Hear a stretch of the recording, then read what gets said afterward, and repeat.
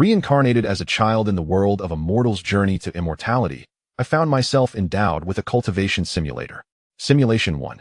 Possessing a pseudo-spiritual root of 4 attributes, I commenced chi refining at the tender age of 3. Yet failed to establish a foundation by the age of 100, ultimately exhausting my lifespan, and thus perishing. Simulation 2. Blessed with a golden spiritual root, I began my chi refining at 3, successfully joined the Yin Moon sect by 8, only to be assassinated shortly thereafter. Reward: White Emperor's Golden Sovereign Slash.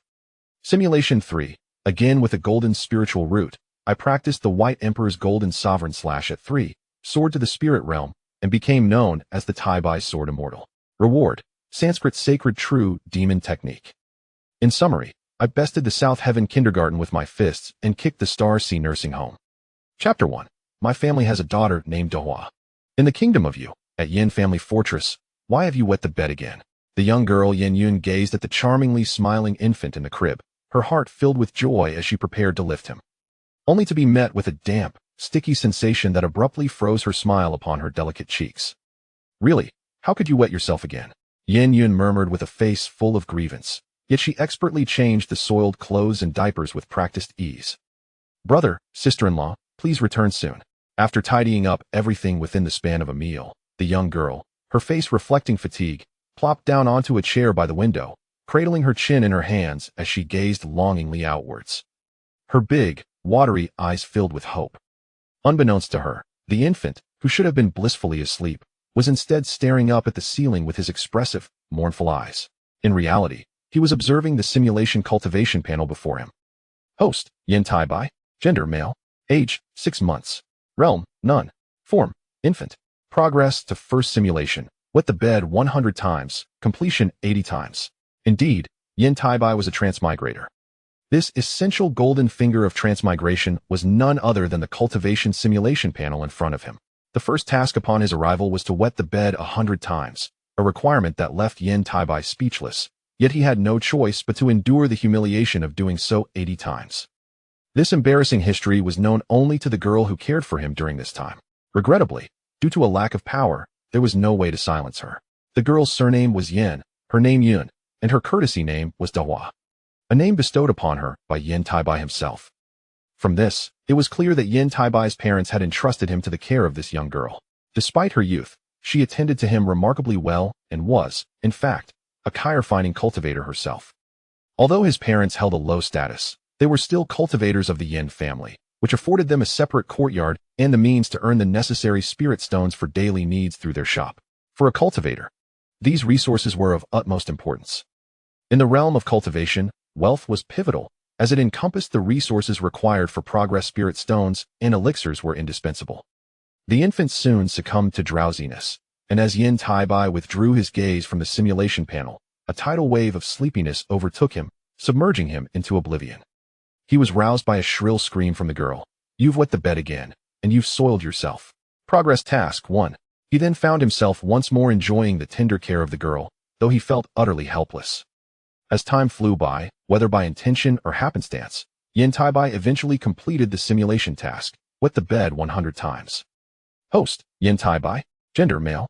Age: 6 months. Realm: none. Form: infant.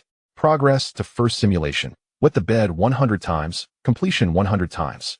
Would you like to simulate a cultivation life? Yes, Yan Taibai silently anticipated. In the next instant, the text on the panel changed. 4 attributes of spiritual roots, chi refining at 3, failing to establish a foundation by 100, lifespan exhausted, peacefully passing away. Is that it? Yan Taibai mused in silence as he contemplated the bleakness of his existence. Nevertheless, he gleaned useful information from this experience. He possessed a 4-attribute spiritual root, which, barring unforeseen circumstances, would likely confine him to the chi refining stage for his entire life, never to reach foundation establishment. However, living to 100 years was still an achievement surpassing most chi refining cultivators, at least allowing him to die of natural causes. Moreover, he understood that having a 4-attribute spiritual root typically indicated inferior aptitude, a notion reminiscent of what he had encountered in a mortal's journey to immortality. Could it be that I have transmigrated into a mortal's journey to immortality? Yan Taibai could not help but ponder, as he had overheard Yan Yun mention the kingdom of Yu in her conversations with others. Coupled with the 4-attribute spiritual root, the Yan family, and the fortress, the possibility seemed quite plausible. Just as Yan Taibai was lost in contemplation regarding whether he had indeed entered the world of a mortal's journey to immortality or if it was merely coincidence, the text on the panel shifted once more. Reward, golden spiritual root. Upon reading this, Yan Taibai's delicate face lit up with joy, his large eyes sparkling like two obsidian gems, captivating all who beheld him. Fortunately, Yan Yun was preoccupied with managing the family business in the courtyard and could not attend to him, or she would have surely scooped him up and showered him with affection. Considering the previous revelation of his 4-attribute spiritual root, it was clear that the golden spiritual root he now possessed was undoubtedly of the highest caliber within this cultivation world. Especially if this were indeed the realm of a mortal's journey to immortality. A single attribute spiritual root was heralded as a heavenly spiritual root. As Yan Taibai fantasized about his future in cultivation, establishing a foundation, forming a core, reaching the nascent soul stage, achieving divine transformation, and ascending, suddenly felt a surge of warmth within him, as if something were about to emerge. Then, he felt the alto familiar dampness. Not again, Yan Taibai exclaimed, his vision darkening. He cried out, dreading the thought of reliving this embarrassing history. Yet he was certain that he had indeed developed a golden spiritual root within him. Hearing his outcry, Yan Yun rushed to his side at lightning speed. Another accident. As she approached and looked down, her beautiful face was marked with exasperation, yet she skillfully tended to him as always, muttering to herself, "Brother, sister-in-law, please come back soon. I can't handle this little rascal anymore." The young girl, who cherished cleanliness and beauty, found her desires thwarted by the presence of Yan Taibai. He felt a profound sense of guilt and resolved to make amends to his dear aunt, Yan Yun, in the future. He was, however, curious about her own aptitude. Now that he was aware of his spiritual root, it was time to prepare for cultivation. Starting cultivation as an infant was surely unprecedented in the entire cultivation realm. After all, an infant could hardly manage their basic needs, requiring constant care, making it implausible to study cultivation techniques. In the Yan family, one must first undergo a spiritual root examination, and only after acquiring knowledge of cultivation and the written language would they be taught the techniques of cultivation. Thus, the first step in cultivation, learning to read. Chapter 2, Reading Thousands of Scrolls. For an infant barely a year old, just beginning to babble, learning to read was no simple task, particularly when the caregiver was also an adolescent girl. This made the endeavor all the more challenging. However, entrusting Yan Taibai to the care of others in the Yan family left his parents feeling uneasy. Fortunately, the young girl was quite mature for her age, although Yan Yun was merely 13 or 14. She was already a cultivator and had the support of the other members of the Yan family, allowing her to care for Yan Taibai rather adeptly. Nevertheless, despite her commendable efforts, Yan Taibai found the prospect of learning to read under Yan Yun's tutelage daunting. Yet, a serendipitous opportunity soon presented itself. Zhuazhou. As in his previous life, upon reaching the age of 1, Yan Yun, still without sight of Yan Taibai's parents, took it upon herself to prepare the items for the Zhuazhou ceremony. Most of these were typical objects associated with young children. Wooden swords, brushes, books. The sole distinction being the inclusion of talismans, magical instruments, and other items pertinent to cultivation. Without a hint of hesitation, Yan Taibai grasped one of the books and refused to let go. Subsequently, the interface displayed another transformation. Host, Yan Taibai. Gender, male. Age, 1 year. Realm, none. Form, infancy. First simulation of cultivation completed. Reward, golden attribute spiritual root. Second simulation of cultivation requirement. Read 10,000 volumes. Progress value, 0. As Section 2 unfolds, the changes on the panel caused Yan Taibai's exquisitely sculpted little face to furrow in confusion, his gaze awash with complexity. To burden a struggling student with the task of reading 10,000 volumes seems rather cruel. Yet, lured by the temptation of unknown rewards, Yan Taibai resolved to fulfill this daunting requirement. Could it be that his family was to produce yet another bookworm? At that moment, as Yan Taibai grappled with his mixed emotions, the young girl, Yan Yun, observed his small hands tightly clutching the books, her delicate cheeks betraying her displeasure. After all, being a bookworm brought little joy, a realization Yan Yun deeply understood. Well then, since this little one enjoys reading, I shall teach you, she sighed, her maturity now evident. After tidying up the other items, she picked up the book clutching Yan Taibai and carried him not back to the crib, but toward the courtyard study. Though modest in size, the courtyard bestowed upon the Yan family as cultivators was well equipped, boasting a small study that served as the enlightenment ground for most of the Yan clan's youth. Of course, the Yan family also maintained a school, which was responsible for teaching their descendants literacy and the fundamentals of the cultivation world. Instruction in cultivation techniques and spells, however, took place in the Yan family's martial arts hall. With the wisdom of 2 lifetimes, Yan Taibai soon began to display prodigious talent under Yan Yun's guidance. Possessing an extraordinary memory akin to that of a foundational stage cultivator, he grasped the language and essential script of the cultivation realm within merely a month.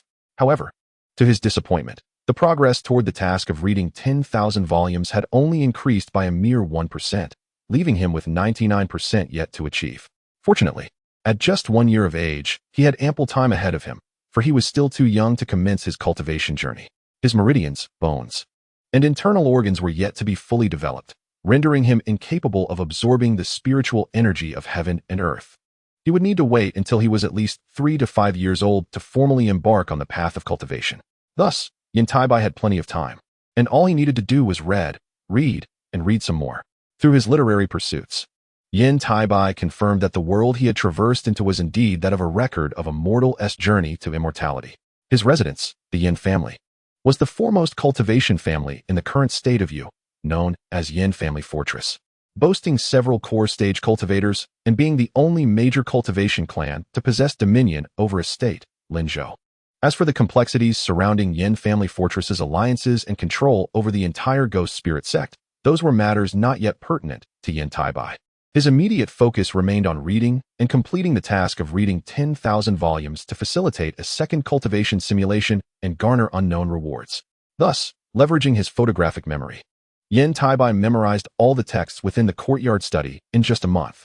Consequently, the progress of reading 10,000 volumes surged to 5%, filling him with great joy. However, to expedite the completion of this task, he set his sights on the Yan Family Fortress's library. With over 100,000 volumes, the library was sure to assist him in fulfilling the task. To his surprise, he found that gaining access to the library at such a young age was not as cumbersome as he anticipated. After merely informing his aunt Yan Yun, she led him there without any hindrance. Upon further inquiry, he learned that this was due to his status as a member of a certain orphanage. Yet, Yan Taibai did not exhibit much sorrow regarding this revelation, as he had never known the 2 individuals in question. Yan Yun, too, showed little concern, having matured significantly. The previous resentment that had once colored her self-talk had vanished. Each day, beyond caring for Yan and bringing meals and clean clothes to the now staying Yan Taibai in the library, she managed the family business and continued her cultivation. Because of Yan Taibai's orphan status, the Yan family had generously granted him a share of the profits from a thriving shop. Each year, he received over 100 spirit stones, more than sufficient to ensure their sustenance. This generosity instilled in Yan Taibai a growing sense of recognition for Yan Family Fortress, which was far from the dire poverty he had known in his previous life. Perhaps this was connected to Yan Yun being a cultivator herself. Yan Taibai also gained a modest reputation within Yan Family Fortress, for he immersed himself daily in the library, an achievement remarkable for a child of merely 1 or 2 years of age. Even the most ardent scholars of the Yan family would find it challenging to match his dedication. Yet, despite his efforts, the progress of reading 10,000 volumes reached only 56%.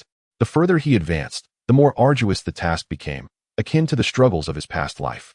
This was, of course, compounded by the repetitive nature of the knowledge he was consuming, with new information becoming increasingly scarce. Upon discerning this reason, Yan Taibai approached the steward of the library, requesting access to the second floor. However, his request was met with a resolute refusal. The second floor was exclusively for cultivators of Yan Family Fortress, and despite his reputation as a prodigy, he remained merely a mortal, lacking the qualifications for entry. Fortunately, he was soon to undergo a test of his spiritual roots alongside his peers from the Yan family. With a metallic spiritual root, he was bound to attract the attention of Yan Family Fortress. Chapter 3. The Aura of Righteousness. Visitors from the 7 sects with the annual Spiritual Root Testing Conference of Yan Family Fortress concluded.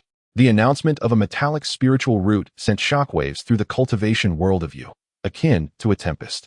Cultivators from various families, even the 7 sects of Yu, could not help but envy the fortune of Yan Family Fortress. It is well known that cultivators with heavenly spiritual roots face no bottlenecks until they reach the core formation stage. With diligent practice, they can condense their golden cores, ascending to higher echelons of cultivation and becoming the ancestors of their respective families. The potential is immense. To speak plainly, a possessor of a heavenly spiritual root is destined to become at least a core formation cultivator. This is an unparalleled boon for any cultivation family or sect. Moreover, the recent emergence of this heavenly spiritual root, which had not been seen in the cultivation realm of you for thousands of years, only intensified the admiration directed at Yan family fortress. While heavenly spiritual roots may be rare, in you, a mid-tier state in the southern region, 1 or 2 individuals typically emerge every 1 to 200 years. However, a metallic spiritual root had not appeared for millennia, and its revelation sent tremors through the realm of cultivation that far surpassed those of other types. The implications were profound, igniting a significant upheaval within the cultivation world of you. Particularly, the 7 sects of you were eager to recruit Yan Taibai into their ranks. Yan Family Fortress was one of the few major cultivation families that had not allied itself with any of the 7 sects while controlling an entire state. It was indeed the foremost cultivation family in you.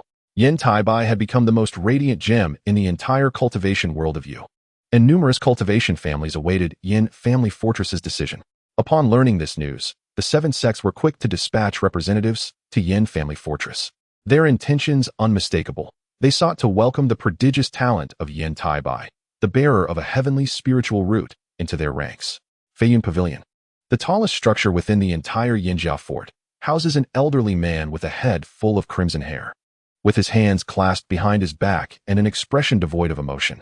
He seems rather displeased with the emergence of a disciple possessing a golden elemental spirit root within Yinjiao fort. However, this is not entirely true. As the current ancestor and leader of Yinjiao fort, he is more elated than anyone else. Yet, the visitors who have arrived this time bring him no joy. The 6 sects of the kingdom of Yu, Inyu sect, Huangfeng Valley, Great Sword sect, Spirit Beast Mountain, Sky Castle, and Qingsu sect, have indeed come. And all are represented by core formation cultivators, their intentions unmistakably clear, to recruit Yan Taibai into their ranks. This is not merely a matter of balancing power or courting Yinjiao fort, the foremost family of cultivation in the kingdom of Yu. It is also an attempt to cultivate a pillar for their sections. The ancestor of Yinjiao fort is keenly aware of the intentions of these 7 sects. Yet he finds himself in a predicament, as the absence of a nascent soul cultivator to oversee matters leaves him with no choice but to negotiate with one of the sects, thereby securing greater benefits for Yinjiao fort as a whole. Xianyi, what are your thoughts on this matter? As customary, when confronted with dilemmas beyond his resolution, the ancestor seeks the counsel of Mr. Xianyi, a middle-aged scholar and the intellectual backbone of Yinjiao fort, whose insights have rarely faltered and who has earned the ancestor's unwavering trust. Respectfully, ancestor, I propose that we allow the young lad to make his own choice. Our role should be to assist him, ensuring he secures sufficient benefits for both himself and Yinjiao. Mr. Xianyi's response astonishes the ancestor, causing him to halt in disbelief. His gaze fixed upon the scholar, utterly unprepared for such an unexpected reply. Xianyi, have you lost your senses? That child is but 3 years old.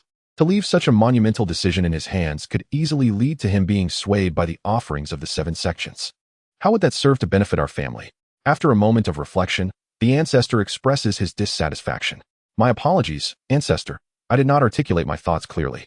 Although the child is only 3, he has spent nearly all his time in the family's library since he learned to read, and his intellect has matured beyond that of a typical child. Prior to this meeting, I had the opportunity to see him. Are you aware of what I discovered? Mr. Xianyi said with an air of mystery.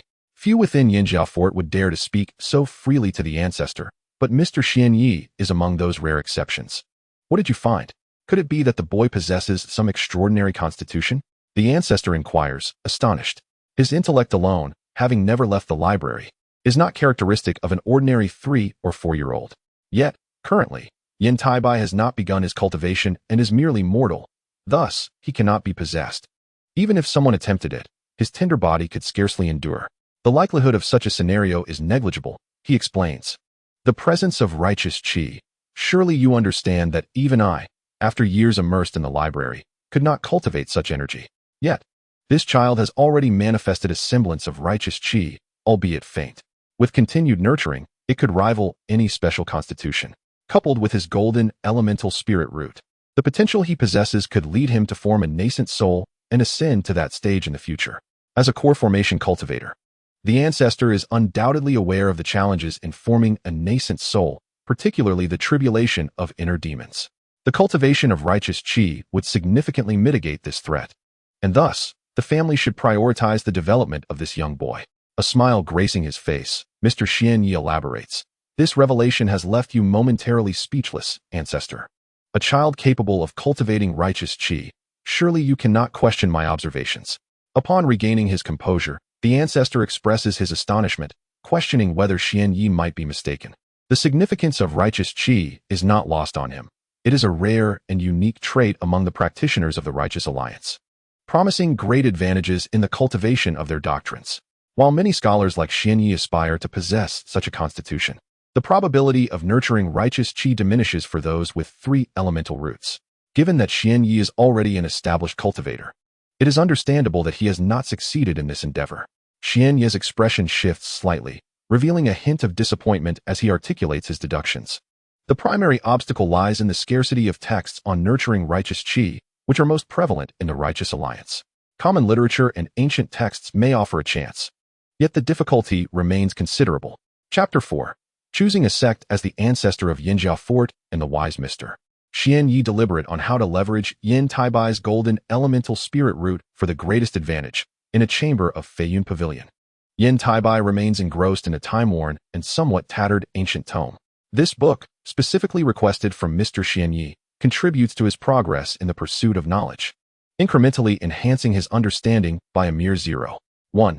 Despite the seemingly trivial figure, this fraction signifies that the information contained within is novel, diverging from any prior texts he has encountered in the first level of the library.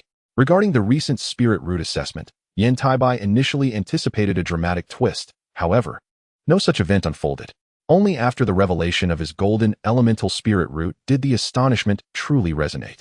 If all proceeds without complication, the 7 sects will soon send representatives, and Yan Taibai must select one to join as a disciple upon reaching the 10th level of qi refinement. Given time, he could establish a foundation, achieve core formation, and even cultivate a nascent soul, ultimately becoming a revered ancestor. Before forming his core, he need not concern himself with the bottlenecks of cultivation. A methodical approach will naturally lead him to the formation of a golden core and the status of a core formation cultivator. This is the immense benefit bestowed by possessing a spirit root, as any cultivation sect or family would consider the presence of a spirit root to ensure the emergence of a high-ranking core formation cultivator within a century, an invaluable asset for any sect or family. Thus, Yan Taibai has begun to formulate a plan regarding his sect affiliation. However, this decision must also reflect the interests of the Yinjia family, as he is indeed a member of the Yinjia lineage. While immersed in his reading and contemplating which sect would welcome him, a familiar figure enters the room, none other than the middle-aged scholar, Mr. Xianyi, the intellectual mainstay of Yinjia Fort, and the owner of the book in Yan Taibai's hands. Greetings, Mr. Xianyi. Has the ancestor summoned you? Upon his arrival, Yan Taibai sets aside the ancient text and bows respectfully, his small stature radiating the decorum of a well-mannered youth, exuding an aura of scholarly grace far beyond his tender years. Ah, clever lad. Come with me. I have already petitioned the ancestor regarding your choice of sect. The decision rests entirely with you, and I trust you will make a wise selection. Upon witnessing the scene, Mr. Xianyi's smile deepened, radiating satisfaction as he gently reminded. Thank you, Mr. Xianyi. Hearing this, Yan Taibai felt a surge of joy in his heart and promptly bowed respectfully once more. Indeed, Mr. Xianyi nodded slightly, leading the way while Yan Taibai followed closely behind. The two exchanged no words, and soon they arrived at the door of the highest chamber in the Feiyun Pavilion. Mr. Xianyi then halted and respectfully announced, I report to the ancestor, Yan Taibai has been brought. You may enter. A voice resonated from within the room, slightly aged yet robust, indicating the speaker's good health. Yes, Mr. Xianyi replied, stepping into the room first, with Yan Taibai closely trailing behind. Once inside, Yan Taibai maintained a composed demeanor, embodying the essence of a virtuous gentleman. Subsequently, he approached the principal figure seated at the forefront of the room, a venerable red-haired elder whose presence commanded respect even in his calmness. Disciple Yan Taibai pays his respects to the ancestor. Taibai, a splendid name. Truly, as Mr. Xianyi has stated, you possess exceptional wisdom. The Yan family's ancestor replied with a warm and approachable smile, reminiscent of a benevolent grandfather. However, Yan Taibai was acutely aware that this individual was the patriarch of the entire Yan family fortress, a cultivator in the Golden Core stage, whose hands were stained with the lives of countless practitioners. His cunning and strategies had elevated the Yan family to the pinnacle of the Yu Kingdom's cultivation families, rendering him a veritable emperor in his domain. With a mere command, apart from the strategist Mr. Xianyi, no one could dare to oppose him. Thank you for your praise, ancestor. I am unworthy of such compliments, Yan Taibai humbly responded, his demeanor polished to perfection, starkly contrasting with the unlikable nature of other children from the Yan family. I presume Mr. Xian has informed you of the purpose for your visit. I would like to hear your thoughts, the ancestor inquired, his gaze toward Yan Taibai increasingly gentle, easing the atmosphere considerably. Yet, Yan Taibai did not dare to be complacent. After a moment of contemplation, he respectfully replied, I wish to join the Yinhua sect. The Yinhua sect? Could you elaborate on your reasoning? The ancestor's eyes sparkled with delight upon hearing this, prompting him to probe further. Mr. Xianyi's appreciative gaze also fell upon Yan Taibai. Esteemed ancestor and Mr. Xianyi, among the 7 sects, the Yinhua sect stands foremost.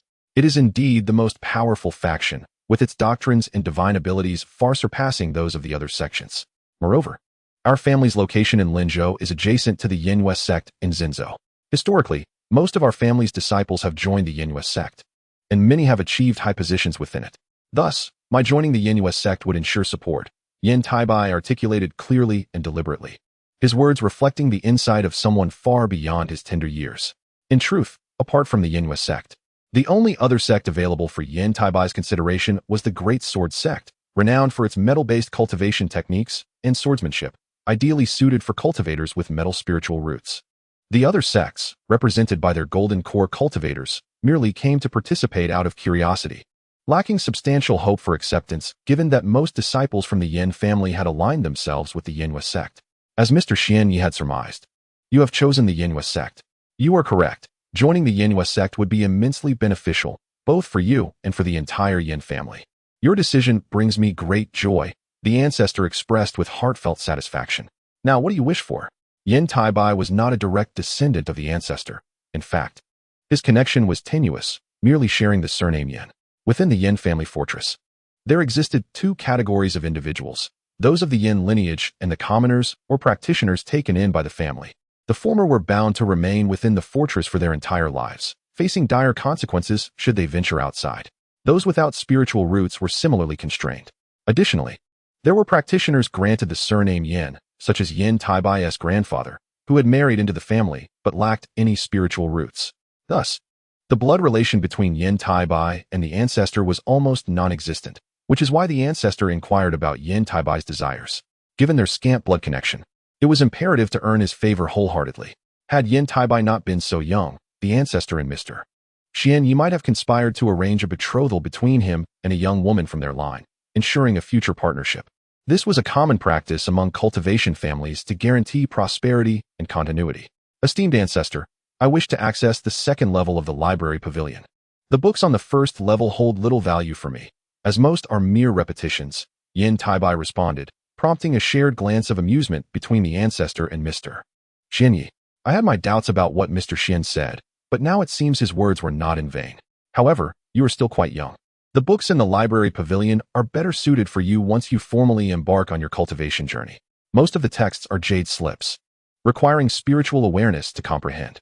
You are still a mere mortal with spiritual roots, lacking such awareness at this stage. You should focus primarily on your cultivation. With your metal spiritual root, I cannot allow you to become overly engrossed in books, the ancestor advised. Understood, esteemed ancestor. However, the steward informed me that the 2nd level contains many rare ancient texts not recorded in jade slips. I wish to study those, not the jade slips on the 2nd level. As for my cultivation, Mr. Xianyi has already imparted suitable techniques to me, and I assure you I will not neglect my training. Please rest assured, Yan Taibai replied respectfully after considering the ancestor's counsel. While it was true that only cultivators could access the 2nd level of the library pavilion, in practice, disciples below the 10th level of Qi refinement could only enter once a year for no more than an hour unless accompanied by a foundation establishment cultivator. This rule applied to everyone without exception. Thus, to gain prolonged access to the 2nd level, the only recourse was for the ancestor to issue a directive personally. Yan Taibai had long awaited the reward for reading 10,000 volumes, and the first level of the library pavilion no longer offered him significant assistance. Hence, he was determined to enter the second level, relying solely on his potential as a cultivator with a metal spiritual root.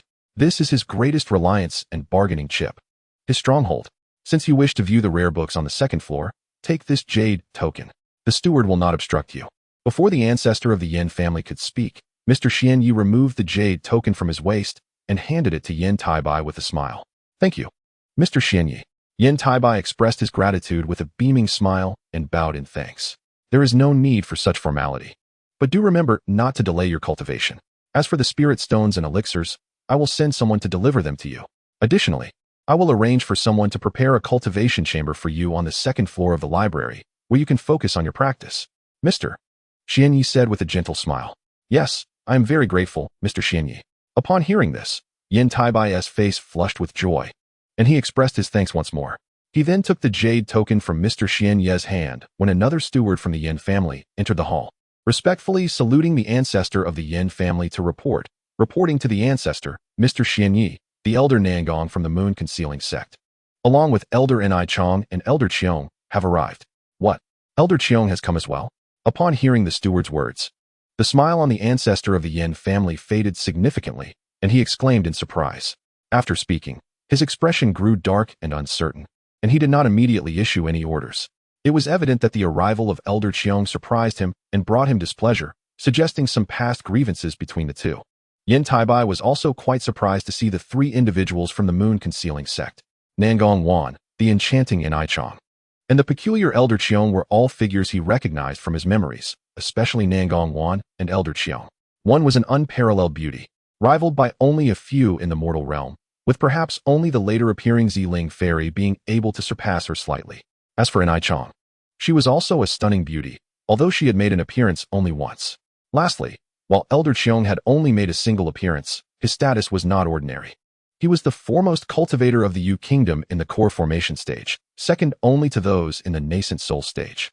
His own supernatural powers were such that even nascent soul cultivators would regard him with caution, and he had even created a unique technique, the formless escape method, which rivaled the speed of nascent soul cultivators. However, his lifespan was limited, which made his personality increasingly eccentric, and he had yet to find a suitable disciple. Upon reflecting on this, Yan Taibai felt a peculiar sensation. Could he be coveting my body? Bah! Wanting to take on a disciple? In the entire realm of cultivation in the Yu Kingdom, few possessed better talent than he. After all, the talented beauty Yan Rian from the Yan family had not yet been born, so among the younger generation, Yan Taibai knew that none could compare to him. Furthermore, with his golden attribute spiritual root, he was exceptionally suited to be Elder Qiong's disciple. Otherwise, given his eccentric nature, he would not have come to Yan Manor. Especially considering the ancestor's expression, which clearly indicated some enmity between them. In this context, the only purpose for Elder Qiong's visit seemed to revolve around him. Yan Taibai thought narcissistically, Xianyi, please take Taibai to meet them. I have matters to attend to and will not go. After a long while, the ancestor of the Yan family's expression returned to normal, and he coldly instructed with a hint of disdain. Understood, ancestor. Seeing this, Mr. Xianyi smiled wryly and stood up, taking Yan Taibai's hand, gently advising, Taibai, let us first go meet the three elders of the moon concealing sect. Remember, if Elder Qiong wishes to take you as a disciple, do not agree. Yes, I understand, Mr. Xianyi. Upon hearing this, Yan Taibai felt even more peculiar. Yet he obediently complied. No need. If he wishes to take you as a disciple, simply agree, then learn all of his techniques and methods. And it would be best to inherit everything from him. Before he could finish speaking, the ancestor of the Yan family, with a darkened face, nearly gritted his teeth in command. Sign the contract immediately, starting tomorrow, a minimum of 3 chapters daily. If the results are good upon release, 10 updates are not a dream. The ancestor of the Yan family added, leaving Yan Taibai deeply puzzled, turning his small face filled with confusion towards Mr. Xianyi. However, the latter did not directly clarify, instead leading him out of the pavilion. Once they had departed, he leisurely explained Yan Taibai's earlier confusion. The ancestor has an elder sister who, along with Elder Qiong from the moon concealing sect, entered the sect around the same time. Before establishing their foundation, they were designated as dual cultivation partners, and they had originally agreed to become partners after establishing their foundations. Unfortunately, fate did not favor them, due to his personality. Elder Qiong offended a high-level demonic cultivator, leading to both of them being pursued. The ancestor's sister ultimately perished in an attempt to stop that high-level demonic cultivator. Her soul drawn and her essence refined, unable even to enter reincarnation. Although Elder Cheong later eliminated that high-level demonic cultivator, the ancestor still harbors deep-seated hatred towards him. After all, the ancestor's sister was his only family, having raised him since childhood, much like your little aunt. In such a situation, if it were you, would you not harbor deep resentment towards that person? Over the years, Elder Cheong has taken good care of the Yan family's disciples in the moon-concealing sect. This time, he has likely come to take you as a disciple. After all, he has been searching for a suitable disciple for many years. His nature is extremely proud, which is why he has not accepted any disciples thus far. Given your spiritual root talent, even if he is picky, it should suffice. However, whether or not this is true must be confirmed once we go meet them. Thank you for clarifying, Mr. Xianyi. Taibai understands. Yan Taibai respectfully expressed his gratitude. I must say, this story is quite melodramatic. Haha, do not worry, these matters are not secrets. Given your status, you will eventually come to know of them. It's nothing much. Of course, should Elder Cheong truly wish to take you as a disciple, just heed the ancestor's advice and agree. After all, Elder Cheong's unique formless escape method is renowned throughout the realm of cultivation, and even various sects in nearby kingdoms have long heard of its fame. If you can master it, it will greatly benefit you. This is also why the ancestor would allow you to take him as a master. This divine ability is something even nascent soul cultivators covet. The middle-aged scholar, Mr. Xianyi, said with a smile. Now I understand.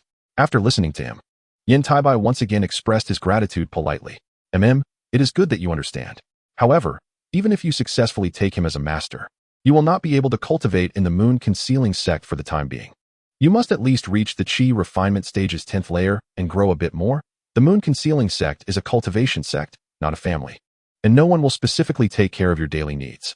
You must rely on yourself for all of that. No one will manage it for you. Mr. Xianyi reminded him. Yes, Taibai understands. This arrangement suited Yan Taibai, as it would allow him to spend more time in the family library reading. Upon hearing this, Yan Taibai felt a sense of relief. After all, while the moon-concealing sect had its own library, he was uncertain whether he would be permitted to stay there for cultivation and reading. It could not compare to the conditions at Yin Manor. Until he completed the progress value of reading 10,000 volumes, he had no intention of entering the moon-concealing sect for cultivation. If he could not access the library and failed to complete the progress value of reading 10,000 volumes, it would be troublesome.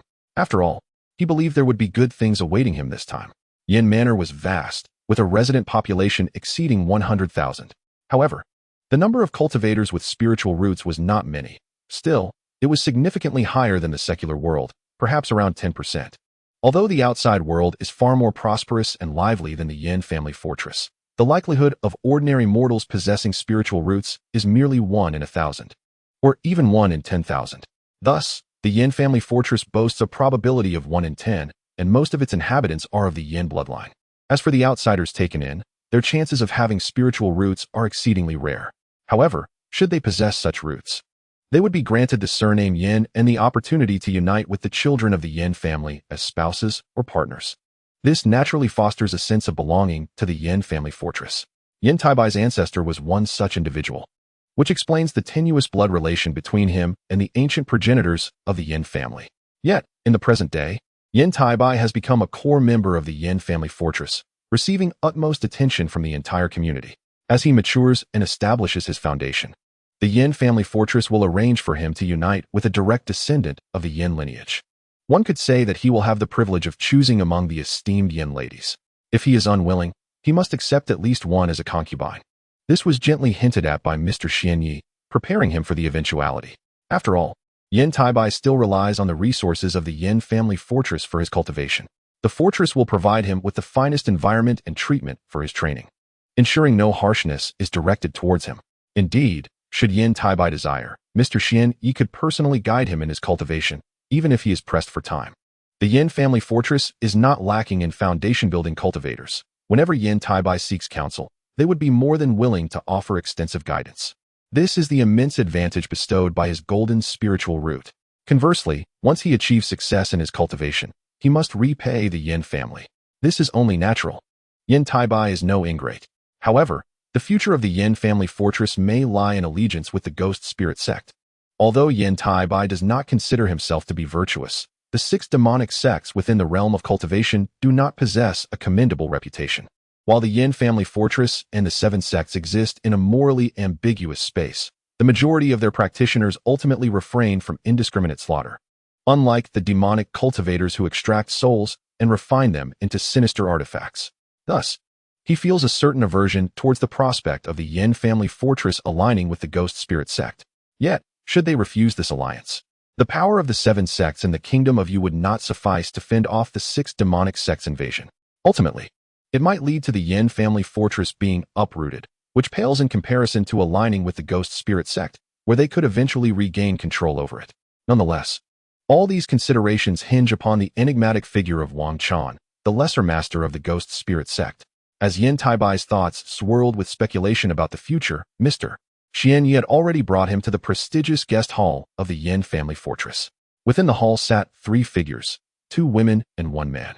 The man's appearance was far from commendable. The foremost man donned a blue robe that appeared to be patched multiple times, his short hair measuring only a few inches. A weathered blue bag was tucked at his waist, suggesting a penchant for cleanliness. However, his face was obscured by a greasy, dark sheen, rendering his true features unrecognizable. Clearly, he was the notorious elder from the Concealed Moon sect. In stark contrast, the two women caught Yan Taibai's eye, igniting a spark of joy within him. This joy stemmed from an appreciation of beauty, an affection for artistry. Compared to the disheveled elder, the two graceful figures were strikingly elegant. The older woman, adorned in a moon-white palace gown, exuded an enchanting charm. Her captivating peach blossom eyes brimmed with emotion, drawing attention irresistibly. The second woman, though veiled, radiated an aloof yet captivating aura that commanded respect, making one hesitant to gaze directly upon her for fear of disturbing her grace. Their identities were unmistakable. The former was the celestial dancer, and the latter was Nangong Wan. Junior Xianyi, accompanied by the family disciple Yan Taibai, pays respects to Senior Qiong, Senior Nangong, and Senior Celestial Dancer. Mr. Xianyi proclaimed with a respectful bow, rousing Yan Taibai from his reverie of admiration. He hastily followed suit, bowing deeply. Yan Taibai of the Yan family pays respects to Senior Qiong, Senior Nangong, and Senior Celestial Dancer. Although he was reluctant to speak with a childlike voice, Yan Taibai found himself unable to control it, and this very timbre was one that women often found endearing. What an adorable little fellow. Come here to your sister. I have sweet beans for you. In contrast to Nangong Wan, who merely regarded him with a hint of fondness yet remained indifferent, the celestial dancer radiated maternal warmth. Her eyes sparkling as she beckoned Yan Taibai with a wave. Her soft, melodious voice seemed to weave an irresistible charm, captivating him utterly. Yan Taibai, momentarily dazed, felt his cheeks flush with delight as he scampered towards the celestial dancer, plunging into her embrace and burying his small head amidst her ample bosom, exclaiming, "Sister Fairy, you are so beautiful." This elicited a blush from the celestial dancer and a fit of laughter. Mr. Xianyi observed this scene with a glimmer of amusement in his eyes, fully aware that Yan Taibai could not be perceived through the lens of his peers. Yet he refrained from disclosing this fact. I have long heard of the esteemed wisdom of Mr. Xianyi, the Yan family fortress's renowned strategist. Even the likes of Yan Maiyun heed his counsel without question. It appears that he truly lives up to his reputation, the elder from the Concealed Moon sect mused. Where is that scoundrel Yan Maiyun? Is he still sulking over past grievances? How petty. I even came here hoping to take this little one as my disciple to pass on my teachings, but it seems that may no longer be necessary. Thank you for your kind words, esteemed elder. I am unworthy of such praise. The ancestor is preoccupied and unable to attend to the three esteemed guests. I hope you will forgive this oversight. Should there be any instructions, please do not hesitate to convey them through Mr. Xianyi, he replied respectfully. As for the matter of taking Taibai as a disciple, he had not yet formally commenced his cultivation, making it uncertain whether he was suitable as the elder's disciple. Thus, the ancestor had advised against rushing into such decisions. Upon hearing this, the elder's expression shifted, and he huffed. What do you mean by not rushing? Do you not understand how precious a golden spiritual root is? It has not appeared in the kingdom of you for millennia, and is the most suitable for my teachings and techniques. Tell Yan Maiyun that I have already claimed this little one as my disciple. Should he dare to object, I will dismantle his Yan family fortress, leaving you all homeless. The threat in his tone was palpable, yet struck those present as somewhat comical. Uncle Xiong, please do not frighten Mr. Xianyi. This little fellow has already chosen his sect, hasn't he? The celestial dancer, holding Yan Taibai, smiled playfully as she shifted the conversation to more pressing matters. Yan Taibai, meanwhile, marveled at the celestial dancer's ample form, lamenting his own small stature.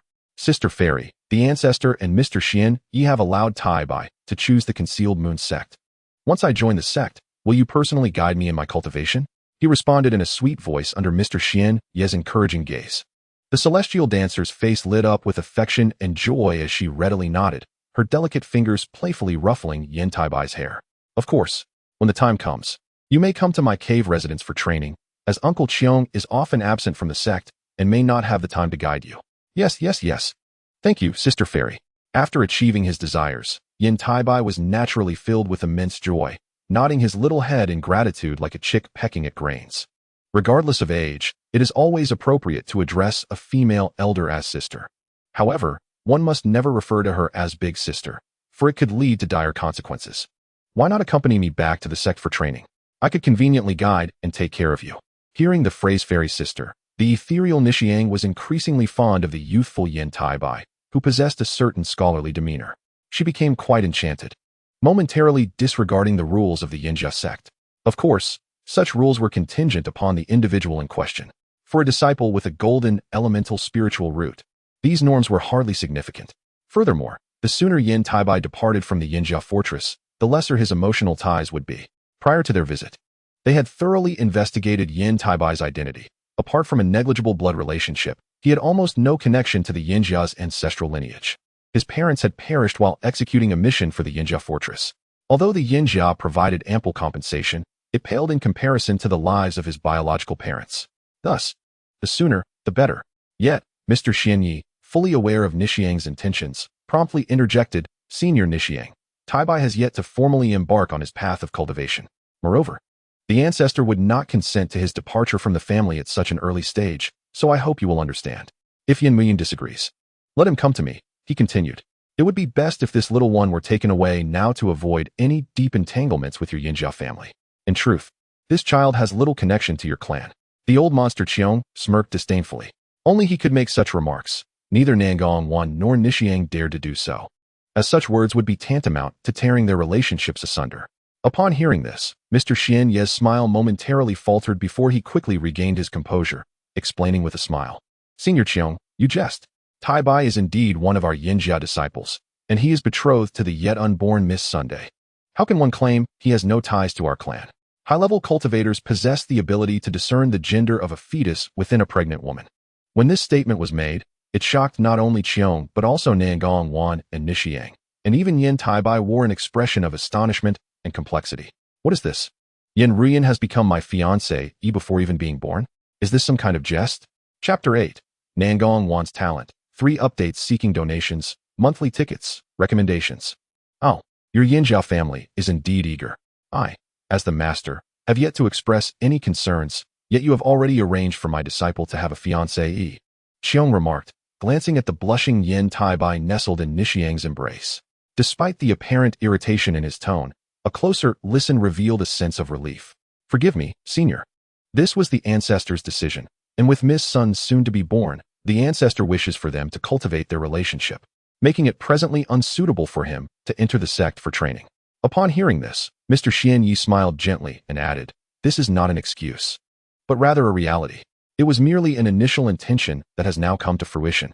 Very well, but I must assess this little one's aptitude, impart a few techniques, and bestow some elixirs, spiritual stones, and magical artifacts. Surely, you Yinjia have no objections? After a moment of contemplation, Cheong continued. Upon hearing this, Nishiang released Yan Taibai and, with a playful blink of her enchanting eyes, signaled him to approach Cheong. Naturally, Yan Taibai obediently complied, stepping forward respectfully and bowing. Disciple, Yan Taibai pays respects to master. He then knelt and knocked his head thrice. All right, rise. Cheong chuckled heartily, extending his hand to assist Yan Taibai to his feet, more accurately, lifting him up. To Yan Taibai's surprise, despite Cheong's disheveled appearance, there was no discernible odor, though he dared not express any discomfort. He allowed himself to be examined by the smiling elder, who assessed his bones and spiritual roots while eagerly anticipating the promised magical artifacts, spiritual stones, elixirs, techniques, and supernatural abilities. After a brief moment, Cheong finally released Yan Taibai with a satisfied smile, passing him back to Nishiang, allowing him to return to her warm embrace. Uncle Cheong, you must be pleased with this little one's aptitude, yes? If not, Why not relinquish him to me? Nishiang asked, unable to resist pinching the rosy cheeks of Yan Taibai, her heart brimming with joy. Her enchanting eyes sparkled with anticipation. Clearly, she had also assessed Yan Taibai's aptitude and found him to possess a golden elemental spiritual root, which only deepened her fondness. What a whimsical notion. I might allow you to oversee him briefly, but this little one's spiritual root quality is unparalleled in my experience, surpassing even that of your cousin Nangong. He is nearly without flaw, ranking among the finest of golden elemental roots. His future accomplishments are boundless, making him a fitting successor to my teachings. Thus, I can consider this a wish fulfilled. Upon hearing Nishiang's words, Xiong shot her a glare, leisurely rejecting her proposition. To be better than Sister Nangong? Congratulations, Uncle Xiong.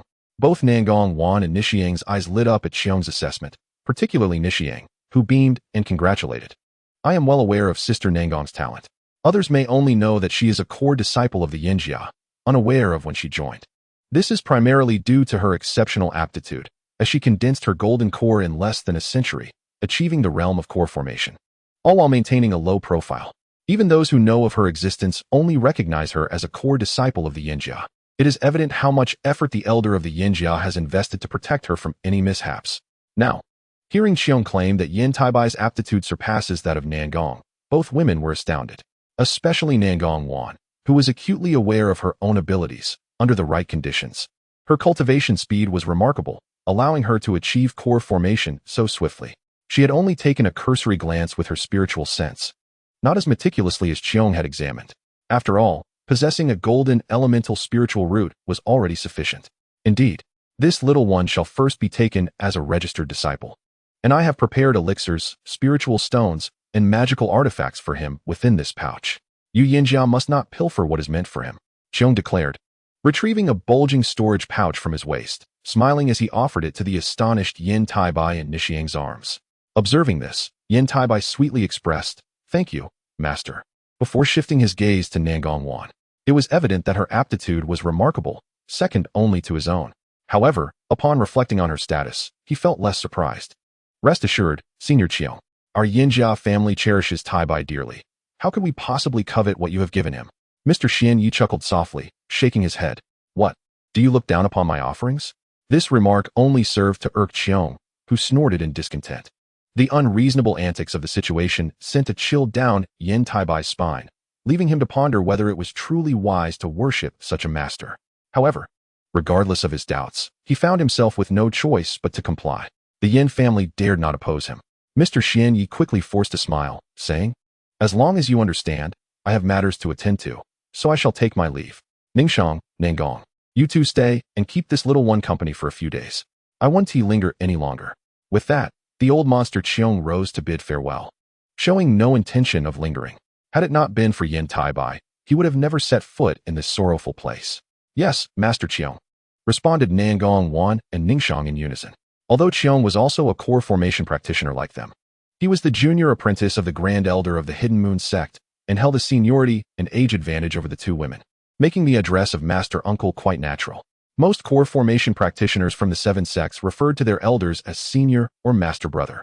He, the last one who dared to address him so, is now afraid to step out of his door. One can only imagine how severe the consequences were. Upon hearing the two women's agreement, the old monster Qiong approached Ningxiang and Yan Taibai, gently patting the latter's small head, speaking softly, "Little one, cultivate diligently. I will await the day you join the sect, and I shall personally guide you once your foundation is established. By then, the Yin family will be of little concern." Mr. Xian Yi's expression turned exceedingly awkward at this statement, yet he dared not utter a word of dissent, for even if Qiong were to strike him dead, the Yin family's ancestor would not dare to speak out. Yan Taibai, however, perceived this remark as merely another melodramatic tale from Mr. Xian Yi, sensing that there was more to the story than he had been told. But that was to be expected. After all, stories must always be spun to one's advantage. "Thank you, Master. I am a member of the Yin family and cannot abandon my roots," Yan Taibai replied in a sweet, childlike tone, without hesitation. "Hee. You will understand the meaning of my words when you grow up," chuckled Qiong, giving Yan Taibai a gentle pat on the head. With that, he waved his sleeve and departed from the esteemed hall of the Yin family. "Taibai, heed Master Qiong's words, but do not take them too to heart," Ningxiang advised softly, her voice as gentle as a flower's breath, making it difficult to refuse. Taibai understands. Thank you, Sister Fairy. Yan Taibai nodded repeatedly like a chick pecking at grains. With a soft touch at the back of his head, he felt an unwillingness to part with the warmth. Many thanks. I humbly request donations, monthly tickets, and recommendations. Chapter 9. A New Little Tale Host. Yan Taibai Gender. Male age. 6 Spirit Root. Gold Attribute Heavenly Spirit Root Technique. Golden Aura Spiritual Art Realm. Chi Refinement Level 11 Spells. Golden Light Charm. Golden Blade Edge. Golden Armor Protection Magical Artifacts. Top-tier artifact. Invisible Golden Needle. Bone Transformation Fan. The former is a top-tier artifact left by the old monster Qiong. A replica of his personal treasure, the Invisible Needle. The latter is a famous top-tier artifact of the Yan family, known for releasing toxic mists that can corrode flesh upon contact, making it exceedingly potent. It was also a gift from Mr. Xianyi. Form, Childhood Stage. First simulation of cultivation completed. Reward, Gold Attribute Heavenly Spirit Root. Second simulation of cultivation requirement. Read 10,000 scrolls. Progress, 80%. This is the achievement of Yan Taibai over 3 years at the Yan family fortress.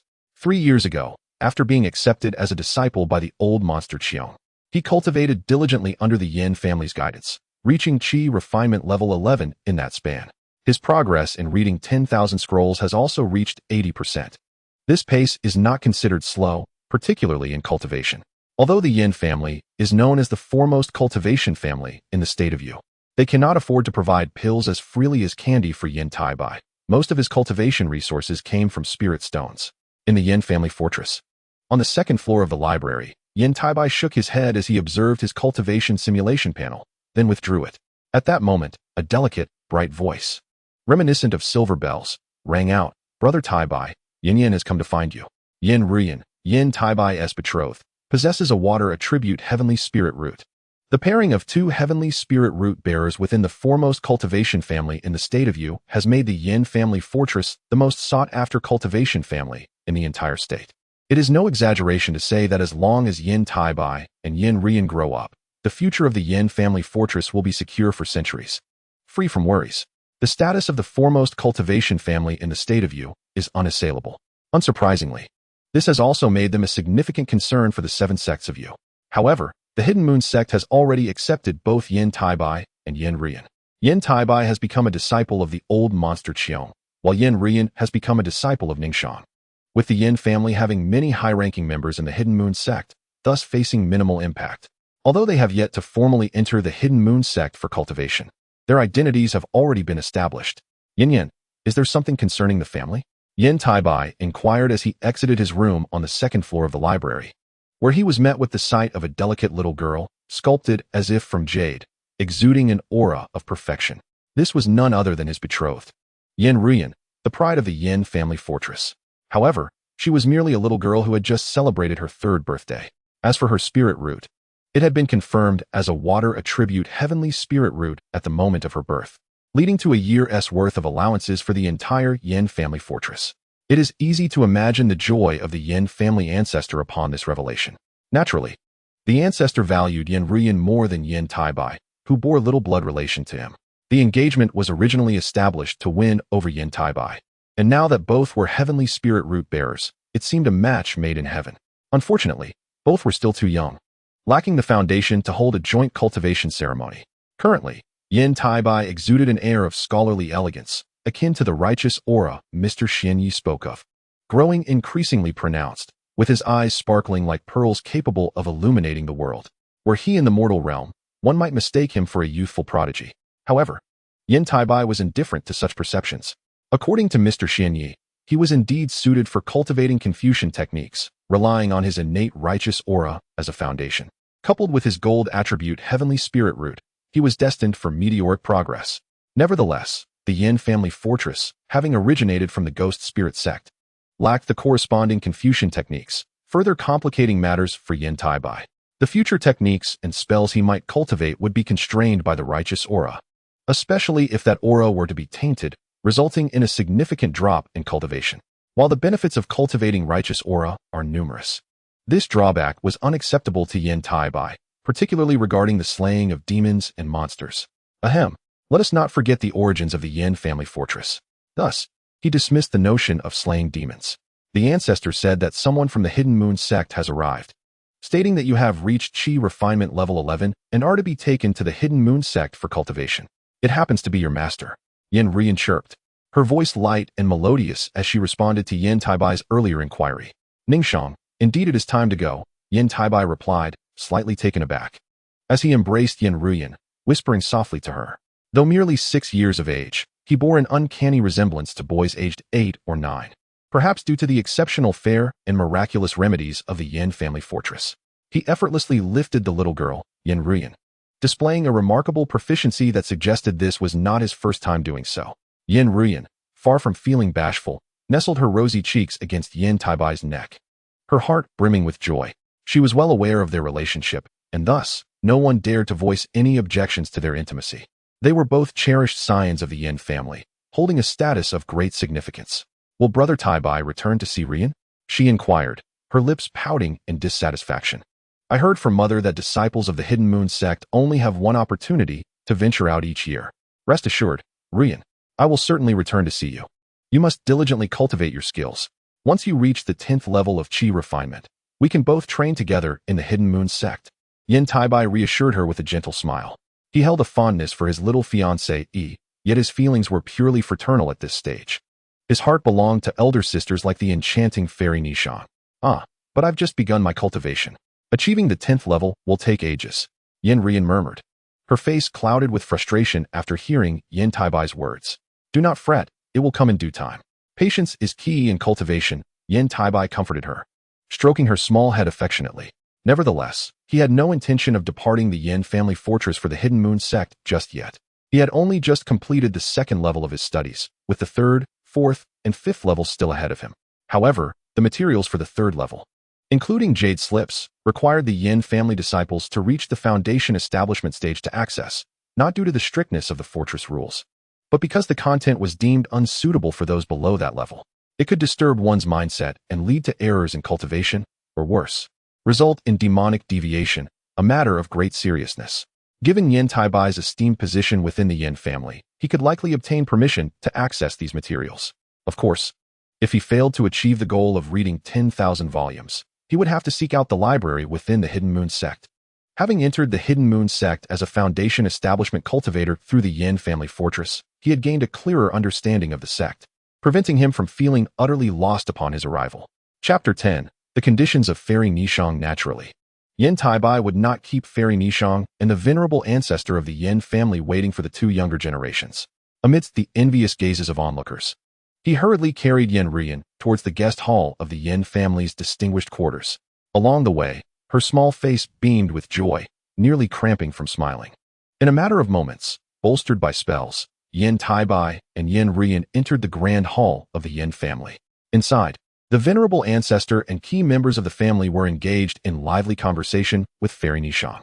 As they entered, all eyes naturally turned towards the 2 children. Yan Taibai had already set Yan Ruyan down and, under the watchful gaze of the assembly, bowed respectfully to both the venerable ancestor and Fairy Nishang, who occupied the foremost seats.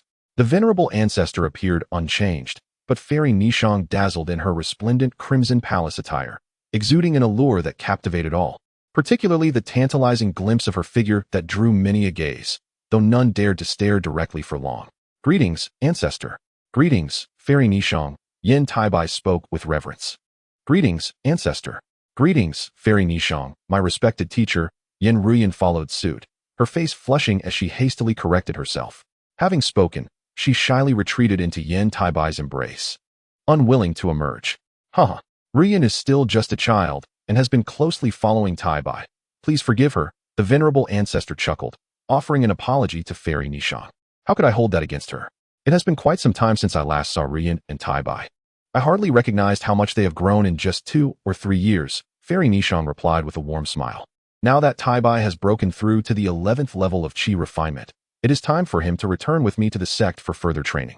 Coincidentally, Master Qiong is away, and his cave abode is currently unoccupied, making it an ideal environment for Taibai to cultivate, she continued, noting that Master Qiong's cave was renowned for its rich spiritual energy. Forgive me, Master, but Taibai is not yet inclined to return to the sect for training. Ruyan is still young, and having spent these past few years together, it would be inconvenient to part ways so soon, Yan Taibai interjected, unmindful of the audience. as he cradled the bashful Yan Ruyan in his arms. In that case, you both may accompany me back. What is the harm in that? Fairy Nishong suggested with a smile that did not wane. Master, there is another reason. I have yet to finish studying the books, manuscripts, ancient tomes, and jade slips in the family library. I truly do not wish to leave without completing my studies. I hope, Master, that you can grant me another year or two to finish perusing the materials in the library, after which I will certainly bring Ruyan to the sect for cultivation. Yan Taibai explained, having prepared this rationale in advance. His love of reading was well known. You should truly seek to become a disciple of the Clear Void sect. They are all bookworms there, Fairy Nishong remarked with a teasing glance at Yan Taibai. Indeed, that is the truth. After all, when the Hidden Moon sect was established, the Clear Void sect sent their alchemist, Floating Cloud, to recruit Taibai, drawn by the noble aura surrounding him. The venerable ancestor was even swayed by their offer. Alas, Taibai had already taken his vows with Master Cheong of the Hidden Moon sect, leaving Floating Cloud with no recourse but to admire from afar. She continued, her tone laced with a hint of nostalgia. Despite the Clear Void sect's focus on Taoism, they also possess a plethora of Confucian techniques and supernatural abilities within their ranks. It is only natural for them to recognize Taibai's exceptional qualities, she added. As for the Yellow Maple Valley, Spirit Beast Mountain, and the Giant Sword sect, only the Giant Sword sect showed a keen interest in Taibai's golden elemental spiritual root, but upon learning he had already been accepted as a disciple by Master Cheong, they refrained from pursuing him further. Nevertheless, all had presented gifts upon meeting him, thereby forging a bond of goodwill with Taibai, including pills, spirit stones, talismans, and magical artifacts, which proved beneficial to him. I beg for your understanding, Fairy Nishong, Yan Taibai said, a hint of embarrassment on his face as he earnestly made his request. Master, please grant my brother Taibai's wish. If necessary, Ruyan will accompany you back to the sect for training, Yan Ruyan exclaimed, darting from Yan Taibai's arms to Fairy Nishong's side. Nestling against her affectionately, her voice sweet and pleading. You little imp, you're not even married yet, and you're already turning your back on your fiancé. Fairy Nishong teased, nearly bursting into laughter at Yan Ruyan's antics, playfully giving her a gentle tap on the head. Indeed, at the mere mention of marriage, Yan Ruyan, despite her innocent understanding, flushed deeply, seeking refuge in the warm embrace of Fairy Nishong, refusing to budge as Yan Taibai looked on with envy. In those days, this was his territory, yet now it has changed hands. Nevertheless, even if Yenner intercedes, I cannot forcibly take you back to the sect for cultivation. However, remaining at Yan's fortress for training is permissible, provided you visit the sect before embarking on the foundation establishment, as this process must occur within the sect. The ethereal fairy Ni Chong gently caressed Yan Ruyan's small head, her lips parting to propose a condition. Taibai understood, reassured his master that he would indeed go to the sect for training before foundation establishment. Yan Taibai gracefully acquiesced, for this had always been his intention.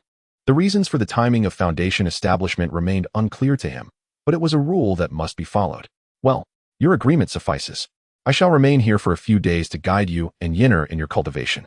To everyone's astonishment, in just 3 short years, he had broken through to the 11th level of Qi refinement. Indeed, Master Cheong's words proved accurate. Your spiritual root talent is exceptionally outstanding. Fairy Ni Chong nodded lightly, solidifying this arrangement. The members of the Yin family had no objections. The elders of the Yin family were quite pleased with Yan Taibai's decision to stay.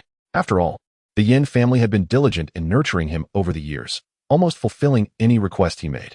Now, they were finally witnessing the fruits of their labor.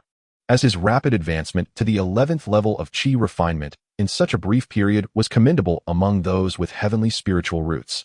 It is not every individual who can consume medicinal pills as if they were mere candy. The Yin family, being substantial in stature, would never adopt such a method of cultivation for Yan Taibai, regardless of their regard for him.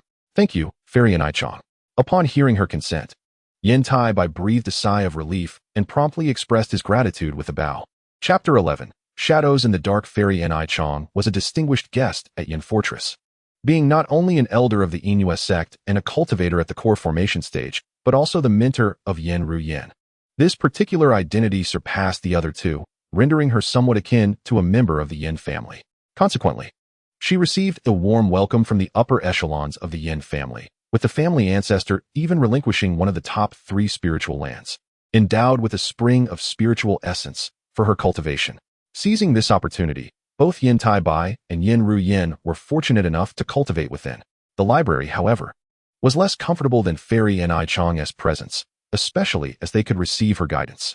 Fairy Yan Chang and the high-ranking members of the Inua sect were exceedingly pleased with Yan Taibai's rapid ascent to the 11th level of qi refinement in merely 3 years. Otherwise, they would not have hastened to allow her to take him to the Inua sect for further training. However, Yan Taibai declined the invitation.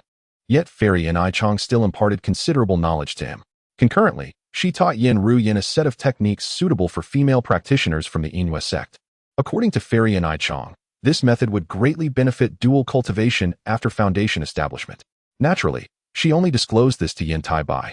As Yan Ruyin was still too young for such complexities, she merely encouraged her to train diligently. At present, Yan Ruyin had only just begun her journey of cultivation. 2 months later, Fairy Yan Chang finally departed Yan Fortress, accompanied by the farewells of the upper echelons of the Yan family, as well as Yan Taibai and Yan Ruyin. Yan Taibai then formally requested the family ancestor for permission to access the 3rd floor of the library. After all, the resources on the 2nd floor had become akin to a mere rehash of the 1st, with most ancient texts and jade slips sharing similar content. The progress towards his goal of reading a myriad of scrolls was negligible. In contrast, the books, jade slips, and manuscripts on the 3rd floor were not only newer, but also significantly more valuable than those on the 2nd floor. Otherwise, they would not be housed there. Accessible only to foundation stage cultivators of the Yan family. Initially, the ancestor of the Yan family was reluctant to grant this request, wishing only for Yan Taibai to focus on his cultivation and achieve foundation establishment as swiftly as possible. His remarkable cultivation speed had indeed taken them by surprise.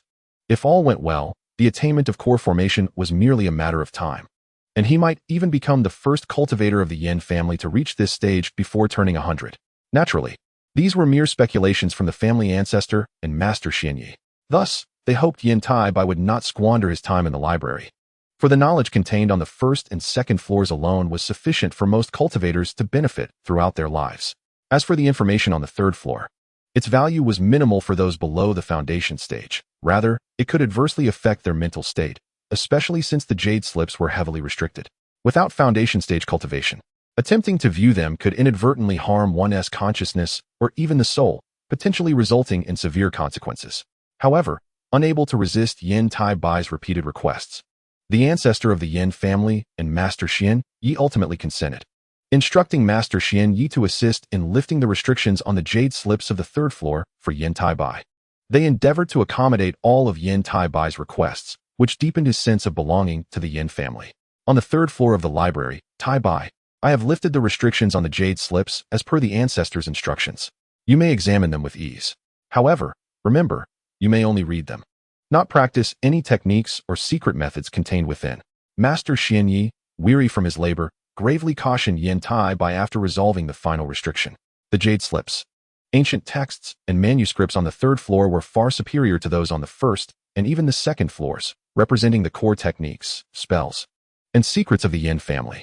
Although there were only 100 or so items, it would not be an exaggeration to call them the foundation of Yan Fortress. Even foundation stage cultivators could only remain there for 1 or 2 hours at a time, seeking only those jade slips and texts pertinent to their own cultivation methods and spells. One can only imagine the immense significance of the 3rd floor of the library. Had it not been for Yan Taibai's identity, talent, and rapid cultivation, the ancestor of the Yan family would never have approved this matter. Taibai understood, rest assured. Master Xianyi, thank you for your assistance. With a respectful bow, Yan Taibai expressed his gratitude. Although there were only 100 items, they would still prove immensely beneficial, as he had yet to encounter much of the content and information they contained. He believed this would accelerate the progress of his goal of reading a myriad of scrolls. 3 years had passed. One could only imagine how he had spent this time. Day and night, he immersed himself in reading and cultivating, with his life revolving around these 2 pursuits. Occasionally, he would spend time with his fiancée, Yan Ruyin, while neglecting all other matters. He also had his aunt, Dehua, or rather, Yan Yun. Due to Yan Taibai's influence, Yan Yun had become a core member of the Yan family and had even received a foundation establishment pill. However, as her cultivation was only at the 10th level of qi refinement, which was inferior to Yan Taibai's, she had not consumed it yet. From time to time, Yan Taibai would share some of his cultivation resources and spiritual stones with his aunt Yan Yun. After all, he understood how difficult it was for a young girl to care for a newborn baby before her spiritual roots had been tested. She was vulnerable to being bullied by others. There were those who sought to seize the shops and spiritual stones that the Yan family had compensated her with.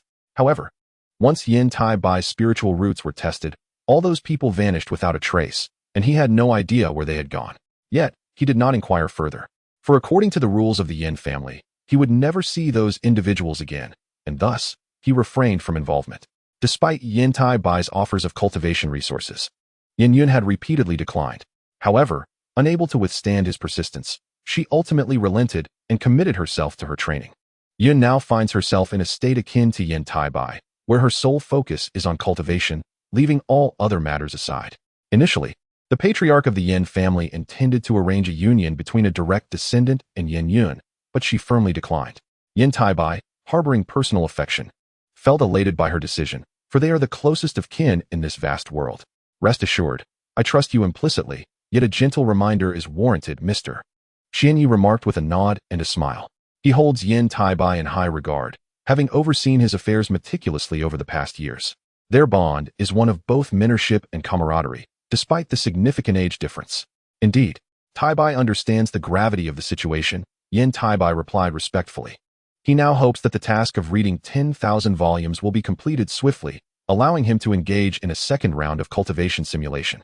Meanwhile, 1,000 miles away, within a desolate mountain, news was conveyed. What did you say? Only the enchanting fairy of the hidden moon left the Yin family.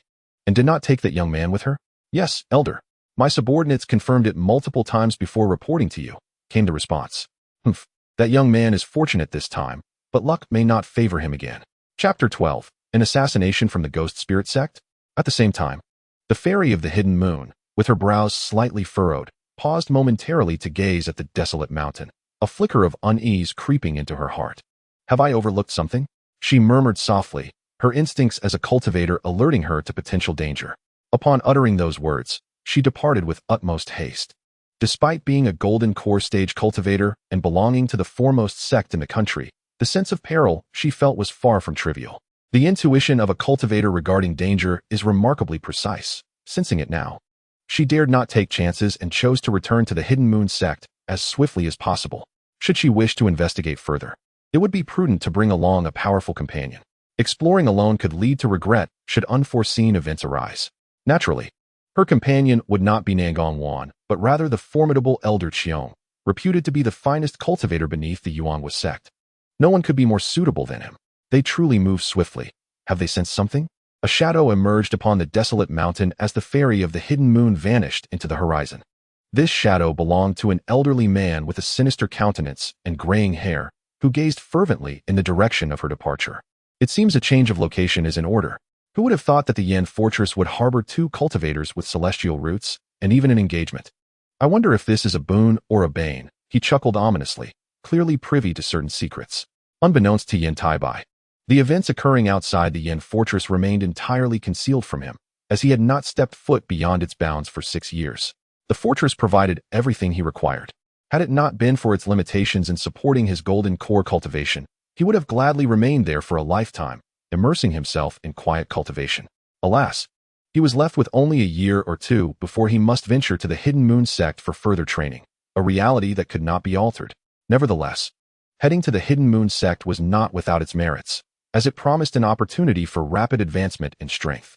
Being a cultivator with a golden elemental root and a disciple of Elder Qiong, he would face no significant challenges stemming from his origins in the Yin fortress.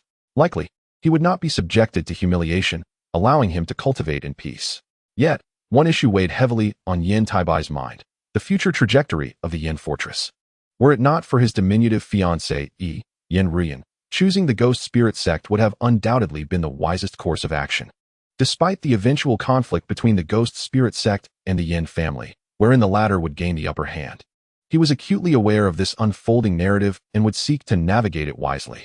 However, with Yan Rian now in the picture, Yan Taibai's options had dwindled to a singular, drastic choice. Eliminate Wang Chan, the young master of the ghost spirit sect, extinguish the Wang family, and perhaps even eradicate the ghost spirit sect in its entirety.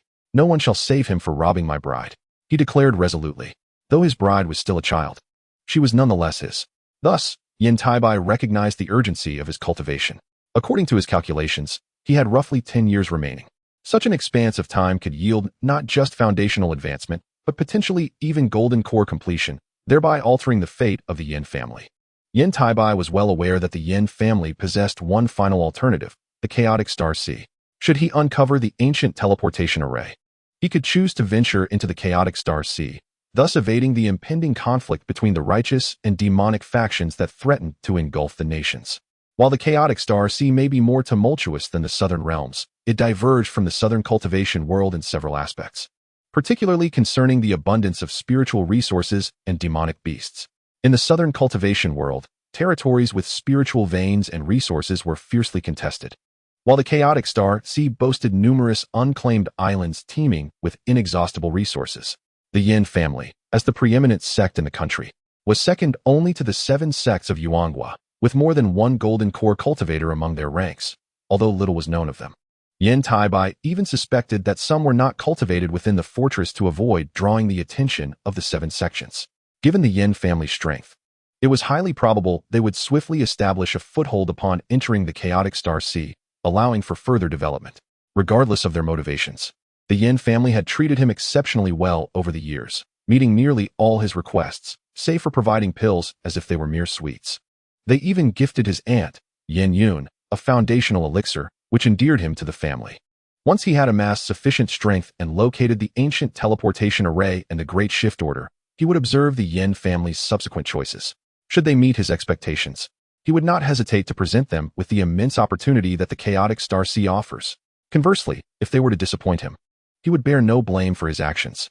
He vividly recalled Elder Qiong's admonition. The Yan family was not as simple as it appeared. This was self-evident.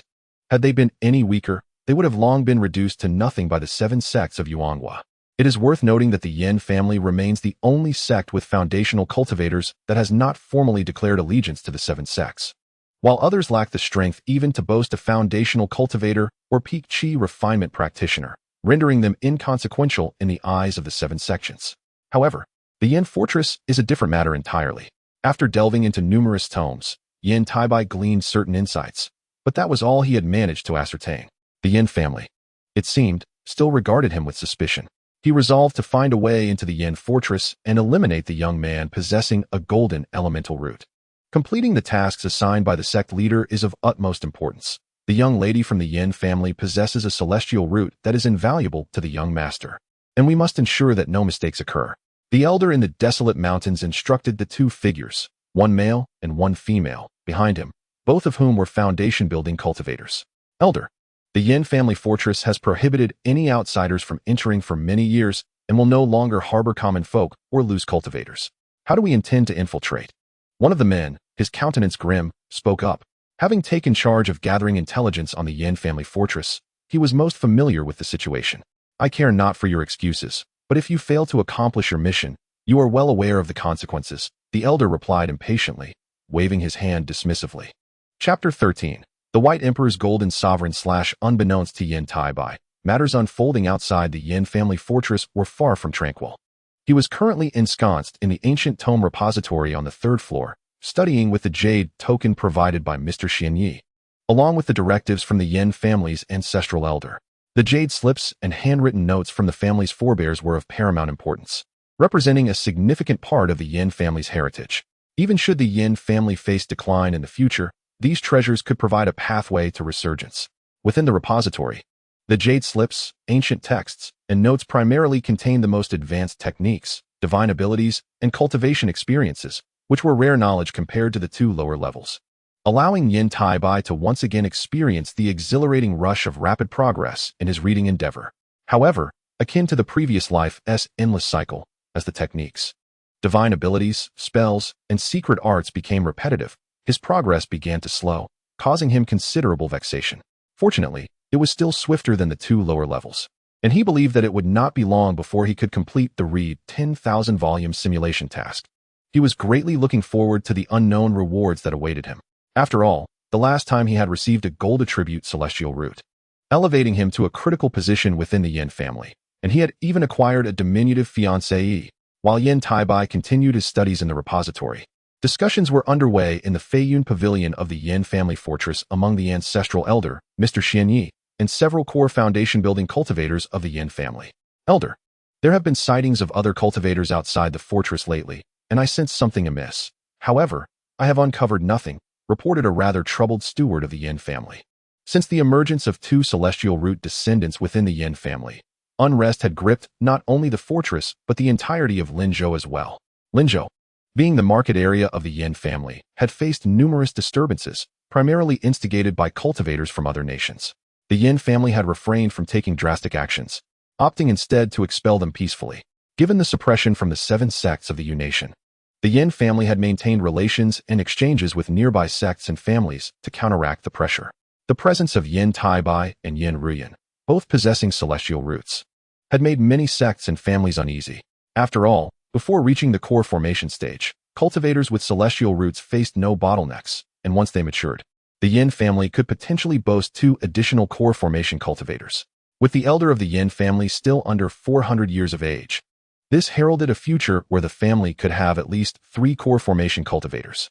Moreover, the chances of Yan Taibai and Yan Ruyan as celestial root cultivators, successfully condensing their nascent souls, surpassed those of most cultivators. Such a family within the realm of cultivation is exceedingly rare throughout the entire southern celestial realm. To be precise, having 2 celestial root cultivators in a single family during the same era is not entirely unheard of, yet remains a rarity, often limited to just a few examples. While the Yan family had contemplated safeguarding their secrets, such endeavors were nearly impossible.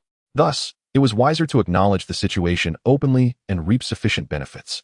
Some cultivation families and sects sought to prevent the Yan family from growing stronger, while others aimed to curry favor with them to secure a beneficial alliance. Consequently, after discussions with Mr. Xianyi, the Yan family elder chose to make the situation public, thereby exchanging it for adequate benefits. In this case, the Yan West sect agreed to relinquish 30% of the profits from a mineral vein and 20% from 2 other material mines belonging to the sect, not merely to accept Yan Taibai and Yan Ruyan as disciples, but to establish a deeper connection between the Yan family and the Yan West sect. The hope was that, given time, the Yan family, being the foremost cultivation family in the Yu nation, would fully align with the Yan West sect. Thus, everything invested would eventually return to the Yan West sect. Yan Taibai was not privy to all these machinations, but could surmise some details, while Yan Ruyan, being utterly naive, believed she had gained a celestial master and an elder brother in Yan Taibai. Meanwhile, the elder of the Yan family expressed no surprise at the steward's report. His gaze flickered with cold intent as he issued a chilling command. It appears there are still those unwilling to relent. In that case, we need not show any restraint. Inform those outside the fortress, before Taibai joins the Yan West sect. Any who dare to linger within 100 miles will be dealt with by the martial arts hall. No mercy will be shown. Understood, elder, the steward replied promptly. Go and convey the message to the martial arts hall. The elder of the Yan family nodded, softening his tone slightly. Do as instructed, elder. Following this, the steward departed the hall. Subsequently, other stewards of the Yan family continued to report various matters to the elder, particularly those concerning Yan Taibai, such as pills, spirit stones, and other significant issues, all of which could only be decided by the elder. Starting next month, increase Taibai's monthly allocation of pills and spirit stones by double, aiming to help him break through to the 13th level of qi refinement before he joins the Yan West sect, so that he may enter seclusion and establish his foundation as a foundation-building cultivator upon his entry. The elder commanded. Yes, elder. The elder responsible for managing the Yan family's spirit stones and pills assented without hesitation, fully aware of the gravity of the matter. Thus, life for Yan Taibai within the Yan family fortress became considerably more comfortable. Naturally, with the doubling of his pill and spirit stone supply, his cultivation speed accelerated correspondingly. Yet, Yan Taibai remained more concerned with the progress of the read 10,000 volumes task, eagerly anticipating the unknown rewards. He remained indifferent to the happenings within the Yan family fortress, as they were of no concern to him, nor was it his place to intervene. As for dispensing justice, that was even further from his purview. Time flew by, and 2 years swiftly passed. During this period, unimpeded by any bottlenecks, Yan Taibai naturally progressed to the 13th level of qi refinement, and the progress of the read 10,000 volumes task reached 100%. The second simulation of cultivation commenced. With a gold attribute celestial root, he had refined qi at 3 years of age, joined the Yan West sect at 8, successfully established his foundation, and then fell victim to an assassination. Reward: White Emperor's Golden Sovereign Slash. Assassination. Was this not the 5 Emperor's Great Demon technique from Eternal Life? He could hardly believe it was this technique. However, who was behind the assassination? Yan Taibai's expression darkened as he skimmed through the highly condensed simulation of cultivation content. After all, no one wished to meet an untimely end so soon. Chapter 14. Yan Taibai's audacious demands the 7 sects or another cultivation family. Yan Taibai murmured to himself, contemplating in his heart. The words of the 7 sects suggested that it would be nearly impossible for the Yan Moon sect, especially now that both Yan Taibai and Yan Rian had become disciples within the sect. As for the Huangfeng Valley and the Qingshu sect, the likelihood was also low. The only possibility with a higher probability was the Spirit Beast Mountain, a spy planted by the Yuling sect within the realm of cultivation in the Yu Kingdom. However, even that was a mere possibility, for the Yan Moon sect was not to be trifled with. It was, after all, the strongest sect among the 7 sects of the Yu Kingdom. Spirit Beast Mountain would not be foolish enough to take such a significant risk by eliminating 2 disciples with heavenly spiritual roots from the Yan Moon sect. Cultivation families or sects from the Yu Kingdom or other nations could also be involved. Although Yan Taibai had never left the Yan family fortress, he was well aware that the outside world was rife with malevolent cultivators who abducted the disciples of cultivation families for exploitation or torture. For instance, Lu Jing from the Lu family of Huangfeng Valley had been kidnapped by a malevolent cultivator a few years ago. Although he was ultimately rescued, his foundation was damaged, severely impacting his cultivation. Lu Jing's spiritual root talent was far inferior to that of Yan Taibai. Thus, the number of malevolent cultivators coveting Yan Taibai was undoubtedly considerable. Nonetheless, over the years, the Yan family fortress had done an excellent job of protecting him, almost forbidding any core disciples below the 10th level of Qi refinement from entering the library.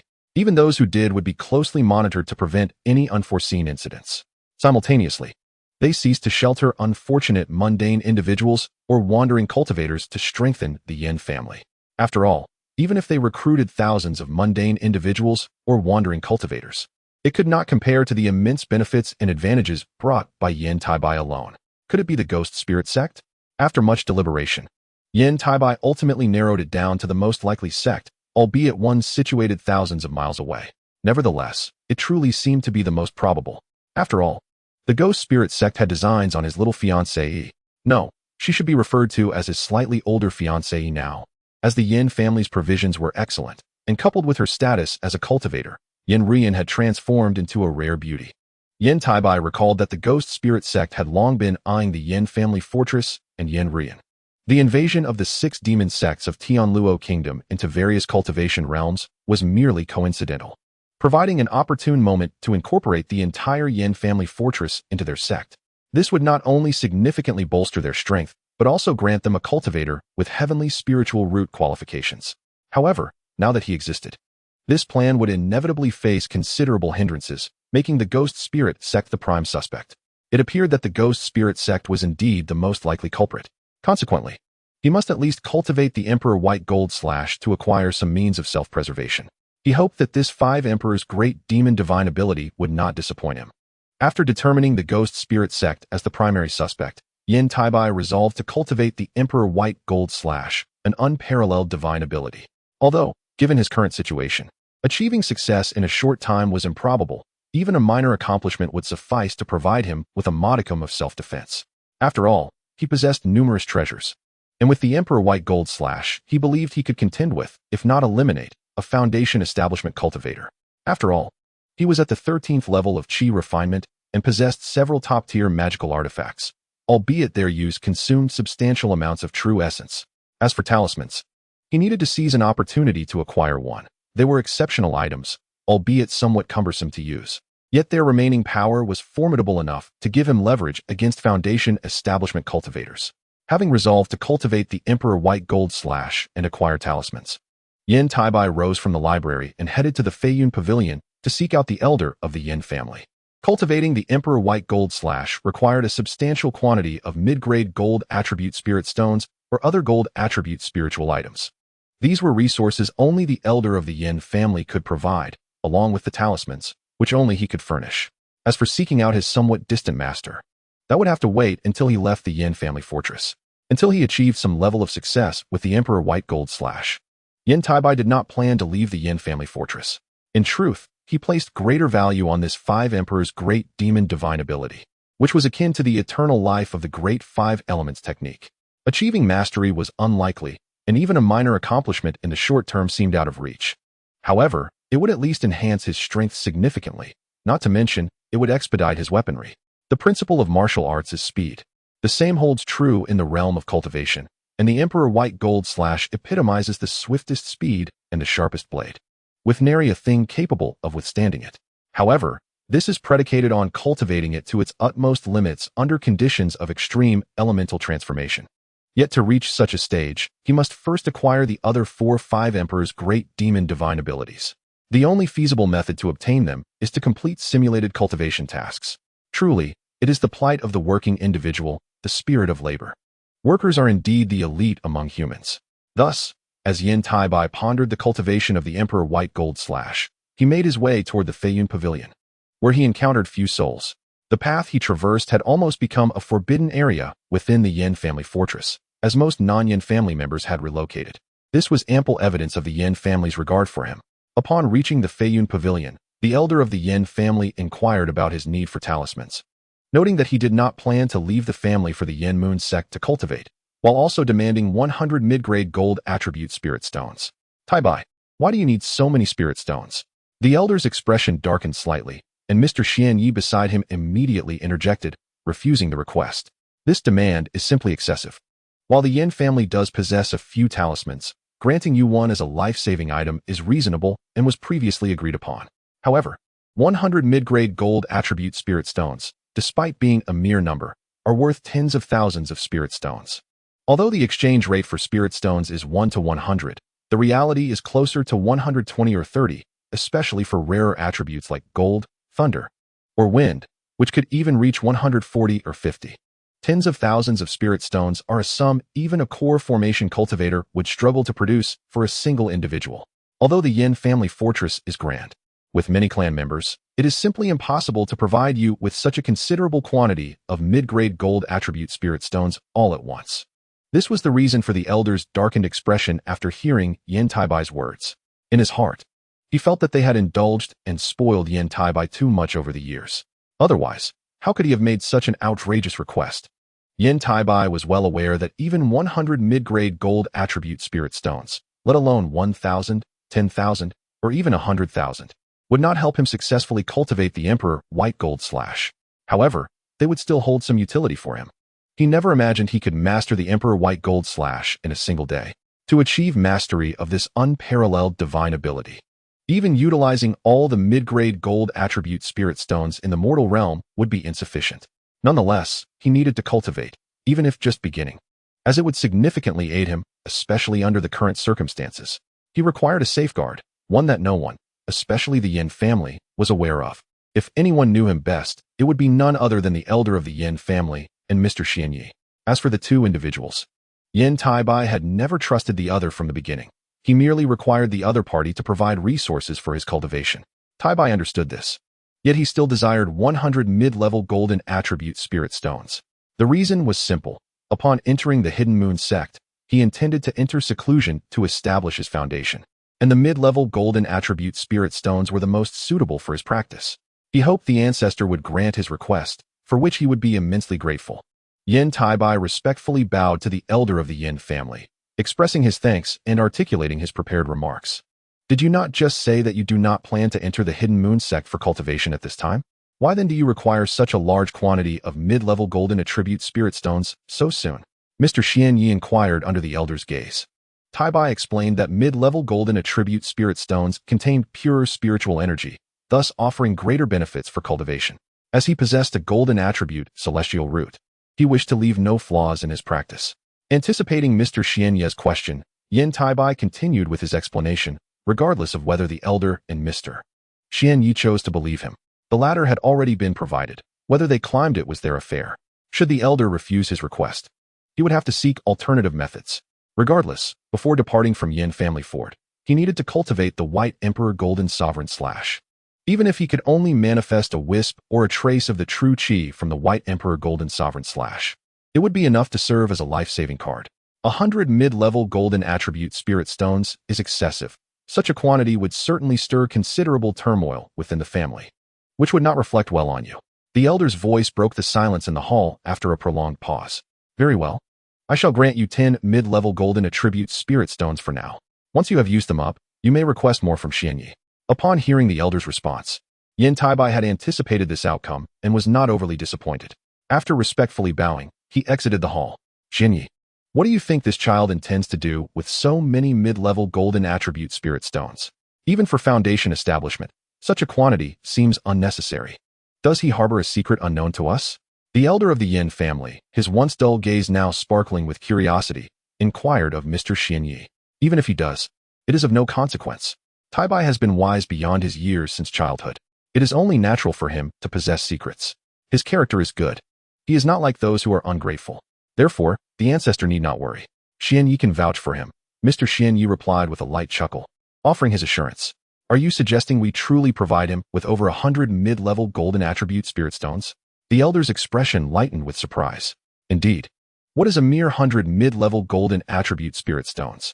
If the family has objections, let them produce a child with a golden attribute celestial root, and I shall grant them 100 golden attribute spirit stones as well. If they cannot, they should remain silent. Over the years, the family has benefited greatly from this child, far more than the mere 100 mid-level golden attribute spirit stones can compare. The child may not realize it now, but as he matures and achieves success in his cultivation, he will undoubtedly understand. It would be unwise to let him harbor discontent over such trivial matters. Surely the ancestor would not abandon the cultivation of Taibai. Mr. Xianyi jested, maintaining his smile. How could that be? I would never blame Taibai for such trivial matters. If I did so, the old monster of the Hidden Moon sect would surely dismantle the family. Moreover, that girl Ru Yin would never agree. She is utterly devoted to Taibai, and if he were to suffer any slight, she would be the first to protest. The elder's eyes glimmered with affection as he spoke of Yin Ru Yin, clearly more concerned for her than for Yan Taibai.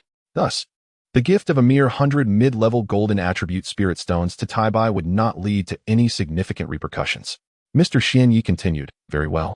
Since you have spoken so, I have no objections. Tomorrow, you shall personally deliver them to him. Hearing this, the elder of the Yin family nodded in resignation. Xianyi, thank you on behalf of Taibai. I believe his future achievements will not disappoint you. Mr. Xianyi offered his thanks with a respectful gesture.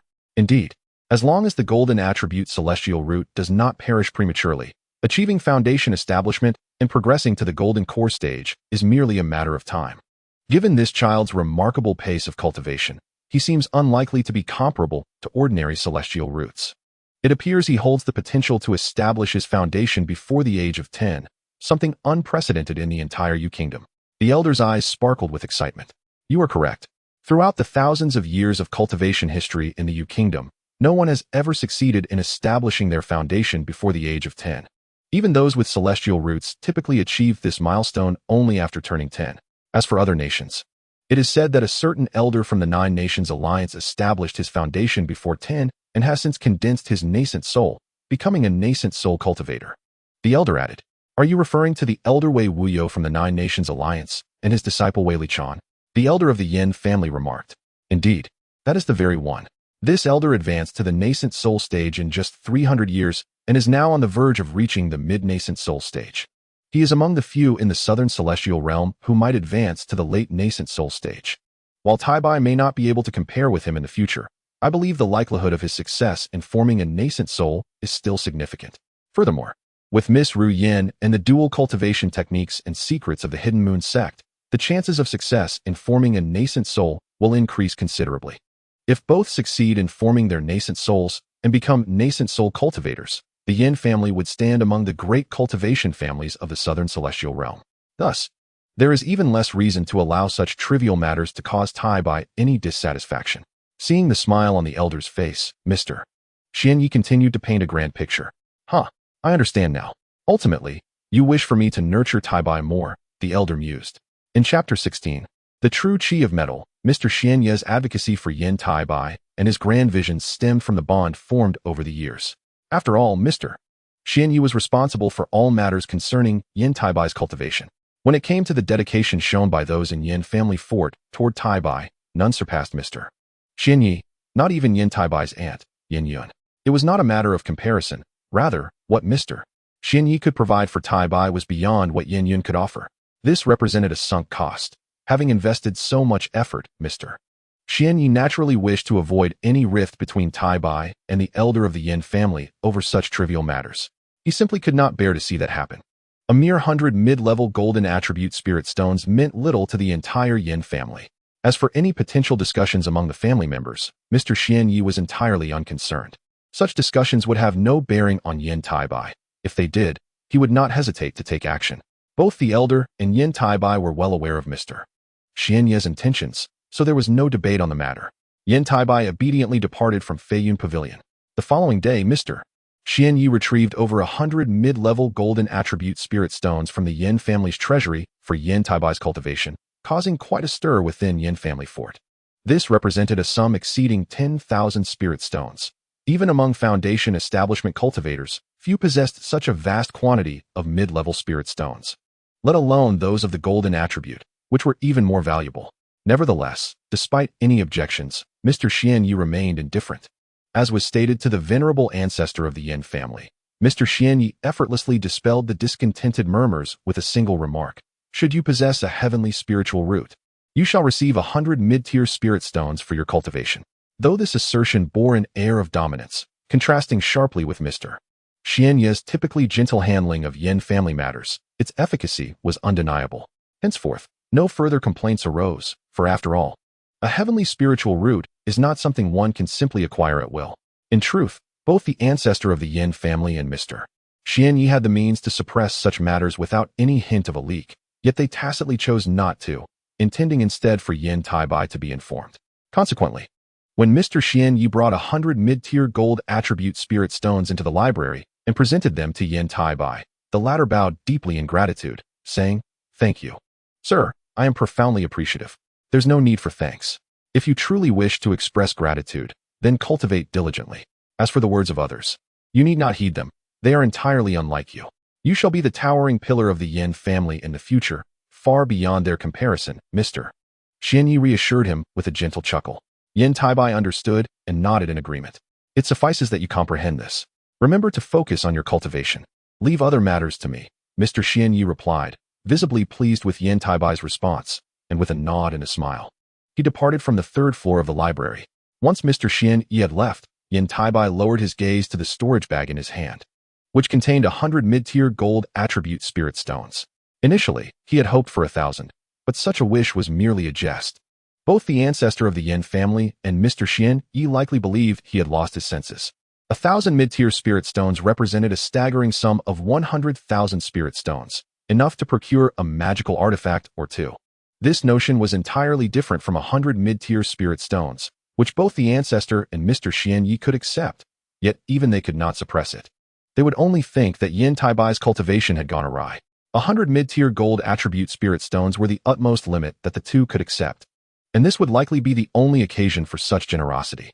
Henceforth, Yan Taibai would have to rely on his own efforts to acquire more mid-tier gold attribute spirit stones. Therefore, prior to reaching the foundation building stage, he need not contemplate obtaining such stones. Without gold attribute spirit stones, cultivating the White Emperor's golden sovereign slash would necessitate venturing into mineral veins rich in metallic materials.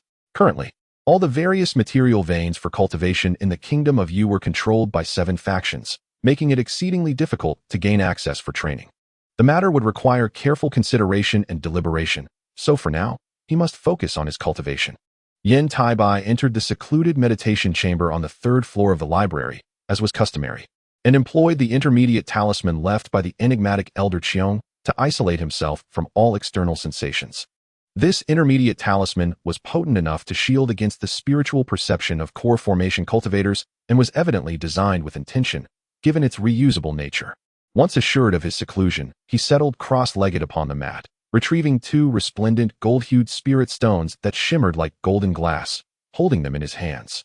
He then took a deep breath, closed his eyes, and, following the operational pathway of the White Emperor's golden sovereign slash that resonated in his mind, began to draw upon the gold attribute spiritual energy within the 2 mid-tier spirit stones. True to its nature as a great demon technique of the 5 emperors, the White Emperor's golden sovereign slash proved to be exceedingly effective. Within mere moments, the 2 mid-tier spirit stones in his grasp disintegrated into dust, their spiritual energy completely extracted without a trace. The efficiency was remarkable, yet Yan Taibai felt scarcely anything from the process, only reluctantly opening his eyes. He had not anticipated that what could sustain a foundation-building cultivator for 10 days or even half a month would be utterly consumed in mere breaths when faced with the White Emperor's golden sovereign slash. Moreover, he felt no discernible increase in his realm, nor even a hint of growth in his internal true essence or magical power. This left him questioning whether it was too soon to practice the White Emperor's golden sovereign slash. However, the thought of potential assassination attempts extinguished such doubts, prompting him to retrieve more spirit stones from the storage bag. This time, he extracted 20 mid-tier gold attribute spirit stones, placing them between his legs and closing his eyes to refine the gold attribute spiritual energy within. Yet again, he could not endure for long. Merely 3 or 5 breaths later, all the gold attribute mid-tier spirit stones had turned to dust. Yet, a subtle change emerged after a brief moment. Yan Taibai slowly opened his eyes, extending his palm to reveal a nearly imperceptible yet brilliantly radiant thread. Upon closer inspection, this thread was blinding to the eye, as if countless fine needles were incessantly piercing his vision. The pain compelled him to shut his eyes. Yet Yan Taibai persevered until blood trickled from the corners of his eyes, at which point a satisfied expression graced his features as he absorbed the golden thread into his body. This was his achievement, the true chi of metal. He was uncertain of its potency, but based on recent events, it was undoubtedly formidable, given that it was forged from over 20 mid-tier gold attribute spirit stones. After a lengthy pause, Yan Taibai sighed softly, extracting all the remaining mid-tier gold attribute spirit stones from his storage bag and placing them between his legs. He then closed his eyes and formed hand seals, ultimately refining them all in a single surge. In merely 7 or 8 breaths, he had consumed what would sustain a foundation-building cultivator for a year and a half, reducing it all to mere fragments. Not a trace of spiritual energy remained. Next, Yan Taibai directed his spiritual perception inward to examine his dantian, where he discovered several barely discernible golden specks swirling amidst the mist of true essence. These were the fruits of his effort from the 100 mid-tier gold attribute spirit stones. Although they were but a few minuscule golden dots, they resembled stars against the night sky or the sun in the high heavens, albeit too small to be easily noticed. This represented the absolute limit of mid-tier gold attribute spirit stones that Yan Taibai could obtain. Any further request would be excessive, and even Mr. Xian Yu would not be able to intercede on his behalf. He would need to devise alternative methods. Withdrawing his spiritual perception from his dantian, Yan Taibai opened his eyes and murmured to himself. However, he found himself unable to leave the Yan family fortress, with only his aunt, Yan Yun, as a trustworthy ally, while he held no trust in anyone else. Furthermore, his aunt's cultivation level and status within the fortress were far inferior to his own, rendering it equally impossible for her to procure mid-tier gold attribute spirit stones. As for engaging in business, that was not feasible either. Such actions would draw too much attention. Thus, he could only cultivate slowly for the time being, and there was no need to linger in the library. After all, the simulated cultivation task of reading 10,000 volumes had been completed, and he had already perused the books, jade slips, and notes on the first 3 floors. He had gained a fairly comprehensive understanding of the myriad matters and paths of cultivation in the current realm. However, the most pressing concern remained acquiring mid-tier gold attribute spirit stones or other gold attribute materials. Brother Taibai, just as Yan Taibai was about to rise and retract the intermediate talisman he had set up, preparing to leave the library for his usual cultivation, a melodious voice, crisp and tinged with a hint of delicate sweetness, echoed through the air. In the entire Yan family fortress, only Yan Ruyan, the young fiancé of Yan Taibai, affectionately referred to him as Brother Taibai. Upon hearing her voice, a smile blossomed on Yan Taibai's face. He promptly exited his chamber, only to be greeted by the enchanting sight of the now-grown Yan Ruyan, who had blossomed into a stunning beauty. At present, she had reached the 7th level of chi refinement. Although her cultivation speed did not quite match that of Yan Taibai, it was nonetheless commendable. Ruyan, what brings you here? Are you not focusing on your cultivation? He inquired, though he stepped forward to embrace the blushing Yan Ruyan as they descended the stairs. Brother Taibai, are you not reading anymore? Yan Ruyan, accustomed to this intimacy, merely blushed slightly. Her curiosity piqued as to why he had left the library so early. I have finished all that I needed to read. Further study will have to wait until I reach the foundation establishment stage. For now, cultivation is of utmost importance. Yan Taibai explained patiently, relishing the warmth and fragrance of the soft girl in his embrace. Oh, I heard from Sister Yan Yun that Elder Xian Yi gifted you 100 mid-level gold attribute spirit stones. Do you need them for your cultivation? Yan Ruyan eagerly inquired. Yan Ruyan referred to Yan Yun as her sister, a circumstance Yan Taibai found unavoidable, considering Yan Yun was not much older than the two of them. There's no need for you to concern yourself with that. I have enough for my cultivation within the family. If any issues arise, I will seek Elder Xianya's assistance. He replied in a gentle tone. It was rare for Yan Ruyan to lie, but she asserted, I have already asked Mother for 10 more mid-level gold attribute spirit stones. Do you need them, brother? After hearing Yan Taibai's words, she tilted her head slightly, her voice barely above a whisper, tinged with a hint of pride. Following this, she produced a small pouch from her robes and placed it into Yan Taibai's hands, her expression radiating a hopeful expectation for praise. 10 mid-level gold attribute spirit stones? You certainly have the audacity to ask. Did Aunt Shui say nothing? Aunt Shui was Yan Ruyan's mother, a late-stage foundation establishment cultivator with an ice attribute spiritual root, and she was among the most likely in the Yan family to reach the golden core stage. Yan Ruyan's father was also exceptionally talented, possessing dual attribute spiritual roots and a special physique, making him another candidate for the golden core stage. It was evident that such remarkable parents could only have produced a daughter like Yan Ruyan, who possessed a heavenly spiritual root. In the realm of cultivation, the better the qualifications of both partners, the greater the potential of their offspring. In this case, Yan Ruyan was indeed a prodigy. As for Yan Taibai, his situation was akin to winning the lottery. Aunt said nothing, merely instructed me to give you the spirit stones for your cultivation. After all, are you not about to head to the Hidden Moon sect for training? Yan Ruyan's smile dimmed slightly as she lowered her head, speaking in a hushed tone. She could not reveal to Yan Taibai that she had secretly taken the stones from her mother's storage bag. Rest assured, dear sister, I will not be heading to the Hidden Moon sect for cultivation just yet. I have no intention of entering until the assassination matter is resolved, as I cannot focus otherwise. Yan Taibai had begun his training in the White Emperor Gold Sovereign/early, seeking to secure an undisclosed advantage. Although he had achieved success, the assassination issue remained a priority. If all went as expected, the adversary should be able to infiltrate the Yan family fortress. Despite the fortress's precautions due to the close relationship between Yan Ruyan and Yan Taibai, it was not entirely isolated from the world. Resources such as spirit stones and materials were still procured from outside, making it feasible for someone with determination to enter the fortress. While this assassination attempt was likely not the first, he felt it was imperative to teach the enemy a lesson. Waiting passively was not his style. Wonderful. Hearing that you will not leave brings me immense joy. Yan Ruyan nearly leaped with excitement, but then a thought struck her. But, does that mean Master might come looking for you? Let us see how it unfolds. If necessary, we can delay it a bit longer. I will spend more time with my dear Ruyan, Yan Taibai teased. Upon hearing this, Yan Ruyan's face lit up, her little head nodding eagerly like a chick pecking at grain. Is there truly no way to infiltrate the library? A voice of impatience echoed from a remote corner of the Yan family fortress. Chapter 18. The enchanting mother-in-law senior brother. That boy has remained in the library, rarely venturing out except for occasional trips to the Feiyun Pavilion. All the while, Elder Xianyi has instructed the disciples of the training hall to be vigilant, fearing any unforeseen incidents that might render the years of effort in vain. Thus, the only opportunity for an assassination would be when he leaves the Yan family fortress en route to the Hidden Moon sect for training, at which point the elders could take action without difficulty. He has already broken through to the 13th level of Qi refinement, and it won't be long before he heads to the Hidden Moon sect for training. Even if he is unwilling, the Yan family will not let him go easily, nor will the Hidden Moon sect.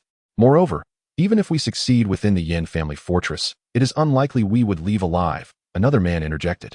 I understand, but if we do not resolve this before he departs, our fate will be worse than death within the Yan family fortress. You should be well aware of the elders' methods, the first man replied. Indeed, I understand. They had employed numerous tactics to infiltrate the Yan family fortress. Yet after more than a year, they had scarcely glimpsed Yan Taibai, and when they did, it was only from a distance. Any attempt to approach was thwarted by the disciples of the training hall, who were the core members of the Yan family, each of them a foundation establishment cultivator, all having succeeded before the age of 30, representing the family's foundational strength. Thus, it was nearly impossible to bypass these individuals to eliminate Yan Taibai. One could imagine how highly the Yan family regarded this heavenly spiritual root. The key factor was that Elder Xian Yi had detected the presence of the ghostly spirit sect cultivators. Although Yan Taibai had his suspicions, he was unaware of their precise location, as the Yan family fortress was vast, akin to a small city, containing everything within. As he held Yan Ruyan, having just left the library, a faint yet chilling fragrance wafted towards him. Soon, His gaze fell upon a beautiful woman, seemingly in her 20s. This woman possessed an elegant, statuesque figure, her movements graceful and alluring. Her bright eyes sparkled with a captivating clarity, her long hair flowing like clouds, secured with a simple wooden hairpin, exuding an air of sophistication. Clad in a moon-white palace outfit that accentuated her alluring form, she was simply mesmerizing, draped in a snow-white fur coat. Her noble status was unmistakable. This enchanting woman was none other than Yan Ruyan's mother. At this moment, the beautiful woman wore a hint of anger as she fixed her gaze upon the Yan Ruyan nestled in Yan Taibai's arms. Upon seeing her mother, Yan Ruyan exclaimed, "Mother," and buried her face into Yan Taibai's embrace, too shy to look up. Witnessing this, Yan Taibai could only smile helplessly as he gently bowed to the beautiful woman. Addressing her respectfully, "Taibai has encountered Aunt Shui. Well, please give me Yu Yan. I have matters to discuss with her." Upon hearing this, the beautiful woman smiled gently at Yan Taibai, her gaze filled with warmth, reminiscent of a mother-in-law admiring her son-in-law, growing increasingly fond with each glance. "Brother Taibai, please don't," Yan Er protested. "I will get scolded." Before Yan Taibai could respond, Yan Ruyan, nestled in his arms, murmured softly, "Aunt Shui must have brought this mid-level gold attribute spirit stone for Yan Er. Taibai shall return it to Aunt Shui. Please do not blame Yan Er." Hearing this, Yan Taibai sighed inwardly, feeling somewhat moved. As he tightened his embrace around Yan Ruyan, while his other hand reached for his storage bag to retrieve the spirit stone. However, the beautiful woman, Aunt Shui, gently shook her head, her tone tinged with sadness. "No need, it is merely 10 mid-level spirit stones. It is of little significance. You should keep them for your cultivation. My visit to Yan Er is not for this matter. It is simply that her father was injured while on a mission not long ago. So I brought her to see him." "What? Father's injury is not healing quickly?" Upon hearing about her father's predicament, Yan Ruyan immediately leapt from Yan Taibai's embrace, her small face filled with worry, her large, watery eyes fixed on Aunt Shui. "It's all right. His injury has nearly healed, and that is why he wished to see you. I did not expect you to come to Taibai so soon." Seeing this, Aunt Shui forced a smile, lifting Yan Ruyan into her arms, speaking softly. Seeing Aunt Shui's expression, an uneasy feeling arose within Yan Taibai. In the original storyline, Yan Ruyan's parents were never mentioned, so he was not well informed. Yan Er blushed, hurriedly explaining, "I only took 10 mid-level spirit stones from the storage bag my mother left in the room because I heard Brother Taibai needed them for cultivation. I did not take more."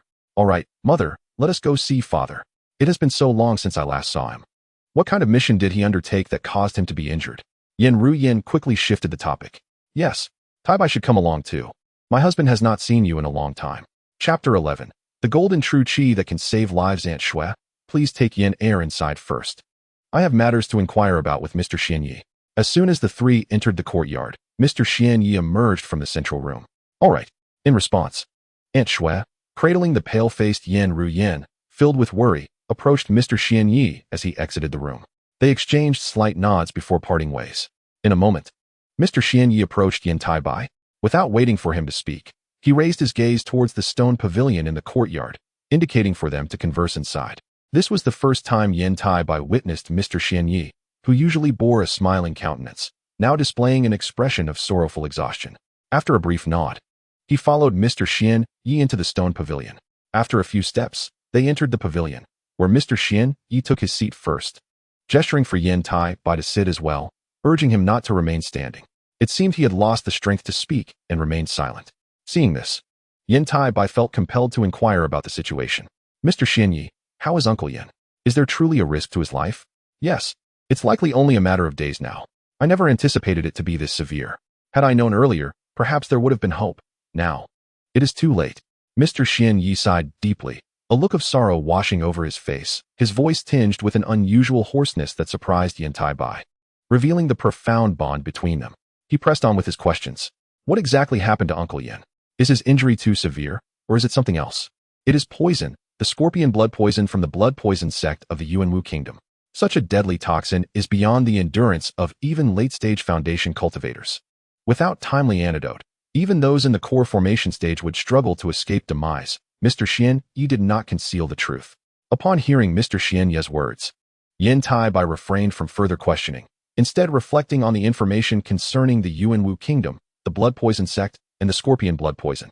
The Yuanwu kingdom is one of the three major demonic sects. Unlike the Yu kingdom, which is divided into three righteous sects: Tianqing sect, Wanmiao temple, and Xindang gate. While the demonic path is represented by the three major sects: Blood Poison sect, 10,000 Beasts Valley, and Ghostly Palace. As their names imply, the Blood Poison sect specializes in the art of poison, making it difficult to guard against. The 10,000 Beasts Valley, akin to the Spirit Beast Mountain of the Yu Kingdom, excels in controlling insects and beasts and is the leading sect in the Yuanwu Kingdom, boasting 2 nascent soul cultivators and several 5th-grade spirit beasts that have guarded the valley for millennia. It is well known that the lifespan of spirit beasts far exceeds that of human cultivators, with 5th-grade spirit beasts living for several thousand years. The Ghostly Palace is a rare ghostly cultivation sect, similar to the Ghost Spirit sect, which led Yan Taibai to suspect that it might also be a spy embedded in the Yuanwu Kingdom by the Tianluo Kingdom's Ghost Spirit sect. However, this was not the moment for such inquiries. Yan Ruyan's father had been poisoned by the scorpion blood poison, one of the top 10 deadly poisons of the blood poison sect, with the antidote known as the Golden Restoring Pill. The primary ingredient for this antidote is the rare blood of the three-eyed golden cloud toad, a creature also regarded as a poisonous insect. Yet, this toad had not been seen in the cultivation world for thousands of years, leaving its existence uncertain. As for acquiring the antidote, even if the ancestor of the Yan family personally approached the blood poison sect, it would be futile, and he might never return. After all, the Yan family had no ties to the blood poison sect, and the fact that Yan Ruyan's father had fallen victim to this scorpion blood poison was likely a consequence of the sect's actions. Thus, unless the ancestor sought his own demise, it was an impossible endeavor. Was this matter caused by the practitioners of the blood poison sect? Yan Taibai inquired further. It is unclear, although the one who engaged in battle with Ming Yao was proficient in poison techniques. It is impossible to ascertain whether he is indeed a practitioner of the blood poison sect. This is because the blood poison sect does not refrain from selling such lethal substances, rendering any conclusion uncertain. Moreover, even the Yan family must admit defeat, as they are utterly powerless in this situation. The Yan family, let alone the blood poison sect, cannot contend with any of the 7 factions of the Yu Kingdom. This matter is beyond the capabilities of both me and the ancestor, Mr. Xianyi said, shaking his head with a bitter smile. He appeared exceedingly helpless. As a loose cultivator, he managed to establish his foundation and became the foremost individual beneath the venerable ancestor of the Yan family, all thanks to Yan Ruoyan's father, Yan Mingyao. Particularly in the foundation establishment stage, Yan Mingyao took the risk of being expelled from the Yan family to bestow upon him 2 foundation establishment pills, enabling his success. This kindness is akin to being reborn, and Mr. Xianyi is naturally immensely grateful, yet he finds himself utterly impotent now. His wisdom bears no weight against absolute power. Taibai, bear in mind that any clever schemes or underhanded tactics are rendered futile in the face of overwhelming strength. In the realm of cultivation, only formidable power serves as the foundation of existence. Family ties, masters, and elders pale in comparison to one's own strength. You possess a heavenly spiritual root. Achieving the golden core stage should not pose a challenge. However, remember that the golden core stage is merely your starting point. To dominate and command respect within the southern celestial realm, the nascent soul stage is merely the beginning. Otherwise, you will remain subjugated throughout your life, powerless in the face of myriad challenges. Mr. Xianyi's expression turned grave as he fixed an unprecedentedly fierce gaze upon Yan Taibai, speaking with a solemn tone. Taibai understood and vowed to devote himself wholeheartedly to cultivation in the future. Observing this, Yan Taibai nodded in assurance. It was evident that the impending death of his friend weighed heavily upon Mr. Xianyi, the strategist of the Yan family, for he would not deviate from his usual demeanor to impart such wisdom. All his schemes and strategies were predicated upon the Yan family's formidable strength. Yet in this instance, he was utterly powerless. Well, it is good that you comprehend. A family can only provide temporary shelter. Ultimately, you must rely on yourself, Mr. Xianyi nodded. Now, go and check on your Uncle Yan. He likely has matters to discuss with you. With that, Mr. Xianyi waved his hand. Understood. Taibai took his leave, rising and bowing. However, he began to ponder another matter. The three-eyed golden cloud toad is a metal attribute spirit beast. If he were to utilize the newly cultivated gung metal true qi within him, could it possibly resolve the scorpion blood poison afflicting Yan Ruoyan's father? After all, while the White Emperor Golden Sovereign / may not be on par with the Green Emperor with Sovereign Technique, it is still a path of the metal attribute and should be able to dispel poison, right? Metal possesses a vigorous nature, making it a natural nemesis of toxic substances.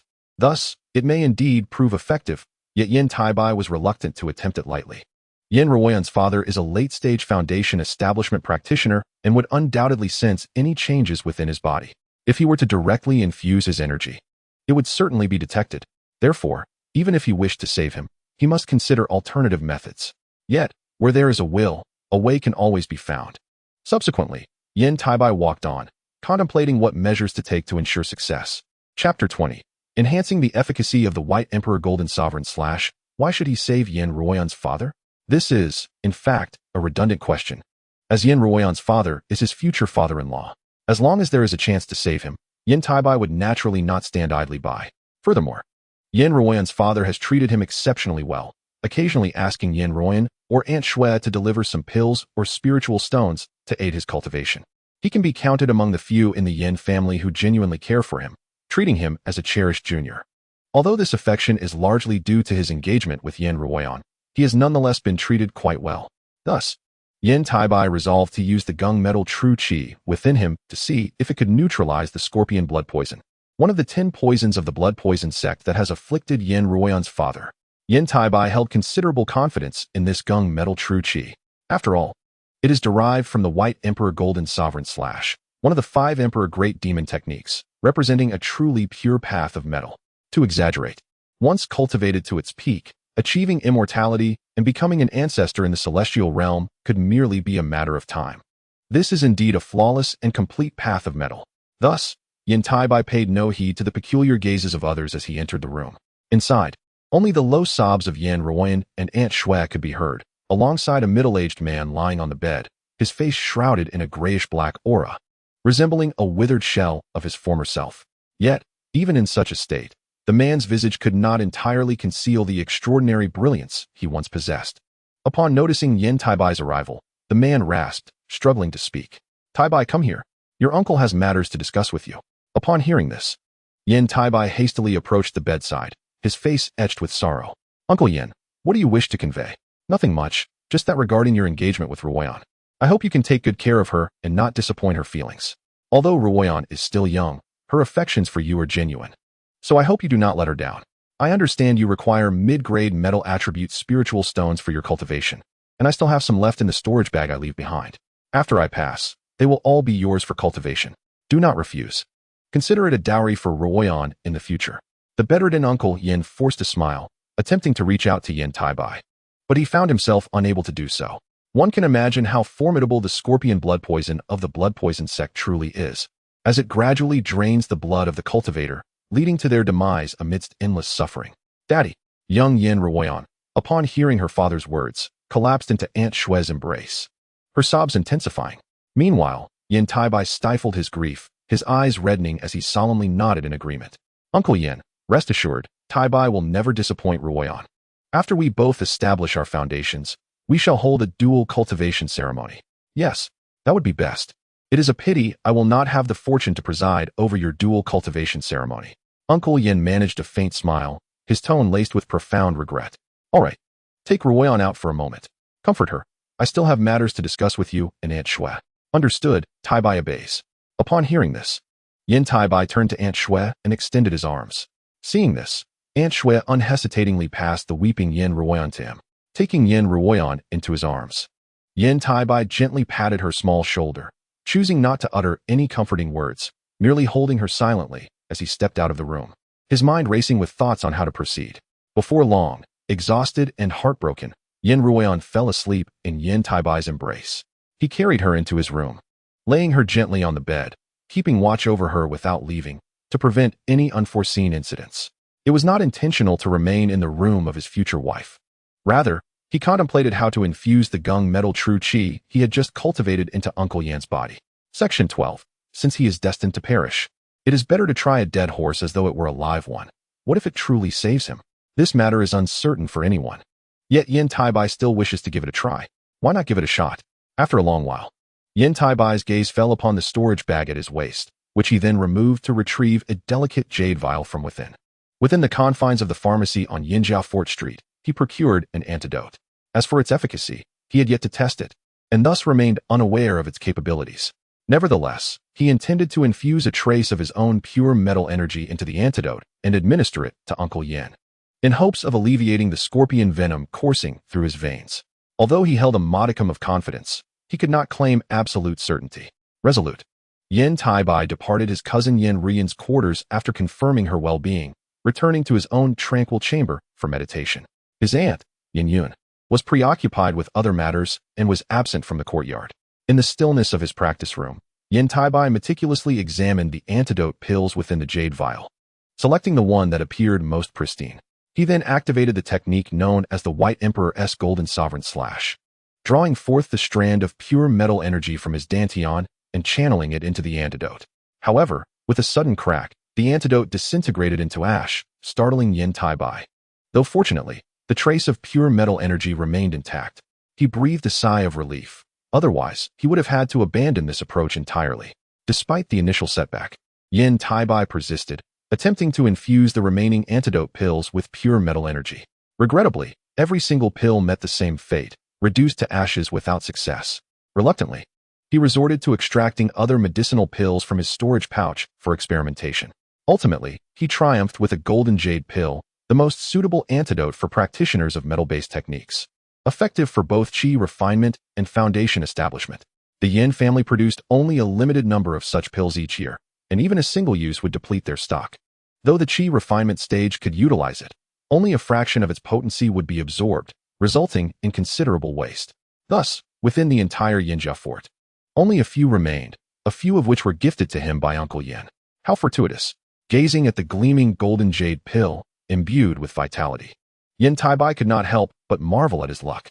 After a prolonged contemplation, he placed the pill into a jade box, sealing it with a talisman to preserve its spiritual energy before securely stowing it in his storage pouch. Now, it was time to attend to the pressing matter at hand. While he was uncertain if the White Emperor's Golden Sovereign Slash could elevate the grade of the antidote, he was confident it would prove beneficial. Indeed, it was one of the 5 Emperor's great demonic arts, suggesting its utility extended beyond mere combat. There were other remarkable applications he needed to explore further. Chapter 21. The perilous awareness of the White Emperor's Golden Sovereign Slash. Though the Golden Jade Pill had succeeded, it could no longer be called such. For upon thorough examination, Yan Taibai discovered that its original properties had been utterly annihilated by the pure metal energy, leaving behind merely a husk and a trace of that energy. Thus, it could only be regarded as an antidote. However, the pressing concern remained: how to administer it to the father of Yan Rian, Yan Taibai as future father-in-law. He was left with no choice but to take a calculated risk, assured that his presence would mitigate any potential issues. It seemed he would require Rian's assistance. After much deliberation, Yan Taibai ultimately resolved to seek Yan Rian's help. Only she could minimize the risks, and she would not question the nature of the pill. Moreover, she held unwavering trust in him, obeying his every word. With this thought in mind, Yan Taibai rose from the meditation chamber and encountered his returning aunt, Yan Yun. Aunt, you've broken through to the 12th layer of qi refinement. It seems you will soon be able to consume a foundation pill, he remarked joyfully, preparing to greet her. It is thanks to you. Otherwise, I might not have had access to such foundation pills and abundant spirit stones, Yan Yun replied with a radiant smile, gratitude evident on her face. Do not speak so, aunt. If it were not for your care, I would likely not be here today, Yan Taibai humbly responded, shaking his head. Oh, child, do refrain from such talk. It brings ill fortune. Pa. Yan Yun's expression shifted, admonishing him in jest. For cultivators were often more superstitious than ordinary folk. Indeed, I have spoken out of turn. Please do not hold it against me, aunt. I must attend to matters with Rian now, so I shall take my leave, Yan Taibai said, repeatedly nodding in apology. Go then. Do not linger in the library these days. Spend time with Rian. After all, she is your fiancée, Yan Yun advised, nodding in agreement. Understood. I will care for Rian diligently, Yan Taibai promised. Very well, off you go, Yan Yun said with satisfaction, waving him away without further insistence. Though Yan Taibai was young, his demeanor and conduct were akin to those of an adult. Yan Yun attributed this maturity to his early loss of parents, a sentiment shared by the entire Yan family. After all, children who had lost their parents often exhibited greater maturity than their peers. Upon leaving the courtyard, Yan Taibai furrowed his brow, glancing around before shaking his head and continuing toward the courtyard of Yan Rian's father. Moments ago, he had sensed a disturbance within the White Emperor's Golden Sovereign Slash, as if it were warning him of impending danger, prompting him to heighten his vigilance.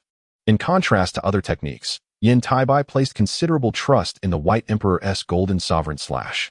After all, its origins were anything but ordinary, and any anomalous sensations were to be expected. However, the feeling was not particularly strong nor prolonged, leaving him unable to pinpoint the source of the threat. Nonetheless, he was nearly certain that a practitioner from the ghost spirit sect had infiltrated Yinjiao Fort, lurking nearby in search of an opportunity to carry out an assassination. Unfortunately, the briefness of the sensation and its lack of intensity hindered him from identifying their approximate location. Otherwise, he would have immediately utilized the token bestowed upon him by Master Xian Yi to mobilize the disciples of the martial arts hall and scour the area. However, given the current circumstances, it was not the appropriate time for such actions. Yan Taibai had to suppress these thoughts for the moment and continued toward the courtyard of Yan Rian's father, relieved as the sense of danger did not re-emerge along the way. Simultaneously, a pair of figures concealed in the shadows exchanged perplexed whispers. Could that little brat have detected us? How is that possible? They had seized the opportunity presented by Yan Rian's father's grave illness to infiltrate this core area of the courtyard, seeking to eliminate Yan Taibai. As death warriors, they were indifferent to their own survival, focused solely on the completion of their mission. Yet, even before they had made a move, their mere observation had nearly led to their discovery, far exceeding the expectations of the two ghost spirit sect's assassins. However, this notion was quickly dismissed. The patrolling disciples of the martial arts hall, at the Foundation establishment stage, had failed to detect them. So how could a mere Qi refinement 13th layer brat possibly do so? The probability was exceedingly low, and they were wholly unconvinced, perhaps indulging in self-deception.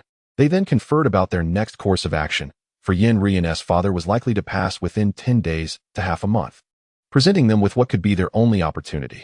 They had no choice but to proceed.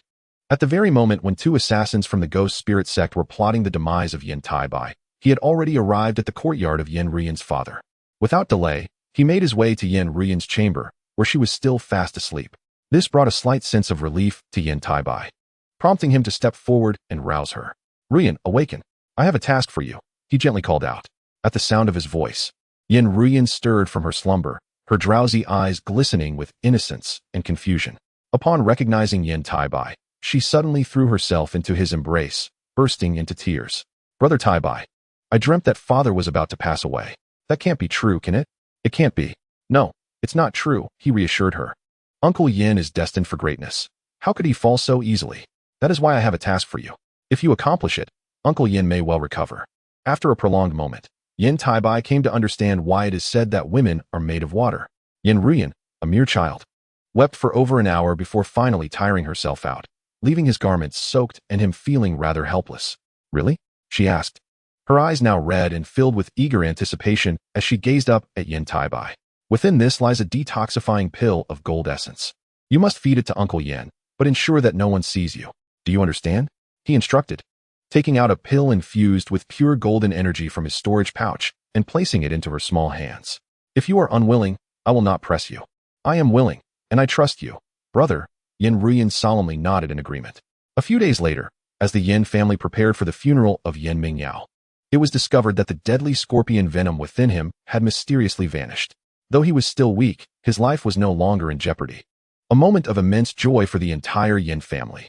After all, Yan Mingyao was not only Yan Rian's biological father, but also a gifted individual, nearing a century in age, with a significant chance of cultivating a golden core and becoming an accomplished practitioner. It is no wonder he had a daughter with a heavenly spiritual root, Yan Rian. Thus, this turn of events was a cause for great celebration, transforming the funeral into a joyous occasion, with the entire Yan family overwhelmed with happiness. As Yan Mingyao needed time to recuperate, the family elders, including Mr. Xian Yi, refrained from pressing him for details, choosing instead to wait patiently for his recovery. Yan Mingyao did not keep them waiting long. After a brief period of recuperation, he emerged from seclusion. Though his complexion was still pale and devoid of color, it was an improvement from before. He no longer required to lie in bed delivering his last words to the family, and in his arms, he cradled a beaming Yan Rian, her cheeks flushed with joy. In that moment, Yan Rian felt an overwhelming sense of gratitude towards Yan Taibai, knowing that her ever-capable brother would not let her down. Just a single pill had been sufficient to save her father, and one can only imagine the depth of admiration she held for him in her heart. This was also one of the reasons Yan Taibai risked himself to save Yan Mingyao. Yan Rian, having developed a strong emotional bond in the ghost spirit sect, was naturally of good character. With such a significant act of saving her father, she would undoubtedly be more obedient and loyal to him in the future. Yan Taibai harbored many secrets, and since Yan Rian was destined to be his companion, her trustworthiness was paramount. Yet, this was merely the beginning. Many more challenges lay ahead. Did you consume some sort of pill or substance? Otherwise, how could the scorpion venom inside you have vanished without a trace? This venom is one of the top 10 poisons of the blood poison sect in the Yuanwu kingdom. Even a golden core practitioner like our ancestor would find it difficult to dispel, Mr. Xian Yi inquired, speaking on behalf of the others. It was crucial to clarify this matter to prevent any unforeseen complications. If indeed the blood poison sect was involved, a significant enmity would have been established. After confirming Yan Mingyao's safety, the blood poison sect would undoubtedly seek to uncover the truth, potentially targeting other members of the Yan family. Xian Yi, could you please ask the other family members to step out? Yan Mingyao requested affectionately, stroking Yan Ruyan's little head. His words prompted the other family members, including the elder and caretakers, to discreetly exit the hall without requiring further invitation. In the end, only Yan Mingyao's immediate family and Mr. Xian Yi remained. Subsequently, Mr. Xian Yi produced a mid-level talisman to create a soundproof barrier and prevent any probing of divine senses, sealing the hall completely to avoid unexpected interruptions. Once all was set, Mr. Xian Yi spoke. Mingyao, you can now speak freely. There will be no unforeseen incidents. It must have been the pill that Rian gave me. Knowing my time was short, I did not pay much attention, thinking that Rian simply wished to comfort me.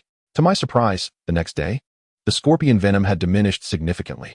Initially, I thought it was an illusion, but by the third day, when the venom had completely vanished, I realized it was not a mere figment of my imagination but a genuine resolution of the poison. Only then did I inform you and retreat to recover my energy. Yan Mingyao spoke slowly, his gaze filled with affection as he glanced at the blushing Yan Rian in his arms, revealing a truth that left the other three in disbelief. Rian! Rian! It was actually Rian! They exclaimed in unison, astonished. Their eyes met, filled with skepticism. Although they trusted that Yan Mingyao would not jest about such matters, it was still too hard to believe. Snow Ant, however, was quick to react, hastily clarifying. Rian, you misunderstood. What we meant to ask is, where did you obtain that pill? Surely, you didn't concoct it yourself? Caught off guard by the question, Yan Rian's face turned an even deeper shade of crimson. Her cheeks flushed with embarrassment as she stammered, unsure of how to respond. Although Yan Taibai had not instructed her to keep it a secret, she did not wish to divulge their shared secret to others, fearing it might bring trouble to him, especially now that Yan Mingyao was safe. Yan Rian felt even less inclined to betray Yan Taibai. Noticing her flustered demeanor, Mr. Xian Yi narrowed his eyes, uncertain. It was Taibai who gave it to you, instructing you to feed it to your father, correct? And no, it was Rian who bought it herself. Yes, I bought it, she stammered. Yan Rian, being merely 4 or 5 years old, naturally cannot possess the maturity of Yan Taibai. Thus, in her eagerness, she could only resort to such an excuse. Very well. We believe you, Yan Mingyao said softly, subsequently signaling Mr. Xian Yi, the ancestral figure of the Yan family, and his companion to refrain from further inquiries. Mr. Xian Yi, along with the elder of the Yan family, echoed, Indeed, Rian, we trust you. Upon witnessing this, Yan Rian exhaled in relief, feeling that she had successfully shielded the secret between Yan Taibai and herself. At that very moment, 2 uninvited guests arrived at Yan Taibai's courtyard. They had not anticipated that he would forsake the library, compounded by the circumstances surrounding Yan Mingyao. The disciples of the martial arts hall had not paid much heed to Yan Taibai's whereabouts, which granted them the opportunity to smoothly infiltrate his residence. Meanwhile, Yan Taibai, sensing an acute danger through the White Emperor's golden sovereign slash and his own innate awareness of peril, chuckled lightly. Esteemed seniors, since you have arrived, why not show yourselves and share a cup of tea before proceeding with your business? Chapter 23. Annihilation of the Ghost Spirit Sect's Foundation Establishment Phase after soothing Yan Rian. Aunt Shui took the initiative to head towards Yan Taibai's courtyard to express her gratitude. However, as soon as she reached the entrance and had yet to transmit her voice, she beheld 2 corpses lying within the open courtyard. The expression of gratitude on her face swiftly transformed into one of shock as she gazed at Yan Taibai, who was counting the spoils from the storage bags nearby. Her lips trembled as she prepared to inquire about the situation. Yan Taibai, noticing her arrival, scratched his head and explained with a hint of embarrassment, Aunt Shui. These 2 are assassins from the Ghost Spirit Sect, seemingly at the Foundation establishment stage. However, perhaps fearing detection by their kin, I seized the opportunity to eliminate them. Their aura and the artifacts they wield bear a striking resemblance to those described in the texts concerning the Ghost Spirit sect. Aunt Shui, with your vast knowledge, could you verify this, lest we wrongfully accuse the Ghost Spirit sect? In truth, Yan Taibai intentionally left the corpses intact to inform the Yan family of the assassination attempt. Should the ancestral figure of the Yan family consider allying with the Ghost Spirit sect in the future, he would possess ample justification to lead his beloved, Yan Ruyan, away from the Yan fortress. Without his dear Yan Ruyan, the Yan fortress would hold no value for the Ghost Spirit sect, leaving them with no choice. Furthermore, the possibility of the ancestral figure of the Yan family silencing him could not be dismissed. Therefore, he must devote himself to cultivation, aiming to surpass even the Foundation establishment practitioners. The White Emperor's Golden Sovereign Slash, an unparalleled divine technique hailing from the world of eternal life, provided him with that possibility. Merely utilizing a top-tier artifact imbued with a trace of gung metal true energy, he unexpectedly dispatched the two Foundation establishment practitioners from the Ghost Spirit sect, proving its immense potential and formidable power. Indeed, the two practitioners had underestimated him, perceiving him merely as a cultivation prodigy devoid of combat experience. They aimed to eliminate him swiftly, which allowed him to exploit their oversight and achieve victory, slaying them both. Their protective artifacts offered little defense against him. Reaffirming his confidence in gung metal true energy, he believed that if he could completely substitute the true essence within his Dantian with gung metal true energy, even as a Foundation establishment practitioner, he would stand a fighting chance against those in the core formation stage, possibly even defeating them. However, the necessity of acquiring a vast quantity of gung metal spiritual stones made such a transformation appear astronomical. Iron or veins, while present, were far less effective and convenient than gung metal spiritual stones. Shortly thereafter, Aunt Shui examined the artifacts Yan Taibai had presented, her brows furrowing with concern. What has our family done to provoke the Ghost Spirit sect of Tianluo? Could it be that your husband's predicament is also their doing? This was indeed a possibility. The Tiannan notebook records that the Ghost Spirit sect is one of the 6 demonic sects of Tianluo, excelling in necromancy and dark arts.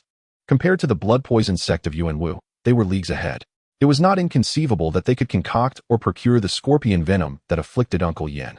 Yan Taibai speculated with a grave demeanor, intent on tarnishing the Ghost Spirit sect's reputation. Firstly, they sought his life. Secondly, for the sake of his beloved. And thirdly, to unequivocally sever any ties the Yan fortress might consider with the Ghost Spirit sect. With the family's foremost prodigy assassinated and the father of the second prodigy barely escaping with his life, it would be quite inappropriate for the Yan fortress to align with the Ghost Spirit sect. When the time came, whether he chose to abscond with his beloved or annihilate the Ghost Spirit sect, particularly the young master Wang Chan, he would possess ample justification. While Aunt Shui might have previously harbored doubts regarding Yan Taibai's conjectures, her trust was solidified now that he had saved Yan Ruyan's father, her partner. After all, they were family. Bring their bodies with us. We must report this matter to the ancestor. It is imperative that he orders a thorough investigation of the entire family. If such an occurrence can transpire once, it is bound to happen again. No practitioner from the Ghost Spirit sect is virtuous, Aunt Shui instructed coldly, her countenance grave yet tinged with helplessness. The blood poison sect of Yuanwu had already rendered the Yan fortress incapable of enacting any form of retaliation. Now, with the Ghost Spirit sect in play, the ancestral figure could only anticipate the ensuing turmoil. In her preoccupation with Yan Ruyan's father's predicament, Aunt Shui had momentarily overlooked inquiring how Yan Taibai had dispatched the two practitioners from the Ghost Spirit sect. After all, even she would find it challenging to eliminate 2 Foundation establishment practitioners, if not impossible, yet now was not the time for such inquiries. Very well, Yan Taibai thought. Elated at her response, he promptly stored the 2 corpses of the Ghost Spirit sect practitioners within his storage bag. Seeing this, Aunt Shui took the lead, guiding Yan Taibai back along the same path, while simultaneously inquiring about the situation concerning Yan Ruyan's father. Taibai, was the detoxification pill given to her father provided by you? Ah, so Ruyan has already informed you? Yan Taibai feigned surprise and a hint of embarrassment. Ruyan did not divulge anything to us. She is quite tight-lipped. However, the only reason she would be so obedient would be because of you, making it easy to deduce. Aunt Shui lightly shook her head and explained, seemingly concerned that Yan Taibai might misinterpret Yan Ruyan's actions. I did not ask Ruyan to keep it a secret. The detoxification pill was an unintentional acquisition of mine, and I had no certainty of its efficacy. However, to ensure you would administer it to Uncle Yan, I had no choice but to entrust it to Ruyan. Yan Taibai chuckled and shook his head. Ah, I see. Uncle Yan is nearly recovered. You have my gratitude for this. Upon hearing Yan Taibai's explanation, Aunt Shui felt a wave of relief wash over her, nodding her head in thanks. Should you have any requests, do not hesitate to voice them. I and Rian's father will do our utmost to fulfill them, Aunt Shui added. No need for such formalities. We are family. Yan Taibai waved his hand dismissively. How about this? You have been seeking mid-tier gung metal spiritual stones for your cultivation, correct? Rian's father and I shall endeavor to gather some for you. Do not refuse. The higher your cultivation, the greater the benefits for Rian. For instance, had your strength been lacking this time, I might have been faced with your corpse. If not even that. Shui gently shook her head and said, All right, thank you, Shui. As the two conversed momentarily, they arrived at the entrance of Yan Rian's father's courtyard. Chapter 24. The Symbolic Treasure of the Universe Tower. What? The Ghost Spirit Sect's cultivators attempted to assassinate Taibai. How could this be possible? Upon hearing the exchange between Yan Taibai and Shui, the expression of the Yan family patriarch shifted dramatically, nearly causing him to rise from his seat in agitation. His gaze flickered with uncertainty, revealing a complex array of emotions. At this moment, Shui, with a grave demeanor, spoke earnestly, Esteemed patriarch, had I arrived even a moment later and without a mid-level concealment talisman, it is likely that during our journey, Yan Taibai and I would have come to an agreement to eliminate the Ghost Spirit Sect cultivators, attributing the merit to me.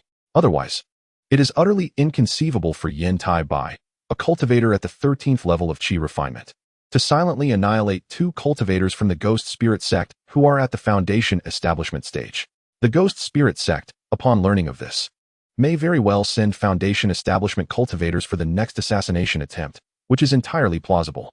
Here are the tokens from the two individuals. I request the Patriarch to inspect them to prevent any errors. Seeing the situation, Yan Taibai promptly retrieved the tokens of the Ghost Spirit Sect cultivators from his robes and respectfully presented them.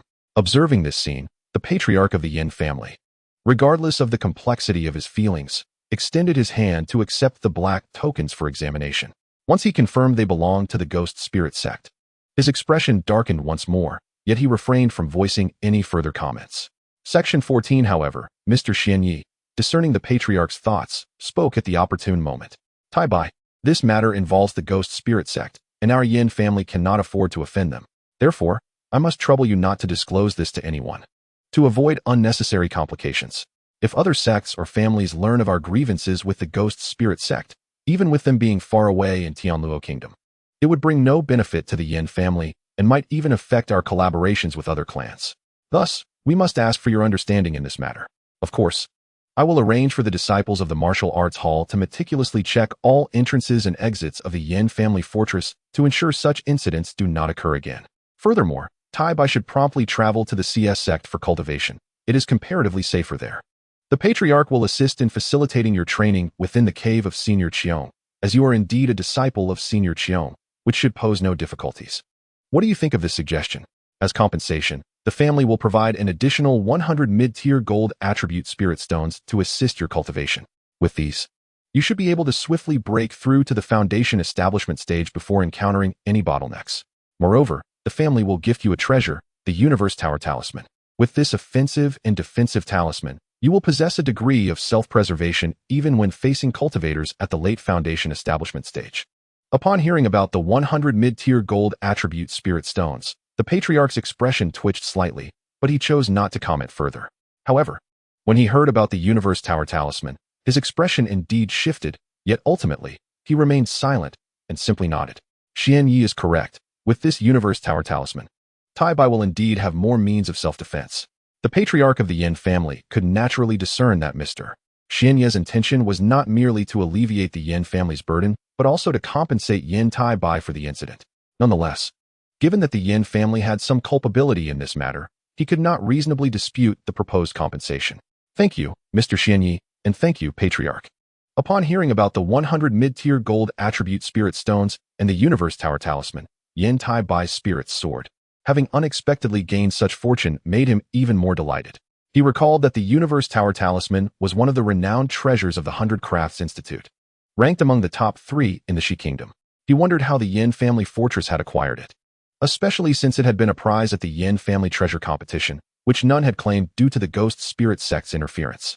Now, unexpectedly, it had fallen into his hands, and his joy was palpable. You're fine, then. Before you enter the CS sect, remain here in this courtyard for your cultivation. There is no need to visit the library. I will ensure everything regarding family matters is arranged. The patriarch of the Yan family, satisfied with Yan Taibai's lack of objections, nodded approvingly and proceeded with the arrangements. Understood, Yan Taibai replied respectfully. There was no choice but to endure, as his current strength was insufficient to contend with his adversaries. Fortunately, he had successfully eliminated 2 cultivators from the Ghost Spirit sect, acquiring a substantial fortune along with 100 mid-tier gold attribute spirit stones and the Universe Tower talisman. Yet, he harbored doubts about whether the Yao family fortress could truly eliminate the Ghost Spirit sect's presence. After this exchange, the patriarch of the Yan family departed the courtyard with Mr. Xianyi. Do you have any questions? Along the way, the patriarch cast a glance at the contemplative Mr. Xianyi and inquired, May I ask, esteemed patriarch, is there indeed a connection between the Ghost Spirit sect in Tianluo Kingdom and our Yan family? As the individual most familiar with the Yan family patriarch, Mr. Xianyi immediately sensed the patriarch's shock and disbelief upon hearing of the assassination attempt on Yan Taibai by the Ghost Spirit sect, as though such an event were inconceivable. Given his understanding of the patriarch, it was evident that there was a deeper relationship between the 2 families. While others may not have perceived this, Mr. Xianyi did. Initially, he had refrained from asking, but since it concerned Yan Taibai, whom he regarded as a half-disciple, he felt compelled to seek clarity on the matter. Indeed, it cannot be concealed from you. Yes, the Ghost Spirit sect does have ties to the Yan family. To be precise, the Yan family was once part of the Ghost Spirit sect. However, having departed for a long time, only I within the family am aware of this. If we were to discuss seniority, the current leader of the Ghost Spirit sect would refer to me as Uncle Master. Yet, why they would attempt to assassinate Taibai remains a mystery to me. Could it be that they fear Taibai and Yan heir might unite and restore the Yan family to the Ghost Spirit sect? Chapter 25. The Great Purge of Yan Family Fortress. After listening to Mr. Xianyi's analysis, the patriarch of the Yan family pondered deeply for a long while before shaking his head in denial, his expression complex. This is impossible. The Yan family separation from the Ghost Spirit sect was not due to persecution from within, but rather a fundamental divergence in ideology that necessitated our departure, with no significant enmity involved. Moreover, in recent years, I have maintained contact with the current leader of the Ghost Spirit sect, making such a scenario even more implausible. However, does the patriarch not consider that the assassination of Taibai by the Ghost Spirit sect's foundation establishment cultivators might be a deliberate scheme by other cultivation sects to frame the Ghost Spirit sect? Given the patriarch's understanding of the Ghost Spirit sect, it should be clear that those 2 foundation establishment cultivators were trained assassins, with the singular objective of eliminating Taibai. Having never intended to leave the Yan family fortress alive, the esteemed ancestor of the Yan family does not believe that the Ghost Spirit sect harbors animosity towards them. Or is it that he recognizes that Yan Taibai has offended the Ghost Spirit sect? In response to the elder's remarks, Mr. Xianyi's visage darkened considerably, and he rarely found himself in a position to challenge and question the assertion. After all, Yan Taibai could be considered a half-disciple of his, having recently saved the father of his dear friend Yan Ruyan. The bond forged over the years is not something that can be easily compared to the Ghost Spirit sect, which is entirely unrelated. Moreover, the evidence is irrefutable, leaving no room for defense. Yet, to Mr. Xianyi's astonishment, the elder of the Yan family was still speaking in favor of the Ghost Spirit sect. Even though the Yan family originated from the sect, such behavior was unacceptable. This left him somewhat incredulous, which is why he unusually questioned and rebuked the elder. Xianyi, I can comprehend your sentiments. Yet the Ghost Spirit sect must have its reasons. I shall discreetly dispatch someone to inquire with the current leader of the Ghost Spirit sect, to demand an explanation for the Yan family and for Taibai. The elder of the Yan family was understandably furious about the assassination attempt on Yan Taibai. Yet he was acutely aware of the vast disparity between the 2 parties and was perplexed as to why the Ghost Spirit sect would act thus. Forgive me, esteemed ancestor. I have been disrespectful, Mr. Xianyi said, realizing that his previous words may have been excessive, as his expression shifted slightly, and he quickly bowed in apology. You have not been disrespectful, your words hold merit. However, I simply cannot fathom this situation and must pursue the matter further. Rest assured. The elder of the Yan family reassured him with a gentle shake of his head. Indeed, Xianyi understands. However, I fear that we must adequately compensate Taibai to prevent any adverse effects on his state of mind and cultivation, Mr. Xianyi added. Very well. Proceed with your arrangements. As for the compensation, I leave that to your discretion, as long as you deem it appropriate. The elder of the Yan family nodded in reluctant agreement. Then, on behalf of Taibai, I express my gratitude to you, esteemed ancestor. Mr. Xian Ye's face finally revealed a smile of thanks. Indeed, I entrust the family matters to you. This opportunity is fortuitous, allowing us to cleanse our family both internally and externally. You may state that we are seeking the assailants responsible for the attack on Taibai. I believe there will be no objections, the elder of the Yan family stated, a cold glimmer flashing in his eyes, filled with murderous intent. Due to the Yan family status as the foremost cultivation family in the state of Yu, the 7 sects of Yu have naturally been vigilant, placing numerous spies over the years. Most of the time, the elder would turn a blind eye to this tacit understanding, but this time was different. This opportunity allows for the complete eradication of the spies within the Yan family. Originally, he intended to take advantage of the incident involving Yan Rian's father, but now the assassination of Yan Taibai seemed far more fitting. In truth, the incident concerning Yan Rian's father was also due to the exposure of his whereabouts. The elder had been waiting for Yan Rian's father to pass away, thus providing a chance to cleanse the entire Yan family internally and externally. Now, the timing with Yan Taibai was most opportune. Additionally, inform the Shadow Moon sect that Taibai has been injured and request their assistance in escorting him to the Shadow Moon sect. Compared to our family, the Shadow Moon sect will provide a greater sense of security, particularly the cave abode of the Elder Qiong, which is indeed more suitable for Taibai's foundational cultivation. The elder of the Yan family instructed. Mr. Xian Yi understood, assuring the elder not to worry. He would handle the matter and ensure that there would be no oversights. A faint smile appeared on Mr. Xian Ye's face, his eyes brimming with murderous intent, evidently eager to seize this opportunity for a thorough cleansing. Thus, no one could object. At least for the next 2 or 3 decades, the Yan family would be much cleaner. Remember to ensure a complete and thorough cleansing. The elder of the Yan family reiterated. Understood. The following day, Yan Taibai was attacked by unidentified foundational cultivators, but fortunately, was discovered by Yan Rian's mother, who retaliated and killed the would-be assassins. The news that Yan Taibai's life was at stake quickly spread throughout the Yan family fortress. Coupled with the fact that Yan Rian's father was poisoned and nearly lost his life due to the exposure of his whereabouts. These 2 incidents together sent shockwaves through the Yan family fortress. Subsequently, the fortress initiated a protective array, sealing off the entire estate to prevent any ingress or egress, and began investigating all members of the Yan family. Until every individual had been thoroughly examined, all suspicious persons were to be apprehended and judged. The protective array would remain active, even if it consumed over 100 spirit stones daily. In an instant, a significant upheaval swept through the Yan family fortress, with many unidentified individuals, both mortals and cultivators, vanishing without a trace. Even a few members of the Yan family also disappeared. Thus, a merciless bloodbath was underway within the Yan family. Amidst all this, Yan Taibai remained oblivious, for he had not left his courtyard. His days were filled with cultivation, studying the newly acquired treasure, the Qiankuan Tower, and spending time playing with Yan Rian. He sought guidance from Yan Rian's father, his future father-in-law, regarding cultivation techniques and spells. As for the mid-tier metal attribute spirit stones gifted by Mr. Xian Yi, along with those he had exchanged for, they had all been consumed, allowing him to cultivate several strands of gung metal true energy within his dantian, enhancing his life-preserving capabilities. Yan Taibai was acutely aware of just how formidable his cultivated gung metal true energy was. Given time, should his dantian's true essence be entirely transformed into gung metal true energy, he would even dare to confront and potentially vanquish a core formation cultivator. After the Yan family fortress underwent this thorough cleansing, it emerged remarkably pristine, with scarcely any trace of corruption remaining. Of course, the cost was not insignificant. 5 or 6 foundational cultivators from the martial arts hall perished, along with 30 to 40 qi refining disciples of the Yan family. Even the elder of the Yan family had personally intervened once, a testament to the extent of envy directed towards the Yan family fortress. Remarkably, nearly half of those implicated had only appeared in the Yan family fortress after Yan Taibai's celestial root was revealed. Following Yan Rian's discovery, the number had further increased. Chapter 26. Arrival of the Shadow Moon sect. During this period, there were also individuals who revealed their identities to the disciples of the Yan family's martial arts hall. For instance, they claimed to belong to certain clans or sects, yet without exception, they were all eradicated, showing no mercy whatsoever.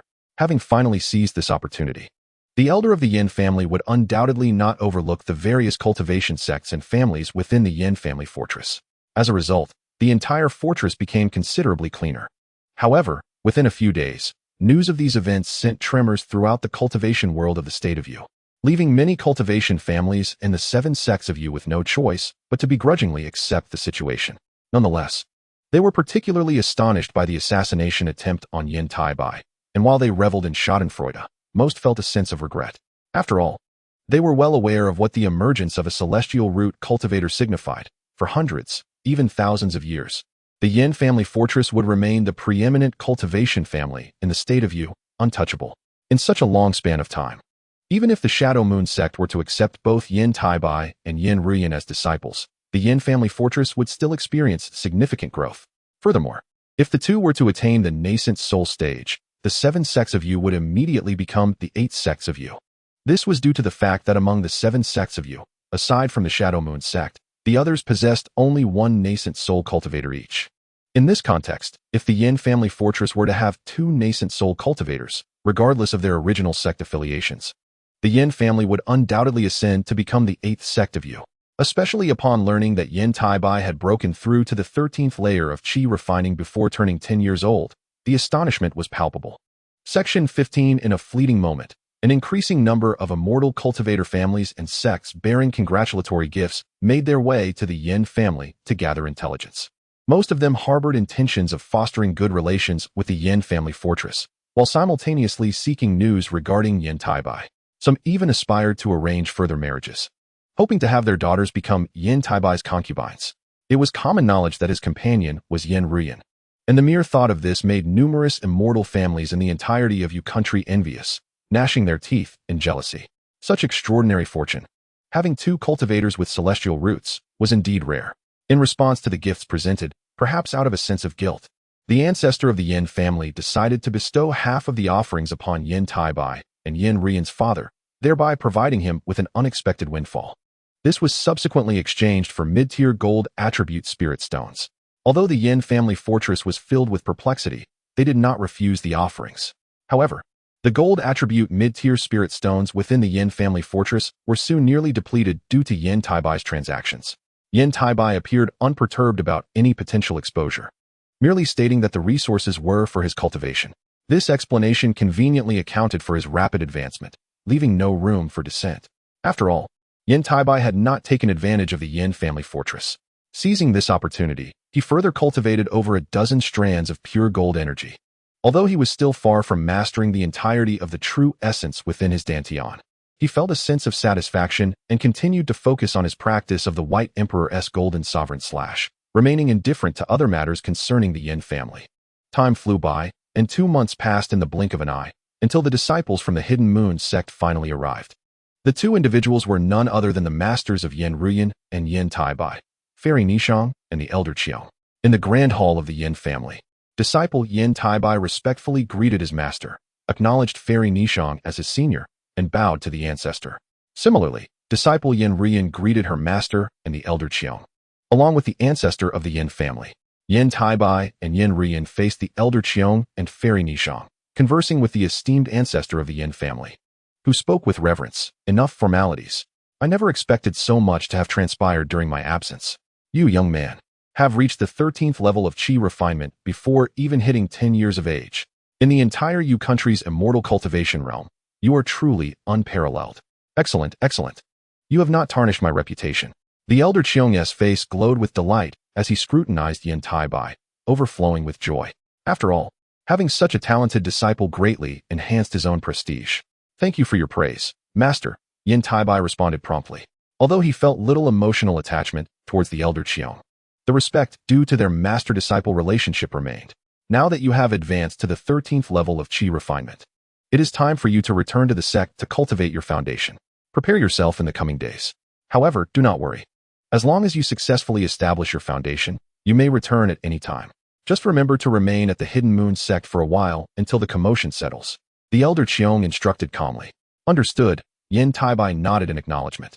By the way, have you discovered which sect sent assassins to target Taibai? Upon seeing this, a satisfied expression emerged on the Elder Qiong's face, but he swiftly shifted his tone, his gaze turning icy. At this, Yan Taibai instinctively glanced at the ancestor of the Yan family. The ancestor shook his head, letting out a helpless sigh. Not yet. The assassins turned to ashes upon their demise, leaving no traces behind. Investigating has proven exceedingly difficult. I even went so far as to purge the entire family, yet to no avail. Upon hearing about the thorough cleansing, both the elder Qiong and Fairy Nishong exchanged uneasy glances. Many among the Hidden Moon sect had vanished without a trace, evidently silenced. They could not speak freely about the matter, only begrudgingly accepting the situation. Although Yan Taibai was certainly not a target of the Hidden Moon sect's assassination, the Yan family fortress would not concern itself with such details, opting to eliminate all potential threats. Perhaps there were innocent parties involved, but it was deemed necessary to avoid any oversight. After all, leaving even one alive could lead to further complications. Well, if we cannot uncover the truth, then so be it. I will arrange for the sect to investigate alongside you. The elder Qiong expressed his frustration over the assassination attempt on his disciple. Thank you, Master. Yan Taibai quickly expressed his gratitude. Enough of the thanks. Focus on establishing your foundation upon returning to the sect. For now, adhere to what Yin Daoyu mentioned and cultivate in my cave. The elder Qiong waved his hand dismissively. Yes, disciple will comply, Yan Taibai replied with utmost respect. When can Ruyan join the sect for her training, Master? At this moment, Yan Ruyan, with her big, watery eyes, gazed eagerly at Fairy Nishong, filled with anticipation. She had no desire to part ways with Yan Taibai. If Ruyan wishes, she may remain here and cultivate in my cave. I will take care of the other matters, Fairy Nishong replied with a smile, acquiescing to Ruyan's request. Chapter 27. Thank you, Master. Upon hearing Fairy Nishong's words, Yan Ruyan's flawless face instantly blossomed into a radiant smile. In a flurry, she performed a quick bow and then leapt into Fairy Nishong's embrace. Oblivious to any breach of decorum, even the ancestor of the Yan family could not suppress a fond smile at Yan Ruyan's behavior, showing no signs of reprimand, let alone the others present. Fairy Nishong held her close, presenting her with a high-tier silk handkerchief artifact, as the two resumed their quiet conversation, having much to catch up on after their prolonged separation. Meanwhile, Yan Taibai exchanged glances with the elder Qiong, who, after a moment of contemplation, retrieved a treasure from his storage pouch, the Invisibility Needle Talisman. This talisman, the Invisibility Needle, was crafted for you by your master. Take it for now. Once you establish your foundation, use this needle. I cannot guarantee anything else, but no foundational cultivator beneath the Golden Core stage can defeat you without special means. At the very least, it will ensure your safe retreat. Upon hearing the term Invisibility Needle, Yan Taibai's eyes lit up, and he expressed his gratitude with a radiant face. Thank you, Master. I will undoubtedly uphold your esteemed reputation.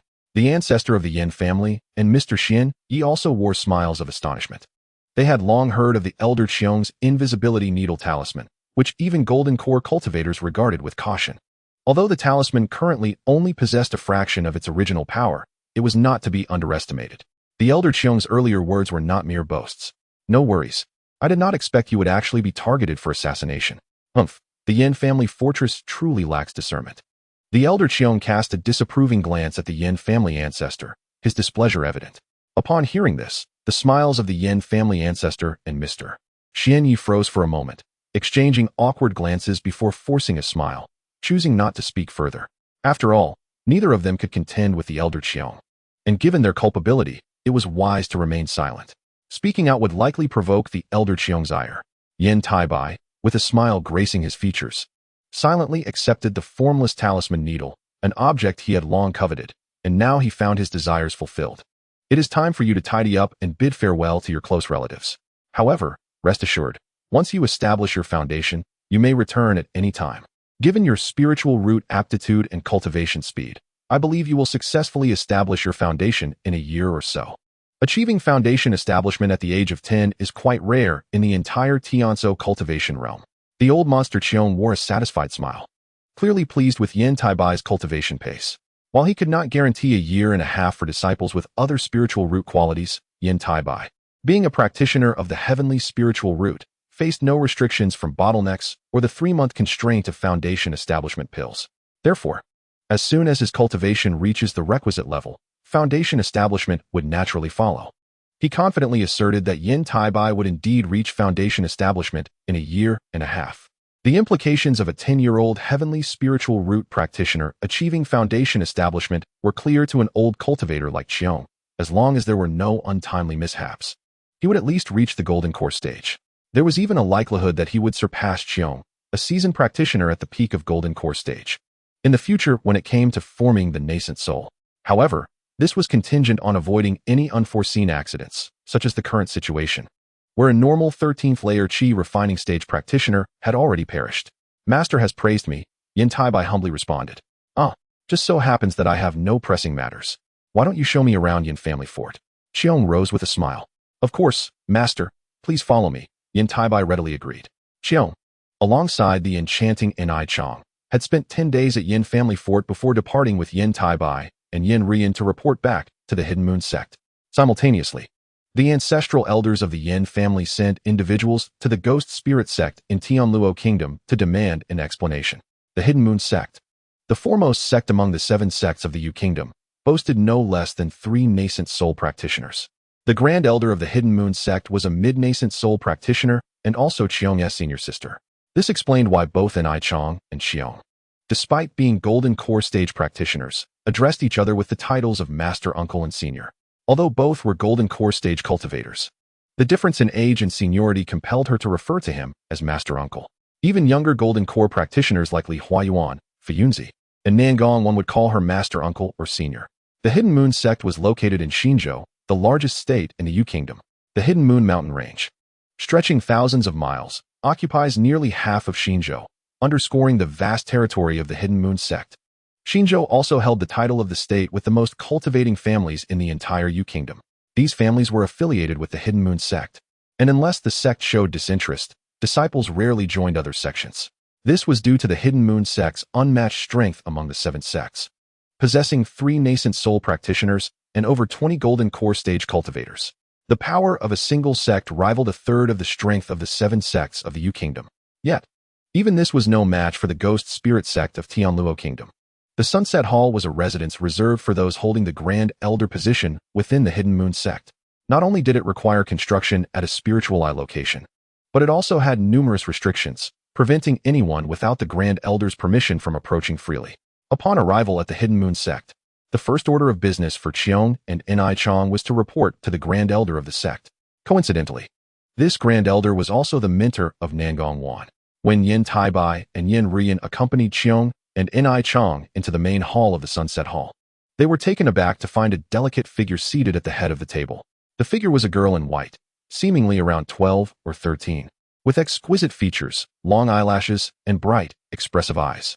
Although she appeared youthful, Yan Taibai comprehended the meaning of creamy white peaks and unfathomable abysses.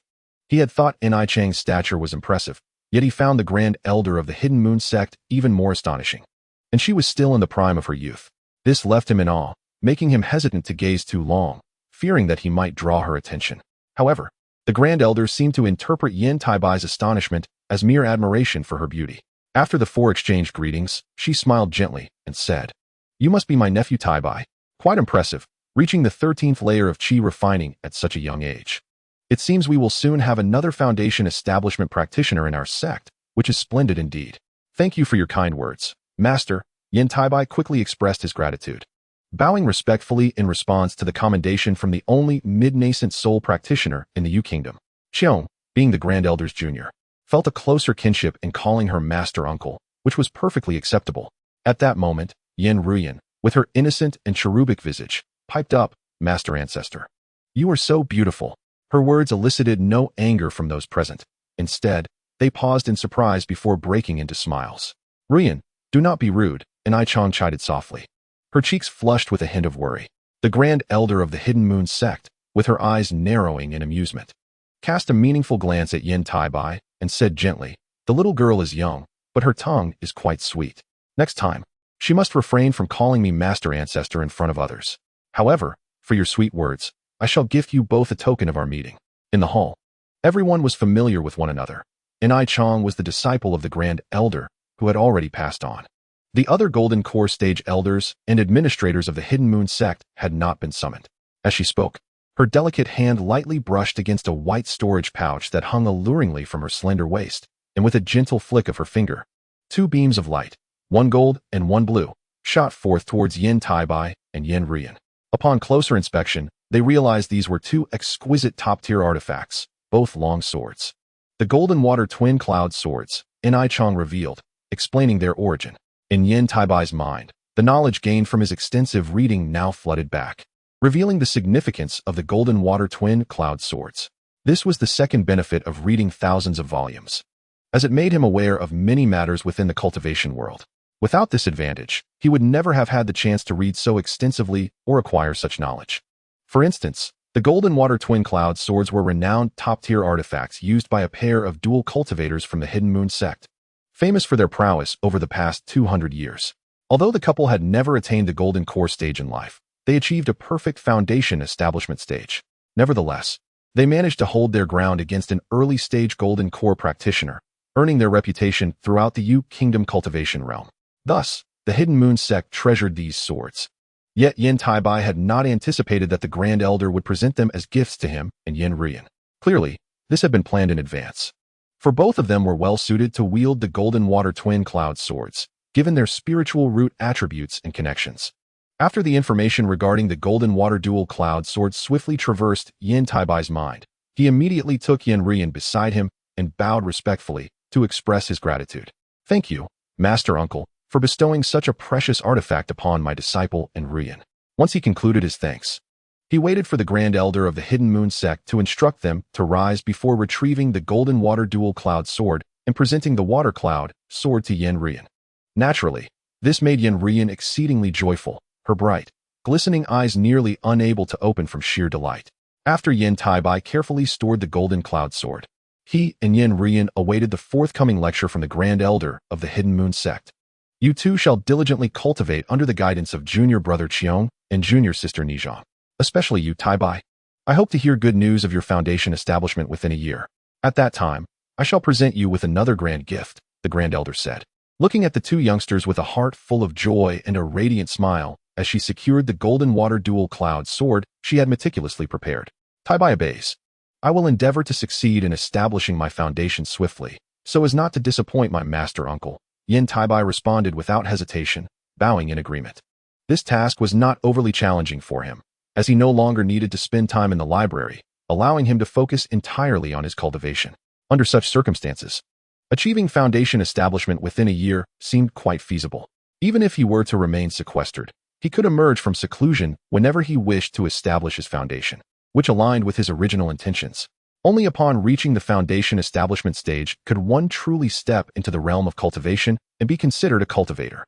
Practitioners in the Qi refinement stage were not significantly different from mortals, whether in terms of lifespan or physical attributes, particularly concerning the lifespan, which cultivators hold in high regard.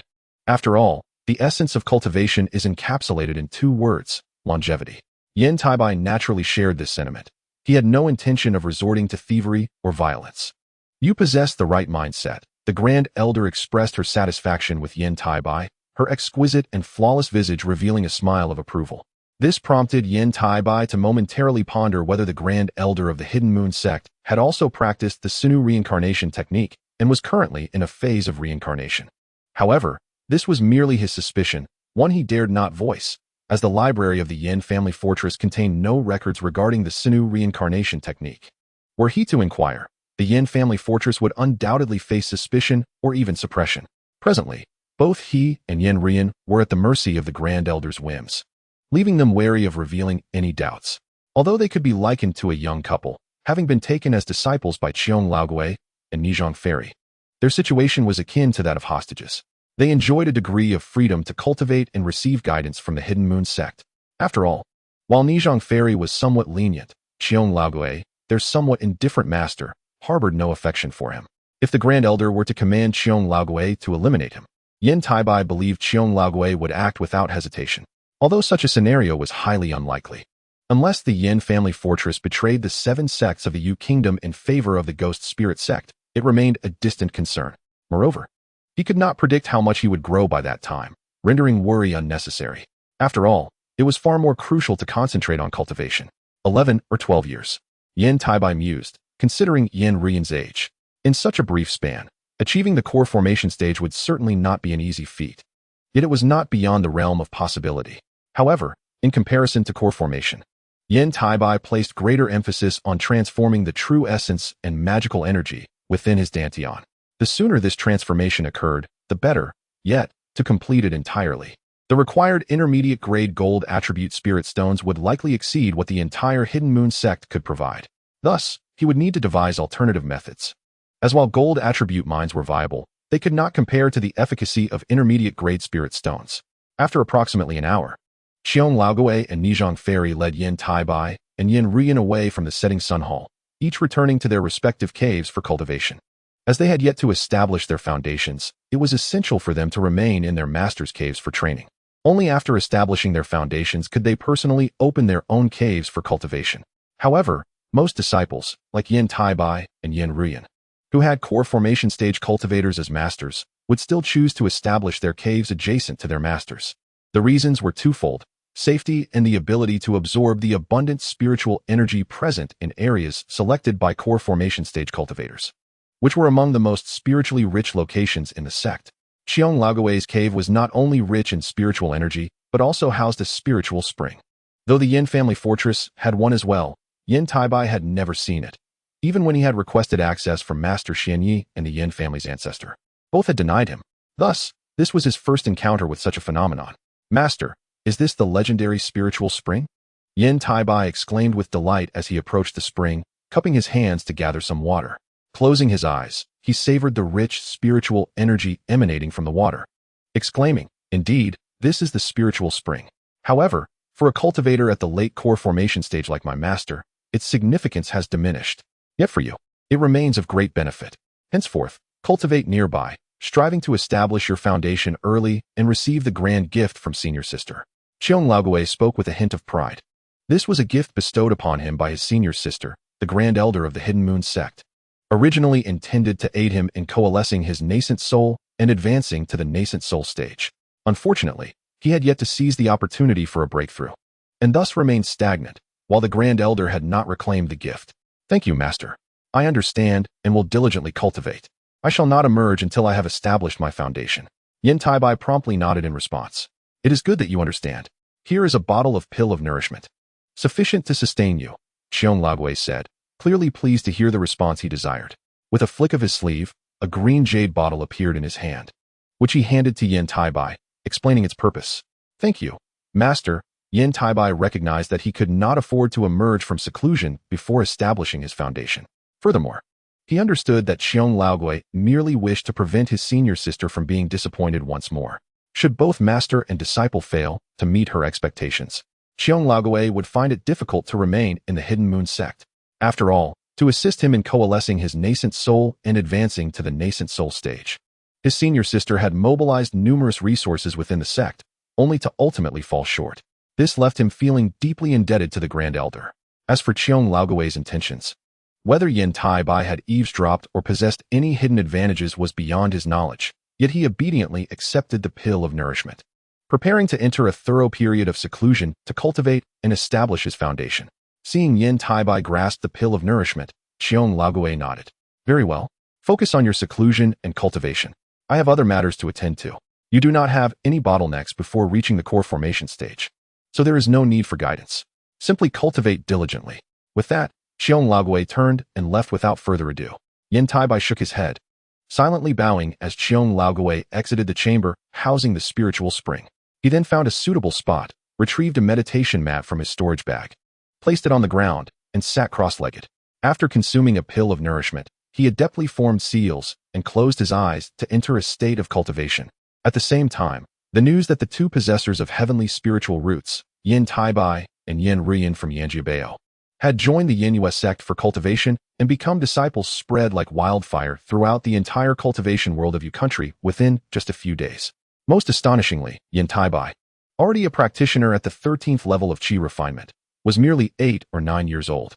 This undoubtedly signaled to the entire Yu country cultivation community that Yan Taibai could very well achieve foundation establishment before the age of 10.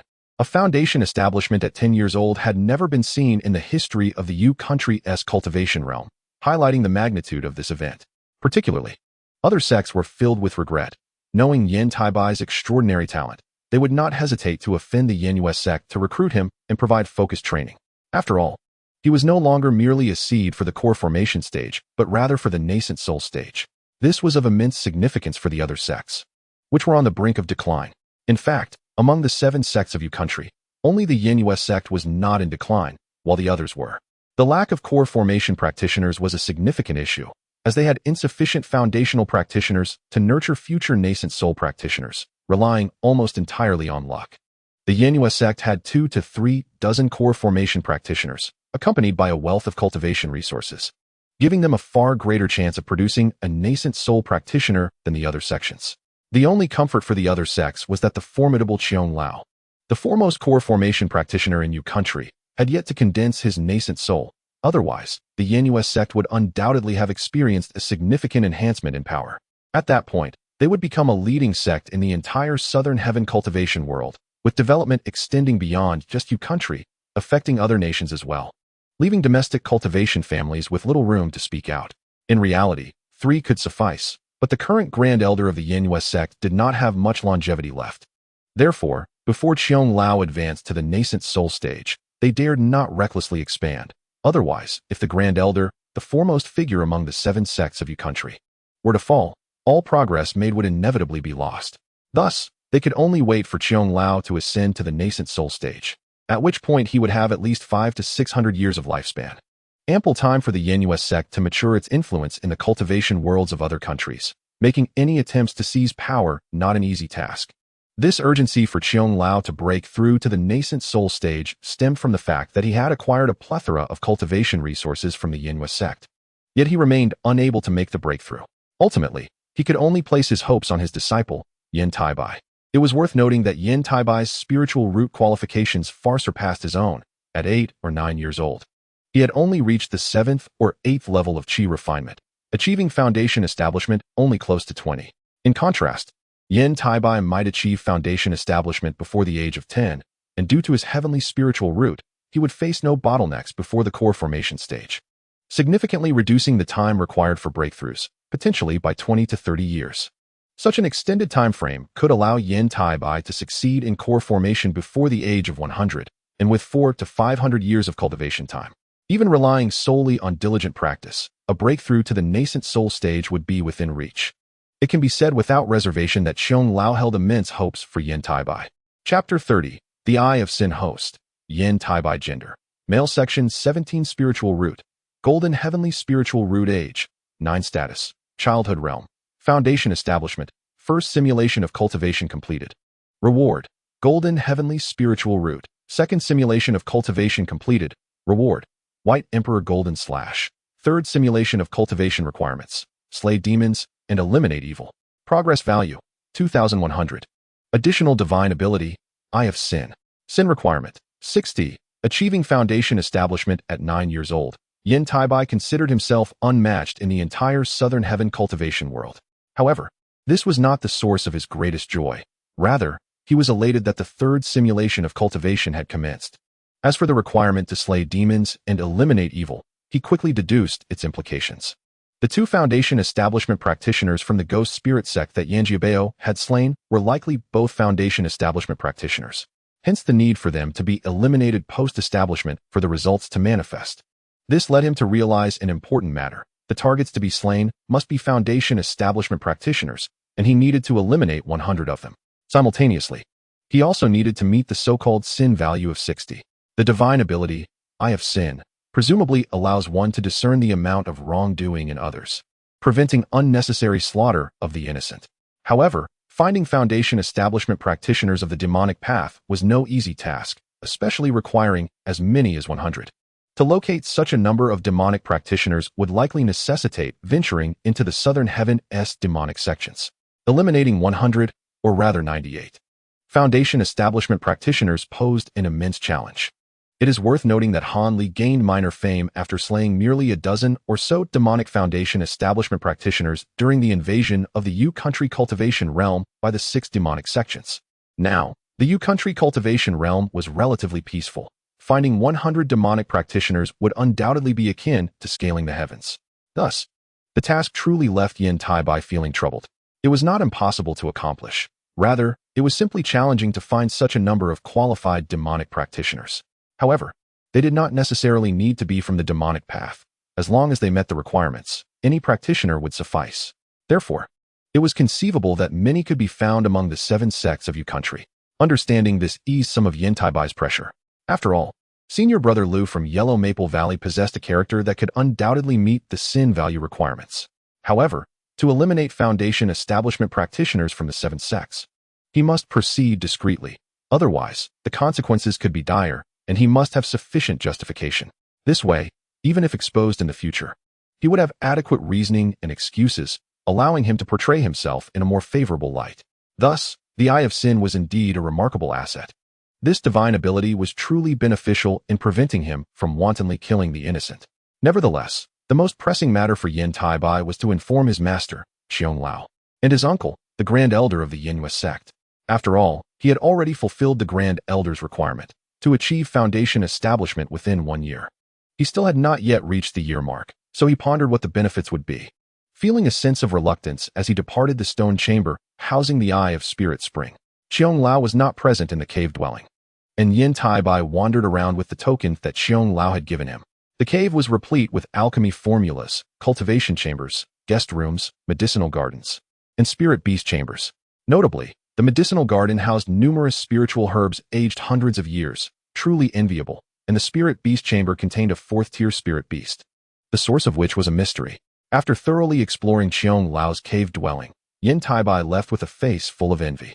For the time being, he could not aspire to such a level of cave dwelling. An hour later, in a side hall of the Sunset Palace, the Grand Elder of the Yinhua sect, dressed in moon-white palace attire, sat gracefully on a mat, exuding an ethereal elegance akin to a flower fairy. Suddenly, a brilliant golden light pierced through several layers of indistinct barriers, weaving through corners, and flew into her side hall. She slowly opened her starry, radiant eyes, then gently tapped her jade finger, drawing the golden light into her hand for examination. Her red lips parted in surprise as she exclaimed, "Oh, how long has it been? That little fellow has truly established his foundation. What a pity that Xiong Shidi is out on business. Otherwise, who knows how delighted he would be." As the words hung in the air, the Grand Elder of the Hidden Moon sect smiled subtly, a glint of mischief flashing in her bright eyes, revealing her thoughts. Almost simultaneously, outside the sunsetting hall, Yan Taibai, who was awaiting entry, noticed the white light barrier before him vanish. Realizing this was the Grand Elder acknowledging his communication talisman, he strode confidently into the hall without a moment's hesitation. In the span of a tea's brew, he arrived at the great hall once more. However, this time it was devoid of any presence, leaving only the vast emptiness to greet him. Yan Taibai raised an eyebrow at the desolation but chose to remain still, standing motionless in the center of the hall, his demeanor imbued with reverence. After approximately 15 minutes, a refreshing fragrance wafted through the air, followed by the melodious laughter of a young girl resonating in his ears. "Ah, I didn't expect you to establish your foundation so swiftly." At that moment, Yan Taibai spun around, taking several steps back, and bowed respectfully to the palace-attired maiden who had appeared behind him. Disciple Yan Taibai pays respects to my esteemed senior. He understood well where the whimsical nature of Nangong Wan, who was now behind him, had originated. Truly, a master begets a disciple. Furthermore, the eccentric temperament of the old monster Qiong did seem to run in the family. "Quite the quick reflexes, though rather dull," she remarked, as the Grand Elder of the Hidden Moon sect settled into the seat of honor in the hall with a lackluster expression. Hearing her words, Yan Taibai felt a hint of embarrassment, not solely due to the White Emperor's golden sovereign slash, which had sharpened his reaction significantly. To his surprise, the Grand Elder's evil value was only 10, which seemed somewhat incongruous for a figure of her stature in the realm of cultivation, a mid-yuan ing practitioner. Yet, this also indicated that she was not a malevolent person. Indeed, her manner of conducting herself affirmed this, albeit with a touch of navet. "Now that you have established your foundation, it is imperative to create your own cave dwelling. I possess 3 formations suitable for such purposes, which I shall gift to you. After all, I had promised a significant gift upon your foundation establishment, and this is it." With a graceful flick of her jade hand, a white storage pouch appeared and transformed into a streak of light, soaring towards Yan Taibai. It landed effortlessly before him, and he graciously accepted the boon. "Thank you, esteemed senior, for the generous gift of the formations. The most crucial aspect of establishing a new cave dwelling lies in the formations. Without them, safety cannot be assured. Even if I did not provide them, junior brother Qiong would have done so upon his return," the Grand Elder continued, regaining her previous dignified demeanor, albeit the juxtaposition of her youthful elegance made it somewhat amusing. Yan Taibai, after expressing his gratitude, lowered his gaze, refraining from staring directly at her, despite the striking allure of her figure. After all, she was his senior, and he would maintain his decorum. There is little else of note. Simply focus on your cultivation within the sect. Should you need to venture outside, conceal your identity to avoid unnecessary troubles. You have already faced assassination attempts within the Yan family, and while you have established your foundation, it does not guarantee your safety. Remember this, the Grand Elder advised. Her irritation evident at the thought of the surveillance the Hidden Moon sect had established within the Yin manor, which she had now thoroughly dismantled. Despite that, she could not blame the Yin family nor act against them, as she had temporarily lost her insight into their affairs. Fortunately, both Yan Taibai and Yan Rian, the most significant figures of the Yin family, were cultivating within the Hidden Moon sect, alleviating her concerns about any potential misdeeds. Disciple understands. Might I inquire if Senior possesses any treasures that can conceal or alter one's appearance? Seizing the opportunity following the Grand Elder's warning, Yan Taibai asked. Such items were rare in the realm of cultivation, hence Qiong did not possess any. Otherwise, Yan Taibai would have requested one directly. Now that the Grand Elder had opened the topic, if she did not provide one, he would have to procure it himself. As using a simple hat was far from convenient. It was insufficient compared to a proper item. Even if the opponent could discern something, they would not be able to perceive his true identity. To date, not many within the Hidden Moon sect had witnessed his genuine appearance. However, in the realm of cultivation, it was likely that most had already heard of him. The Hidden Moon sect was certainly not a completely safe haven, and there were numerous factions wishing to eliminate him. Nevertheless, most elders and officials within the sect hoped for his success in forming a core and achieving the Yuaning stage, which would significantly bolster the sect's power. Yet, the sect was not devoid of individuals placed there by other sects, so Yan Taibai must remain vigilant regarding his safety. Even though he had cultivated the White Emperor's Golden Sovereign Slash and possessed considerable gung metal true energy within his dantian, it was merely a means to slay formidable foes. If he encountered a core formation practitioner, his life would still be in jeopardy. Thus, he needed to expedite his cultivation to convert the true energy in his dantian into gung metal true energy, thereby successfully mastering the White Emperor's Golden Sovereign Slash and acquiring the means for self-defense. Additionally, he must complete the task of simulating cultivation, slay demons, and exterminate evil, a challenge significantly more formidable than the previous two. The first demanded a lack of shame, the second required knowledge of cultivators, and the third would likely necessitate immense strength and the acquisition of resources for cultivation, particularly for Yan Taibai, who primarily practiced the White Emperor's Golden Sovereign Slash. Resources, especially gold attribute spiritual stones, were of paramount importance. Most demonic cultivators were quite affluent, making them prime targets for resource acquisition. This necessity was precisely why Yan Taibai had sought the Grand Elder for a means of disguise, to eliminate foes and secure treasures, nay, to slay demons and eradicate evil. One must ensure their safety and identity. Upon hearing Yan Taibai's request, the Grand Elder, with her flawless yet mature visage, appeared momentarily taken aback. Clearly astonished by his inquiry, she eventually replied, "You are quite bold to ask. Indeed, I possess an artifact that meets your needs, albeit with some limitations. Each use allows a Foundation establishment practitioner to maintain the disguise for a maximum of half an hour. However, it also has its advantages. Unless one possesses a unique constitution or has cultivated the spirit divine ability, it is challenging to see through." "Thank you, esteemed senior," Yan Taibai responded promptly, bowing graciously. This high-tier artifact, known as the 100-Faced Illusion, originated from the 1,000 Illusion sect of Tianluo Nation, obtained by his master after vanquishing a formidable enemy of the sect. Crafted from the hide of the long-extinct 5th-tier demon beast, the illusory cloud beast, this artifact allowed the wearer to transform their appearance at will, making it nearly impossible for anyone below the Yuaning stage to discern the truth. However, it would deplete true energy quickly, limiting its effective duration to half an hour for ordinary Foundation establishment practitioners. He must remember this.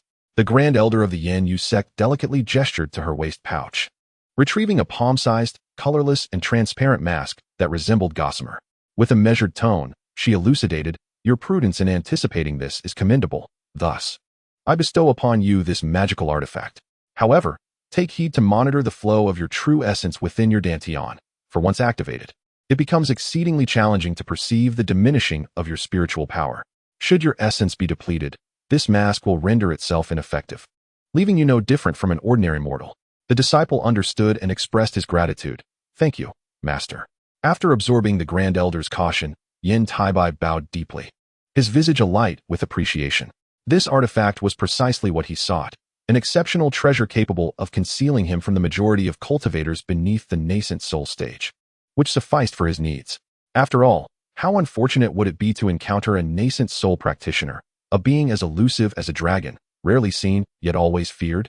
Such entities were akin to the revered ancestors of various sections. In the realm of cultivation, one could either engage in arduous seclusion, striving for the ethereal essence of immortality, venture to the southern ruins in search of opportunities, still in pursuit of that elusive eternal life, or cultivate formidable divine powers to enhance one's strength. Regardless, the plight of a foundation establishment practitioner would scarcely draw their attention. Yan Taibai believed his fortune would not be so dire as to encounter a nascent soul cultivator, who surely possessed better things to occupy their time. Remember to cherish this artifact well. Should you lose it, I shall not be lenient with you, the Grand Elder said, her beautiful eyes reflecting a hint of reluctance as she handed over the mask, cautioning him once more. In response, Yan Taibai solemnly promised, I will not misplace it. Yet, a faint suspicion lingered in his mind that the Grand Elder had once donned this mask in her youth, perhaps more than once, and may have even encountered troubles due to it.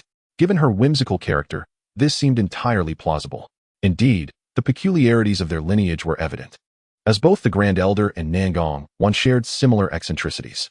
Master, do you have any surplus of Spirit Eye Springs? I wish to acquire one. Yan Taibai inquired after obtaining the mask. He recalled that the Huangfeng Valley possessed a known Spirit Eye Spring, but it required a core formation level to extract, a capability he presently lacked. Thus, careful planning was essential, ideally with a trustworthy ally. Additionally, utilizing array formations was an option, albeit one that could attract undue attention from Huangfeng Valley, making it less than ideal. The Grand Elder, however, responded with an exasperated roll of her eyes. There are only 4 or 5 Spirit Eye Springs within our sect. I desire one myself. If you wish for one, consult your master. If he is willing to part with his own, I shall have no objections. Forgive my impudence, master. Thank you, Yan Taibai replied, realizing he had overstepped. He had merely made a casual suggestion. If he obtained it, it would be splendid, but if not, it was of little consequence. Very well. You may establish your cave abode adjacent to your master's. That region is rich in spiritual energy, and given your master's temperament, there are no other elders nearby. You may proceed with confidence, the Grand Elder patiently advised. After all, she was genuinely his senior, and, in the absence of the ancient figure, it was her duty to guide him. Understood. I shall comply, Yan Taibai replied respectfully after hearing the Grand Elder's instructions. Depart now, unless there are other matters. Do not disturb my cultivation, the Grand Elder stated bluntly, issuing a dismissal. Like the ancient figure, her lifespan was limited, and Nangong had only recently entered the core formation stage and had yet to reach mid-stage. Should she perish, the position of Grand Elder would not fall to Nangong. Originally, if the ancient figure could have condensed a nascent soul and advanced further with her support, it was likely that the position of Grand Elder would remain within their lineage, free from fears of suppression. Regrettably, the ancient figure had proven to be disappointing. Having squandered countless resources and still failing to achieve her goal, her disposition becoming increasingly eccentric. Understood, I take my leave, Yan Taibai said, unaware of the Grand Elder's thoughts, and promptly exited the setting sun hall. Once outside, he made his way towards the mountains near the ancient figure's cave, seeking a suitable location to establish his abode. The Spirit Eye Springs, Spirit Eye Jades, and Spirit Eye Trees were not currently within his considerations. Even knowing their locations was beyond his reach at this moment. The spiritual energy in the mountains surrounding the ancient figure was significantly denser than in other areas. Thus, Yan Taibai swiftly identified a fitting site for his cave abode. For a foundation establishment practitioner, establishing a cave was not an arduous task. Within merely half a day, he had outlined its basic structure. Next came the arrangement of formations and the adornment of the cave. Although it was his first attempt, his extensive reading allowed him to navigate the process with relative ease. After several days, he had completed all necessary preparations. His cultivation room, alchemy chamber, spirit beast quarters, herb garden, and guest room were all meticulously organized, with no detail overlooked. Simultaneously, he categorized and stored unnecessary items within the cave before commencing his seclusion for cultivation.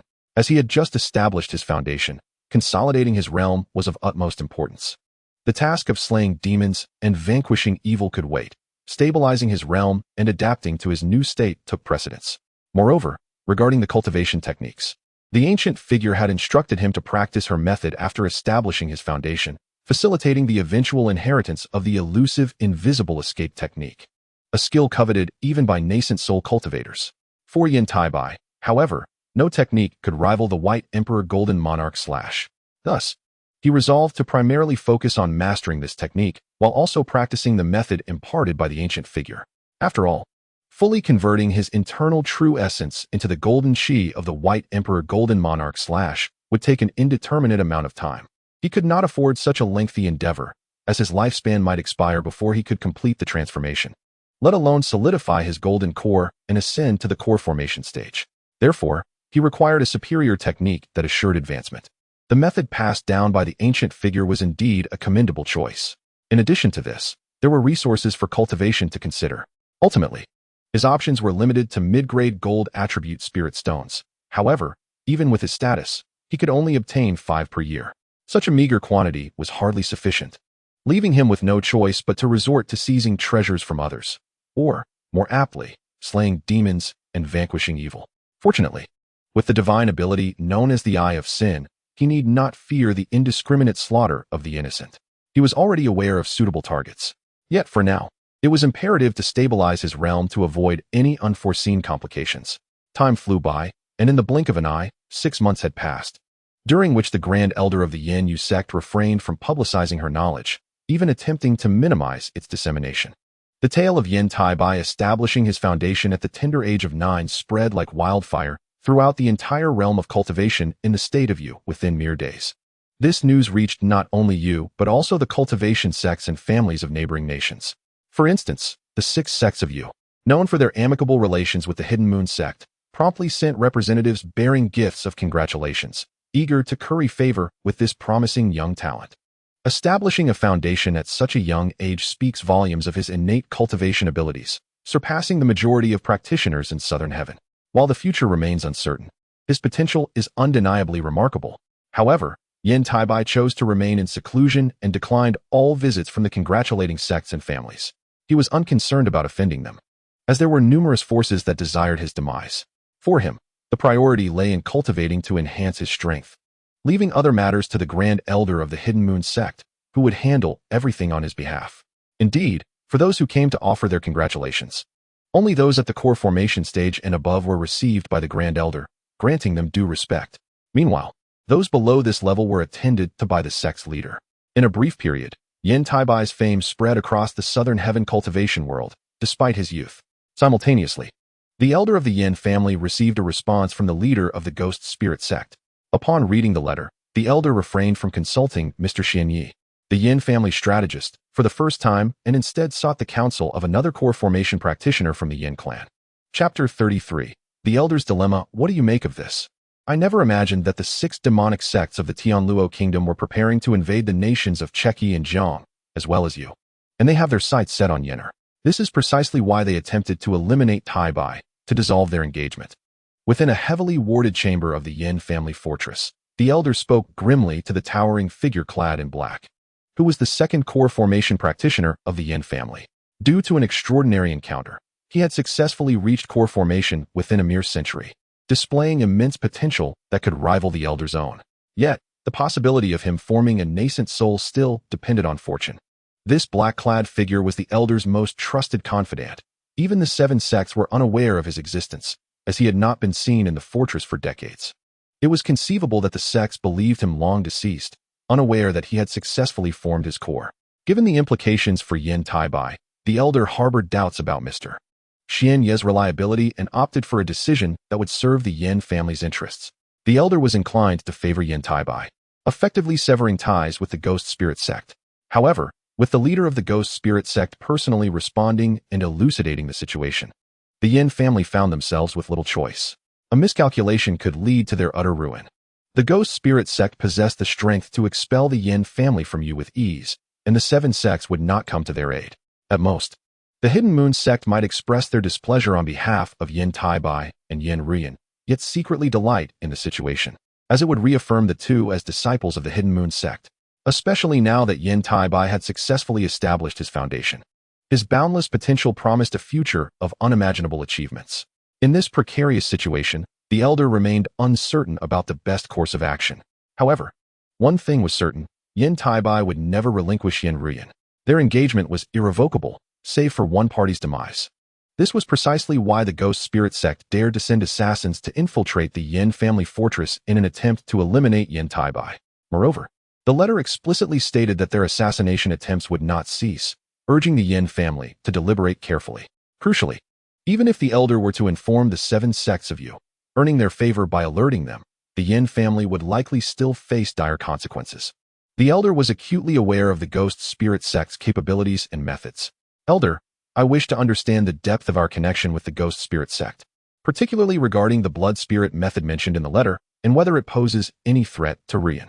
Is there any truth to the claims of an impending invasion by the 6 demonic sects of Tianluo within the next couple of decades? Is the young master of the Ghost Spirit sect truly of the dark attribute? The black-clad figure's expression darkened further upon reading the letter from Wang Tiansheng, the leader of the Ghost Spirit sect. He had high hopes for Yan Taibai and had even offered protection for a time. However, given the stakes involved for the Yan family, he needed clarity. Our connection is not as profound as it may seem. In this generation, I am the only one still linked to the Ghost Spirit sect. As for the blood spirit method, my knowledge is limited. However, the journals left by our ancestors extol it highly, declaring it the foremost demonic technique from the true canon of all spirits. Once mastered, it could dominate the 6 demonic sects, deemed one of the most fearsome secret arts in existence.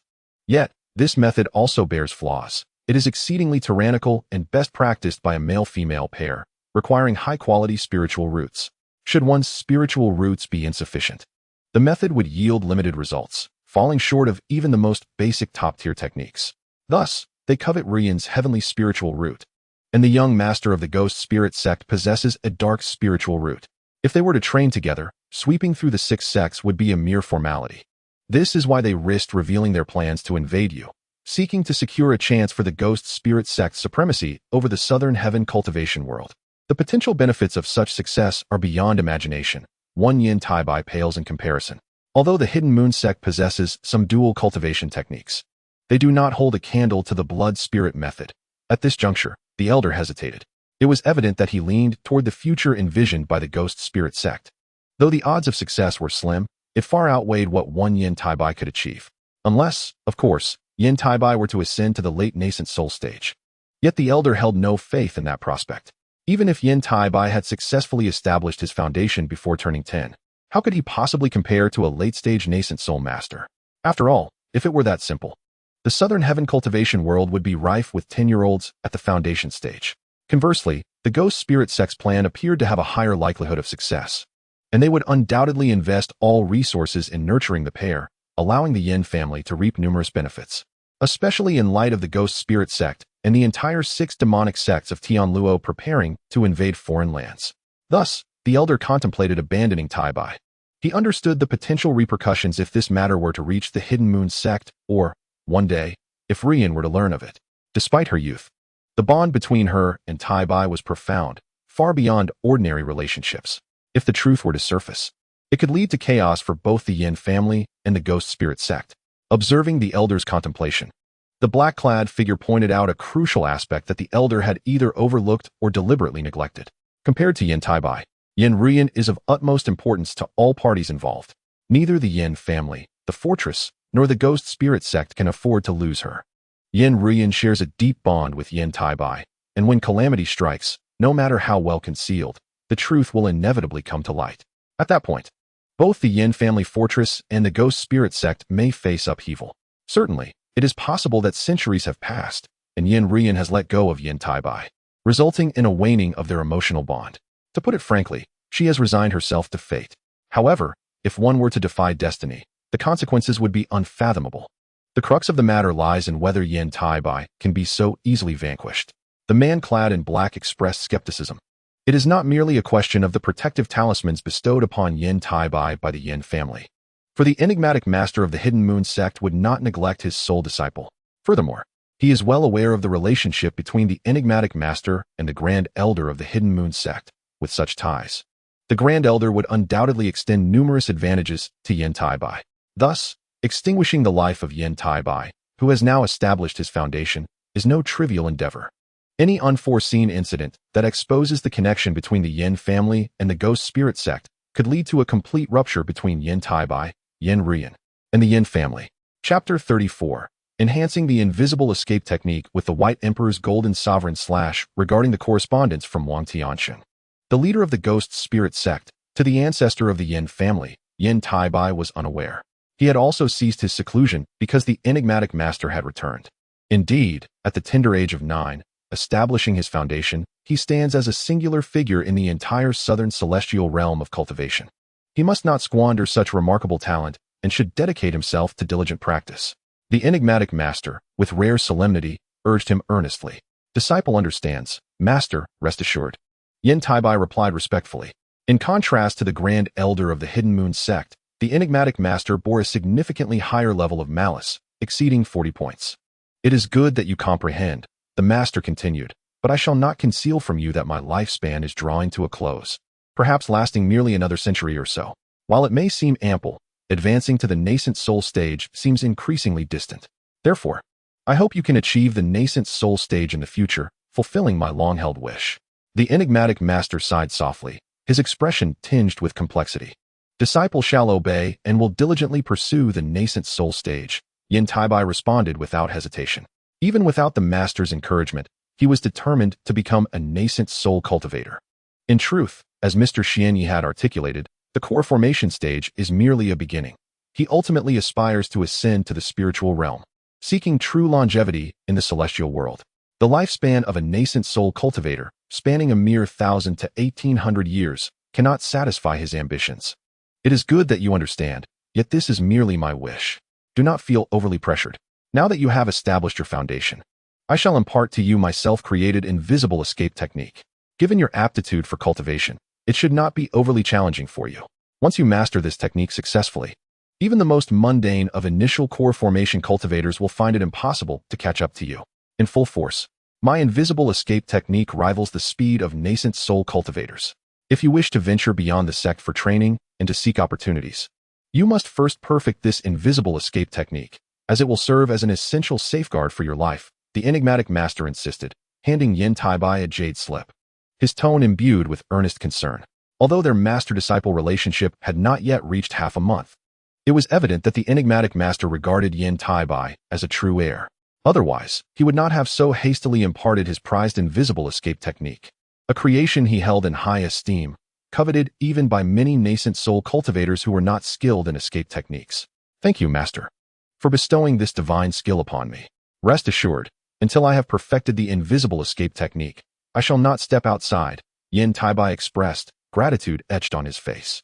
He fully understood that, even within the southern celestial realm of cultivation, many sought to eliminate him, fearing his growth into a nascent soul cultivator alongside the Hidden Moon sect's burgeoning power. Particularly, his fiancée, Yi, who also possessed a heavenly spiritual root, posed an additional concern. The union of two cultivators, both endowed with heavenly spiritual roots and practicing dual cultivation, is exceedingly rare in the southern celestial realm. The most renowned examples are Long Han and Feng Bing of the Minghuan sect, as well as the dual demons of the Hahuan sect. Thus, both Yan Taibai and Yan Rian incited considerable alarm among various factions regarding their potential rise. After all, Long Han and Feng Bing are mid-nascent soul cultivators, and their combined strength is enough to instill trepidation even among the three major cultivators of the southern celestial realm.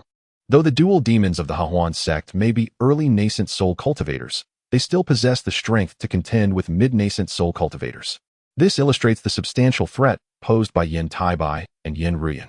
Consequently, the enigmatic master was adamant about preventing Yan Taibai from venturing out recklessly.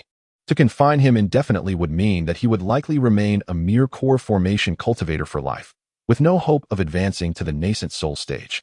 After all, every nascent soul cultivator has endured countless trials and tribulations, seizing many fortuitous encounters before achieving the honor of forming a nascent soul. Therefore, to attempt to advance to the nascent soul stage in isolation is utterly implausible without a miracle. Hence, Yan Taibai's future is fraught with peril. As his master, the enigmatic master cannot provide constant protection, but can only offer assistance as much as possible. The invisible escape technique stands as the greatest aid he can provide. If he can escape unscathed, even the gravest dangers can be weathered. Indeed, it is good that you understand. While your talents are extraordinary and your spiritual root is exceptional, you remain merely at the foundation stage.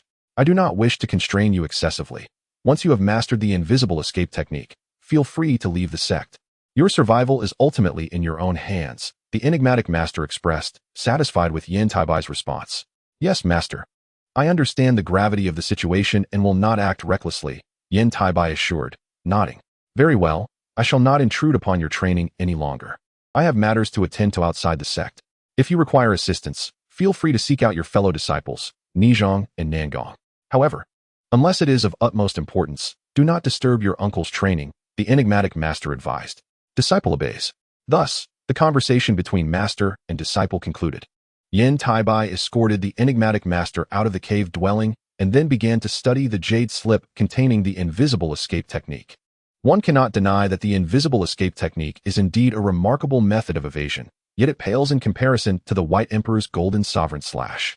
However, for Yan Taibai at this juncture, it still possesses its merits, particularly as he conceived the idea of merging the two techniques. After all, he had yet to grasp even the basics of the White Emperor's golden sovereign slash. But he could extract some of its profound intricacies to combine with the invisible escape technique. How effective this fusion would be remains to be seen, contingent upon his own ingenuity.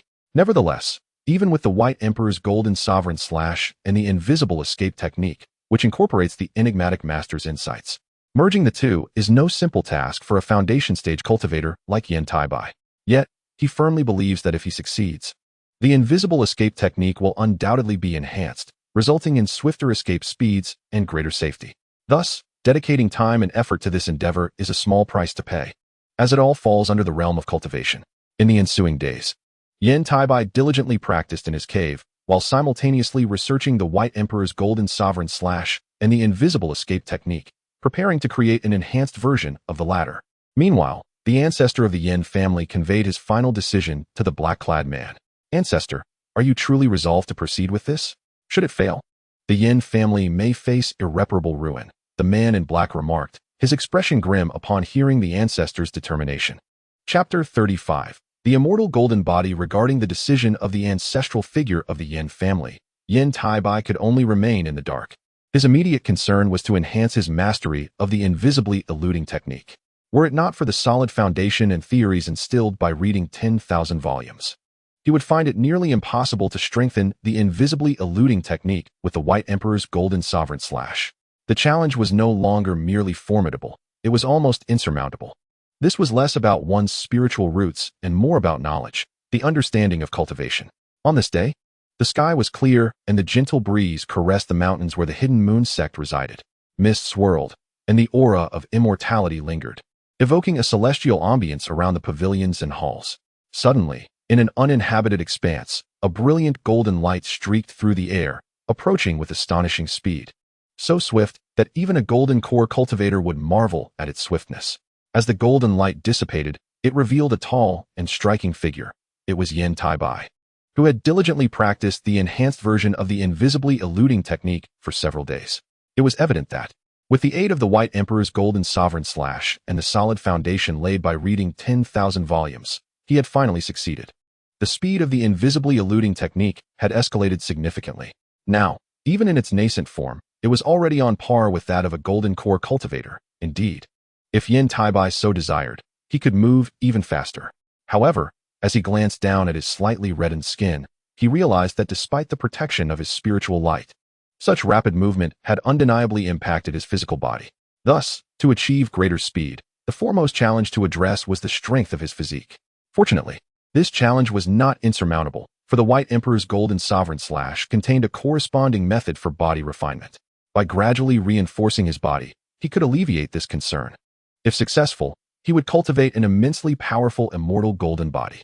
Gold signifies immortality, and the White Emperor's golden sovereign slash embodies the purest path of gold in the universe. Though the undertaking posed challenges, the resources required for body refinement constituted a monumental obstacle, an astronomical figure beyond mere quantities. Thus, this path was indeed fraught with difficulty. Furthermore, the immortal golden body within the White Emperor's golden sovereign slash was distinct from that of a certain sovereign's. The two were not to be conflated, as they hailed from entirely different realms. Nevertheless, mastering this improved version of the invisibly eluding technique would enable him to depart from the Hidden Moon sect to fulfill his third task, slaying demons and eradicating evil. Accomplishing this task within a short time frame would not be easy, for the Kingdom of Yu harbored few rogue cultivators at the Foundation establishment stage for him to vanquish. Yet, he was aware of a location where a Foundation establishment cultivator resided, perhaps even two, if fortune favored him, though they numbered only one or two. That was sufficient for his current needs. Just as Yan Taibai was preparing to return to his cave dwelling and make arrangements to depart the Hidden Moon sect, he raised an eyebrow and spoke coldly. "Who goes there? Come forth." As his words hung in the air, a breathtaking figure clad in white appeared. Akin to a celestial maiden descended from the Moon Palace, gracefully standing 100 feet away, Nangong Wan. She was the disciple of the sect's Grand Elder and Yan Taibai's senior apprentice sister. This marked Yan Taibai's second encounter with Nangong Wan. Upon recognizing her, he promptly bowed in respect. Disciple Yan Taibai pays his respects to senior sister Nangong. "May I inquire if you have any instructions? You have surprisingly mastered the invisibly eluding technique so swiftly, and it seems slightly different from what I observed before, perhaps even faster. It appears that Master Cheong has made some improvements. Nonetheless, your rapid progress is commendable," Nangong Wan remarked with a smile. "Your praise is unwarranted, senior sister. May I ask if there is something you wish to discuss?" Yan Taibai humbly replied, "Nothing of great consequence. It is merely that my master is about to enter seclusion and will not emerge for some time. Thus, I was sent to inquire if you have any needs. While she is still available, she will do her utmost to assist you," Nangong Wan explained. Her words warmed Yan Taibai's heart, and after a moment of contemplation, he spoke again. "If I may ask, do you happen to know of any malevolent cultivators from the Kingdom of Yu and its neighboring states? The quickest way to acquire resources is to slay and seize treasures. As the saying goes, to kill and to set fire is to wear a golden belt. To repair bridges and roads goes unnoticed." Moreover, he believed that these malevolent cultivators must possess wealth, making them prime targets for resource acquisition. Directly requesting resources seemed implausible, aside from the number required. The Grand Elder of the Hidden Moon sect would never comply. After all, the privileges afforded to him were already considerable. To ask for more would seem greedy. Yan Taibai was well aware of this fact, especially now that he had reached the Foundation establishment stage and had some means of self-preservation. Indeed, there are numerous malevolent cultivators. Are you intent on punishing evil and promoting good by slaying demons and eradicating evil? Nangong Wan inquired with interest after hearing Yan Taibai's question. In fact, among the 7 sects of the Kingdom of Yu, there were not a few disciples like Yan Taibai, who, upon reaching the Foundation establishment stage, aspired to slay demons and eradicate evil. For instance, Lu Jing, a disciple of Li Huayuan from the Yellow Maple Valley, had taken a similar path after his Foundation establishment. However, most of these disciples did not fare well, often falling victim to malevolent cultivators, their decades of hard work culminating in ruin. Yet, their resolve was commendable. As for Yan Taibai, he was a disciple of the enigmatic elder of the Hidden Moon sect, with a golden spiritual root. His status and standing were incomparable to those of others, prompting Nangong Wan to inquire further. Indeed, as the ancient saying goes, as cultivators, we must slay demons and eradicate evil to uphold the righteous path. Upon hearing Nangong Wan's inquiry, Yan Taibai's face flushed with excitement as he recited his well-prepared response. "Did your master Cheong not inform you that the Hidden Moon sect is not a righteous sect?" Upon witnessing Yan Taibai's fervor, Nangong Wan's brows furrowed slightly, and she spoke gently. She found Yan Taibai's impetuousness somewhat exasperating, but, considering his age, she softened. After all, no matter how talented, he was merely a child of around 10 years old, and his immaturity was to be expected. Even if he usually appeared mature, it was still a part of his youth. "Ah, is that so?" Yan Taibai feigned surprise. Seeing his reaction, Nangong Wan felt a mix of exasperation and concern. Yet she patiently began to explain the origins of the Hidden Moon sect and the other 6 sections. She conveyed to Yan Taibai that the 7 sects of the Kingdom of Yu were neither righteous nor malevolent, and even among righteous sects, slaying demons and eradicating evil was not a matter to be taken lightly. Chapter 36. Persuading Nangong Wan. "Now I understand. Thank you, senior sister Nangong." Yan Taibai expressed his newfound comprehension and offered his gratitude. There is no need for thanks, but it is best to refrain from such endeavors as slaying demons and eradicating evil. Malevolent cultivators employ countless cunning strategies and artifacts. A single misstep could lead to unforeseen consequences. As a cultivator of the golden spiritual root, you need not resort to such extremes, Nangong Wan advised with a charming smile. Her smile was captivating, radiant, and enchanting, compelling one to gaze longer than intended, at least for Yan Taibai. He found himself unable to look away for quite a while before regaining his composure to respond leisurely. The younger brother understands, yet if no one undertakes such endeavors, would it not result in countless mundane beings and low-tier cultivators suffering? The senior sister ought to be more aware than I. The most common magical artifacts forged by demonic cultivators often utilize the souls of mortals and cultivators as materials to enhance their power. Therefore, now that I have established my foundation, I must engage in some actions, if not to eradicate evil and uphold justice, at least to do something meaningful. I once perused the archives of the Yan family and discovered that every year, numerous villages and towns are annihilated by demonic cultivators. Their blood and souls harnessed to craft artifacts, thereby augmenting their strength and refining their supernatural abilities. Although the 7 sects are not righteous factions, do they not also send disciples each year to eliminate evil and slay demons? Why can those senior brothers and sisters do so, while I cannot? Nevertheless, you are different. You possess a golden spiritual root and are destined to successfully form your core, becoming a core formation cultivator just like me. At that time, you will possess the means for self-preservation, and ordinary demonic cultivators will hardly pose a threat to you. Thus, eradicating evil and slaying demons can wait. And the number of demonic cultivators you can vanquish will certainly increase, as will the number of mundane beings and low-tier cultivators you can save. Therefore, there is no need to embark on this path so early, is there? Upon hearing Yan Taibai's words, Nangong not only did not become angry, but instead expressed a deeper appreciation in her beautiful eyes, yet she still countered with gentle admonitions. She did not wish for Yan Taibai to choose such a path. Although experiencing a bit of hardship might be beneficial, she felt compelled to offer her counsel. However, the younger brother still wished to give it a try. After all, having established his foundation, he could not remain within the sect, laboring in solitude and relying on the sect for spirit stones and medicinal pills. These demonic cultivators present a fine opportunity. Yan Taibai then presented another rationale, which elicited a soft chuckle from Nangong Wan, who shook her head in resignation. Very well, since you have made up your mind, I shall refrain from further persuasion. Once you have mastered Uncle Cheong's formless escape technique, combined with the top-tier artifacts and talismans at your disposal, you should be able to retreat unscathed even when facing late-stage foundation cultivators. As for loose demonic cultivators in the core formation stage, they are scarce across several nations. Remember to limit your actions to loose cultivators and avoid engaging with those from cultivation families or sects unless absolutely necessary. If you must, ensure to handle matters discreetly. The younger brother acknowledged, assuring her that he would leave no trace behind. Seeing that Nangong had been persuaded, Yan Taibai quickly agreed. Although he had yet to undertake such actions, years of study had not been in vain. He possessed considerable knowledge of methods for erasing traces. Besides, even if Nangong did not mention it, he would still proceed accordingly. As long as you understand, prepare thoroughly to avoid unforeseen circumstances. And when you depart from the sect, do not alert anyone. Nangong nodded lightly, offering one last reminder. Clearly, there were numerous unstable elements within the Moon Concealment sect. Even the Grand Elder had little choice in such matters. These individuals were not necessarily spies from rival sects. Some were even affiliated with cultivation families tied to the Moon Concealment sect. Especially those cultivation families with irreconcilable disputes with the Yan family fortress would not hesitate to cause Yan Taibai some trouble should it serve their interests, potentially leaking information. Even if the matter were traced back, a mere slip of the tongue would leave no one culpable. At most, one individual might face punishment, but an entire cultivation family would not be eradicated. Such actions would incite public outrage.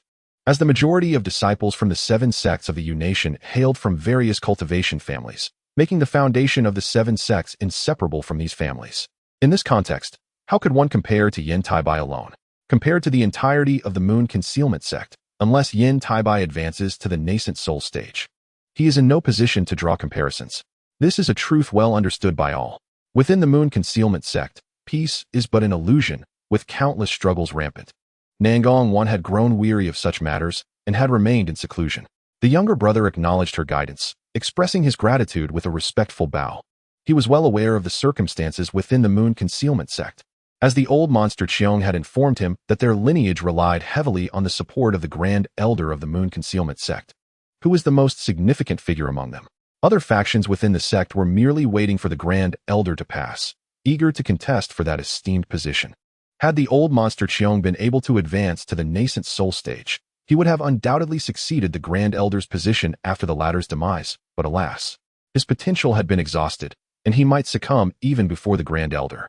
Nangong 1 had only reached the core formation stage, a vast distance from the nascent soul stage.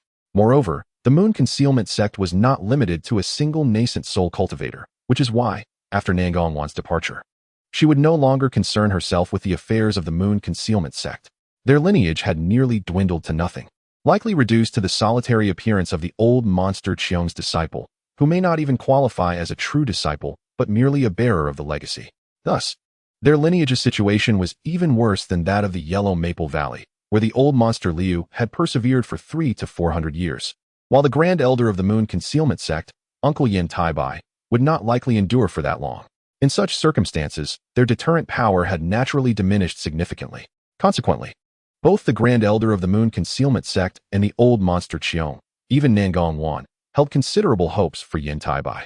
While they did not harbor expectations of him forming the nascent soul before the Grand Elder's demise, they aspired for him to strive for that goal in the future, aiming to reclaim the Grand Elder's position within the Moon Concealment Sect. Yan Taibai was fully aware of these matters, knowing that the only course of action was to diligently cultivate, as he could do nothing else. After all, he had only just established his foundation. Very well. Here is the list of demonic cultivators at the foundation stage and below from the nearby nations. Consider it carefully and act within your means. As Yan Taibai pondered his situation, Nangong 1 had already copied all the required materials and gently handed them to him, advising him softly. The younger brother assured her that he understood and would not act recklessly. Rest assured, senior sister, Yan Taibai replied with a smile as he accepted the jade slip. Chapter 37. The Outlaws of Zhongshan. Seeing that her attempts to dissuade Yan Taibai were in vain, Nangong 1 did not press further, believing that a little hardship might temper his naivety. Thus, after Yan Taibai received the jade slip, she bid him farewell. However, instead of returning to her own cave dwelling, she headed towards the Setting Sun Hall to report to the Grand Elder of the Moon Concealment Sect. This caused a flicker of disappointment in Yan Taibai's eyes. Senior sister Nangong had not invited him to her cave for a visit. Nonetheless, this fleeting disappointment quickly vanished, as his focus remained on the jade slip she had given him, containing information about the demonic cultivators who were his targets. The spirit stones and other cultivation resources he required depended entirely on these demonic cultivators. May you find your resolve. Yan Taibai chuckled softly to himself before returning to his cave dwelling. Demonic cultivator, Zhao Xuan. Level, 13th layer of Qi refinement. Practices lewd and sinister techniques. Taking pleasure in the wives of others, often preying upon low-tier female cultivators and mundane women. Possesses a top-tier artifact, the Purple Cloud Poison Bowl, as well as earth escape techniques, having evaded capture from disciples of the seven sects on multiple occasions. His whereabouts are erratic, roaming the states of both the Yu Nation and the Yuanwu Nation. If encountered, exercise extreme caution. Demonic cultivator, Mo Pao. Realm, Qi refining. 12th layer cultivation technique, Blood Fiend art, which nourishes itself with the essence of both cultivators and mortals. Its temperament is marked by brutality and a penchant for slaughter, often indulging in the torment of foes, yet it is limited to loose practitioners, seldom provoking the clans of cultivators. Possesses 2 high-tier magical artifacts. Evil cultivator, Zhang Yi realm. Qi refining, 13th layer engaging in murder, arson, and abduction. He is a figure of heinous crimes, inflicting great suffering. But his malevolence is confined to ordinary mortal towns, rarely encroaching upon the realm of cultivation. Cultivation technique, unknown. Magical artifacts, unknown. Recently sighted in Xinzhou. Could it be the Zhang brothers? Upon seeing this name, Yan Taibai could not help but murmur, continuing to read. Their ISNT, a single foundational stage demon cultivator. Does Sister Nangong have so little faith in me? After perusing through the various demon cultivators listed in the jade slip, Yan Taibai felt a wave of exasperation and muttered softly.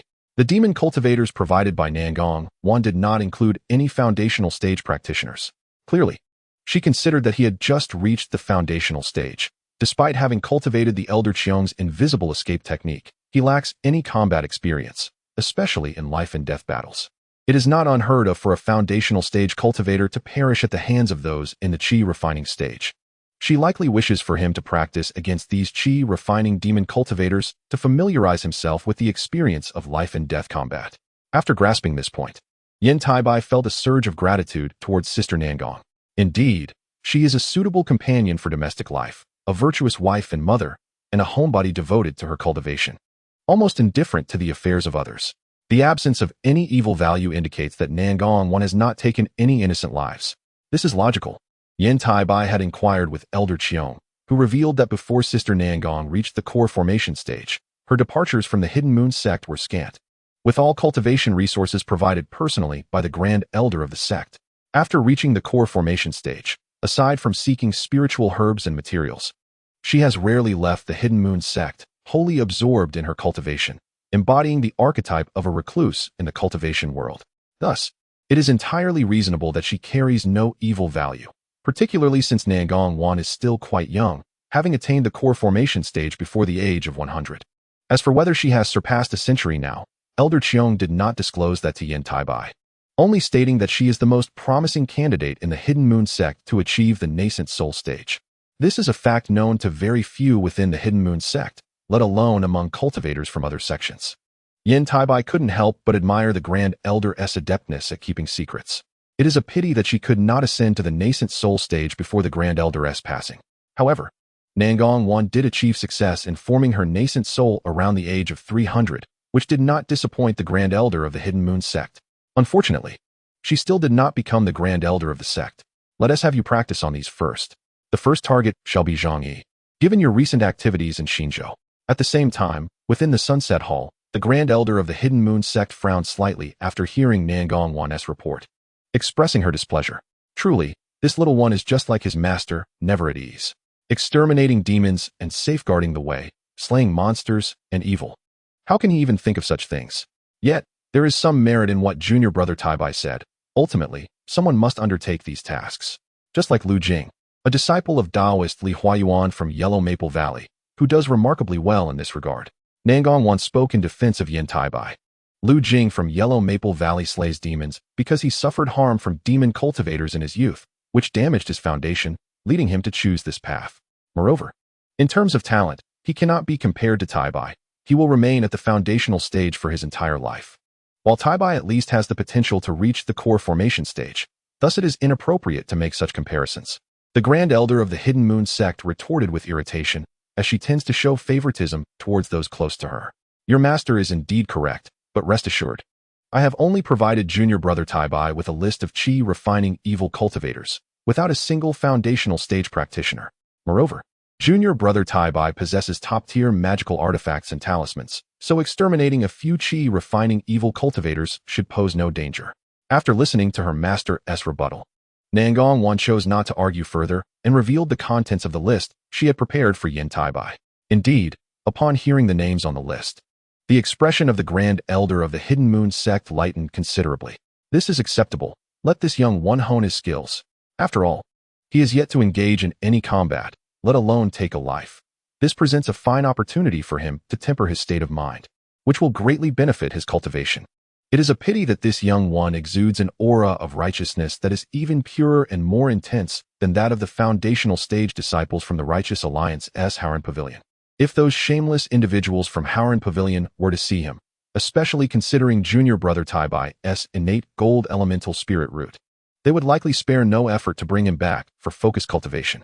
I truly cannot fathom how this young one has cultivated such a profound aura of righteousness. Even for disciples of Howren Pavilion, attaining such purity is no easy feat. The Grand Elder of the Hidden Moon sect expressed a slight regret. However, it is not entirely lamentable. If junior brother Taibai can maintain this aura of righteousness, it will be immensely beneficial in countering the tribulations of the heart when facing the nascent soul stage. After all, it is this very aura that has established Howren Pavilion as the second largest sect in the Righteous Alliance, second only to the Tiannan sect. Nangong Wan smiled sweetly, and when the topic of the aura of righteousness was broached, a hint of envy crept into her tone. You speak truthfully. Yet does this young one truly have a chance to form a nascent soul and advance to that stage? Upon mentioning the nascent soul stage, the smile on the Grand Elder of the Hidden Moon sect faded significantly. Junior brother Taibai's aptitude surpasses that of my disciples, so he naturally holds potential. Chapter 38. Lu Jing of Yellow Maple Valley, let us hope for the best. The Grand Elder of the Hidden Moon sect sighed softly. Her lifespan was limited, and their lineage lacked another nascent soul cultivator. Originally, there had been hopes for Elder Qiong, yet he has never managed to break through. Given that Nangong Wan and Yan Taibai are still quite young, the chances of them forming a nascent soul before her passing are exceedingly slim, leaving her little hope. In the future, I will enter seclusion and the affairs of the sect will be entrusted to your uncle. You know her temperament. Do not engage in conflict with her. Any matters can wait until I emerge from seclusion, the Grand Elder of the Hidden Moon sect instructed Nangong Wan. The disciple understands. Master, please rest assured. Nangong Wan bowed slightly and responded respectfully. May I inquire, Master, do you have confidence in breaking through during this seclusion? I am not seeking to break through a bottleneck this time. Rather, I am cultivating a divine ability. If breaking through were so effortless, how could there only be 3 late-stage nascent soul grand cultivators in the entirety of southern Tiannan? Furthermore, there are countless mid-stage nascent soul friends above me in terms of realm and abilities, and they have yet to break through, so it would hardly be my turn. The Grand Elder of the Hidden Moon sect lightly shook her head, explaining. There is one thing she did not mention. She has yet to reach the pinnacle of mid-stage nascent soul, so how could she possibly break through to late-stage nascent soul? Such a notion is utterly unrealistic. The disciple understands. I take my leave. Upon hearing this, Nangong Wan could only bow once more and depart from the Sunset Hall. Xinzhou, as the largest state of the Yu Kingdom, boasts hundreds of cities, great and small, with Shuangjiang City being one among them. However, Shuangjiang City is merely a small second-tier city, yet it thrives in prosperity. Yet, recently, it has grown quite desolate. As numerous villagers from several towns outside the city have suffered tragic fates, drowning, hanging, dismemberment, each death more gruesome than the last, illustrating the sheer cruelty of the perpetrator.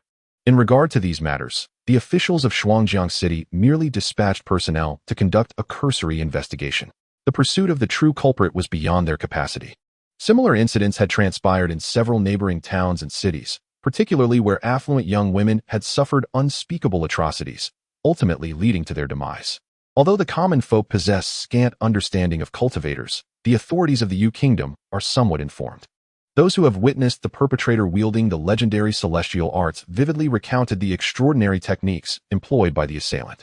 Under such circumstances, the government would not venture into perilous territories.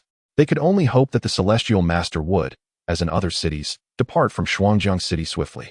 2 rivers converge majestically upon the earth, and at the heart of their intersection lies a city, Shuangjiang City, from which its name derives. On this day, in the distant heights above Shuangjiang City, a dazzling golden light streaked across the sky, reminiscent of a meteor, radiant and captivating. Yet, in the brightness of day, it was impossible to discern this celestial gleam as it descended onto an open space just outside the city gates. The source of this brilliance was none other than Yan Taibai. Having departed from the Tsangyue sect for half a month, he had traversed multiple cities in search of information regarding Zhanghe. In fact, aside from himself, several cultivator families and disciples from the Tsangyue sect were also on the trail of this elusive Zhanghe. Regrettably, Zhanghe had concealed himself too effectively. Despite his numerous heinous acts, none had managed to vanquish him. Indeed, the Tsangyue sect offered rewards for the extermination of such demonic cultivators. Otherwise, the ranks of benevolent cultivators would not be so plentiful. However, Yan Taibai was unfazed by this. Though the rewards were modest, even the smallest prize holds value. Moreover, he intended to seize this opportunity to hone his skills, provided he could locate Zhanghe. He hoped the villain had not yet departed. Otherwise, his journey would be in vain. With a soft sigh, Yan Taibai proceeded towards Shuangjiang City. Shortly after his departure, another flash of light descended upon the outskirts of Shuangjiang City. This was a young man attired in the robes of the Huangfeng Valley, his scholarly visage marking him as a foundation stage cultivator. Since Shuangjiang City was the last known location of the demonic cultivator, it was reasonable to assume he had not yet fled. The young man hoped to eradicate him this time and decided to enter the city to gather further intelligence. Due to Zhang He's presence, the streets of Shuangjiang City were filled with hurried commoners, and few shops dared to open their doors. It was evident how significantly cultivators could impact the lives of ordinary folk, even when the threat was merely a foundation stage demonic cultivator. If he were at the foundation stage, Yan Taibai could scarcely imagine the consequences. Nonetheless, most foundation stage cultivators refrained from mingling with the secular world to avoid disturbances in their cultivation. Demonic cultivators, while similar, sometimes required the essence of ordinary souls or blood for their sinister artifacts, often resulting in the annihilation of entire villages. However, such occurrences would not go unnoticed for long, as nearby cultivator families maintained ties with the secular cities and towns. The only exception was the capital of the Yu Kingdom, Yuejing, which was strictly off-limits to all cultivator families to prevent any influence over the imperial dynasty. Should the cultivator families be unable to manage such threats, They would report to their respective sects for assistance in the extermination of the demons. Lu Jing of Huangfeng Valley was one such figure. Although Xinzu belonged to the Zhanyue sect, they would not interfere in these matters, preferring to let other sect disciples handle them. Thus, when Lu Jing entered Shuangjiang City, it was not long before he encountered Yan Taibai, who was dining in an inn. "I am Lu Jing of Huangfeng Valley. It is a pleasure to meet you. Fellow cultivator, might you be from the Zhanyue sect?" Yan Taibai, unlike Lu Jing, was not clad in the attire of his sect. Instead, he donned a simple green robe that lent him an air of elegance, complemented by an aura of scholarly refinement that easily endeared him to others. This very quality allowed Lu Jing to quickly notice Yan Taibai's presence. As both were foundation stage cultivators, it was not unusual for Lu Jing to recognize him. Given that most young foundation stage practitioners in Xinzu were closely associated with the Zhanyue sect, it is indeed Lu Jing, senior brother. I have long heard of your esteemed reputation and am fortunate to encounter you today, Yan Taibai exclaimed with genuine delight, rising to return the greeting. Pray, do not speak so lightly of my humble name. May I inquire if you are a disciple of the Zhanyue sect, here to pursue that wicked Zhang He as well? Lu Jing inquired, clasping his hands in salute once more. Indeed, I did not anticipate that senior brother Lu was also here for that villain. This demonic cultivator is truly cunning. I have pursued him for months, and only recently discovered he was near Shuangjiang City. I came to investigate, but alas, I have found no leads, Yan Taibai replied, his eyes lighting up as he began to explain. Although he was only 10 years old, his stature resembled that of a youth of 15 or 16. Furthermore, the top-tier artifact bestowed upon him by the Grand Elder of the Zhanyue sect, the Hundred-Faced Illusion, ensured that Lu Jing would perceive no discrepancies. Fortunately, the time required for its use was minimal. He merely needed to maintain it with a modicum of true essence. After all, Lu Jing, being only at the foundation stage, did not need to exert his entire effort to sustain its operation. I too have been searching for quite some time without any leads, Lu Jing sighed softly. Please, have a seat, and let us discuss this matter thoroughly. Certainly. Yan Taibai responded. How is it that you have successfully established your foundation at such a tender age? I have not heard of your name before, Lu Jing inquired. His curiosity piqued. At such a young age, achieving foundation stage should have made Yan Taibai somewhat renowned among the 7 sects of the Yu Kingdom. Yet, Lu Jing realized he had never encountered Yan Taibai before, which struck him as odd and prompted a wave of suspicion regarding Yan Taibai's identity. I have been diligently cultivating within the sect, and have only just emerged to vanquish demons. My first target is this wicked Zhang He. I have long heard that senior brother Lu is righteous and despises evil. Now that I see you, it is indeed as the rumors say. Yan Taibai fabricated an excuse to explain his situation. I see. May I ask your name? Lu Jing inquired, his expression growing serious as he pressed for Yan Taibai's identity, seemingly disregarding his earlier compliments. I am Li Bai, Yan Taibai replied, having prepared the name in advance. Li Bai suited him well, as it contained the character Bai, echoing his own name. So you are Li Junior brother. May I ask if you have ever met the esteemed Yan Taibai of your sect? Lu Jing's eyes narrowed, testing the waters as he probed. The name Yan Taibai had become quite familiar to Lu Jing in recent times. Even his master, Li Huayuan, has frequently mentioned the name Yan Taibai, stating that both the Yanyue sect and the Yan family fort are exceptionally fortunate. In time, the Yan family fort is destined to flourish and may even become the 8th sect of the Shuanghua's cultivation world. Under such circumstances, Lu Jing naturally understood the challenges that Yan Taibai would face, which piqued his curiosity about him, especially upon seeing the young Li Bai before him. He could not restrain his inquiries. Could it be, Lu Shixiao, that you have a past with this Yan Taibai? As he spoke, a wisp of pure metal energy manifested at Yan Taibai's right index finger. He would show no mercy should Lu Jing exhibit even the slightest hint of impropriety. Yet, he was somewhat surprised to encounter Lu Jing, a foundation-building cultivator, so swiftly.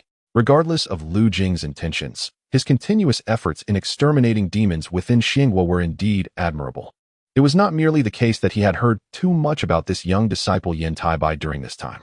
Lu Jing shook his head, but soon a look of delight appeared on his refined visage. You are too modest, Lu Shixiao. Let us first discuss the malevolent rogue, Zhang He. With Lu Jing present, Yan Taibai had gained an additional ally.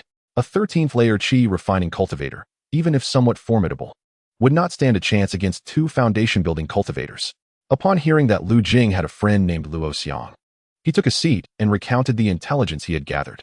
In a secluded and somewhat shadowy courtyard in Shuangha City, the lanky middle-aged man spoke. I cannot shake the feeling of unease. When shall we depart from Shuangha City? This was none other than Luo Xiang, the friend Lu Jing had mentioned. No rush. We have yet to obtain the Zhang family's century-old Huangshuilian.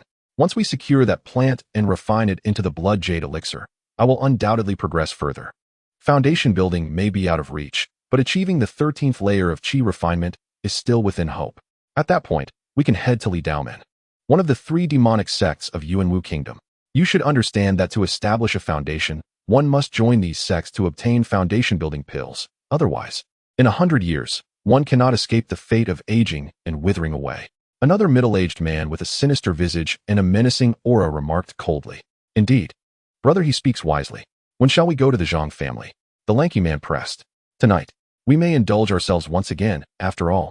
The Zhang family is a prominent clan in Shuanghe City, and several of their young ladies are exceptionally beautiful. Unbeknownst to them, at that very moment, 2 esteemed guests had arrived at the Zhang family in Shuanghe City. I am Zhang honored to meet the 2 esteemed immortals.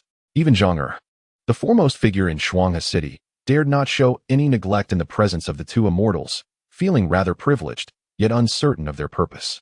I have heard that your esteemed household possesses a century-old Huangshuilian seed. Is that true?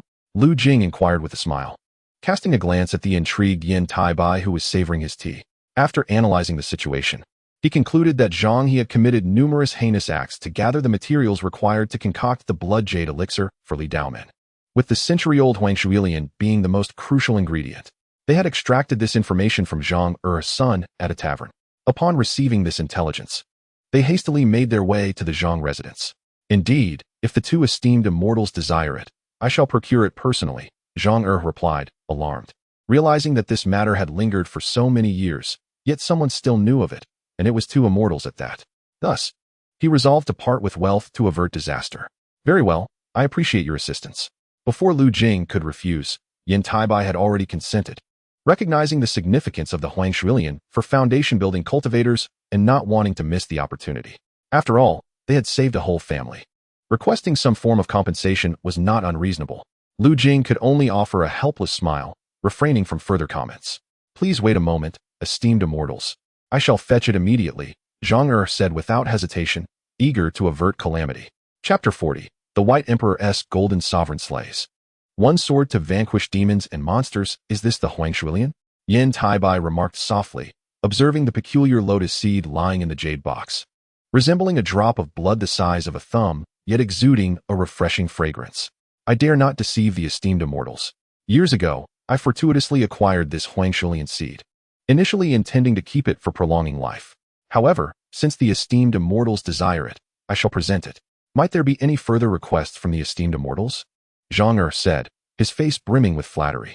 None. Within this is a Huan Yu Dan, which can also prolong life and heal injuries. As long as there is breath, it should suffice for healing, Yan Taibai explained, retrieving a small jade vial from his storage bag and handing it to Zhang. Thank you, esteemed immortal. Thank you, esteemed immortal. Upon hearing this, Zhang accepted the vial and, overwhelmed with emotion, prostrated on the ground, his face flushed with excitement as he repeatedly expressed his gratitude. Enough. Enough. Rise, Yan Taibai urged. For the next few days, do not allow anyone from the Zhang family to venture outside.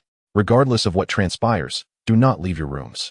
At this, a hint of helplessness crossed Yan Taibai's expression as he cautioned.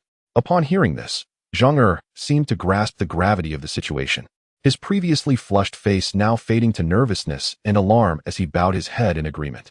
I understand. Thank you, esteemed immortals. Very well. You may leave now. Yan Taibai waved his hand, signaling for his departure. If the esteemed immortals require further service, I have a few daughters of remarkable beauty.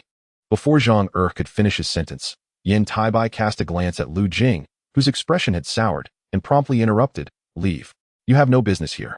Remember to stay in your rooms. Do not venture out.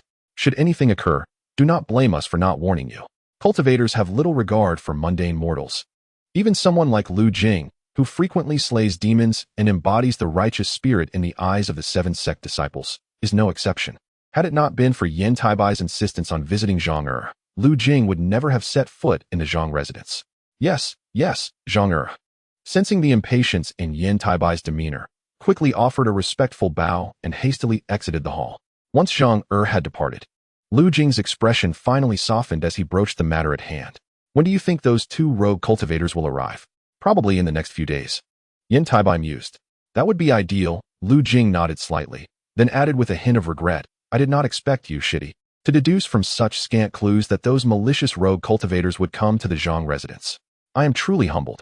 Having pursued this for so long with nothing to show for it. There's nothing remarkable about it. I simply happen to read extensively, Yan Taibai replied lightly with a smile.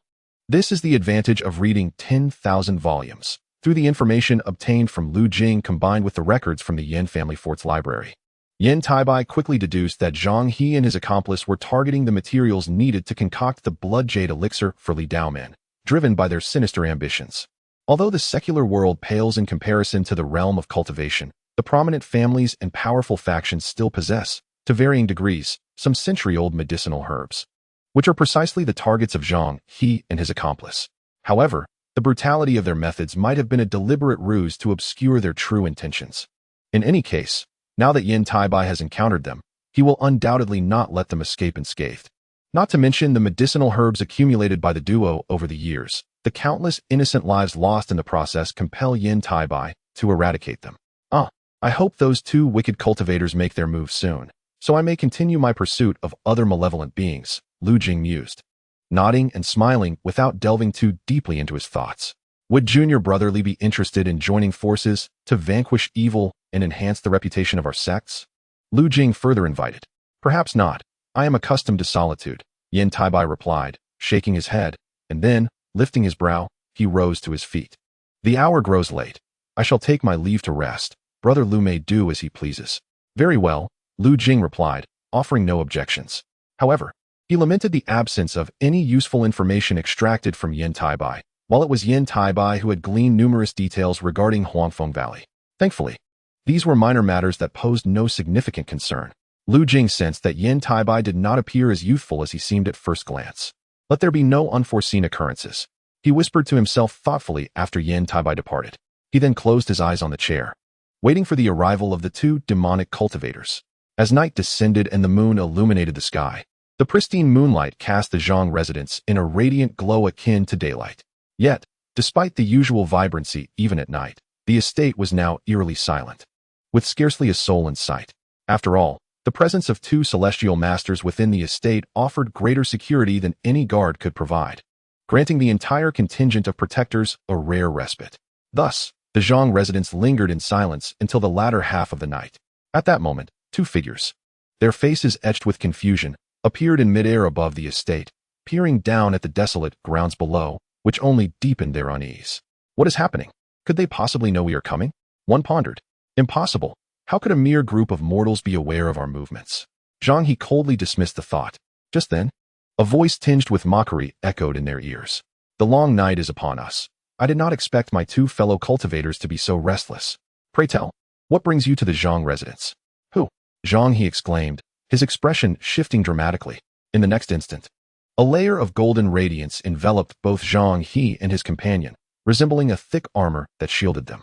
To evade his spiritual perception, their assailant must be a cultivator of at least the 13th level of Qi refinement. Zhang He had meticulously gathered information about the Zhang residence during this period, confirming that it held no ties to any cultivation families or sections. Alas, the answer he sought was not forthcoming, as a brilliant golden sword light surged forth. Before this dazzling sword light, their previously invincible diamond shield was effortlessly torn asunder, just as their bodies were severed as if they were but tofu, leaving them no time to register the pain before darkness enveloped them, causing them to plummet. White Emperor's Golden Sovereign Slash, a single sword strike to vanquish demons. The chapter title was altered slightly. I suddenly find myself thinking that Li Feiyu is somewhat lacking. Chapter 41, The First Harvest of Demon-Slaying Host. Yan Taibai Gender. Male Spiritual Root. Golden Attribute Celestial Root Age. 10 Status. Childhood Phase Realm. Initial Foundation Establishment. First Simulation of Cultivation completed. Reward. Golden Attribute Celestial Root. Second Simulation of Cultivation completed. Reward. White Emperor's Golden Sovereign Slash. Third Simulation of Cultivation required. Slay Demons. Progress. 202100. Additional Divine Ability. Eye of Sin. Sin Requirement. 60. Upon observing the changes on the panel, Yan Taibai felt increasingly convinced that this was indeed a product of the evening. However, upon reflection, it was evident that a Qi refinement cultivator could not be compared to a foundation establishment cultivator of the same tier. Yet, the progress value gained from slaying a 13th level Qi refinement cultivator seemed rather meager. Nonetheless, it remained beneficial. Since Qi refinement cultivators proved to be useful, there was no need to solely seek out foundation establishment cultivators, as the former were far more abundant. Moreover, he was aware of a layer of evil cultivators harboring at least hundreds of Qi refinement practitioners, which would significantly enhance his progress. There were even one or more foundation establishment cultivators present. However, given their numbers, careful planning was essential. It was prudent to first hone his skills against some Qi refinement practitioners. As Yan Taibai contemplated his subsequent plans, a voice of admiration suddenly rang out. Junior brotherly, this sword technique is truly remarkable. I have never encountered anything like it before. Before he could finish speaking, Lu Jing materialized 100 paces away, his eyes reflecting astonishment and wariness. Although he had established his foundation earlier than Yan Taibai, the latter's recent sword strike left him feeling that no method or tactic could withstand it. After all, even the diamond shield formed from a basic mid-level talisman was effortlessly sliced apart, eliciting a sense of dread within him. Who could say whether this was merely a casual strike from Yan Taibai? If so, that would be truly formidable. Lu Jing contemplated carefully, realizing that he was unlikely to be a match for Yan Taibai. After all, Yan Taibai must possess other divine abilities and top-tier artifacts, leading Lu Jing to one conclusion. It would be unwise to engage in conflict. It is merely a flicker of sword light, he remarked modestly. As Yan Taibai gazed at Lu Jing with a hint of caution in his eyes, offering a humble smile in return. With a flick of his sleeve, golden rays poured forth, resembling a great hand that gathered the corpses of the two fallen practitioners, extracting their storage bags. Simultaneously, he obliterated their remains to prevent any mortals from exploiting the blood and flesh of cultivators as elixirs of longevity, a fate that had befallen many in the past, with dire consequences. As he prepared to toss one of the bags to Lu Jing, it was declined. No need. These two demonic cultivators were slain by Junior Brotherly, so their storage bags rightfully belong to you. Now that the evil cultivators have been vanquished, should you uncover any further leads or information, do not hesitate to inform me. Wherever you are, I shall rush to your side at the earliest opportunity. Farewell. After bowing slightly, Lu Jing transformed into a streak of light, swiftly departing beyond the borders of Shuanghe City. Observing this, Yan Taibai made no attempt to retain him, instead addressing the Zhang residents below. The threat has been eliminated. You may emerge now. His voice was soft yet resonated in the ears of Zhang the head of the Zhang family, prompting him to promptly step out and express his gratitude to Yan Taibai with a respectful bow. I am Zhang. Thank you, esteemed celestial master. If you do not find it beneath you, my two daughters are of marriageable age and would be honored to serve you. Hearing this, Yan Taibai shook his head, disinterested in the overtures of Zhang and like Lu Jing, transformed into a streak of light as he departed.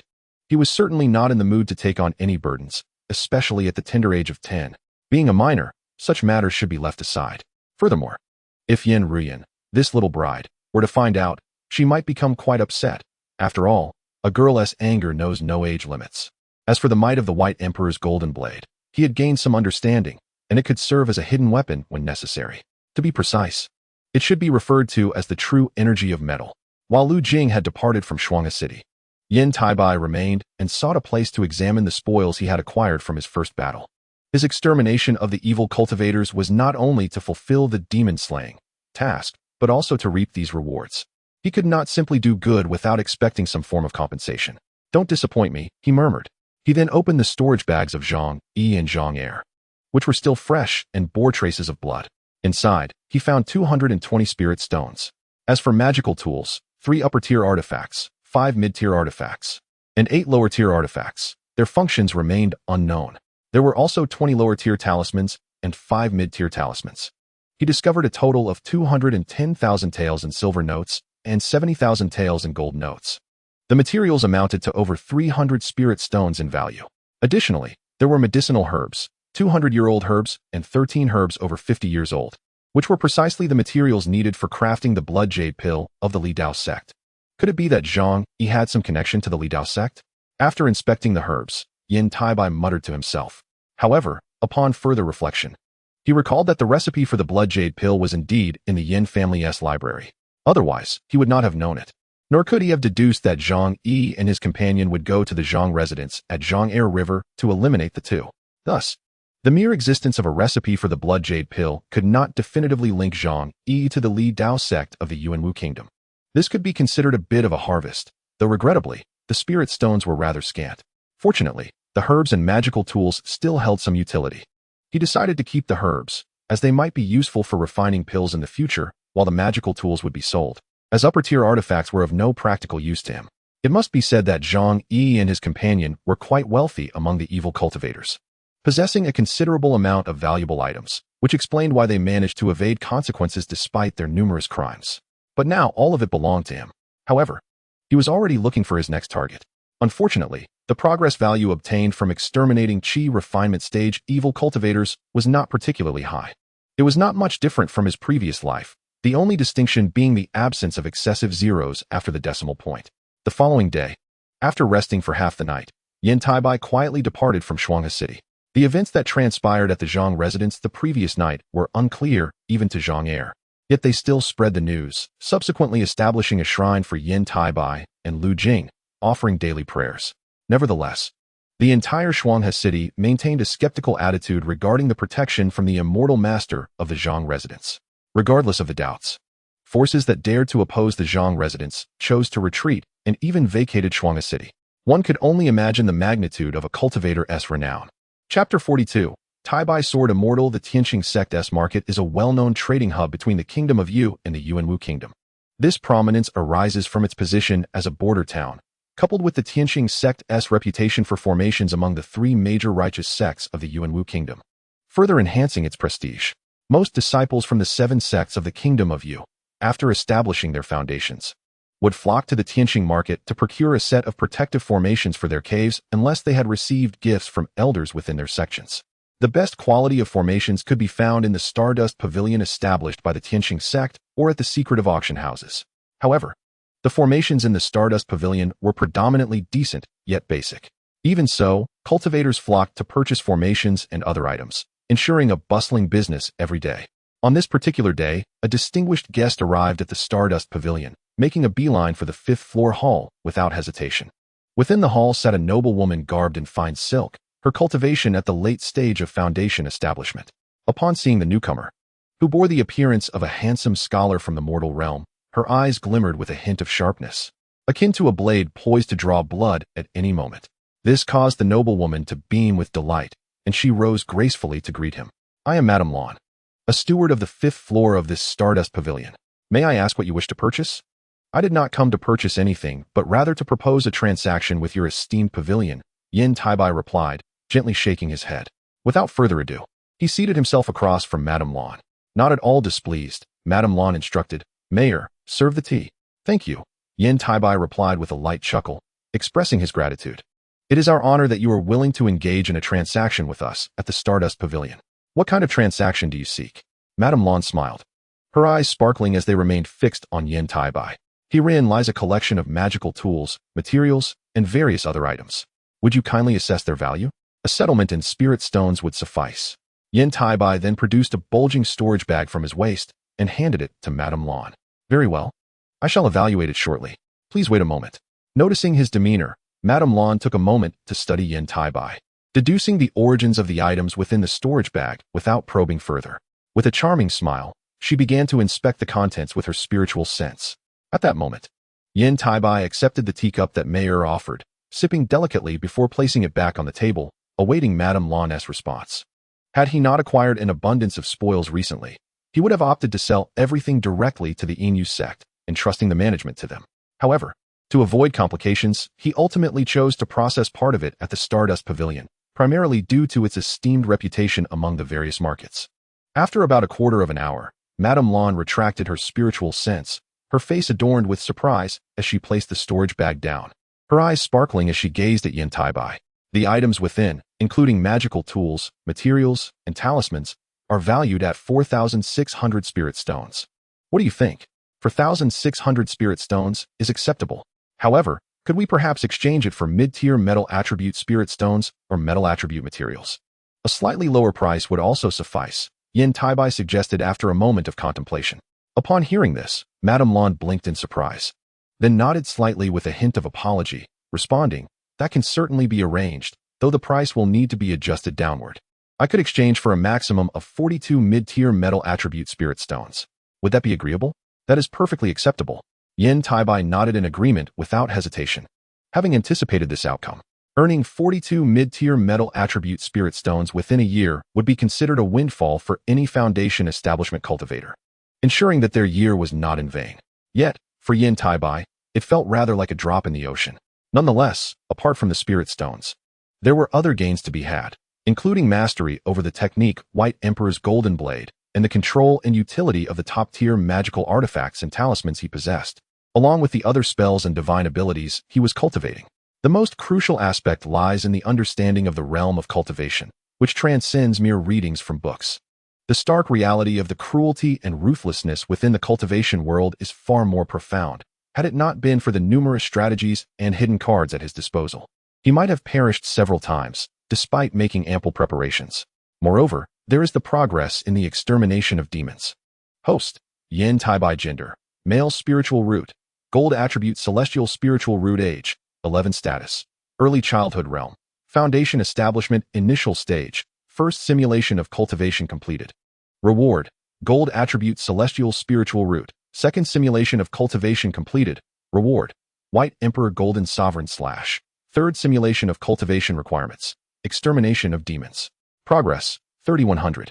Additional divine ability: Eye of Sin. Sin requirement: 60, although he advanced merely 1% over the course of a year. It clearly indicates the number of malevolent cultivators he has eradicated during this time. Every few days, he has slain a demon that met the criteria, thus incrementally increasing his progress. Additionally, he has acquired a new title, Taibai Sword Immortal. Initially, he feared this might expose his identity, yet it turned out to be a title bestowed upon him by a secular academy he rescued from near annihilation. It can only be described as an extraordinary coincidence. Nonetheless, he has grown fond of this title. As for the potential exposure of his identity, he remains unperturbed. Inquiries revealed that Yan Taibai, a disciple of the Yinhua sect, continues his cultivation within the sect and has never stepped beyond its bounds. This news brings him considerable joy. Now, he has completely mastered the high-grade magical artifacts, talismans, and divine abilities at his disposal, and it is time to undertake a significant endeavor that will propel his progress further. He contemplates whether to summon friends for assistance, as there are several disciples from the 7 sects who have similarly engaged in the extermination of demons over the past year. Most are driven by desires for the possessions of the demonic cultivators or for vengeance. The remainder pursue justice or fame. For instance, Lu Jing from Huangfeng Valley represents a small portion of this latter group. Regardless of their motivations, it ultimately contributes positively. Naturally, Yan Taibai encounters these individuals and has even experienced a few conflicts, all of which were amicably resolved, leading to some camaraderie. Consequently, he considers whether to invite a few allies to avert any unforeseen mishaps. However, given the gravity of the situation, he ultimately abandons this plan and opts to venture alone. His family is occupied with matchmaking these days, hence the 2 updates over the next few days will be at 8 and 10 in the evening. The chapters that have been missed will be supplemented later. Thank you for your understanding. A heartfelt thanks for the 100 Chidian coins donation from Feng Qiuxua. Chapter 43. Is it the Emperor of You or the Supreme Radiance? As Yan Taibai pondered, Madame Lan did not interrupt, but rather rose cautiously and silently departed to retrieve the mid-tier gold attribute spirit stones he desired. Compared to other shops in the Tianqing sect's marketplace, only the Stardust Pavilion could provide such a substantial quantity of mid-tier gold attribute spirit stones accumulated over the years.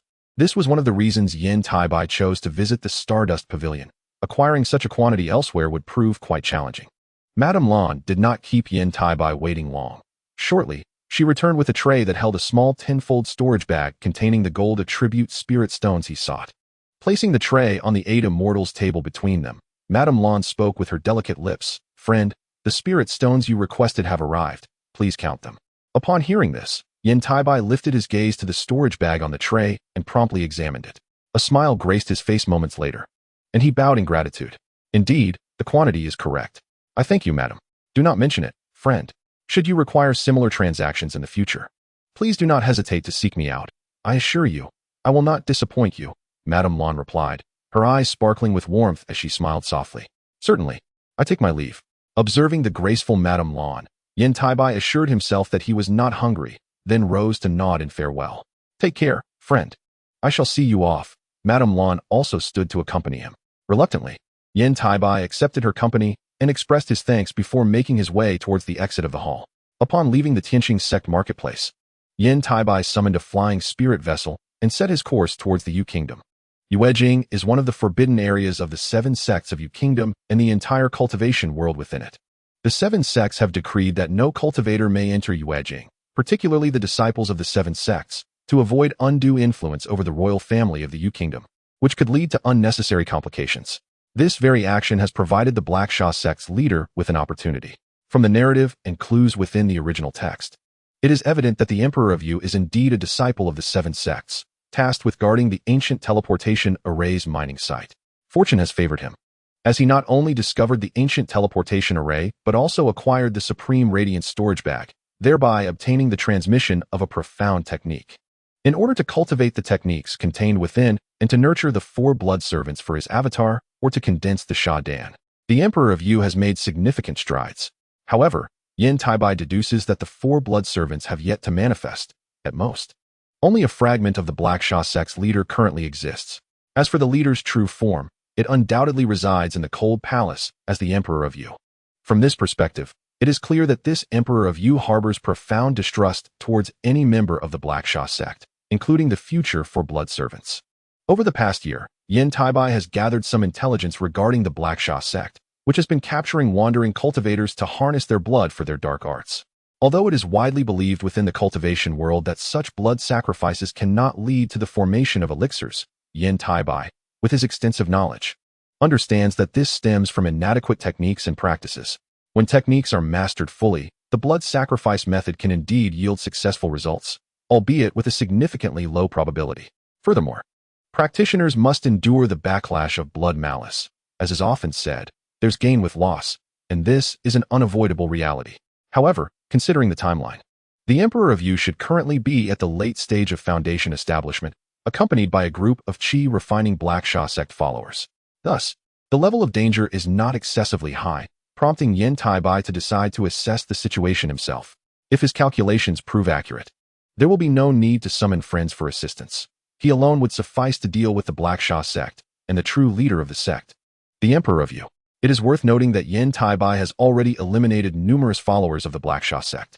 After all, the number of malevolent cultivators within the borders of the Yu Kingdom is limited, and the Blackshaw sect comprises a significant portion of that. Given their practice of capturing wandering cultivators for training, Yan Taibai has inevitably encountered them. Therefore, from any angle, it is best to eliminate the Emperor of Yu as soon as possible. To speak of other matters, the valuable items possessed by the Emperor of Yu alone are enough to stir his interest, igniting a desire for treasure. Particularly, the Void Sky Fragmented Map is an object he must acquire. Throughout the entire Yu Kingdom and even the southern celestial cultivation world, only the Emperor of Yu, the recipient of the Supreme Radiance Inheritance, possesses such a treasure. Moreover, there exists another possibility. The Emperor of Yu and the Supreme Radiance may be one and the same individual. To be precise, the original Emperor of Yu may have been usurped by the Supreme Radiance. Though this likelihood is slim, it is not entirely improbable. After all, if the Supreme Radiance were a cultivator at the elixir formation stage, his lifespan, though possibly exhausted, remains a consideration. However, if one were to master the arcane arts of prolonging life, it is not entirely inconceivable to extend one's existence for a while longer. After all, the remarkable Master Ji Xian is none other than the esteemed Xian Gushang Run, Xiao Cha, a formidable figure within the demonic realm of the chaotic Star Sea. The tome in his possession, the Xian Yin Jing, can be likened to an encyclopedia of demonic knowledge.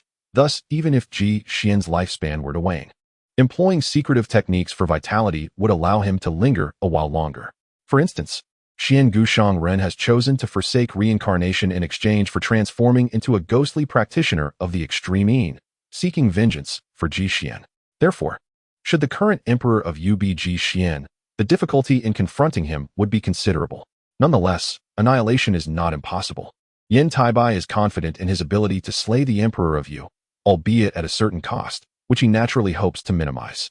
Hence, upon entering Yujing, Yan Taibai refrained from proceeding directly to the imperial city, opting instead to temporarily reside within Yujing to gather intelligence, particularly concerning nocturnal activities. He would venture into the imperial city. Presently, the Heisha sect should have only one foundation establishment practitioner, the Emperor of Yu. Thus Yan Taibai harbors no concerns about detection.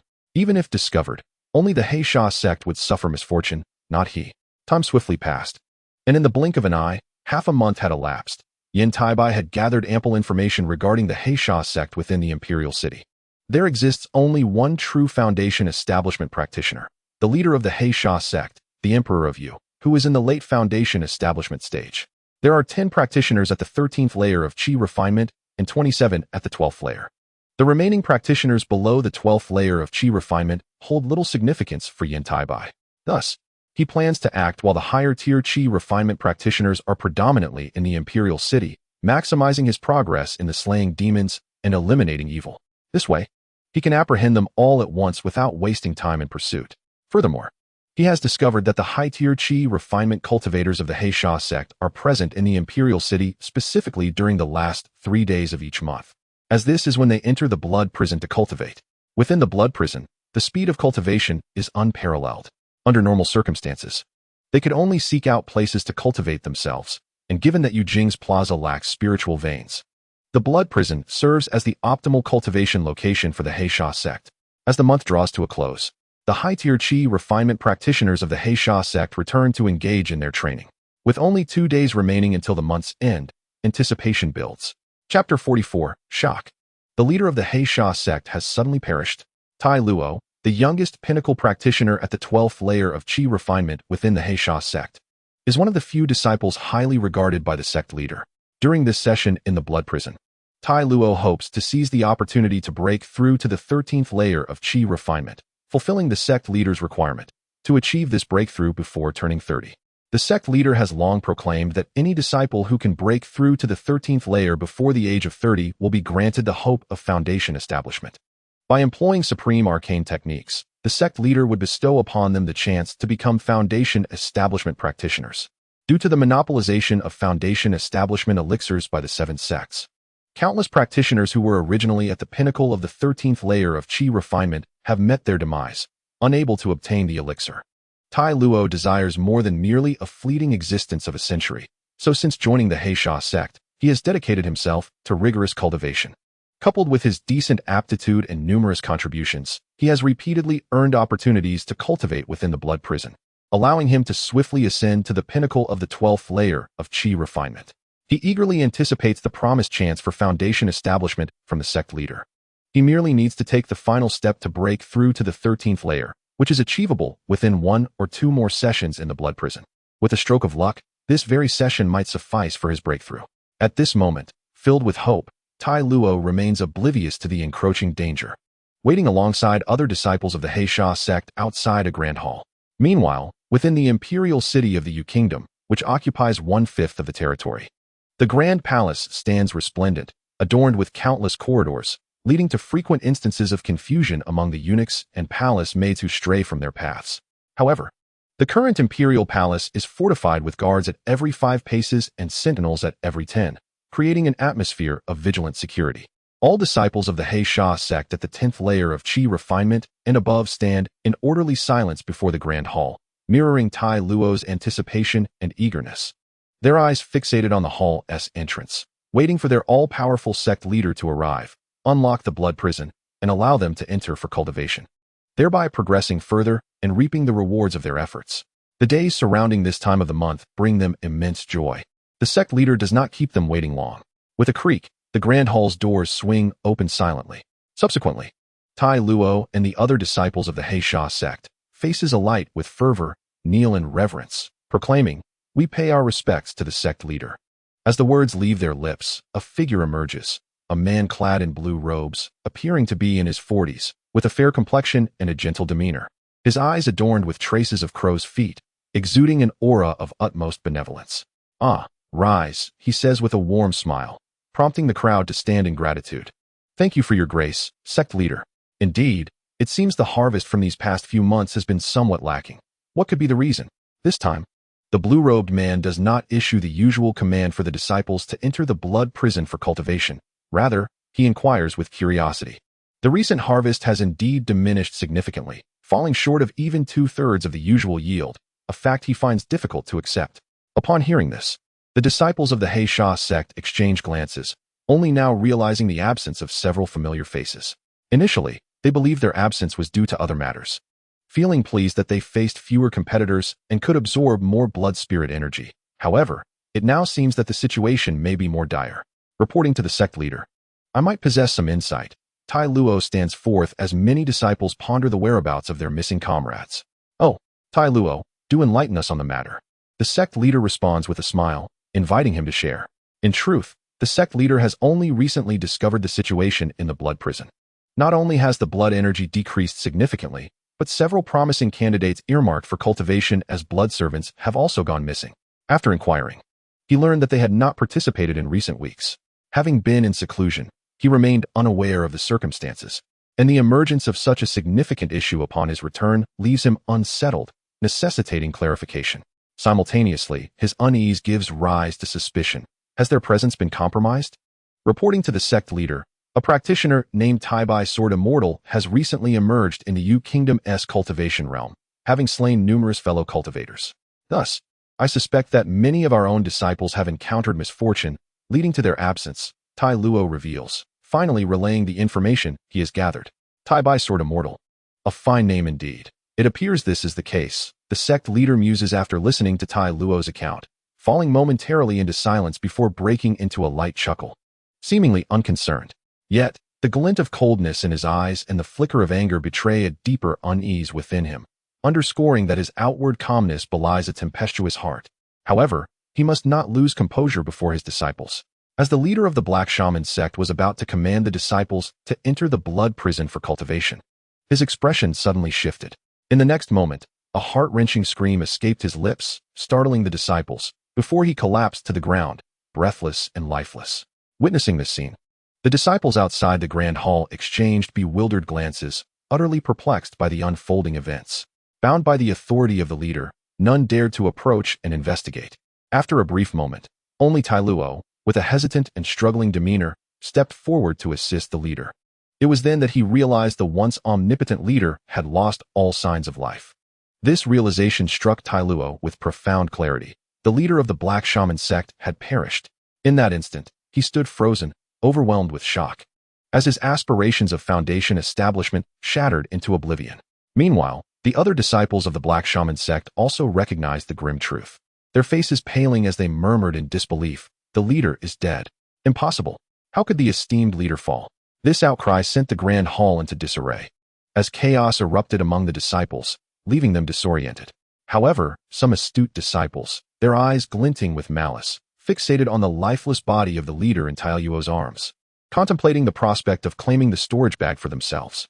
Unbeknownst to them, a golden light streaked in from the direction of the cold palace. It was none other than Yan Taibai, who had just slain the emperor of the Yu clan. Chapter 45. The White Emperor's Golden Slash enhances swordsmanship. Host, Yan Taibai. Gender, male. Spiritual root, gold. Attribute, heavenly spiritual root. Age, 11. Status, childhood. Realm, initial foundation establishment. First simulation of cultivation completed. Reward, gold. Attribute, heavenly spiritual root. Second simulation of cultivation completed. Reward, White Emperor's Golden Slash. Third simulation of cultivation requirements. Slay demons and exterminate evil. Progress value, 10, 100. Additional divine ability, Eye of Sin. Sin requirement, 60.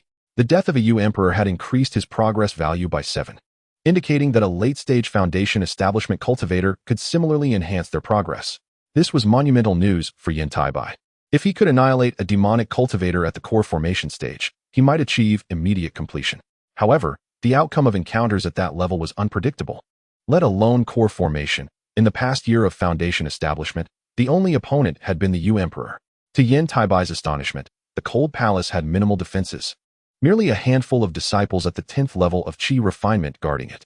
Thus, with a single strike, he dispatched the Yu Emperor, the ease of which felt surreal. Yet, he quickly regained his composure. Having no time to inspect the Emperor's belongings, he hastily stored the entire corpse into his storage bag.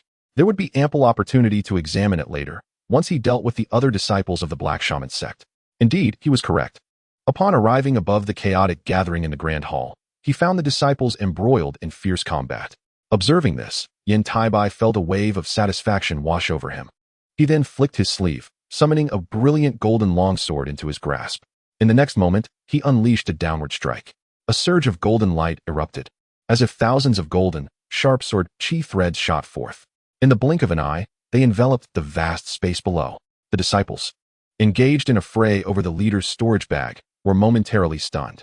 Instantly, their defensive spells and artifacts, previously aimed at one another, redirected towards the oncoming golden sword chi.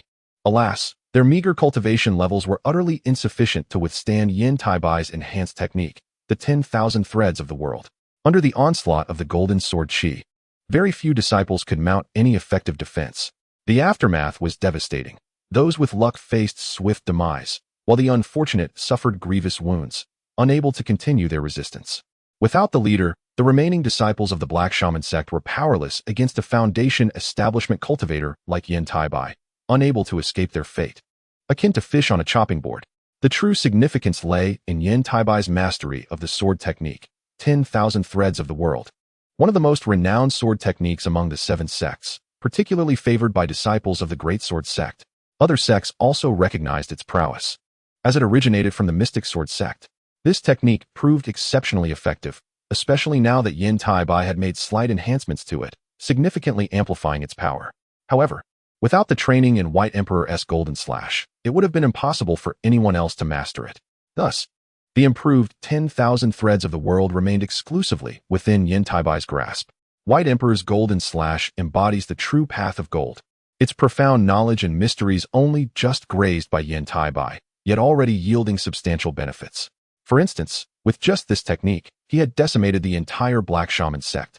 It wasn't merely the strength of 10,000 threads of the world that was formidable. Rather, it was the terror of the White Emperor's Golden Slash. Did you eliminate the leader? Just as Yan Taibai prepared to dispatch the remaining Black Shaman disciples, a voice, strained with pain, interrupted his thoughts. Turning towards the source, he beheld a bald man whose physique resembled a beehive. Raising an eyebrow and taking a moment to assess, Yan Taibai pondered aloud, "Are you Tai Luo?" Upon hearing this, Tai Luo's previously pale face transformed into one of astonishment, disbelief washing over him.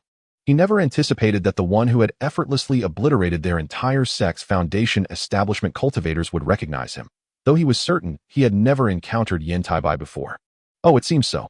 What a pity you haven't become a blood servant. Truly unfortunate," Yan Taibai remarked, shaking his head in mock sorrow. This statement left Tai Luo utterly dumbfounded, even momentarily forgetting his excruciating pain.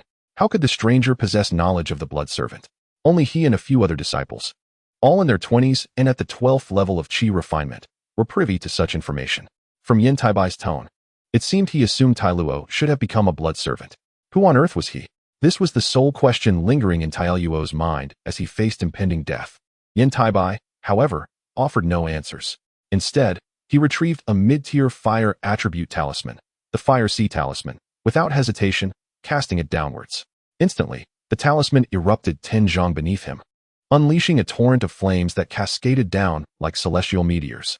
In moments, the inferno engulfed the area, and with the emergence of the Fire Sea, the agonized cries of the Black Shaman disciples vanished, signifying their release. Tai Luo, too, would never uncover Yan Taibai's identity. In a fleeting moment, Yan Taibai's progress in slaying demons surged, reaching an impressive 11 points. This remarkable achievement could be likened to an entire year of diligent effort. Now, it was time to reap the rewards. A quarter of an hour later, the raging inferno subsided, leaving behind only pools of blood-blackened ashes and numerous spoils of war collected by Yan Taibai. Among these were storage bags and magical artifacts. Though the storage bags were few, just over a dozen, indicating that only disciples of the Black Shaman sect at the 10th level of chi refinement could possess them. As for the magical artifacts left amidst the flames, they were scarce as well, requiring at least mid-tier quality to be considered.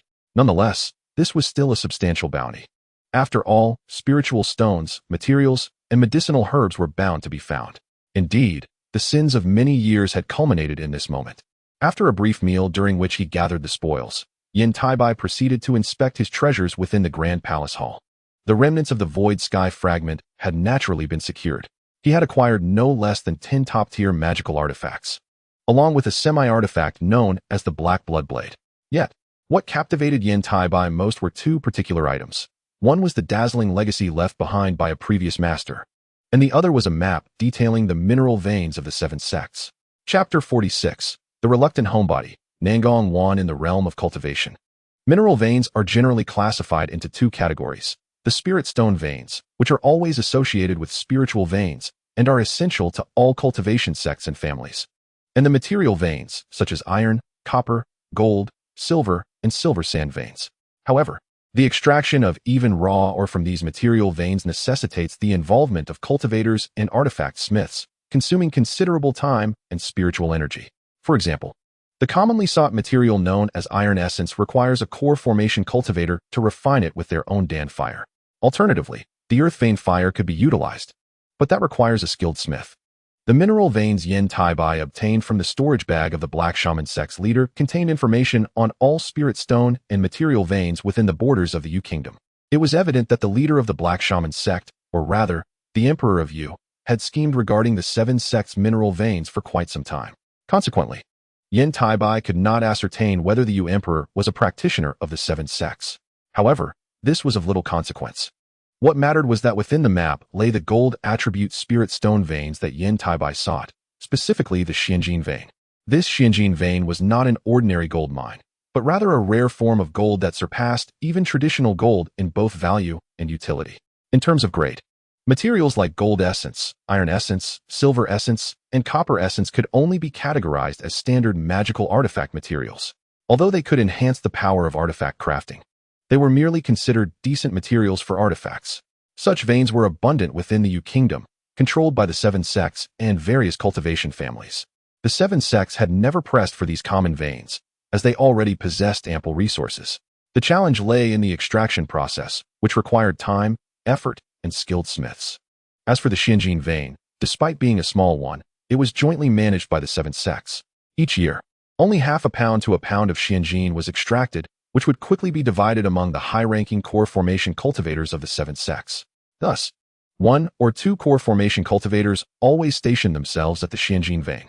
Therefore, the likelihood of Yan Taibai entering the Xianjin vein for cultivation appeared slim. This left him with the option of the gold attribute spirit stone vein, albeit a lower tier one, but without core formation cultivators guarding it. There remained hope for him to enter and cultivate the White Emperor's golden sovereign slash. However, the location of this low-tier gold attribute spirit stone vein posed a dilemma for Yan Taibai, the Greatsword sect. To be precise, this vein was situated not far from the spiritual vein of the Greatsword sect, even considered an auxiliary spirit stone vein thereof. This proximity resulted in a slightly heightened concentration of gold attribute spiritual energy in the Greatsword sect's aura. Thus, although this vein was overseen collectively by the seven sects, it was primarily exploited by the Greatsword sect, sharing an equal portion with the Hidden Moon sect. After all, the Hidden Moon sect was the largest of the seven sects, controlling a significant portion of the spirit stone and material veins within the Yu Kingdom. Some even claimed more than 40%, a benefit derived from their formidable strength. Naturally, this was also due to the fact that the Hidden Moon sect had 2 to 3 times the number of disciples and elders compared to the other 6 sects, necessitating greater resources for cultivation. The other 6 sects could only begrudgingly accept this reality, as they were unable to match the Hidden Moon sect's power. As for whether the Hidden Moon sect possessed a gold attribute spirit stone vein, the answer was negative. There was only one such vein throughout the entire Yu Kingdom, and it was naturally under the joint control of the 7 sects. This presented Yan Taibai with an opportunity to pursue cultivation within it. Though this gold attribute spirit stone vein alone could not enable him to successfully cultivate the White Emperor's golden sovereign slash, it should suffice for him to transform all the true essence within his Dantian into Gungjin true energy. Otherwise, relying solely on his current ability to slay demons and exorcise evil, he would find it impossible to accomplish such a transformation in the foreseeable future. Therefore, entering this gold attribute spirit stone vein became imperative. Now, he needed to remain in the palace to meticulously study the situation. The reason for staying in the royal palace of Yuejing was that he had already sent word to his junior sister, Nangong Wan, at the Hidden Moon sect, informing her of the circumstances surrounding the Black Shaman sect. This matter held great significance and required notification to the Hidden Moon sect and the other 6 sects, followed by the selection of an emperor to oversee the royal family and the secular affairs of the Yu Kingdom to prevent chaos from engulfing the world.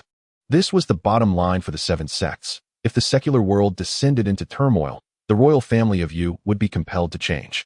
Such matters could be resolved with a mere word from the 7 sects. Upon receiving Yan Taibai's message, Nangong Wan felt quite troubled. Having spent most of her time secluded in her cave for cultivation, she promptly relayed the information to her master, the immortal Nisha, who was the mentor of Yan Ruan. However, Yan Ruan was not permitted to leave Nisha's cave and meet Yan Taibai until she reached the 10th level of Qi refinement. Upon learning that Yan Taibai had established his foundation, Yan Ruan intensified her training, much to Nisha's satisfaction. Nevertheless, upon hearing from Nangong Wan about the conflicts with the Yu royal family and the Black Shaman sect, Nisha was both shocked and somewhat at a loss for words. This matter, it seemed, could not be resolved solely by Nangong Wan. It would require her to personally inform the elders of the other sects and convene at the royal palace of Yuejing to discuss the issue. Nisha did not wish to bear the burden alone, lightly shaking her head. Moreover, this was the truth. Someone had to be sent to notify the other 6 sects. It was unreasonable for her to handle everything herself. Nisha was reluctant, as it was indeed a tiring endeavor, demanding considerable time. Such matters could not be communicated through sound transmission talismans. They required direct notification of the situation. Very well. However, let it be my junior sister who informs the other sections. I shall first travel to the royal palace of Yuejing to inquire about the specific situation regarding Yan. Nisha concluded. After hearing her words, Nangong Wan hesitated for a moment, lightly nodding her head, seemingly concerned that Nisha might decline. The junior sister is more familiar with the 6 factions, and it would be better for her to inform them. Upon hearing this, the ethereal fairy seemed to have anticipated it, and, with a gentle nod, resignedly agreed. Very well, this matter will be entrusted to the younger sister. She was well aware that getting Nangong Wan to step out for any task was already a feat, and she could not ask for more. Thank you, junior sister. Upon hearing this, Nangong Wan, whose wish had been fulfilled, smiled radiantly and hurriedly expressed her gratitude. Chapter 47, Yan Taibai and Junior Sister Nangong. Would you like to play with me? For a cultivator at the core formation stage, the journey from Xinzhou to Yuejing does not take long. On this particular day, Yan Taibai, having spent the night in the royal bed, was about to explore the palace and the royal city. Just as he opened his eyes, a streak of crimson light, resembling a falling meteor, approached him in the blink of an eye. As the red glow dissipated, a graceful and enchanting figure appeared before him, followed closely by an exquisitely beautiful face that could evoke a fluttering heart.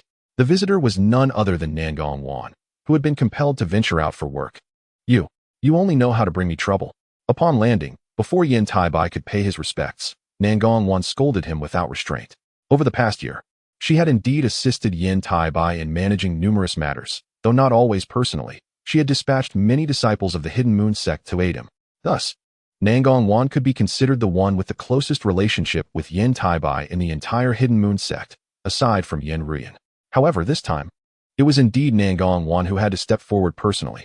After all, this was not during wartime, and the relationships within the Yuejing royal family were of great significance, requiring the involvement of core formation cultivators from the 7 factions for decision-making. The Foundation establishment cultivators could only assist from the sidelines. The final decisions rested with the core formation cultivators. This left Nangong Wan, who typically engaged with core formation cultivators only superficially, feeling quite helpless. Therefore, she could only voice her frustrations towards the instigator, Yan Taibai. Forgive me, junior sister. I had no choice but to summon you here. Yan Taibai, seemingly unconcerned, offered a slight bow of apology. All right, tell me what exactly has happened. In a while, the other core formation friends from the various factions will arrive. So we must prepare our statements to avoid any unforeseen complications, Nangong Wan advised, her lips parting slightly. She did not place much importance on the title of junior sister. Very well, junior sister, please come in. Let us discuss the matter in detail. Yan Taibai smiled as he invited Nangong Wan into the resting palace for a thorough conversation. Seeing this, Nangong Wan nodded gently and gracefully made her way toward the palace entrance, with Yan Taibai following closely behind. Once seated, Yan Taibai personally brewed tea, pouring a cup of spiritual tea he had obtained from a demonic cultivator for Nangong Wan. This is excellent tea. Now, may we discuss what has transpired? After taking a delicate sip, Nangong Wan's eyes sparkled with appreciation, yet she did not forget the matter at hand. It's quite simple, junior sister. You should know that over the past year, I have been slaying demons and evil spirits. Thus I encountered multiple groups of demonic cultivators sharing similar characteristics. After investigation, I eventually arrived at the royal city of Yuejing, discovering a group from the Black Sha sect that had taken over the royal city. After a grueling battle of wits and strength, I managed to eradicate the Black Sha sect, which indeed required considerable effort. Yan Taibai briefly recounted the process, which was nearly the truth. You certainly took it upon yourself. However, once this matter is resolved, you must obediently return to the sect to focus on your cultivation. After slaying demons for so long, it is time for you to settle down and practice diligently. Furthermore, your identity may no longer be secure. It would be wise to remain in the sect until the storm passes before venturing out again. Upon hearing Yan Taibai's words, Nangong did not inquire further about the specifics or the gains involved. Instead, she expressed her concern and requirements. Thank you, junior sister. However, I have a humble request. I wish to cultivate in the Jinyun mine in Jinyunzhou, where there exists an entire vein of gold attribute spiritual stones, making it the most suitable place for a cultivator like myself with a gold attribute spiritual root. Additionally, it would provide cover to avoid any unforeseen events. Just as you mentioned, the upheaval caused by this incident is unlikely to be minor, and remaining in the sect for cultivation may not guarantee safety. Thus, departing the sect may be a prudent choice. What do you think, junior sister? Yan Taibai tentatively proposed. Cultivating in the mine is not permissible. Although the spiritual energy within the mine is abundant, it is not suitable for cultivation. Nangong directly shook her head in disapproval. Why? Upon hearing this, Yan Taibai appeared bewildered. Nangong's response was straightforward. I don't know. Ah, you don't know? Yan Taibai exclaimed, slightly taken aback. Regardless, the various factions and sects state that no disciple or elder is permitted to cultivate in the mine for extended periods. As for the reason, there are no records. Perhaps it is to prevent interference with the mining of spiritual stones by the disciples? Nangong offered a rationale that lacked substance, needing to provide an explanation to her junior brother. After all, she was a core formation cultivator and had to maintain a semblance of authority. Otherwise, it would be rather embarrassing. Yan Taibai, very much in tune, feigned enlightenment. Oh, seeing this, Nangong shot him an exasperated glance and then shifted the topic. How long have you been in Yuejing? Not long. Are you interested in accompanying me to explore the city? Yan Taibai blinked, his curiosity piqued, and he asked expectantly. Not at all. I have little interest in worldly affairs. I merely wish to inquire if you have any suitable candidates now that the true emperor of you is deceased. Nangong gently shook her head. None. I have only just arrived and have not gathered any information in the city. So this matter must be left to the seniors of the 7 factions. Yan Taibai replied, shaking his head. Then let it be. Upon hearing this, Nangong did not press further. How about I investigate now? After all, the other seniors from the factions have yet to arrive, and there should still be time. Yan Taibai suggested tentatively. All right, you may go ahead and investigate. When junior sister Nikhang and the other friends arrive, I will send you a message. Upon hearing this, Nangong considered for a moment, nodded gently, and agreed to Yan Taibai's suggestion. Very well, I shall take my leave now. With Nangong's consent, Yan Taibai was naturally pleased, stood up, bowed, and departed. Although being in the company of beauty was indeed pleasant, he was merely 11 years old and could not grasp such matters. Not to mention, he still had an engagement. Thus, any fleeting thoughts stemming from instinct were momentary and could not be pursued deeply. Furthermore, Yan Taibai genuinely wished to gather intelligence regarding the current state of Yuejing. It was essential to find a suitable successor for the throne of the Yu Emperor among the mundane populace. After all, with so many skills from his previous life, they ought to be put to use. He could not traverse through time without effecting any change, could he? Chapter 48. The 3 Great Books of Crossing Over Sulfur, Nitrate, and Charcoal. Add a touch of white sugar. This is the content from the renowned 3 Great Books of Crossing Over that Yan Taibai remembered. Although he was unaware of the impending journey through time, as a resident of a certain orphanage, he had naturally perused the 3 revered tomes in his past life. Now a foundational cultivator, he had retained the knowledge gleaned from those texts.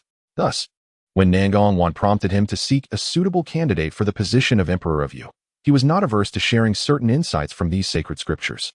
He was curious to observe the potential ramifications of such an act, though he deemed the outcome inconsequential to himself. Nonetheless, the valuable concepts regarding productivity and prosperity contained within these tomes could indeed address the pressing issues of mundane existence, thereby contributing positively to society. In the entirety of Yuejing, the most esteemed member of the royal family was undoubtedly Prince Xian. This nobleman was renowned for his extensive network of friendships and his carefree nature. As for his character, Yan Taibai intended to visit the Xian Wangfu for a personal assessment. He recalled that the former young prince of Xian Wangfu had once become a disciple of the leader of the Haisha sect, though he was uncertain if that was still the case. Therefore, an investigation was warranted. In truth, had it not been for Yan Taibai's vigilant presence and his declaration of identity as the legendary Taibai, Sword Immortal, The imperial city of Yu would have descended into chaos following the recent upheaval. With his oversight, affairs proceeded as they ought, remaining largely unchanged. This was largely due to the negligence of the late Emperor of Yu, who had neglected governance since seizing control of the palace. The ministers of the court were predominantly his appointees, thus there was little cause for concern regarding unforeseen events. Now that the emperor had passed, all those appointed had, without exception, fled. Yan Taibai found little motivation to pursue them, considering they were mere mortals or low-ranking cultivators of the qi refining stage, yielding no substantial benefits. The Xian Wangfu was situated in the southern district of Yuejing, distinct from the imperial palace. Despite Prince Xian's liberated spirit, the residents adhered to traditional architectural norms. Regardless of the dynasty, the residences of officials and royalty were constructed by the state's Ministry of Works, meticulously allocated according to rank and nobility. None would dare to undertake unauthorized renovations, lest they incur the penalties of Yu law. As a royal relative with noble status, Prince Xian's estate ranked among the top 5 in all of Yuejing. The imposing entrance stood approximately 6 to 7 meters high and 3 to 4 meters wide. Entirely clad in thick brass, adorned with numerous large studs, exuding an air of opulence and gravity. Flanking the nearly meter-high steps were 2 fierce bronze lion statues, polished to a brilliant shine, capturing attention without effort. Despite being a cultivator, Yan Taibai adhered to protocol and presented a formal invitation. Upon learning of the arrival of the vanquisher of the palace's dark forces, Prince Xian and his family personally welcomed him into the grand hall. The prince, a man in his 40s with a square visage and piercing eyes, emanated an intrinsic authority.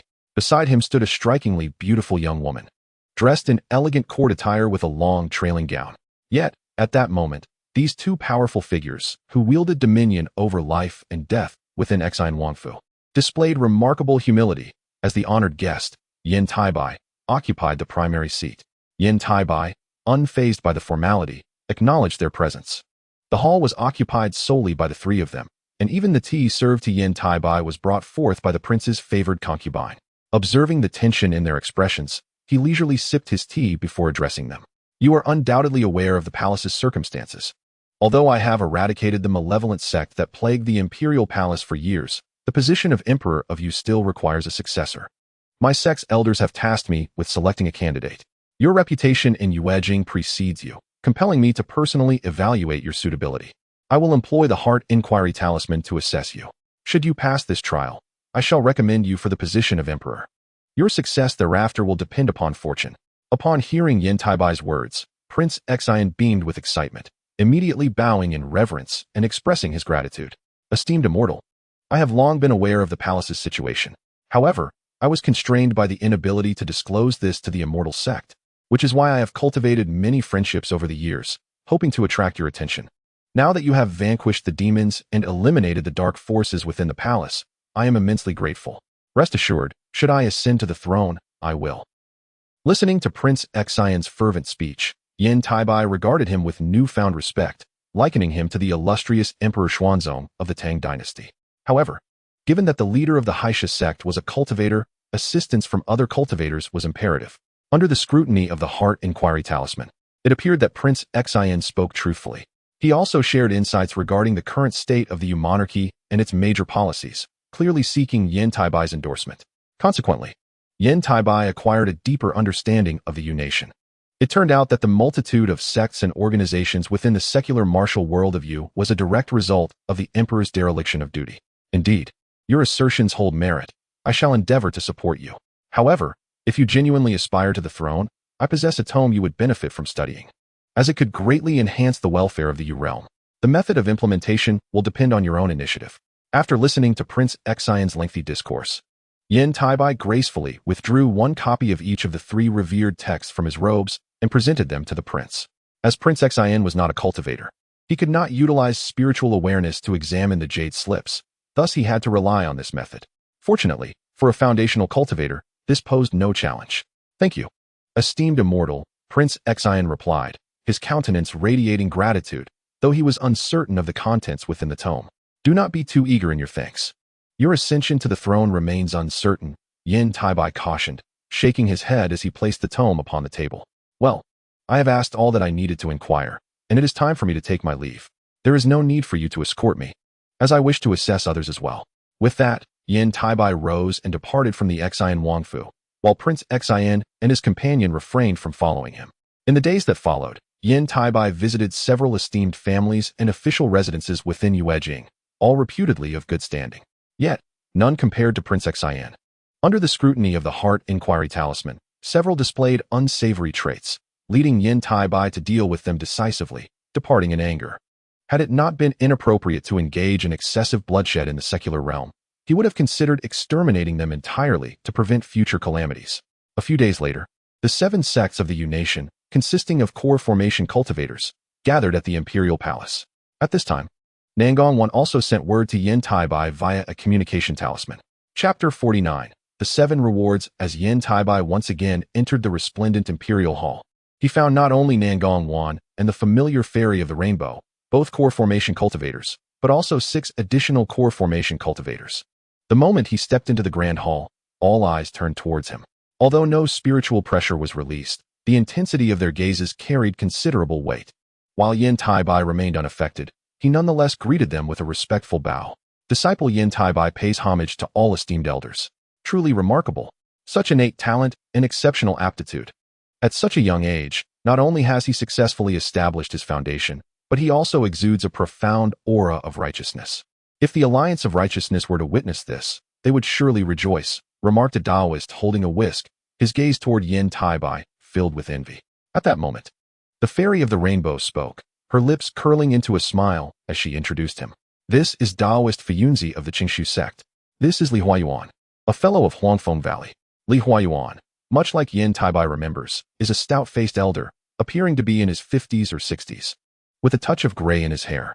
However, he is vigorous, radiating good health, and his fierce tiger-like eyes convey an innate authority, clearly indicating a person of strong character. Li Huayuan also timely nods slightly to Yan Taibai, his gaze revealing shades of admiration and astonishment. After Yan Taibai returns the gesture, the celestial maiden continues to introduce other sects' golden core cultivators present. Yan Taibai greets each with a respectful smile, eagerly anticipating their gifts of greeting. Should they fail to present one, he would not hesitate to report back to the old monster Qiong during their next meeting. Upon completing the introductions, the celestial maiden proceeds. You performed admirably in the recent affairs concerning the Black Sha sect at the palace. I was just praising you with several fellow cultivators. Sister Nangong mentioned she is currently seeking suitable candidates for the new Yu Emperor. I wonder if there have been any prospects. At this comment, unlike the other golden core cultivators, Li Huayuan's expression shifts, revealing a glimmer of hope as if awaiting something. Yan Taibai, however, pays no attention to Li Huayuan's demeanor. After hearing the celestial maiden's inquiry, he shares the results of his investigations from the past few days. Once finished, he observes in silence, his mind focused inward. After exchanging glances, the celestial maiden, Li Huayuan, and the other golden core cultivators engage in discussion. In truth, there is not much to deliberate, as aside from Li Huayuan's disapproval of the Prince Xian becoming the new Yu Emperor, the others are generally in favor. After all, compared to others, Prince Xian is relatively wise. If he can govern the mundane affairs of the Yu Kingdom well, it would alleviate considerable troubles. For instance, due to the former emperor's negligence, numerous factions have emerged within the Yu Kingdom, leading to widespread suffering and public discontent. However, the sects have hardly paid attention to these matters. Li Huayuan's opposition stems from his desire for the prominent Qin family within Yuejing to assume the throne. The other golden core cultivators, however, are in agreement with Prince Xian's ascension, solidifying his position as the new Yu Emperor. Yan Taibai also hopes that Prince Xian can utilize the 3 divine texts he provides to manage the Yu Kingdom effectively, thus preventing the current state of disarray and public grievances. Once the new emperor is confirmed, Nangong Wan, who has remained silent until now, gently inquires, Junior Brother Taibai, you have accomplished a significant feat. What reward do you desire? Were it another foundation establishment cultivator, entering Yuejing and extinguishing everything in the palace without the approval of the 7 sects higher-ups would likely result in a mere balancing of merits and faults, or at most, a token reward. However, Yan Taibai is different, hailing from the Yan family fortress and being a disciple of the old monster Qiong. He stands on equal footing with the golden core cultivators present in terms of seniority. In fact, it would not be inappropriate to refer to each other as brothers. Thus, in such circumstances, his actions can only be regarded as a great merit without fault, necessitating a substantial reward. Otherwise, even the old monster Qiong would not allow it. and their future tranquility would be compromised. During this time, Nangong Wan has said nothing, choosing to meditate quietly, leaving the proceedings to the celestial maiden. The Golden Core cultivators are accustomed to this, having seen little of Nangong Wan. They are aware of her as a Golden Core cultivator from the Yin Moon sect, though she lacks the renown of the celestial maiden. Nevertheless, no one dares to be disrespectful, as she is the disciple of the Grand Elder of the Yin Moon sect, the foremost figure in the Yu Kingdom's cultivation community. Now that she has spoken, the eyes of the gathered individuals momentarily flicker, fully aware that there may be a cost involved. However, this cost pertains to their own sects, requiring only a token gift. Upon hearing Nangong Wan's words, Yan Taibai discreetly observed the 6 Golden Core cultivators present and inhaled deeply. I desire materials of the metal attribute. Initially, he considered requesting mid-tier spirit stones of the metal attribute, but realizing it might attract too much attention, he adjusted his request to simply metal attribute materials. That is quite reasonable. I have a piece of gold essence here, which I shall present to you as a greeting gift. Upon hearing this, a Golden Core cultivator from the Giant Sword sect chuckled lightly, retrieved a piece of gold essence from his storage pouch, and handed it to Yan Taibai. This gold essence, akin to iron essence, copper essence, and silver essence, is merely rarer and thus more valuable, serving as one of the materials for crafting magical artifacts. As most high-tier magical weapons of the Giant Sword sect are great swords, these materials are in high demand. Thank you, Senior Lin. After receiving the gold essence, Yan Taibai expressed his gratitude promptly. The Golden Core cultivator from the Giant Sword sect, surnamed Lin, is quite renowned in the surrounding cultivation circles. Witnessing the offering of such a precious item, the others felt a sense of helplessness. Li Huayuan reluctantly produced a piece of iron essence as a greeting gift for Yan Taibai. The Floating Cloud sects Fu Yunzi and the Golden Core cultivator from the Spirit Beast Mountain also presented their gifts. To Yan Taibai's surprise, the Golden Core cultivator from Spirit Beast Mountain offered an egg of the flying beast, the Iron-Winged Hawk. Upon hatching, it would directly be a first-tier upper-class demon beast, with the potential to advance to a second-tier demon beast with proper nurturing. Even without advancing, its speed would rival that of Foundation Establishment cultivators, if not exceed it. It is undoubtedly a remarkable treasure. The gifts from the other Golden Core cultivators were also commendable, all consisting of metal attribute materials, albeit not gold or iron essence.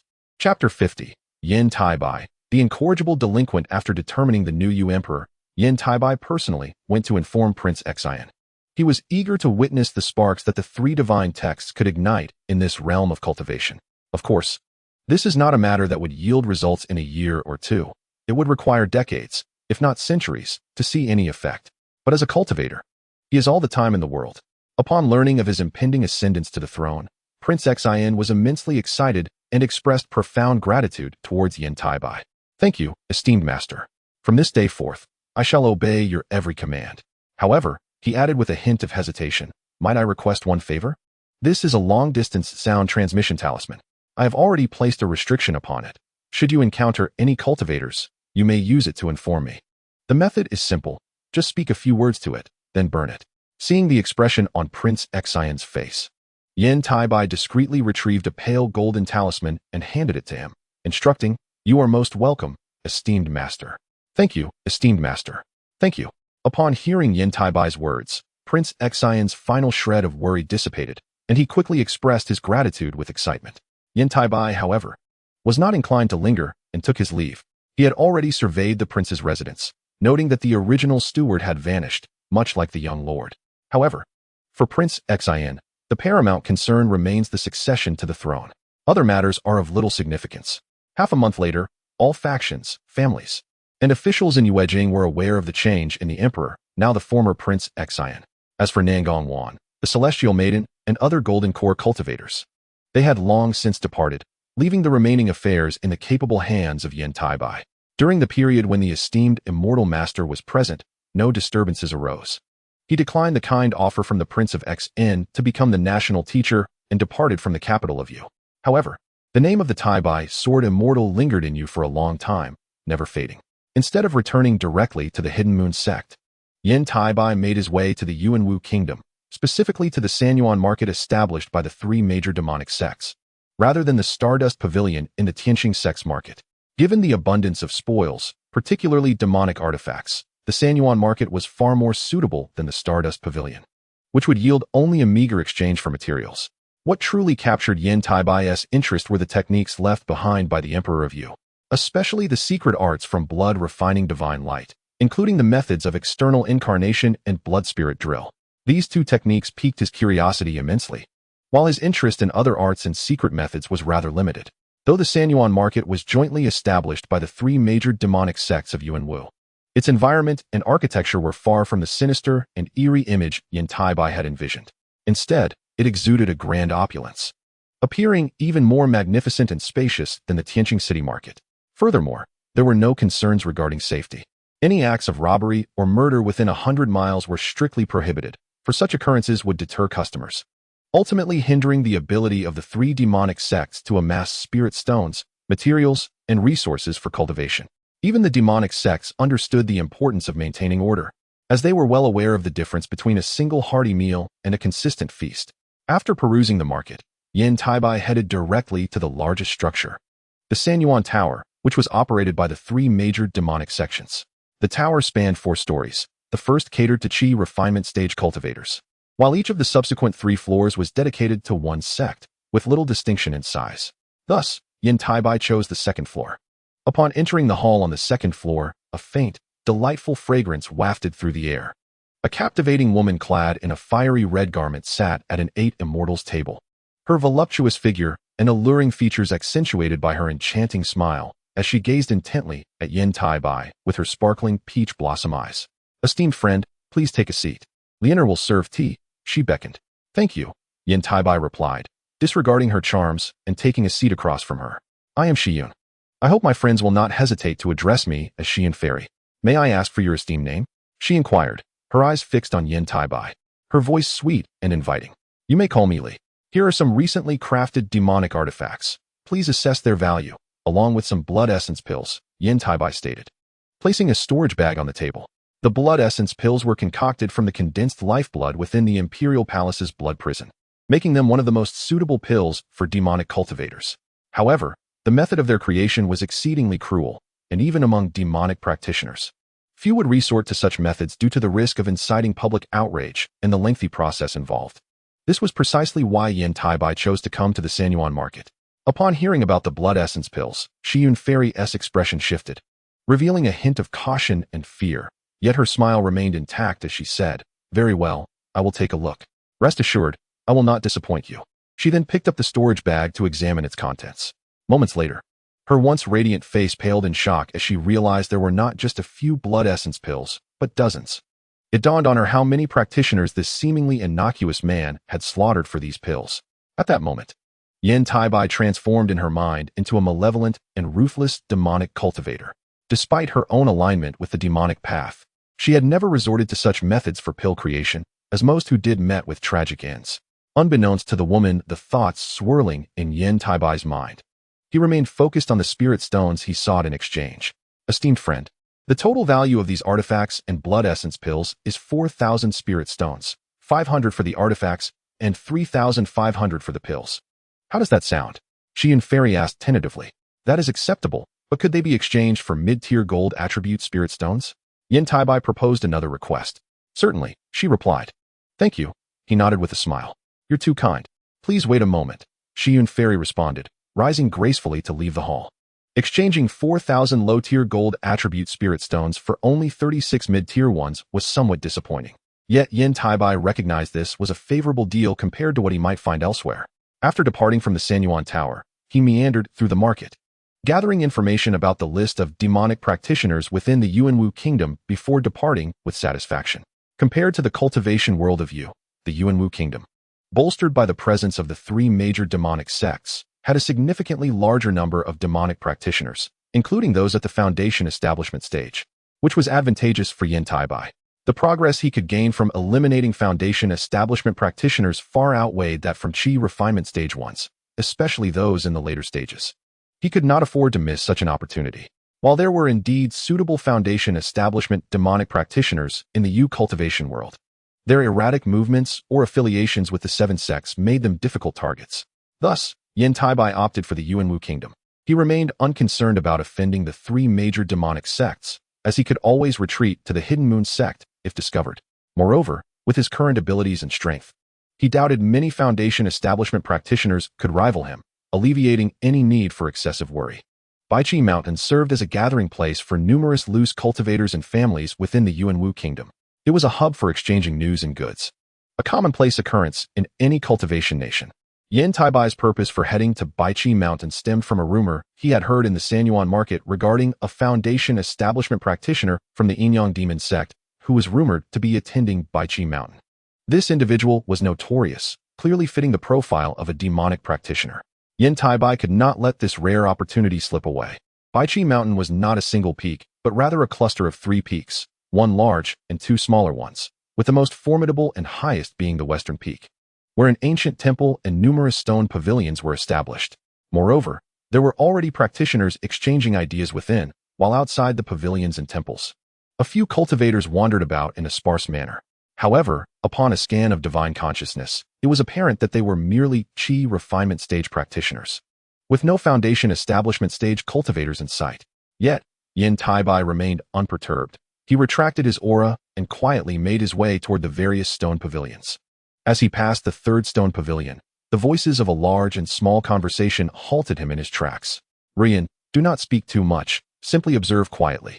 If you encounter anything you do not understand or desire, then inform the master. The speaker was an elderly man, his face weathered and hair white, a hunchbacked figure who, despite being a cultivator, was panting heavily after finishing his words, looking as though his life was waning.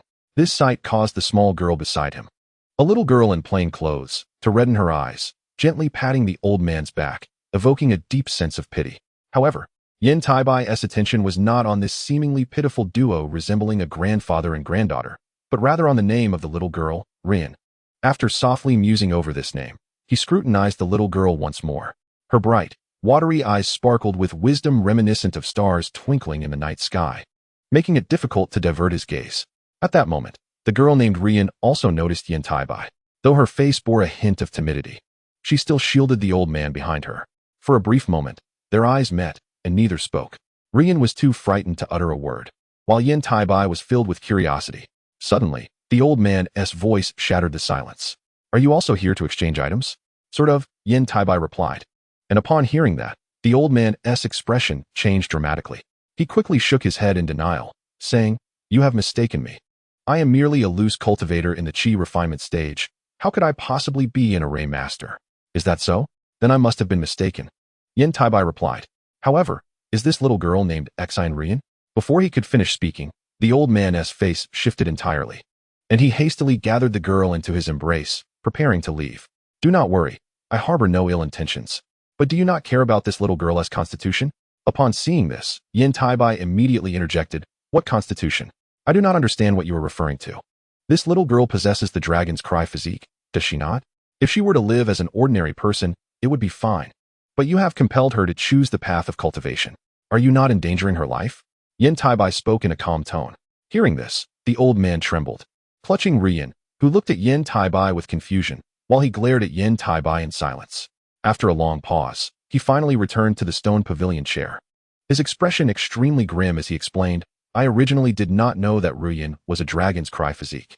By the time I discovered it, it was too late. Furthermore, you must be a foundation establishment practitioner, having cultivated the spirit eye technique. Otherwise, it would be impossible for you to discern Rian's constitution at a glance. The old man raised his gaze to fixate on Yan Taibai, speaking in a low voice. Indeed, I am a foundation establishment practitioner. You must have been one as well. Correct? Yan Taibai recalled Xine Rian's talent for arrays and her master, who was at least a foundation establishment practitioner. I am not a foundation establishment practitioner, but a core formation practitioner. However, I encountered a formidable enemy, resulting in my golden core shattering, my vitality severely diminished, and my lifespan greatly reduced. Thus, I took in Rian, as she is the child of a dear friend of mine. I can only care for her for a few more years, imparting all my knowledge of arrays to her, hoping that one day she might find a way to resolve her dragon's cry physique. The old man sighed, transmitting his thoughts. A shattered golden core does not necessarily lead to immediate demise. If fortunate, one might preserve part of their cultivation. There is another scenario where, severely injured, one must dissolve their golden core into pure essence to survive. However, the consequence is that recovery becomes exceedingly difficult unless they consume pills as if they were mere candies. The old man seemed to belong to the latter category, though he had not anticipated that his identity would be seen through by Yan Taibai. Are you perhaps from the Tianqing sect? Yan Taibai inquired. In the Yuanwu kingdom, a core formation array master would most likely hail from there. That is not the case. I come from another nation, not the Tianqing sect. However, Rian's parents were both practitioners of the Tianqing sect, but they encountered misfortune. It took considerable effort for me to bring Rian out from the Tianqing sect. The old man continued to transmit his thoughts. As for the truth of this, it remains uncertain. This also explains why Xian Rian possesses knowledge of ancient arrays and the second nascent soul cultivation method. Chapter 52. The Crisis of Little Rian. Do you have any means to resolve this little girl's dragon's cry physique? Yan Taibai asked, feigning ignorance. Do you know Rian? The old man's heart tightened upon hearing such concern in Yan Taibai's voice. Sort of. Therefore, would you be willing to entrust this little girl to me? I can assure you that she will be cared for well and will not suffer any grievances. Yan Taibai pondered for a moment before nodding in agreement. Observing that Yan Taibai did not appear to be deceitful, the old man remained skeptical and fell silent, showing no intention of accepting the offer. Since you are unwilling, I will not press the matter. However, please understand, if one day you are on the verge of passing, you may take this token to find me at the Yueliang sect in the Yueshan kingdom. At that time, I will gladly take care of this little girl, ensuring she faces no grievances or bullying. Moreover, I will do my utmost to assist in finding a way to resolve her dragon's cry physique. With that, Yan Taibai made no further demands, producing a jade token from his sleeve and presenting it to the old man, speaking gently. His tone was sincere, devoid of any pretense, leading the old man, despite harboring doubts, to accept the token with a nod and say, I understand. If that day truly comes, I will consider entrusting Rian to your care. However, you must also vow with a heart demon oath to take good care of her. That is only natural. Please rest assured. Yan Taibai nodded with a smile. He then reached out to gently ruffle Xian Rian's little head, offering her a warm smile. Rian, remember your brother. Upon hearing this, Xian Rian's little face flushed crimson, and she shyly lowered her head, not responding. Although there was an undertone of coaxing a little girl, Yan Taibai was unconcerned. Yet, the matter of Xian Rian's dragon's cry physique indeed posed a significant dilemma. However, her potential for array talent and mastery was undoubtedly worthy of his nurturing. Even if it came to the second nascent soul cultivation method, it would suffice. Therefore, both logically and emotionally, it was worth his while to cultivate a good relationship with her. Nevertheless, he could not yet guarantee the resolution of the dragon's cry physique. Nor did he know if the White Emperor's Golden Sovereign Slash would provide a solution. According to the profundities within the White Emperor's Golden Sovereign Slash, nothing in this world is insurmountable by the power of gold. Yan Taibai wholeheartedly agreed with this notion. However, he was still at a loss regarding the comprehension of the White Emperor's Golden Sovereign Slash, having barely scratched the surface. At that moment, the old man's eyes were filled with confusion and uncertainty. Before he could utter another word, a chilling wind swept through outside Baichi Mountain, sending shivers down the spines of all cultivators. Then, a sinister cloud of demonic energy descended. As the ominous clouds dissipated, the figure that appeared was a foundation-building cultivator from one of the three demonic sects of the Yuanwu kingdom, the Yinyang demon sect. He was a strikingly beautiful man, clad in a delicate red robe, his fair skin accentuating his alluring features. His androgynous appearance was a result of the sect's peculiar techniques, not a natural occurrence. Upon landing, he prepared to head towards the ancient temple to await his friend, but his gaze suddenly fixated on the pavilion where Yan Taibai, Xian Rian, and the elder were situated. Dragon's cry physique. How fortunate I am to encounter the legendary embodiment of such power here. The cultivator from the Yinyang demon sect thought to himself, his eyes gleaming with intrigue as he observed Xian Rian being held closely by the elder. My friend from the Yinyang demon sect, he remarked with a peculiar smile. This girl has already caught my eye. I intend to take her as my disciple. You might as well seek another. Hearing this, Yan Taibai merely smiled lightly. Noticing the man's malevolent aura, which had reached a staggering level of 90, a manifestation of pure wickedness. Oh, from which sect do you hail? He inquired, feigning curiosity. The cultivator's eyes narrowed as he realized Yan Taibai was also a foundation-building cultivator, and significantly younger at that. Although this revelation irked him, he masked any signs of dissatisfaction or jealousy, opting instead for a calm inquiry. The sect I belong to is of little consequence. What matters is that I have set my sights on this girl, so I advise you to reconsider your intentions. Despite not fully grasping the man's motives regarding Xian Rian, he instinctively sensed they were nefarious and would not allow such a fate to unfold. As tensions escalated, most of the qi refining cultivators from Baichi Mountain discreetly withdrew. though they remained nearby, eager to witness the unfolding spectacle, curious as to whether the two would engage in combat and what they might glean from it. Such occurrences were all too common among lower-tier cultivators, yet they risked dire consequences should they find themselves ensnared in the conflict. Well, that will depend on your abilities. The Inyang cultivator scoffed, clearly underestimating Yan Taibai, as he was in the mid-foundation stage while Yan Taibai was merely at the early stage, a considerable gap in power. Indeed, relying solely on you is insufficient, Yan Taibai replied, shaking his head with a knowing smile. Suddenly, a deep, gravelly voice accompanied by a plume of fiery clouds descended. As the flames dissipated, a robust woman with fiery red hair and a rugged demeanor emerged, a late foundation-building cultivator known as the Fire Beauty of the Inyang demon sect. Recognizing her, one of the foundation cultivators quickly implored, "Sister Huijiao, this girl would be immensely valuable for my younger brother. I hope you will lend your assistance." The woman cast her gaze upon Xan Rian, nestled in the elder's arms, her fiery brows furrowing in displeasure. "Such a small girl, isn't that rather inappropriate?" she remarked, clearly dissatisfied with the man's intentions. However, her own wickedness was considerable, with a value reaching 70, an unforgivable level of malevolence. Yan Taibai understood that this was a precarious situation. If all went as anticipated, he would gain 9 points, 7 from one and 2 from the other. Such opportunities were rare and must not be squandered. The Inyang cultivator hastily explained, "Sister, misunderstandings abound. I will nurture the girl and, once she matures, harvest the Inyang energy within her." "Very well. But if you wish for my aid, you must agree to accompany me for 3 months, Fire Beauty stated, a glimmer of interest in her eyes. Upon hearing this, the man's expression paled, yet he gritted his teeth and ultimately acquiesced. In the realm of cultivators, battles at the foundation stage and above often revolved around life-bound treasures and ancient artifacts. However, those below the foundation stage relied heavily on talismans, magical tools, and spells, each encounter filled with peril and the potential for sudden demise. As Yan Taibai steadfastly held onto the elder's precious charge, the 2 foundation cultivators from the Inyang demon sect, wary of underestimating him, each retrieved a high-level earth attribute talisman, the thick armor shield talisman, to ensure their safety. Simultaneously, they brandished their most formidable weapons. One wielded a ghostly soul-gathering banner, the chilling winds and wails it summoned instilling dread, while the Fire Beauty brandished a massive crimson hammer, its ferocity akin to a shooting star. In the face of such danger, the elder whispered to Yan Taibai, "Do not act rashly. If you trust me, follow my lead. I have set up a formation beforehand. While eliminating both may pose a challenge, trapping them is certainly feasible."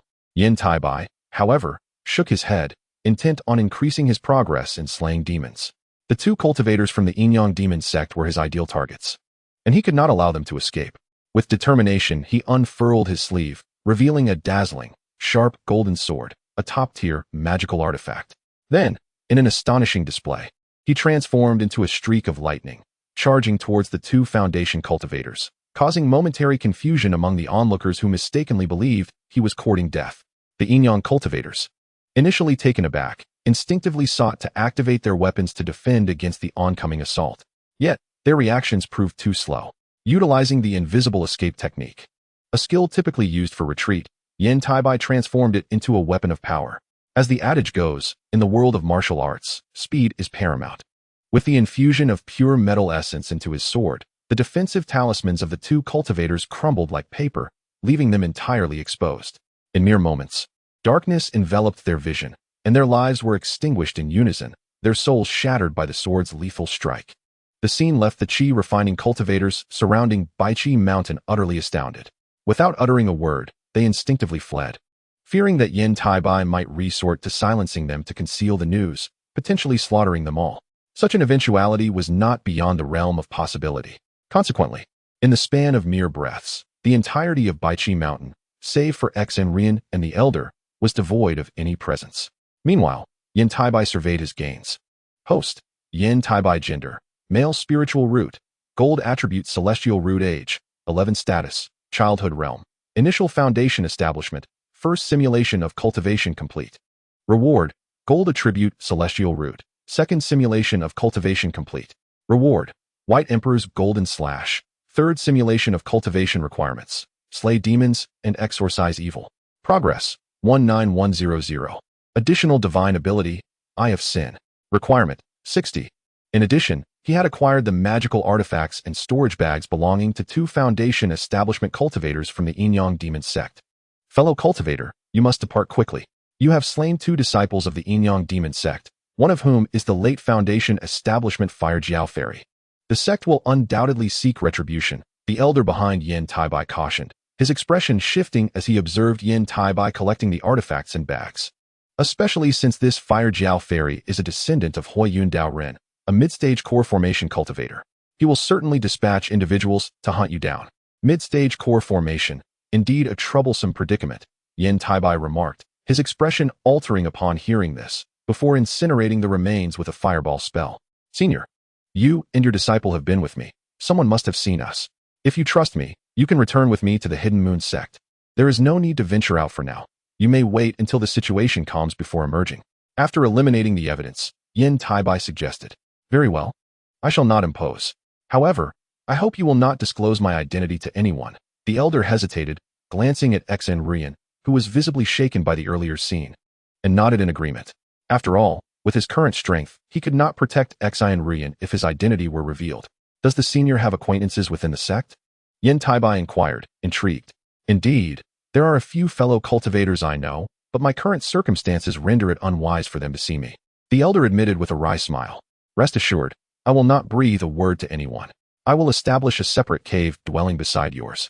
Yan Taibai assured him with a nod. Thank you. Then, the elder sighed in relief. No need for such formality. Let us hasten our departure. We can discuss matters along the way, Yan Taibai replied, swiftly conjuring a blue spirit vessel of considerable size. The 3 then boarded the vessel, soaring towards the direction of the Hidden Moon sect in the Kingdom of Yu, quickly vanishing from sight. For Yan Taibai, there was no problem that could not be resolved with a sword. If 1 sword was insufficient, then 2 would suffice, and if challenges persisted, he would simply take his leave. Fellow cultivator, your master must be the esteemed Qiong Daoren of your sect, correct? The elder suddenly spoke up aboard the spirit vessel. Did you recognize my master's formless escape technique? Yan Taibai pondered aloud. Indeed, I have recognized it. The formless escape technique created by Qiong Daoren is a divine ability that even nascent soul cultivators covet. Naturally, I am familiar, but I did not expect that after so long, Qiong Daoren would have taken a disciple as remarkable as yourself. Truly enviable. The elder lamented. Thank you for your kind words, senior, but it is my master's teachings that are exceptional. I am merely a result of his guidance. Yan Taibai humbly replied with a smile. The elder merely chuckled, not offering further commentary. Thus, in silence, Yan Taibai navigated the spirit vessel towards the Hidden Moon sect. The Inyang Valley is home to the Inyang Demon Sect, one of the 3 major demonic sects of the Yuanwu Kingdom. It resembles a city more than a valley, with palatial halls, streets, pavilions, gardens, and medicinal fields, all bustling with cultivators flying in the low skies. The most renowned protective formation of the Inyang Demon Sect is the Inyang 2 Instruments Mixed Yuan Formation, reputed to be one of the ancient formations capable of withstanding the assault of several nascent soul cultivators and over 10 core formation practitioners. Among the various cultivation sects in nearby nations, only the formation of the Celestial Star Sect, known for its formations, can rival it. To establish the Inyang 2 Instruments Mixed Yuan Formation, the Inyang Demon Sect invested nearly a millennium, finally achieving its success. Crucially, the 2 naturally occurring Inyang spirit springs within the valley minimized the consumption of spirit stones. The longest duration during which the formation sustained itself was several months, allowing time for reinforcements to arrive and forcing the enemies to withdraw, thus averting catastrophe. On this particular day, an enraged shout reverberated within the Inyang Valley, emanating from a grand hall near the fire element spirit spring. At this moment, Hui Yun Dao Ren, a core formation cultivator responsible for guarding the hall, was consumed by fury. He had received news from his disciples that his most cherished descendant, Fire Jiao Fairy, had been slain by another Foundation Establishment cultivator on Baichi Mountain, apparently by one in the initial stages of Foundation establishment. This was a reality he could not accept. If he could not eliminate the initial Foundation Establishment cultivator, he would be the subject of ridicule from his peers and other sects core formation practitioners from that day forth. However, he could not take action personally, as he needed to guard the fire element spirit spring for a decade and required its aid to break through to the late core formation stage, making it ill-advised to leave. Thus, he summoned several of his other Foundation Establishment disciples, a group of 7 or 8, both male and female, young and old, ranging from initial to late Foundation Establishment stages. Notably, They all bore fiery red hair and robust physiques, possibly a result of their cultivation practices or other factors. You are all aware of the situation regarding your senior sister, Fire Jiao. I do not care what grievances you may have. This time, you must work together to capture the culprit and bring them before me. I shall personally extract their soul and annihilate them. Hui Yun Dao Ren commanded coldly as the group assembled. Yes, Master, we obey, they responded in unison, having anticipated this turn of events and prepared accordingly. They were merely curious about which sect had so little regard for their senior sister, Fire Jiao Fairy, that they would slay her outright and depart without hesitation. Exercise caution. This individual who has slain your senior sister must possess extraordinary abilities. Were it not for my need to enter closed-door cultivation to break through to the late core formation stage, I would not hesitate to intervene myself. Should you encounter this person, remember to immediately notify the others for assistance. Do not confront them alone, Hui Yun Daoren added as a final warning. We understand. Thank you, Master, they replied in unison, showing no sign of dissent or concern for the danger ahead. If you manage to slay this individual, I will grant you one condition, provided it is not excessive. Upon witnessing the scene, the Fire Cloud Taoist nodded with satisfaction, promising benefits to his disciples. Thank you, Master. The crowd responded in unison, bowing in gratitude. Very well, you may leave. Remember my words. Should you encounter the adversary, be sure to notify others for assistance. If you require help, you may visit the Fu family. I share a certain camaraderie with their patriarch, and he will not refuse you, the Fire Cloud Taoist reminded them. Yes, I shall obey, Master, they replied, their faces brightening with the prospect of assistance. They then bowed and exited the Grand Hall, departing Inyang Valley for the location of the incident, White Pool Mountain. Several days later, Yan Taibai and his companions stealthily entered the cave abode of the Concealing Moon sect without alarming anyone. True to his word, Yan Taibai established a similar dwelling adjacent to his own for Xian Rian and the Elder, allowing them to settle down. He needed to report the events at White Pool Mountain to Nangong Wan. Unfortunately, the Elder Cheong had ventured from the Concealing Moon sect in search of opportunities across various nations, hoping to break through to the nascent soul stage. The Grand Elder of the Concealing Moon sect was in seclusion, leaving only Nangong Wan, his empathetic junior sister, to oversee matters. The shared plight of their masters, both of whom had limited lifespans, bound them together. One had yet to form a Dan, and the other had not yet coalesced their nascent soul. When their masters eventually passed, they would lose their greatest support and would need to rely on one another for comfort. Although Yan Taibai had yet to experience the warmth of Nangong Wan's embrace, he assumed her fire attribute spiritual root would provide a sense of warmth.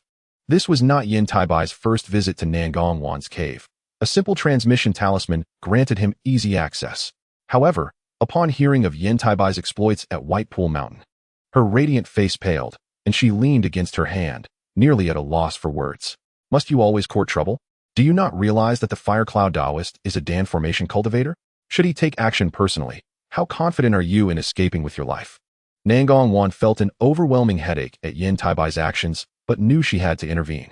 This caused her usually tranquil demeanor to become fraught with concern. Yet given the circumstances, she refrained from chastising him further.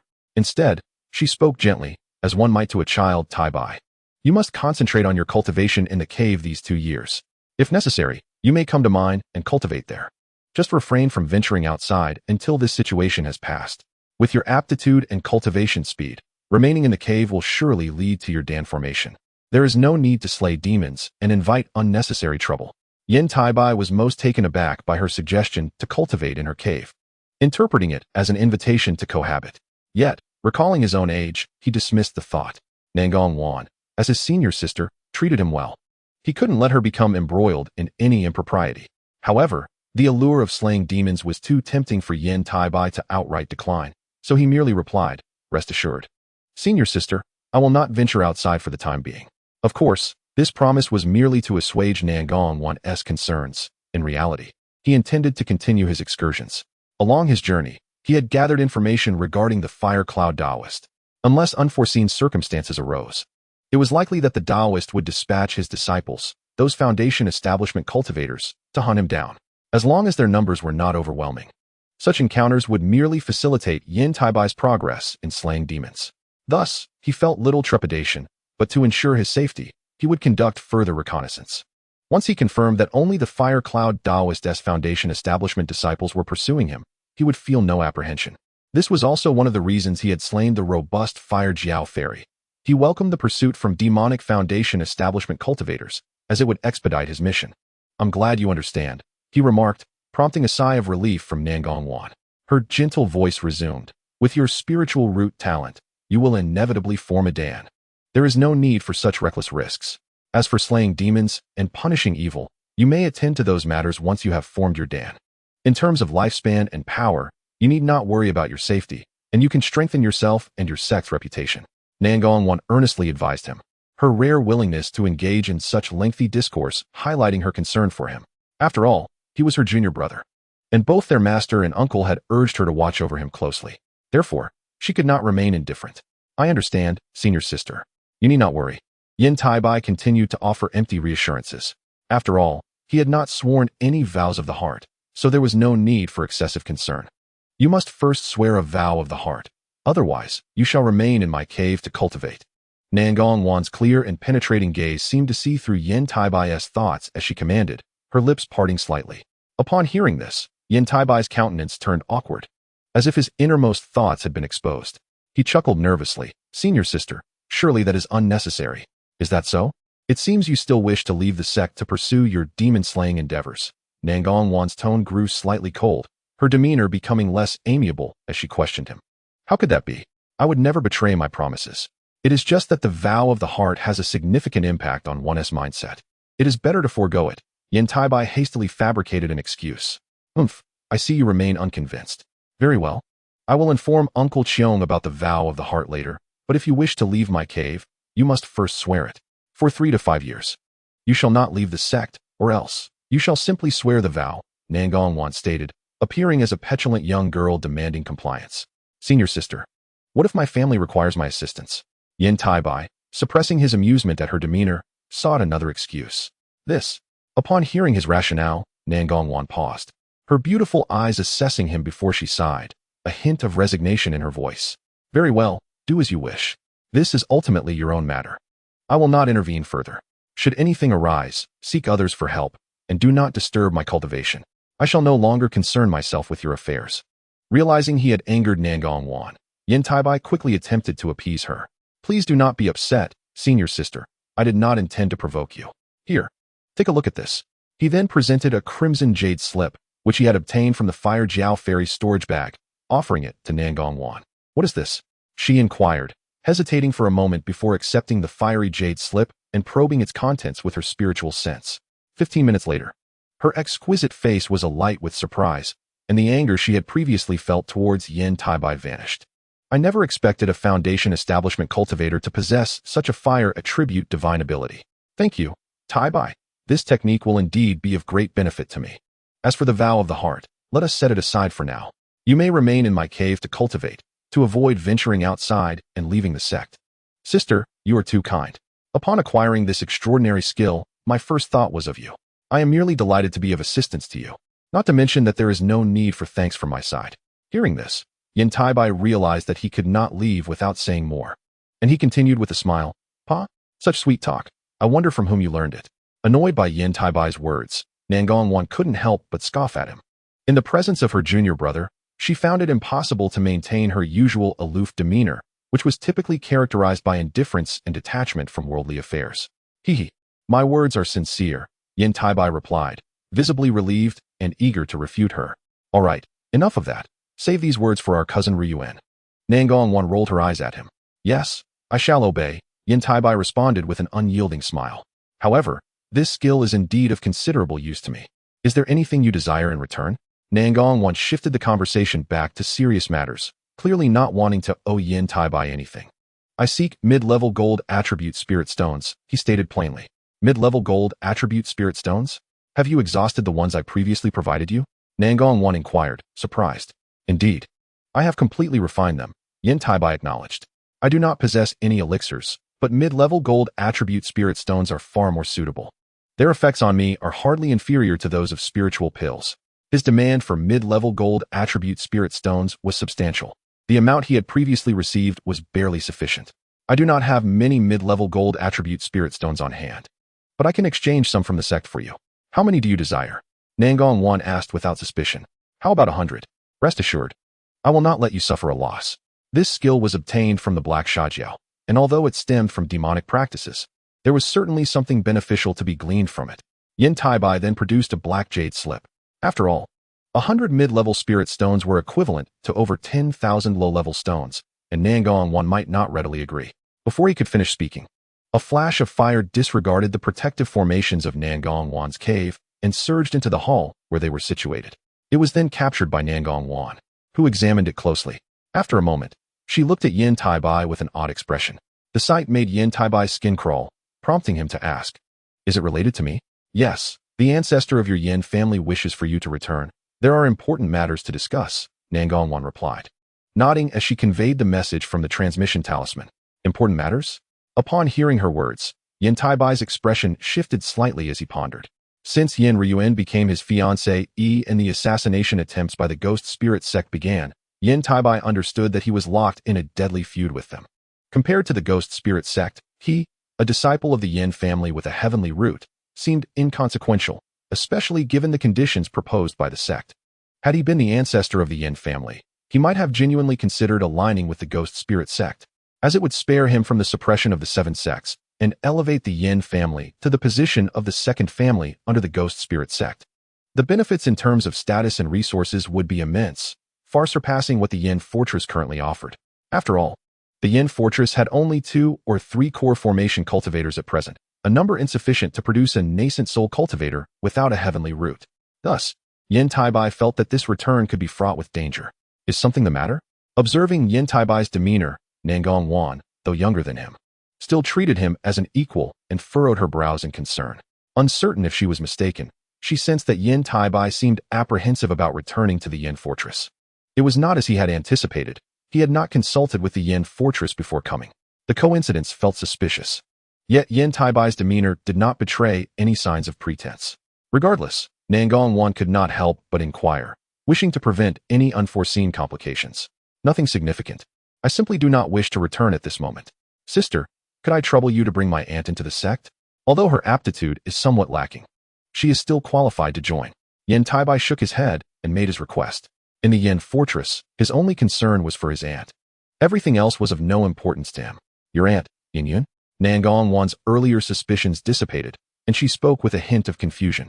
It appeared that Yan Taibai's relationship with the Yan fortress was not as amicable as they had assumed, suggesting a significant rift.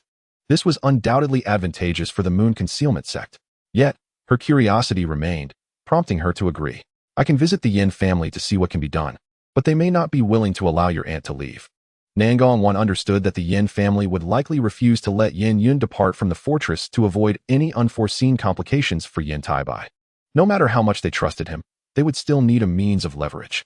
Furthermore, it was evident that there were matters concerning Yan Taibai's relationship with the Yan fortress that they were unaware of, leading to his reluctance to return and his request for her assistance in bringing out his aunt. "Thank you, sister." Upon hearing Nangong's willingness to help, Yan Taibai sighed in relief. "Don't be too hasty in your gratitude. While I can agree to assist you, whether the Yan family will permit your aunt to leave remains uncertain," she cautioned, gently shaking her head. "I understand, but I must express my gratitude nonetheless," he replied, nodding in appreciation. "Is there something going on between you and the Yan family?" Nangong could not resist asking. "There are indeed certain matters, but I cannot divulge the specifics due to my heart demon oath. I hope you can understand." Yan Taibai nodded, acknowledging the truth of his statement. If the issues regarding the Ghost Spirit sect were to leak, it would spell disaster for the entire Yan fortress. Thus, he could not disclose these details to Nangong. However, he wanted her to be aware that there were unpleasant matters between him and the Yan family. "By the way, sister, it would be best if you went to the Yan family accompanied by Sister Nisham. One of you should remain outside and wait."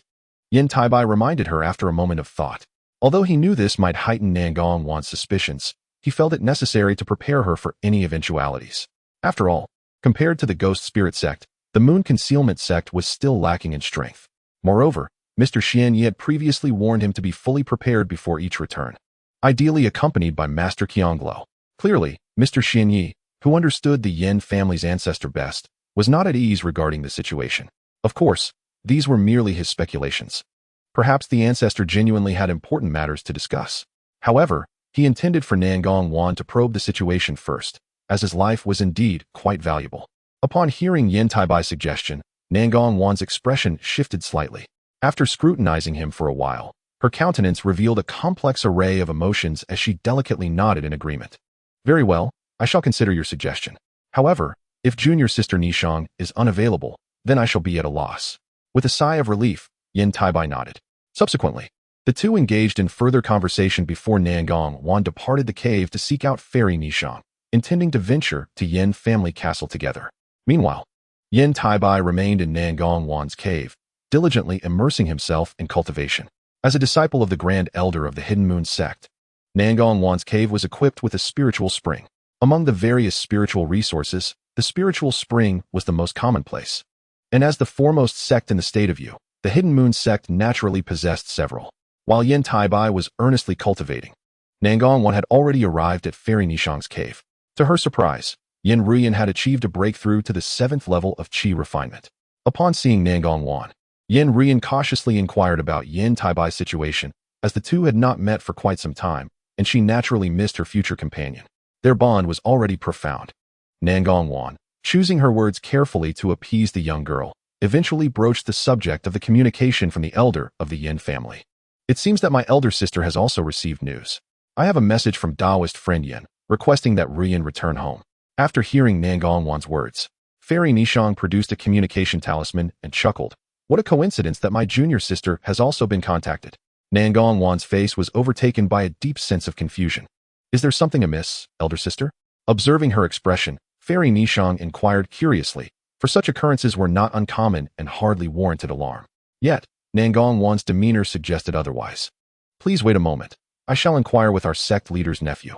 At this, Nangong Wan recalled Yan Taibai's words and shook her head gently. She then retrieved a communication talisman, spoke a few phrases, and sent it forth in a blaze of fire from Fairy Nishang's cave. Chapter 57. An incident at Yin family castle. Linglong Mountain stands as the pinnacle of the Hidden Moon sect, divided into 3 tiers. At the base, disciples in the Qi refinement stage undertake tasks and receive their monthly spirit stones. The middle tier serves as the administrative hub for foundation establishment disciples. At the summit lies the Linglong Great Hall, the residence of the sect leader. Typically, when matters arise within the sect, the foundation establishment administrators and several available Golden Core elders convene in this hall to deliberate and reach consensus. On this particular day, a white-clad administrator from the Hidden Moon sect ascended from the middle tier towards the summit. Due to the prohibitions against flying on Linglong Mountain, even foundation establishment administrators and Golden Core elders must traverse the distance on foot, taking the entire duration of a meal to reach the Great Hall. Upon entering, he respectfully addressed the sect leader, who had been waiting patiently. Sect leader, the recent comings and goings of the Yin family disciples are documented here, as you requested. The sect leader, a captivating woman with enchanting, expressive eyes that sparkled with allure, regarded him intently. Is there a problem? She inquired, puzzled as to why Nangong Wan, who typically focused solely on her cultivation, would be inquiring about the Yin family disciples. The white-clad administrator replied, in the past month, several promising disciples from the Yin family have disappeared from the sect under various pretexts. I attempted to contact the foundation establishment disciples of the Yin family, but none have responded. It is likely they have all left the sect. This situation is reminiscent of previous instances when the Yin family castle was preparing for a treasure competition, but now, with several years remaining until that event, it raises concerns. The administrator articulated his findings and speculations, suggesting that something may indeed be amiss at Yin family castle. It is no wonder that Elder Nangong requested an investigation. Clearly, she anticipated this development. After listening to the administrator, the Grand Elder of the Hidden Moon sect's gaze fell upon the fiery communication talisman on the table. What could be happening that necessitates our sect's involvement? She pondered aloud. The white-clad administrator quickly interjected. Should we send someone to investigate further to avoid any unforeseen complications? No need, the sect leader instructed, shaking her head. I will first consult with Elder Nangong and heed her directives. As for this matter, do not disclose it to anyone else. There are many disciples within the sect who have ties to the Yin family, and we must prevent any unnecessary panic. From these circumstances, it was clear that something was indeed amiss at Yin family castle. Although the specifics remained unknown, it was unlikely to be favorable news.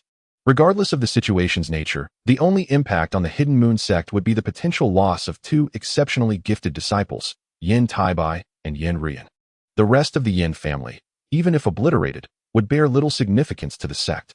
Understood, sect leader, The white-clad administrator acquiesced, fully aware of his duty as a confidant to the sect leader. Very well, you may leave. Should any further news arise, do not hesitate to inform me. The sect leader instructed. Yes, I take my leave. The administrator replied respectfully before exiting the Linglong Great Hall, leaving the sect leader alone. Let us hope no further chaos ensues, she murmured, her brows furrowing in concern.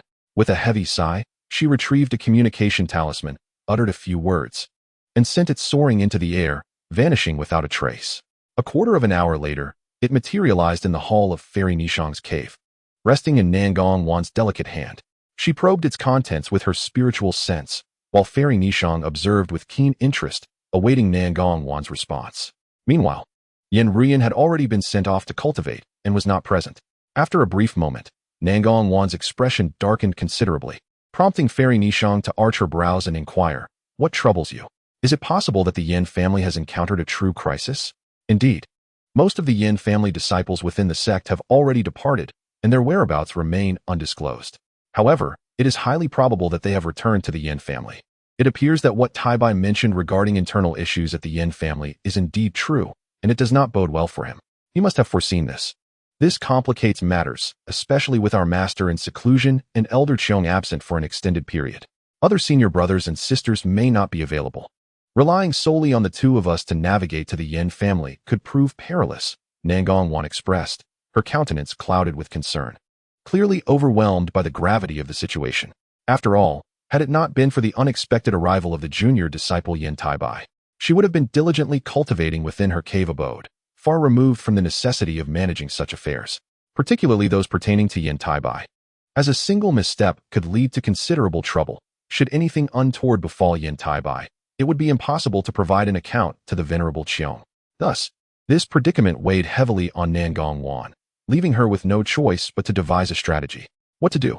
Upon hearing Nangong Wan's concerns, the ethereal immortal Ni Chong furrowed her brows, her expression reflecting her own difficulties as she contemplated a course of action. Given the current circumstances, it appeared that the Yan family fortress had transformed into a veritable den of danger. Moreover, they needed to ascertain precisely what had transpired, which extended beyond merely bringing back Yan Taibai's aunt, Yan Yun. Just as the two women were in distress, a yellow flame surged into the cave. The moment the yellow light caught her eye, Ni Chang's expression brightened, and she quickly gathered it into her delicate hand for inspection. Instantly, her previously troubled visage was replaced with relief as she laughed with delight. "Sister, Uncle Wu has returned." Uncle Wu, the third nascent soul cultivator of the Hidden Moon sect, had chosen to distance himself from the internal strife of the sect, preferring instead to seek opportunities elsewhere, seldom returning. Ni Chang's master was a close friend of this Uncle Wu, though she had since passed. Nevertheless, he had always treated Ni Chang favorably. Chapter 58. Announcement of the update, requesting initial subscriptions. Esteemed readers, the official launch is set for noon today. We solemnly promise a minimum of 3 chapters. If initial subscriptions exceed 300, for every additional 100, we will kneel in gratitude for the initial subscriptions, which are truly crucial. According to unreliable information, if the initial subscriptions are too low, intelligent recommendations will cease, and if there are not 500 average subscriptions within 3 months, the full attendance will only last 3 months. I humbly request initial subscriptions. I humbly request initial subscriptions. I humbly request initial subscriptions. Chapter 59. Nangong Wan's Promise Greetings. Uncle Wu. Outside the cave of Ni Chong, both Ni Chong and Nangong Wan bowed respectfully to the refined gentleman before them. The man's presence gave the two women the confidence to approach the Yin family fortress. Although, on the surface, only the Yin family's elder was a core formation cultivator, everyone understood that the true strength concealed within the fortress was far greater. Therefore, the two women, both at the initial stage of core formation, felt a lingering sense of insecurity about entering a place that could potentially undergo drastic changes. "Ah, Nangong's disciple is also present," the refined man chuckled softly. "Indeed, Uncle Wu, we wish to discuss a matter with you. May I inquire if you have the time?" Nangong Wan hesitated for a moment before softly requesting, "I am available for discussion, but this is not a suitable place for it. Let us proceed inside." The refined man, Uncle Wu, nodded slightly, not refusing. "Thank you, Uncle Wu." The two women breathed a sigh of relief and performed another respectful bow, leading the refined gentleman into the hall of Ni Chang's cave. Once seated, Ni Chang personally poured tea for Uncle Wu, And then she and Nan Gongwan leisurely recounted the recent changes at the Yan family fortress. It seems that this Taibai disciple shares a rift with the Yan family. They are not entirely united, which is quite intriguing, Uncle Wu remarked after contemplating their words. Nangong, you are unaware of the particulars regarding Taibai and the Yan family. However, since he has spoken up this time and you have promised to bring his relatives out, it is imperative that you fulfill that promise. Yet, given the significant upheaval at the Yan family, I understand your concerns. Initially, I had intended to accompany Yan Chong, but now that I have returned, we would like to go together. This would ensure greater safety. Upon hearing this, Nangongwan gently replied, then we shall go. It has been quite some time since I last saw my old friend Yan. Do bring along the young master Yan Taibai. If you are to assist in rescuing his kin, it would be inappropriate for him not to accompany us. It is also an opportunity to discern the nature of their estrangement, Uncle Wu instructed. Understood, I shall comply, Nangongwan responded obediently. Very well, off you go. Yes. I take my leave. Nangongwan rose, performing a respectful bow before departing from Yan Chang's cave. Upon returning to her own abode, Nangongwan relayed everything that had transpired to Yan Taibai. After listening to her, Yan Taibai's expression shifted to one of complexity. He did not respond immediately, but fell into silence. While many aspects were manageable, he remained deeply troubled by the prospect of the most unwelcome outcome. Should such a situation arise, it would spell trouble for Yan Ruyan. He had little blood relation to the elder of the Yan family, whereas Yan Ruyan did not share that detachment. Are you worried about Ruyan? Nangongwan discerned his thoughts immediately. Indeed, Yan Taibai sighed and nodded. Could it be that someone in the Yan family truly wishes you harm? How could that be? The Yan family has invested so much in you. Even Ruyan is your betrothed. Who would dare to jeopardize you? Is there something you have not disclosed to me? If you reveal it now, it may still be timely. With her brows furrowed, Nangongwan pressed. She increasingly felt that the current situation surrounding the Yan family was peculiar and unsettling. Given Yan Taibai's exceptional potential, it seemed unfathomable that anyone would be foolish enough to harm him, especially considering the stakes involving Yan Ruyan. The elder of the Yan family would have to be quite dim-witted to allow such circumstances to unfold. Sister, I have a request that I hope you will agree to. Yan Taibai suddenly stood, his eyes filled with earnestness as he bowed solemnly to Nangongwan. This journey to the Yan family fortress will be relatively safe with a nascent soul cultivator accompanying us, but the same cannot be said for Ruyan. You are concerned for Ruyan, are you not? Nangongwan astutely identified his worry. Indeed, my greatest concern is for Ruyan. She is unlike me. My ties to the Yan family are tenuous, but she is their true jewel, deeply intertwined with the core lineage. Therefore, whatever transpires, I implore you to ensure her safety. Yan Taibai bowed once more, his face a portrait of earnestness. All signs indicated that the Yan family was preparing to leave the Xianghua cultivation realm prematurely to ally with the ghost spirit sect. Yet, he was unaware of the promises made to the Yan family or what information regarding the impending invasion of the 6 demonic sects of Tianluo they had shared. However, since Yan Ruyan had yet to return to the fortress, how could they fulfill their commitments to the ghost spirit sect? Perhaps the Yan family or the ghost spirit sect had a plan to extract Yan Ruyan from the Hidden Moon sect. Yet, if the Yan family were to abandon Xianghua, Yan Ruyan would undoubtedly encounter peril. As for himself, while risks existed, his identity as a disciple of the venerable Qiong afforded him a high probability of safety. Conversely, choosing to align with the Yan family in their alliance with the ghost spirit sect would spell certain doom. Such a possibility was not out of the question, especially from the perspective of the ghost spirit sect. His very existence posed a significant threat. Hence, Yan Taibai was acutely aware that he had no choice. After all, Ruyan possessed a heavenly spiritual root. If the Yan family were to encounter calamity, her safety would be assured. If necessary, I shall request my esteemed master to employ the secret technique of the sect, the Dream Mirage art, to craft a new identity for my dear junior, Ru Yan. Until Ru Yan has solidified her nascent soul, there should be no complications. Even if she were to achieve her nascent soul in the future, it would be centuries hence. By then, the die will have been cast, and you will have become partners in the Tao. Surely, it would not be a matter of great concern. Upon witnessing this scene, Nangongwan nodded lightly in agreement. Such secret techniques are not uncommon in the realms of cultivation, typically employed only in dire circumstances. Furthermore, they are only suitable for the underage, prior to establishing a foundation. Clearly, Yan Ruyan falls into this category. There is no need for such pessimism. Perhaps the events you dread will never transpire, Nangongwan gently reassured. Thank you, senior sister. With your words, I can rest easy. After hearing Nangongwan's promise, Yan Taibai let out a slight sigh of relief and expressed his gratitude with a clasped fist. Well then, let us proceed. I shall introduce you to Uncle Wu. You might even receive a parting gift. Nangong Wan smiled charmingly. At the Yan family fortress, the ancestors of Feiyun Pavilion reported that most of the disciples from the Hidden Moon sect had returned. However, there was still no news of Taibai and Yinner. Mr. Xian Yi conveyed this to the ancestors of the Yin family. At that moment, the Yin family ancestor was not seated in the primary position. That honor belonged to a middle-aged man, their most significant guest. Chapter 60. Yan Taibai's body is desired by many. Could it be that someone has leaked news? Gathering so many Yin family disciples, do they not fear drawing the suspicion of the Hidden Moon sect? The middle-aged man scrutinized Mr. Xian Yi, his words laden with implications. Rest assured, Senior, our kin are aware of the gravity of the situation and would never act so recklessly. As for the disciples of our clan who have entered the 7 sects, their talents are commendable. If they were to abandon their paths, not only would the family members within the fortress oppose it, but it would also pose a future risk, as they are all dear to us, Mr. Xian Yi replied with a respectful demeanor, speaking slowly. That is good to hear. However, we must act swiftly. Disclosing the matters of the 6 sects to the Yin family has already incurred great risk. I hope they do not disappoint the sect leader. The middle-aged man nodded slightly, though it was unclear whether he fully trusted Mr. Xian Yi's words. Fear not, Senior, since our ancestor and I have already established a binding oath.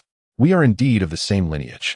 Thus, there is no cause for concern, Mr. Xian Yi continued to assure him respectfully. In this matter, he had no authority. The Yin family ancestor was resolute, and he could only strive to preserve a portion of the Yin bloodline. He also hoped Yan Taibai would swiftly notice and inform the higher-ups of the Hidden Moon sect.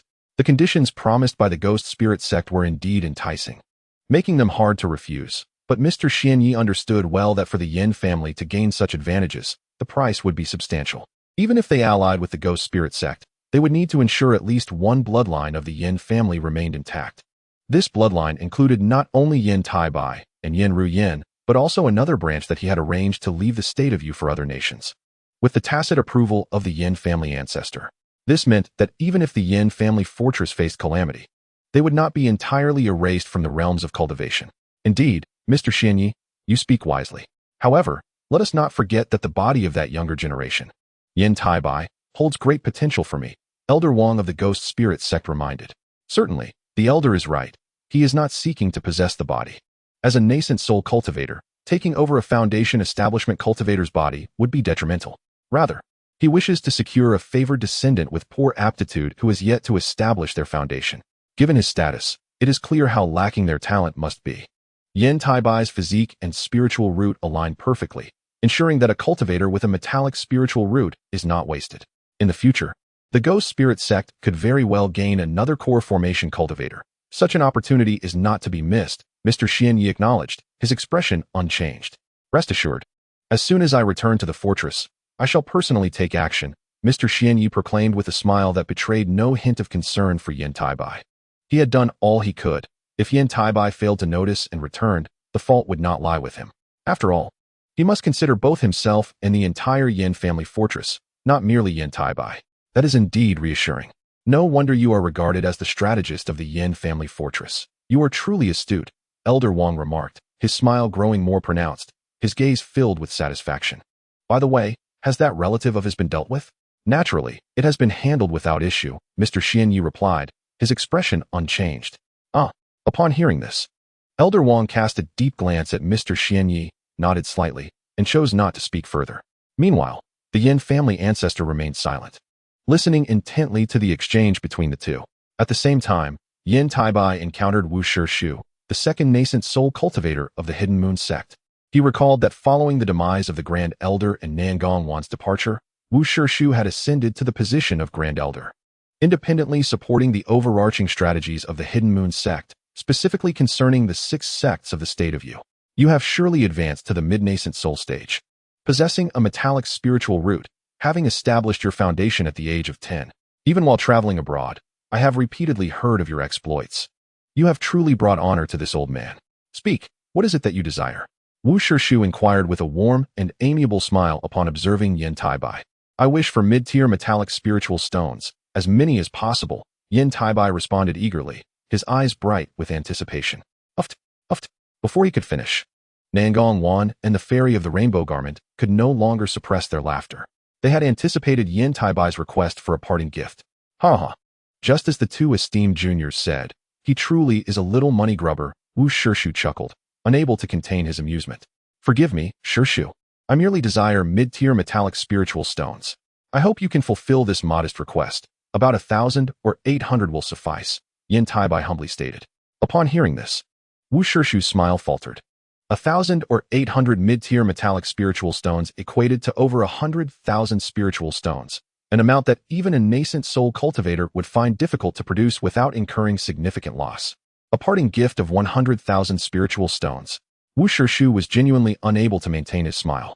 Meanwhile, Nangong Wan and the Fairy of the Rainbow Garment were left speechless, shocked by Yan Taibai's audacious request. Nangong Wan repeatedly cast meaningful glances at Yan Taibai, astonished at his boldness in demanding such a quantity. If the quantity is too great, I do not mind reducing it, Yan Taibai said, his expression slightly embarrassed.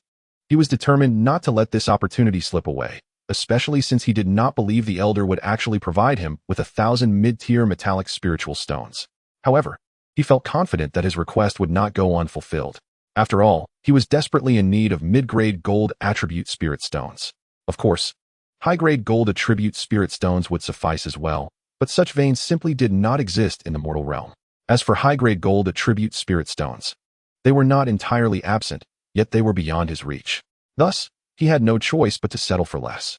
1,000 mid-grade gold attribute spirit stones were unattainable. However, I can offer you a piece of red essence gold mother. It should prove quite useful when you refine your life treasure upon reaching the core formation stage in the future. Had it not been for the mismatch in attributes, I would have long since incorporated it into my own life treasure. Truly, you have benefited from my generosity. Uncle Wu of the Hidden Moon sect, with a reluctant expression, took out a golden jade box from his storage bag and handed it to Yan Taibai. Meanwhile, Nangong Wan and the Fairy of the Rainbow Garb gazed enviously at the golden jade box that Yan Taibai received. The red essence gold mother. A rare material of the gold attribute, though not as elusive as the metal essence found once in a century. Far surpassed ordinary materials such as iron essence and copper essence in value. Its only drawback was that it was better suited for gold attribute treasures. Other attribute treasures could utilize it, albeit with diminished efficacy. Such occurrences are not uncommon with other materials as well. Thank you, Uncle Wu, Yan Taibai said, his face alight with joy as he bowed in gratitude after extracting the information about the red essence gold mother. This was indeed a fine item. Although it could not compare to 1,000 mid-grade gold attribute spirit stones, it was still quite valuable and contained gold attribute spiritual energy, which would greatly benefit his cultivation of the White Emperor's golden sovereign slash. His pursuit of mid-grade gold attribute spirit stones stemmed from their accessibility and effectiveness. Other materials, such as iron and silver, were utterly unsuitable for cultivating the White Emperor's golden sovereign slash. Even if he managed to cultivate with them, the results would be subpar. Yan Taibai adhered to the principle of quality over quantity in his cultivation. Now that you have received this, shall we discuss your perspective on the situation at Yan Family Fortress? You need not worry about your young fiancée. I assure you, even in the worst-case scenario, her life will not be endangered as long as she does not betray the sect. After witnessing Yan Taibai happily store the golden jade box in his storage bag, Uncle Wu of the Hidden Moon sect turned to the matter at hand. Uncle, may we discuss this on the way to avoid wasting time? Upon hearing this, Yan Taibai genuinely breathed a sigh of relief and promptly requested with a serious expression. Very well, let us summon the Heavenly Moon Divine Vessel, and we shall converse as we travel. In response, Uncle Wu of the Hidden Moon sect cast a meaningful glance at Yan Taibai and instructed the Fairy of the Rainbow Garb beside him. At her command, the latter clapped her jade hand against her storage bag, and a burst of white light shot forth, rapidly enlarging in midair until it transformed into a colossal ship carved from green jade. Its exterior was lavishly adorned with gold leaf dragons and phoenixes, encased within a massive white protective barrier. This was indeed the most renowned Heavenly Moon Divine Vessel of the Hidden Moon sect. Witnessing this, Uncle Wu of the Hidden Moon sect was the first to flicker and vanish, passing through the white barrier to enter the Heavenly Moon Divine Vessel. Nangong Wan and the Fairy of the Rainbow Garb followed closely, while Yan Taibai sighed softly and entered last. Inside the Heavenly Moon Divine Vessel, there were naturally cabins and compartments. After the other three settled in, Uncle Wu of the Hidden Moon sect smiled and said, "Please take a seat. There are no outsiders here, and standing is unnecessary." "Thank you, Uncle Wu." Hearing this, Yan Taibai finally sat upright beside Nangong Wan, his expression grave and solemn. Had it not been for the likelihood that the ancestor of the Yan family would choose the ghost spirit sect and abandon him, he would not have disclosed this matter to Nangong Wan. Since the ancestor had shown a lack of compassion, he would not be bound by loyalty. With Uncle Wu's assurance that Yan Rian would not be harmed, he let go of his final reservations. Now, may I ask you to elaborate on the situation at Yan Family Fortress? Noticing this, Uncle Wu of the Hidden Moon sect inquired further. At this moment, the Heavenly Moon Divine Vessel was already soaring towards Yan Family Fortress. May I ask, do you know the origins of Yan Family Fortress? Yan Taibai did not answer directly, but posed a counter-question. The origins of Yan Family Fortress? I must confess, I am not well acquainted with it. Uncle Wu of the Hidden Moon sect replied, furrowing his brow slightly. Both he and Nangong Wan were perplexed, having previously attempted to investigate the origins of Yan Family Fortress. But their efforts had been in vain. With the passage of years, the matter had faded into obscurity. Yan Family Fortress hails from the ghost spirit sect of Tianluo Kingdom. If my assumptions are correct, it seems that Yan Family Fortress intends to return to the ghost spirit sect, prompting the disciples of the Yan family to leave the sect and return to Yan Family Fortress. After all, those who could join the sect and the other 6 factions possess exceptional talent. The Yan family would not willingly relinquish them. Yan Taibai candidly expressed his thoughts and speculations. From the ghost spirit sect of Tianluo Kingdom. Upon hearing Yan Taibai's words, Uncle Wu of the Hidden Moon sect, Nangong Wan, and the Fairy of the Rainbow Garb, who was manipulating the Heavenly Moon Divine Vessel with her spiritual consciousness, all expressed their astonishment. Indeed, have you heard of the Blood Spirit Great Method? Yan Taibai inquired further. I have heard of it. It is said to be a supreme technique of the ghost spirit sect. Once cultivated successfully, one could dominate the 6 sects of demonic paths in Tianluo Kingdom. What of it? Does Yan Family Fortress have any connection to this matter? Could it be that they possess a portion of the Blood Spirit Great Method, compelling the ghost spirit sect to allow Yan Family Fortress to return? Uncle Wu of the Hidden Moon sect's brow furrowed even deeper as he voiced his hypotheses. Not exactly, yet it is intricately linked to Yan Family Fortress. Surely, Uncle, you have traveled through various nations and have visited Tianluo Kingdom? Yan Taibai pressed on, seeking to maintain control of the conversation, avoiding the role of a mere respondent. This tactic, known as turning the tables on a guest, was a strategy imparted to him by Master Xian Yi during his time at Yan Family Fortress. It allowed him to garner assistance and retain a degree of initiative in any circumstance. However, it required sufficient strength and value. Otherwise, no one would heed his words or clarify his doubts. Indeed, I have visited, and I have interacted with many who possess the nascent soul stage. Speak plainly. What is the matter? Uncle Wu of the Hidden Moon sect nodded, though his tone grew somewhat impatient. The young master of the ghost spirit sect, Wang Chan, possesses a dark attribute spirit root rarer than the heavenly spirit root. I trust you are familiar with this. This dark attribute spirit root is the optimal attribute for cultivating the blood spirit great method, but the method is exceedingly domineering.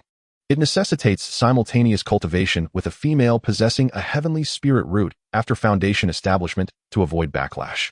However, there are few female cultivators with heavenly spirit roots in Tianluo Kingdom, and due to various factors such as status and cultivation level, they are unsuitable candidates. Consequently, the ghost spirit sect has set its sights on Rian. In fact, during her time in the Yan family, disciples were targeted for assassination by the ghost spirit sect, which is how I learned of these matters from the ancestor. Initially, the ancestor assured me that he would not ally with the ghost spirit sect, but it seems he may now be inclined to break that promise. It is for this reason that I dare to confide in you, uncle. For the sake of both Rian and myself, Yan Taibai spoke with utmost sincerity, revealing the truth as it stood. His words left the esteemed Master Wu of the Yan Moon sect, along with Nangong Wan and the ethereal fairy Nishang, exchanging astonished glances before they fell into a profound silence. Chapter 62. The Declaration of Allegiance from Yan Family Fortress. What do you think of his statement? Is it genuine or merely a fade? To the casual observer, Nangong Wan and her companions appeared mute, yet they were secretly communicating through their thoughts. They were unconcerned about being overheard by Yan Taibai, especially with a Yuanian cultivator nearby. Wanner had faith in Taibai's words, while she did not accept them entirely. She believed most of it to be credible. However, whether Yan Family Fortress truly aligned itself with the ghost spirit sect of Tianluo, as he suggested, was uncertain. If it were indeed the case, it would spell trouble. Fortunately, Master Wu had returned to the sect in a timely manner, providing them with considerable reassurance, Nangong Wan remarked. Sister speaks wisely. With Master Wu present, even if Yan family fortress is allied with the ghost spirit sect, there is no cause for alarm. Moreover, this alleviates the concern that Taibai might one day return to the ghost spirit sect. Given Taibai's potential and aptitude, there remains a significant possibility of him forming a Yuanying. Should that day come, Yan family fortress would undoubtedly become a formidable dilemma. Fairy Nishan concurred, her trepidation notably diminished, even feeling fortunate for Master Wu's presence. Since both of you have spoken thus, I shall refrain from further comments. Master Wu of the Yin Moon sect nodded slightly. For him, even if a Yuanying cultivator from the ghost spirit sect were to arrive, he was confident in leading everyone to safety. There was, however, the challenge of extracting Yan Taibai's relatives, which would not be a straightforward task. Should an unforeseen event transpire, Yan Taibai and Yan family fortress would sever all ties. The only complication lay with Yan Ruyan, yet with Yan Taibai around, it would not pose a significant problem, especially since she was merely at the qi refining stage. It was entirely feasible to employ secret techniques to temporarily alter her memories, ensuring no issues arose before her Yuanying was formed.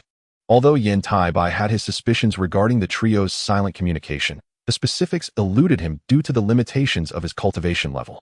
Nevertheless, it was evident that he had indicated to them that they were allies, thus mitigating safety concerns significantly. The sole remaining uncertainty was the actual state of affairs at Yan family fortress. Despite various indications suggesting that the ancestor of the Yan family had likely chosen the ghost spirit sect, should there be an error, he would bear the blame. Yet, in the interest of preserving his life, he had no choice but to gamble. Yan family fortress was located in Linzhou of the Yu Kingdom, the most inconspicuous among the 13 states of Yu. Its area and population were average, rendering it a place of mediocrity. Qingliang City, a humble town within Linzhou, lacked any notable features or specialties apart from the scenic Yanliang mountain nearby. Yan family's stronghold, Yanling Fortress, was nestled within these mountains, and thus served as the destination for their party. With the swift speed of the Tiannan divine vessel, they soon arrived at Yanliang Mountain, the site of Yan family fortress, a location flanked by two small peaks. Upon arrival, the Tiannan divine vessel halted, revealing a magnificent ancient fortress that emerged amidst the once barren ridge. Yan Taibai, Nangong Wan, Fairy Nishang, and Master Wu of the Yan Moon sect disembarked in succession. Shortly thereafter, the red-haired ancestor of the Yan family, Mr. Xianyi, and several core members of the Yan family came forth to extend a warm welcome. However, when the beaming ancestor of the Yan family laid eyes on Master Wu, the smile upon his face abruptly froze. Among those present at Yan family fortress, only the ancestor had any acquaintance with Master Wu. The others had either never seen him or heard of him very rarely. Master Wu had left the Yan Moon sect shortly after reaching the Yuanying stage, entirely distancing himself from the sect's internal power struggles, ultimately emerging as the last victor. Greetings, Senior Wu. The ancestor of the Yan family promptly responded with a respectful bow. The expressions of the other members of the Yan family shifted to one of astonishment. Yet they quickly followed suit, bowing in reverence. Greetings, Senior Wu.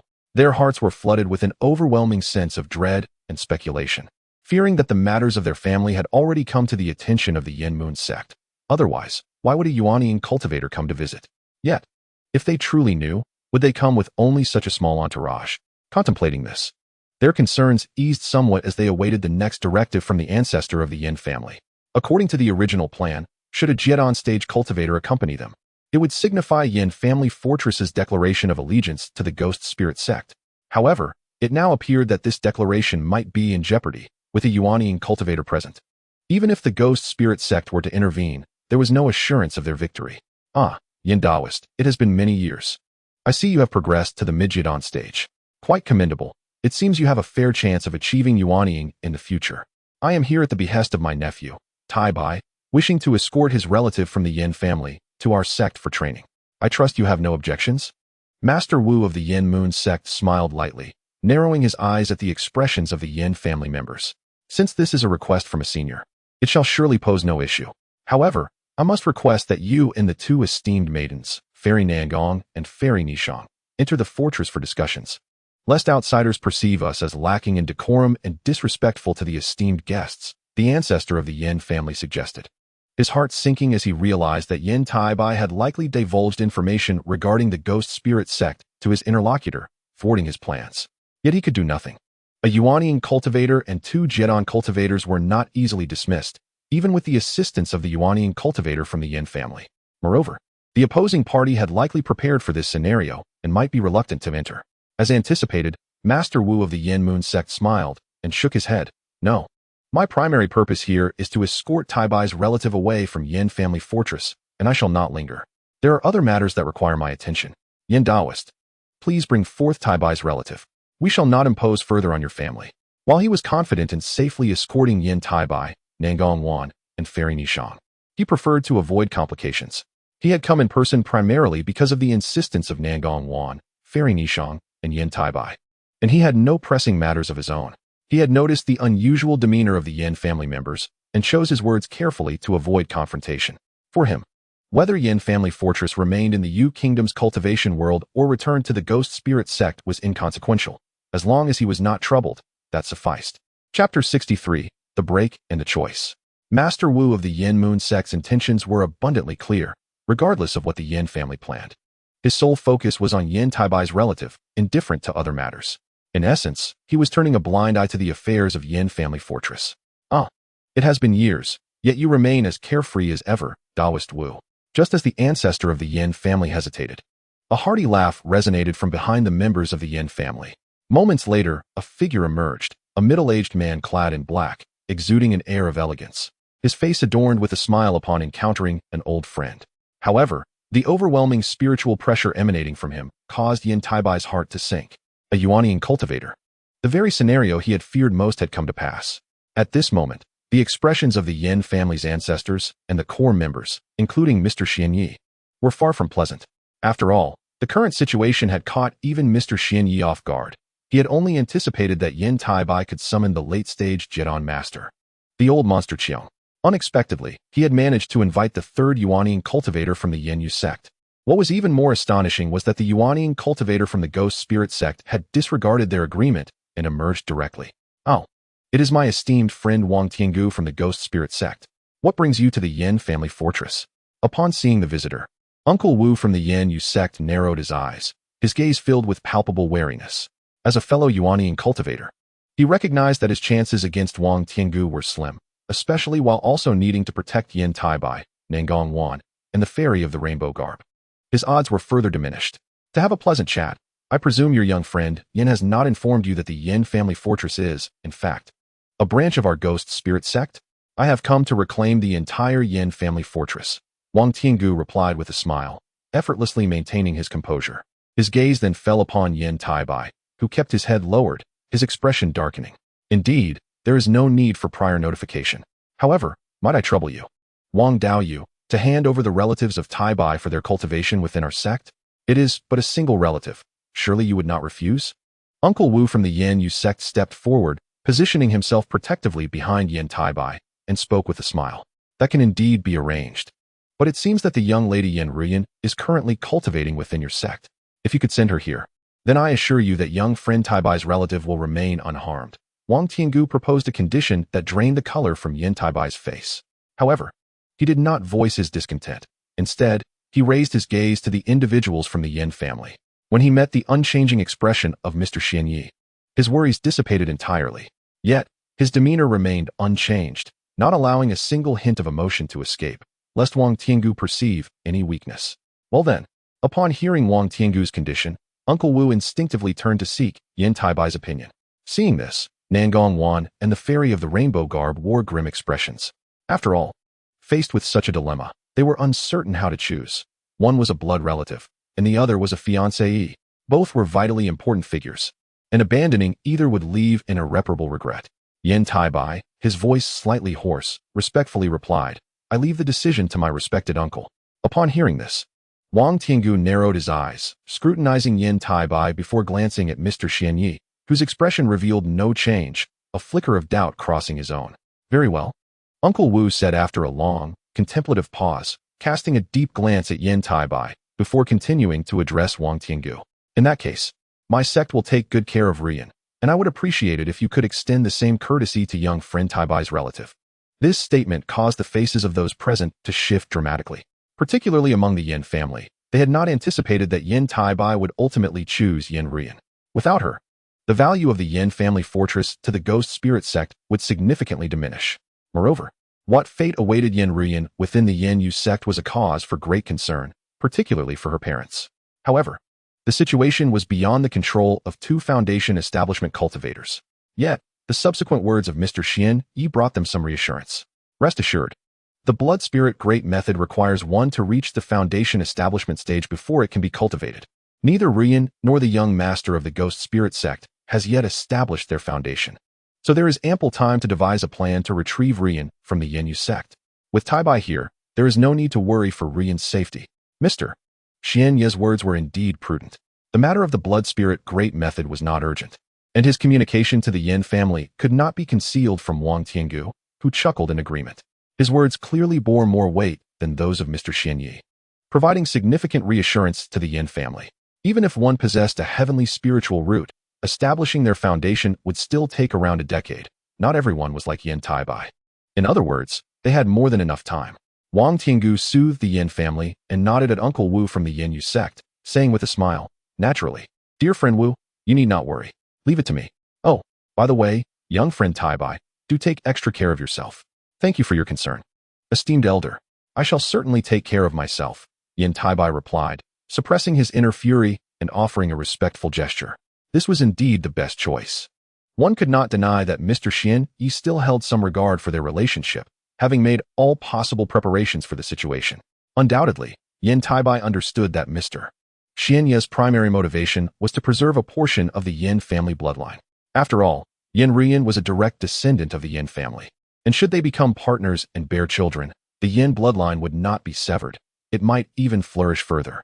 Both were cultivators with heavenly spiritual roots, with the potential to eventually condense their Yuanying, or at the very least, become Jedon cultivators. Thus, with offspring, their lineage would only grow stronger. That is well, Wang Tiangu remarked, his expression taking on a hint of amusement. His interest in Yan Taibai had only deepened. Unless there is anything else, we shall take our leave. Do be cautious on your journey, Wang Daoyu, Uncle Wu from the Yin Yu sect alluded. How could he allow the Yin family to depart so easily? Fear not. I shall ensure the Yin family returns to our sect without issue. There is no need for you to concern yourself with such matters, dear friend Wu. Wang Tiangu nodded, his smile unwavering. Wait, I have a matter that I hope Taibai can agree to, suddenly spoke the long-silent ancestor of the Yin family. Please, speak, esteemed ancestor. Seeing this, Yan Taibai exhaled a sigh of relief and bowed respectfully. He did not show any signs of discontent or resentment over the Yin family's decision. The common folk will not accompany us upon our departure, so I kindly ask you to look after them.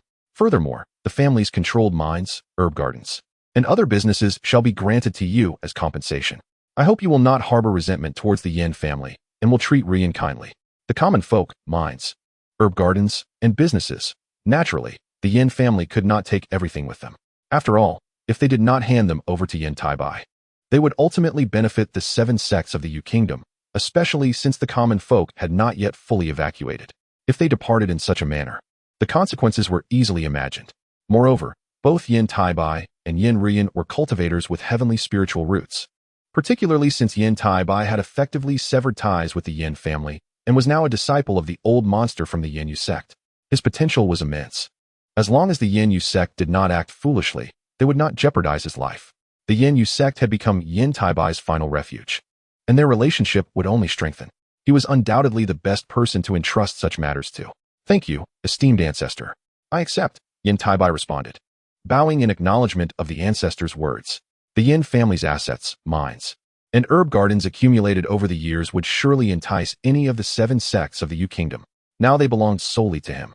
Yet protecting them in his current position would not be an easy task. Fortunately, he still had the Yin Yu sect to rely on. Indeed, take good care of Yenner. Initially, it was my intention to bring you along with Yenner to the Ghost Spirit Gate, but it appears that is no longer feasible. Do not blame the family. Upon seeing Yan Taibai agree, the ancestral elder of the Yin family nodded with satisfaction, letting out a soft sigh. Taibai will ensure Yenner is well looked after. You need not worry, esteemed elder. Yan Taibai nodded in agreement to care for Yin Rian, but did not express forgiveness towards the Yin family. The fate that awaited him at the Ghost Spirit Gate was either the extraction of his soul or being possessed. It would be impossible not to harbor resentment. Very well, then I can rest easy. The elder of the Yin family was unconcerned with whether Yan Taibai forgave the family, as long as he could take care of Yin Rian. As long as Yin Rian remained unharmed, the Yin family would eventually retrieve her from the Ghost Spirit Gate. Of course, Both Yan Taibai and the Hidden Moon sect would strive to prevent this, but ultimately, it would depend on who possessed greater skill and power.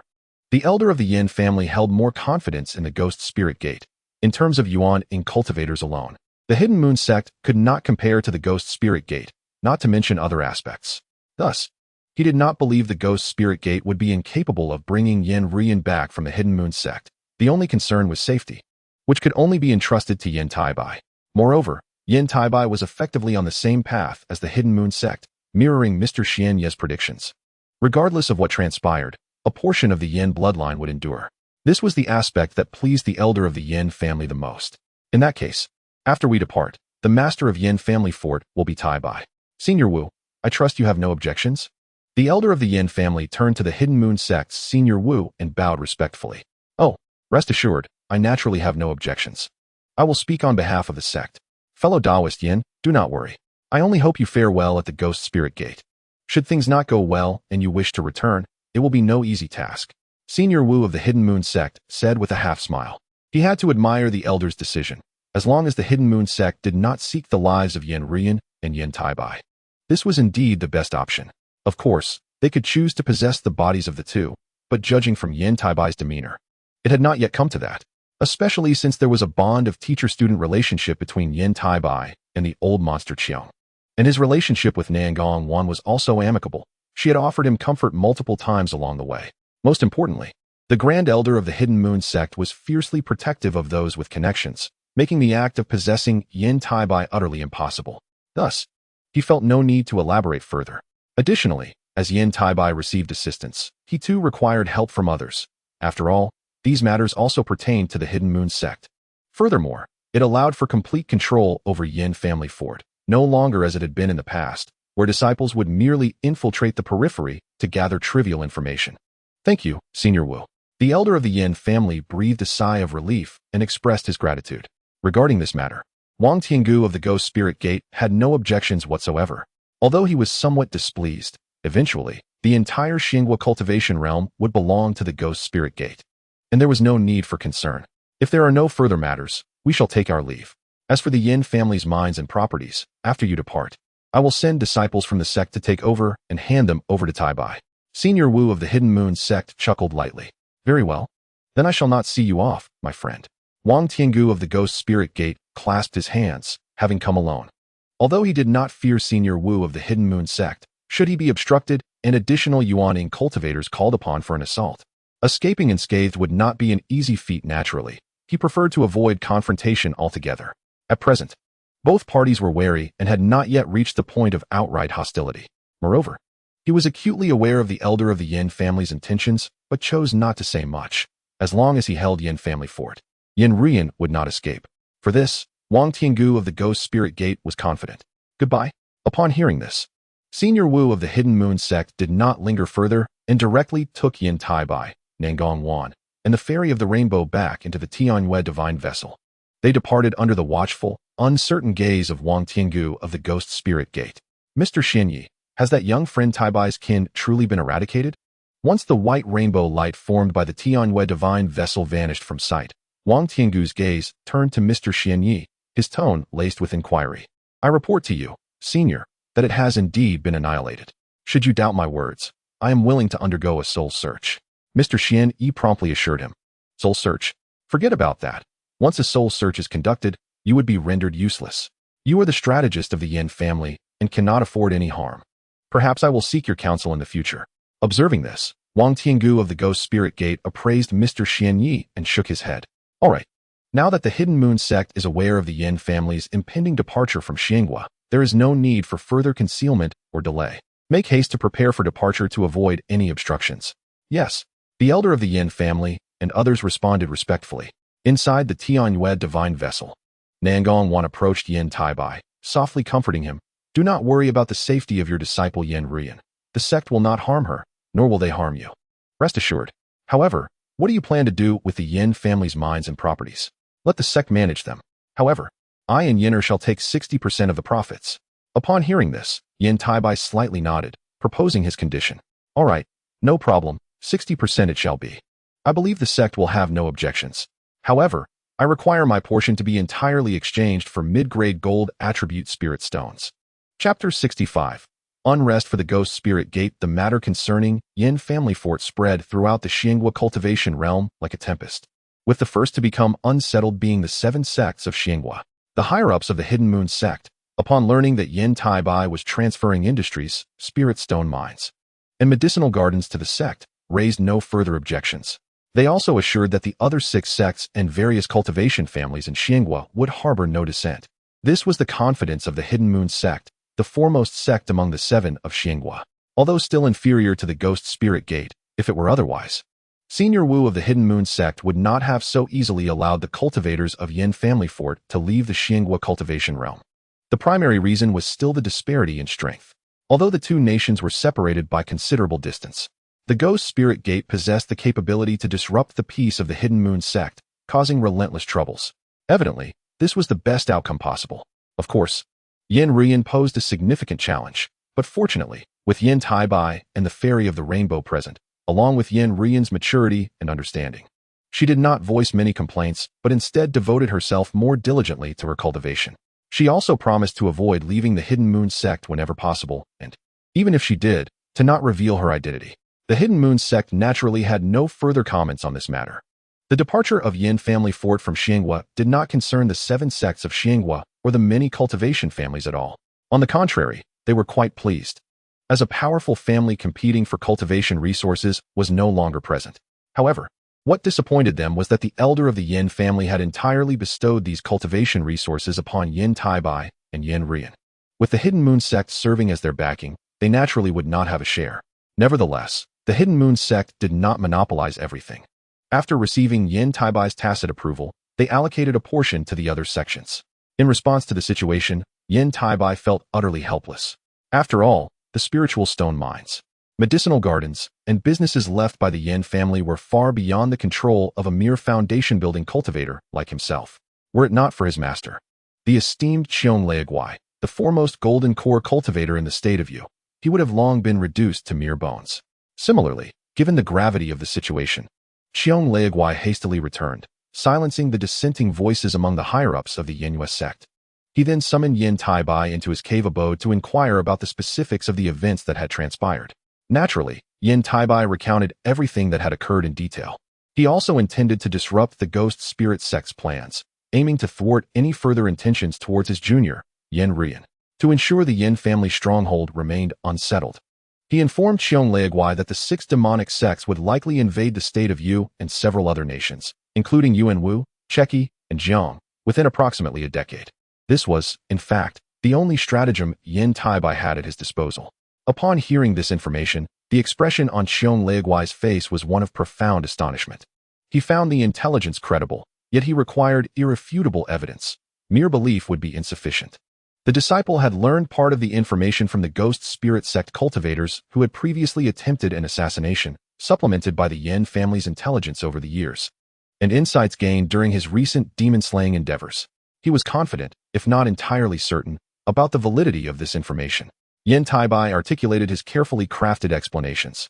It was evident that mere words from him would not suffice to convince others, especially given his involvement in the matter. He was well aware of this reality. Thus, his master could only agree to inform the eldest senior sister and personally investigate the situations in Tianluo, Cheki, and Jiang. Should these claims prove true, he would have rendered a monumental service, benefiting both the 7 sects and himself immensely. Upon hearing these words, Qiong Leaguai pondered for a moment before reaching a decision. Is it not too perilous for you to venture to Tianluo? Upon hearing this, Yan Taibai's expression shifted, and he hastily replied, "It is dangerous. There are perils in every corner of the cultivation world. However, with my master's formless escape technique, evading any nascent soul cultivator should not pose a challenge. You need not worry excessively." Qiong Leaguai shook his head, exuding confidence as he reassured Yan Taibai. "Then please exercise caution, master." Observing this, Yan Taibai ceased to press the matter. He understood that he could not rely solely on Qiong Leaguai. He too needed to prepare. As long as he could ensure the Ghost Spirit sect remained in turmoil and occupied, Yan Rian and he would find sanctuary. This could be likened to employing a blade to strike at his enemies. Should the news of the 6 demonic sects' impending invasion of various nations be revealed, particularly implicating the Ghost Spirit sect, the other 5 demonic sects would undoubtedly seize the opportunity to retaliate against them. Likewise, each nation would dispatch disciples and elders to Tianluo to gather intelligence. At that point, Tianluo would undoubtedly become a hub of activity, particularly for the Ghost Spirit sect, which would find itself under intense scrutiny and unrest. This would significantly enhance the safety of both Yan Taibai and Yan Ruyan. You as well, he continued, during this period. Retreat to the cave abode of my disciple, Nangong. Do not cultivate in your own abode. Of course, my cave is also an option. The choice is yours. But remember to exercise caution. The Ghost Spirit sect will not easily overlook you or that girl, Ruyan. Xiong Leaguai's expression turned grave as he reminded him. He was acutely aware of the troubles that would arise if this matter were to come to light. Rest assured, Master. I understand the gravity of the situation and will not act recklessly. I will devote myself to cultivation within the cave. Yan Taibai assented, though his certainty about following through was less assured. Ultimately, his safety hinged on the unrest of the Ghost Spirit sect. It is good that you understand. As for the matters concerning the Yan family stronghold, remain vigilant, but remember that regardless of what occurs, wait for my return or your uncle's emergence before taking action. Do not act rashly. Xiong Leaguai reiterated the importance of caution regarding the Yan family stronghold. Now, the spiritual stones and other resources of the Yan family stronghold, along with the medicinal gardens and shops, were seen as a sumptuous feast. Due to the influence of the Yanyue sect, other sects dared not lay claim to them. However, within the Yanyue sect, there were at least 80 families of cultivators eager to partake. Given the unique status of Yan Taibai and Yan Ruyan, everyone wished to get a taste. After all, with the Ghost Spirit sect's unpredictable nature, none could ascertain whether Yan Taibai would survive to achieve the Golden Core stage. Thus, if they did not seize their opportunity now, it might be too late. Xiong Leaguai was acutely aware of the mindset of these cultivating families. He feared that Yan Taibai might find himself embroiled in conflicts over interests with various cultivating families within the Yanyue sect. If he were absent, it would likely be Yan Taibai and Yan Ruyan who bore the brunt of the fallout, and there was even the risk of losing their lives. Such a scenario was not beyond the realm of possibility, especially considering Yan Taibai's formidable talent. The consequences of offending him would be dire indeed. Thus, it was imperative to resolve this issue preemptively. Chapter 66. The transaction with Xian Ruyan and her disciple. The disciple understands. Thank you for the warning, Master. Hearing this, Yan Taibai's countenance shifted slightly, but he refrained from elaborating further. After all, he was aware that entrusting the management of the Yan family stronghold to the Yanyue sect would inevitably lead to such complications. A delectable morsel like this would tempt anyone. However, acquiring his resources would not be an easy feat, especially given his current dire need for cultivation materials. Yet, addressing this issue would require careful planning. Ultimately, it would not be a simple task for anyone to exploit him. It is good that you grasp this. I shall not elaborate further. Remember, the most crucial aspect of the cultivation world is still one's cultivation level. You possess exceptional spiritual roots and aptitude. With diligent practice, you will surely surpass me in achievements. As for reaching the Golden Core stage, that will depend on your own fortuitous encounters and opportunities. The assistance from your spiritual roots will be limited in that regard. A hint of satisfaction appeared on Xiong Leaguai's face as he nodded slightly. Having concluded his remarks, he bowed to Yan Taibai and took his leave from the cave. The matters Yan Taibai had disclosed were of utmost importance, necessitating Xiong Leaguai's personal inquiry into Tianluo, Cheki, and Jiang. He had little trust in anyone else within the Yanyue sect. Only a handful of individuals were trustworthy. One was the Grand Elder of the Yanyue sect, who was currently sequestered in meditation, and another was Nangong Wan, whose cultivation was insufficient. Among the other 2 nascent soul cultivators within the Yanyue sect, one was absorbed in intensive training, while the other, Brother Wu, had resolved the issues concerning the Yan family stronghold and then resumed his wanderings in search of opportunities, unwilling to linger in the sect any longer. With the Grand Elder in closed-door meditation and the other nascent soul cultivator having failed in the competition for the position of Grand Elder, he had also retreated into seclusion. Thus all affairs naturally fell to Xiong Leaguai to manage. Brother Wu's choice was equally decisive. He had simply left without a backward glance. Yan Taibai could only admire this. After all, if he possessed the strength of a nascent soul cultivator, he would not have to concern himself with such matters. With the Bai Di Jin Huangzhan, he could confront any challenge without fear of repercussions from any cultivator. Should any discontent arise, he could simply resolve it with a single strike. Yet for now, he needed to focus on his cultivation, and where better to do so than in Nangong Wan's abode. It was not only safe, but also offered the company of a lovely companion. However, Before that, he still needed to arrange matters concerning Exine Rian and her disciple. So far, the master and disciple had not departed from their cave abode. The entirety of the Yan Yu sect was aware of their existence, limited to Yan Taibai alone.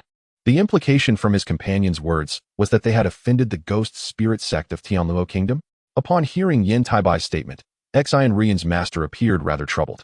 He had initially believed he had found a relatively safe haven, but it was now evident that Yan Taibai posed a greater threat than he had anticipated. However, leaving at this juncture might still expose them to the pursuit of the Fire Cloud Taoist from the Yin Yang demon sect. He had lived many years. His death would be inconsequential, but Exine Rian was still young. He had promised 2 friends to take good care of her, and he must fulfill that vow. Indeed, would the esteemed elder be willing to remain at the Yin Yu sect? As a formation master, I wish to propose a transaction.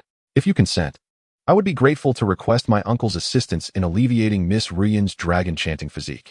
At the very least, it would ensure that she could successfully establish her foundation in the future. Yan Taibai nodded and swiftly articulated his conditions and commitments. To Exine Rian's master, it was clear that her well-being was of paramount importance.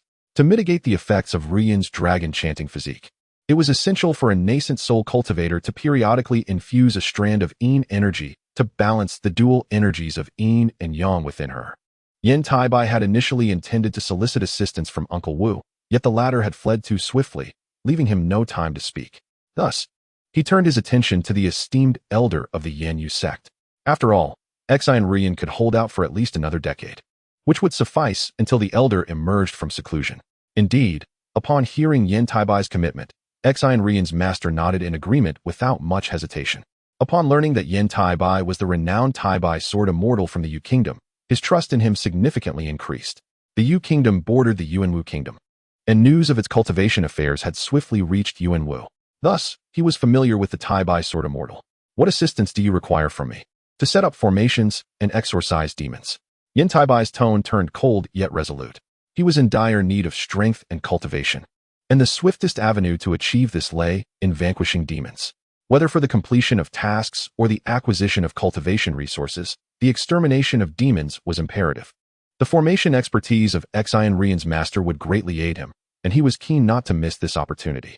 With the assistance of Exine Rian's master's formations, even if the Fire Cloud Taoist from the Yin Yang demon sect pursued him personally, he was confident he could ensnare him and retreat unscathed, perhaps even daring to counterattack. You mean the Fire Cloud Taoist from the Yin Yang demon sect? Upon hearing Yan Taibai's words, Exine Rian's master swiftly discerned his intentions and spoke. Indeed, it is likely that the Fire Cloud Taoist has already dispatched individuals to hunt us down. We cannot afford to let this opportunity slip away. However, to ensure safety and leave no room for error, we require your formations. Thus, I humbly request your assistance. Yan Taibai acknowledged with a nod. No problem. Leave the formation matters to me. The formations I set up will ensure that even if the Fire Cloud old monster were to arrive personally, he would find it impossible to break free from the array. Furthermore, if the materials are sufficient, I have a fair degree of confidence in annihilating him within the formation. Exine Rian's master spoke with considerable confidence. In that case, I thank you, esteemed elder. Please feel free to request any materials you need. For the time being, we shall remain within the sect while you prepare the formations. Meanwhile, I shall take the time to cultivate and lay low. Once the ghost spirit sect matter has passed, we will depart to set up formations and exorcise demons. After our success, I assure you that I will not neglect your contributions. Yan Taibai added. Currently, the disturbances caused by the Yan family fortress and the ghost spirit sect had made him a target, placing him at the center of the storm. It was prudent for him to remain in Nangong Wan's cave abode for a while to avoid the chaos. Simultaneously, he aimed to refine all the mid-tier metal attribute spirit stones he possessed into Gung Metal True Qi to bolster his strength. His challenges could be summarized in 4 words: insufficient strength. The more Gung Metal True Qi he could amass, the better. Although metal attribute mines were available, the mid-tier metal attribute spirit stones proved the most effective and required the least time for refinement. Other options would take too long and involve excessive quantities, which he could not afford to wait for. I trust you in this matter. Exine Rian's master nodded with a smile, evidently placing considerable trust in Yan Taibai. Chapter 67. The Heart of the Egg, Nangong Wan. How old are you? However, Rian's arrangements will also need your attention at that time. Exine Rian's master requested further. Of course, when the time comes, I will entrust Rian to my senior sister Nangong. It would be far more effective for her to coax my uncle into action rather than relying on my words. Yan Taibai chuckled, offering a reminder. Naturally, a disciple's words carry more weight than those of a mere apprentice. Very well, I will inform Rian. Xian Rian's master nodded in relief. Indeed, I shall take my leave for now. Should you require any materials for the formation, please do not hesitate to inform me. I shall procure them from within the sect. Yan Taibai stated. The Yan Yu sect was unlikely to lack any commonly used materials. And since he had entrusted the entirety of the Yan family fortress's assets to the sect, acquiring some materials was not an issue. Good, no problem. Well, I shall take my leave now. Yan Taibai rose and clasped his hands in farewell. Take care in the future, my friend. I understand. After departing from Xian Rian and her master's cave, Yan Taibai returned to his own abode to tidy up before cheerfully heading to Nan Gongwan's cave. Naturally, Nan Gongwan was not the least surprised by Yan Taibai's visit. It should have been communicated to her by the old monster Qiong. After offering some comforting words regarding the affairs of the Yan Yu sect, she led Yan Taibai into a meditation chamber. Although it appeared unremarkable and lacked ostentatious adornments, the spiritual energy of heaven and earth within was notably abundant. Clearly, formations such as a spirit-gathering array had been arranged within, possibly a thoughtful preparation by Nan Gongwan. He had not received such treatment during his previous visit. Cultivate diligently here. I must also enter seclusion for my own cultivation. Unless there is something pressing, do your best to avoid going out. Remember, do not disobey, lest trouble arise. Nan Gongwan admonished, her brows slightly furrowed. I understand, senior sister. You need not worry. I am not a child anymore. Yan Taibai nodded in resignation, agreeing to her words. Not a child? How old are you? Hearing this, Nan Gongwan scrutinized Yan Taibai with a serious expression, her tone slightly irritated. Whether it was mere illusion or not, he could not shake the feeling that she lingered a moment longer than necessary, causing him to instinctively tighten his posture. After all, cultivators are still human, capable of experiencing emotions and desires. Who could say if Nan Gongwan might harbor any unexpected sentiments?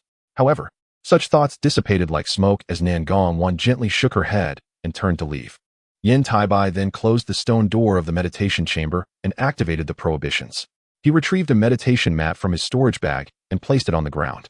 Taking a deep breath as he settled into a cross-legged position, he began to unpack a considerable quantity of mid-tier metal attribute spirit stones, piling them around him. These mid-tier spirit stones numbered in the tens of thousands, and he could only wonder how long they would sustain his cultivation. As these mid-tier metal attribute spirit stones were revealed, the spiritual energy in the stone chamber intensified, imbued with a sharp, luminous aura.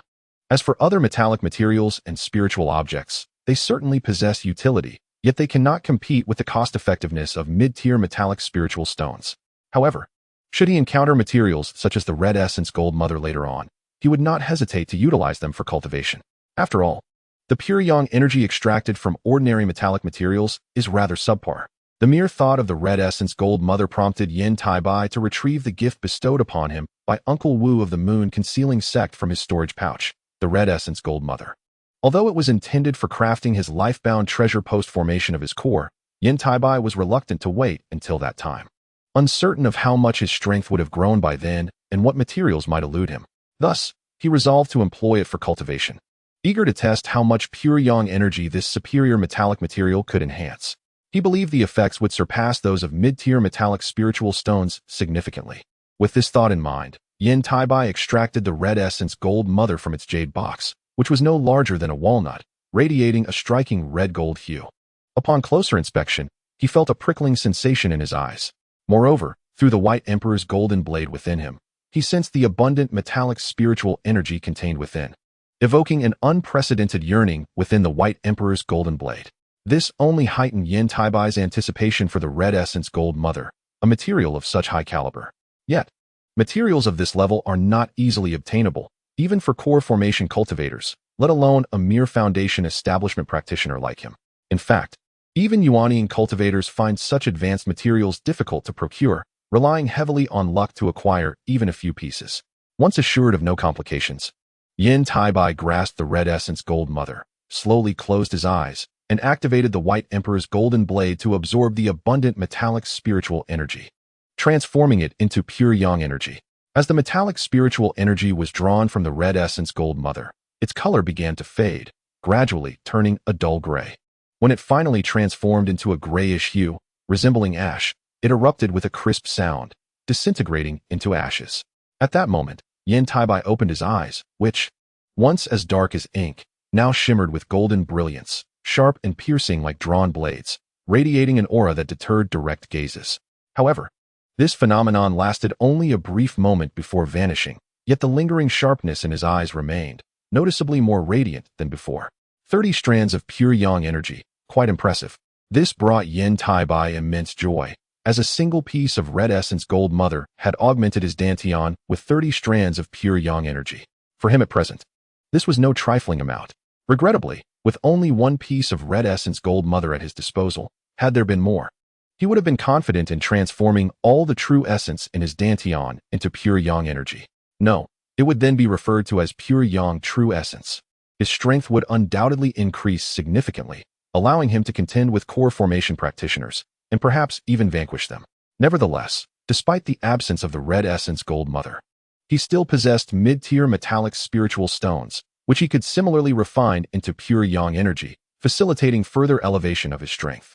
This would greatly benefit his forthcoming endeavors, enhancing his odds considerably. Thus, without wasting a moment, Yan Taibai seized several mid-tier metallic spiritual stones and continued to close his eyes, channeling the White Emperor's golden blade for refinement. Meanwhile, Exine Rian's master was diligently crafting the formation required by Yan Taibai. As he crafted the formation, he also instructed Exine Rian, who did not disappoint, demonstrating remarkable prowess in the intricacies of formations, often drawing insightful connections that left him astounded. This allowed him to provide guidance with confidence, assured that Exine Rian comprehended the complexities. Chapter 68. Arranging the formation to annihilate the enemy by Qi Mountain once served as a vibrant gathering place for numerous qi-refining practitioners and immortal families within the Yuanwu Kingdom. Now, it has become a forbidden zone that none dare approach, with even those within 100 miles refraining from venturing near. The reason for this transformation lies in the arrival of a group of uninvited guests, the Foundation Establishment disciples of the Yinyang Demon Sect, one of the 3 great demon sects of the Yuanwu Kingdom. Their identities were far from trivial. They were disciples of the core formation practitioner, Fire Cloud Taoist. Yet, this assembly of demon cultivators, who instilled fear in the hearts of countless qi-refining practitioners, now gathered within the temple of Baiqi Mountain, faces marked by unease. Still no news? Queried the eldest among them, a gray-haired elder of late Foundation establishment, his voice tinged with concern. No, still no news, not a trace to be found. As if they vanished into thin air, replied a strikingly beautiful woman with a sigh. The 3rd and 4th have already gone to Yu Country, hopefully to bring back some information. Do you think it could be that Taibai Sword Immortal from Yu Country? I hear he's Yan Taibai from the Moon Concealing Sect. If that is indeed the case, we are in deep trouble. His master is the formidable Qiong Leaguai, a late core formation elder, stronger by a margin than our master. Fire Cloud Taoist, a red-haired middle-aged man interjected, unable to restrain his thoughts. It is a well-known truth in the cultivation world that practitioners of higher realms are generally significantly more powerful than those of lower realms, especially given the notorious reputation of Qiong Leaguai, which far eclipsed that of Fire Cloud Taoist. Practitioners of core formation from both Yu Country and Yuanwu Kingdom had faced humiliation at his hands, finding themselves utterly outmatched. Yet, they were reluctant to seek assistance from the Yuanying practitioners in their sect, as it was merely a minor issue, and most of them had previous ties with Qiong Leaguai, being contemporaries, and thus were disinclined to intervene. In the end, it was simply a matter of embarrassment. No lives had been lost. This concern for Yan Taibai had lingered in their minds, but out of deference to Qiong Leaguai, the ancient late core formation practitioner, they instinctively chose to dismiss it. Yet now, even if they sought to dismiss it, they could not, for Yan Taibai seemed to be the most likely suspect. However, despite the likelihood, Yan Taibai was merely a Foundation establishment practitioner. It seemed implausible that he could annihilate late Foundation practitioners in just a few moves, especially without utilizing talismans. Even if he were a disciple of Qiong Leaguai, the ancient late core formation practitioner, this notion felt far-fetched.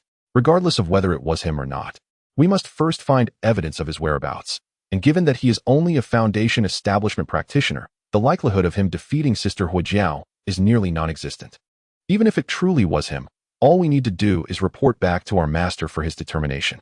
Upon hearing this, the beautiful woman shook her head, stating, "We have already deliberated this matter and do not believe that a newly established Foundation practitioner could defeat the late Foundation practitioner, Huojiao Fairy. Even if his status were extraordinary, since Yan Taibai's establishment of the Foundation, he had consistently hunted demons, yet all were merely chi-refining practitioners within the borders of Yu country. In essence, he could only bully the small fry, and thus they did not regard him with much suspicion.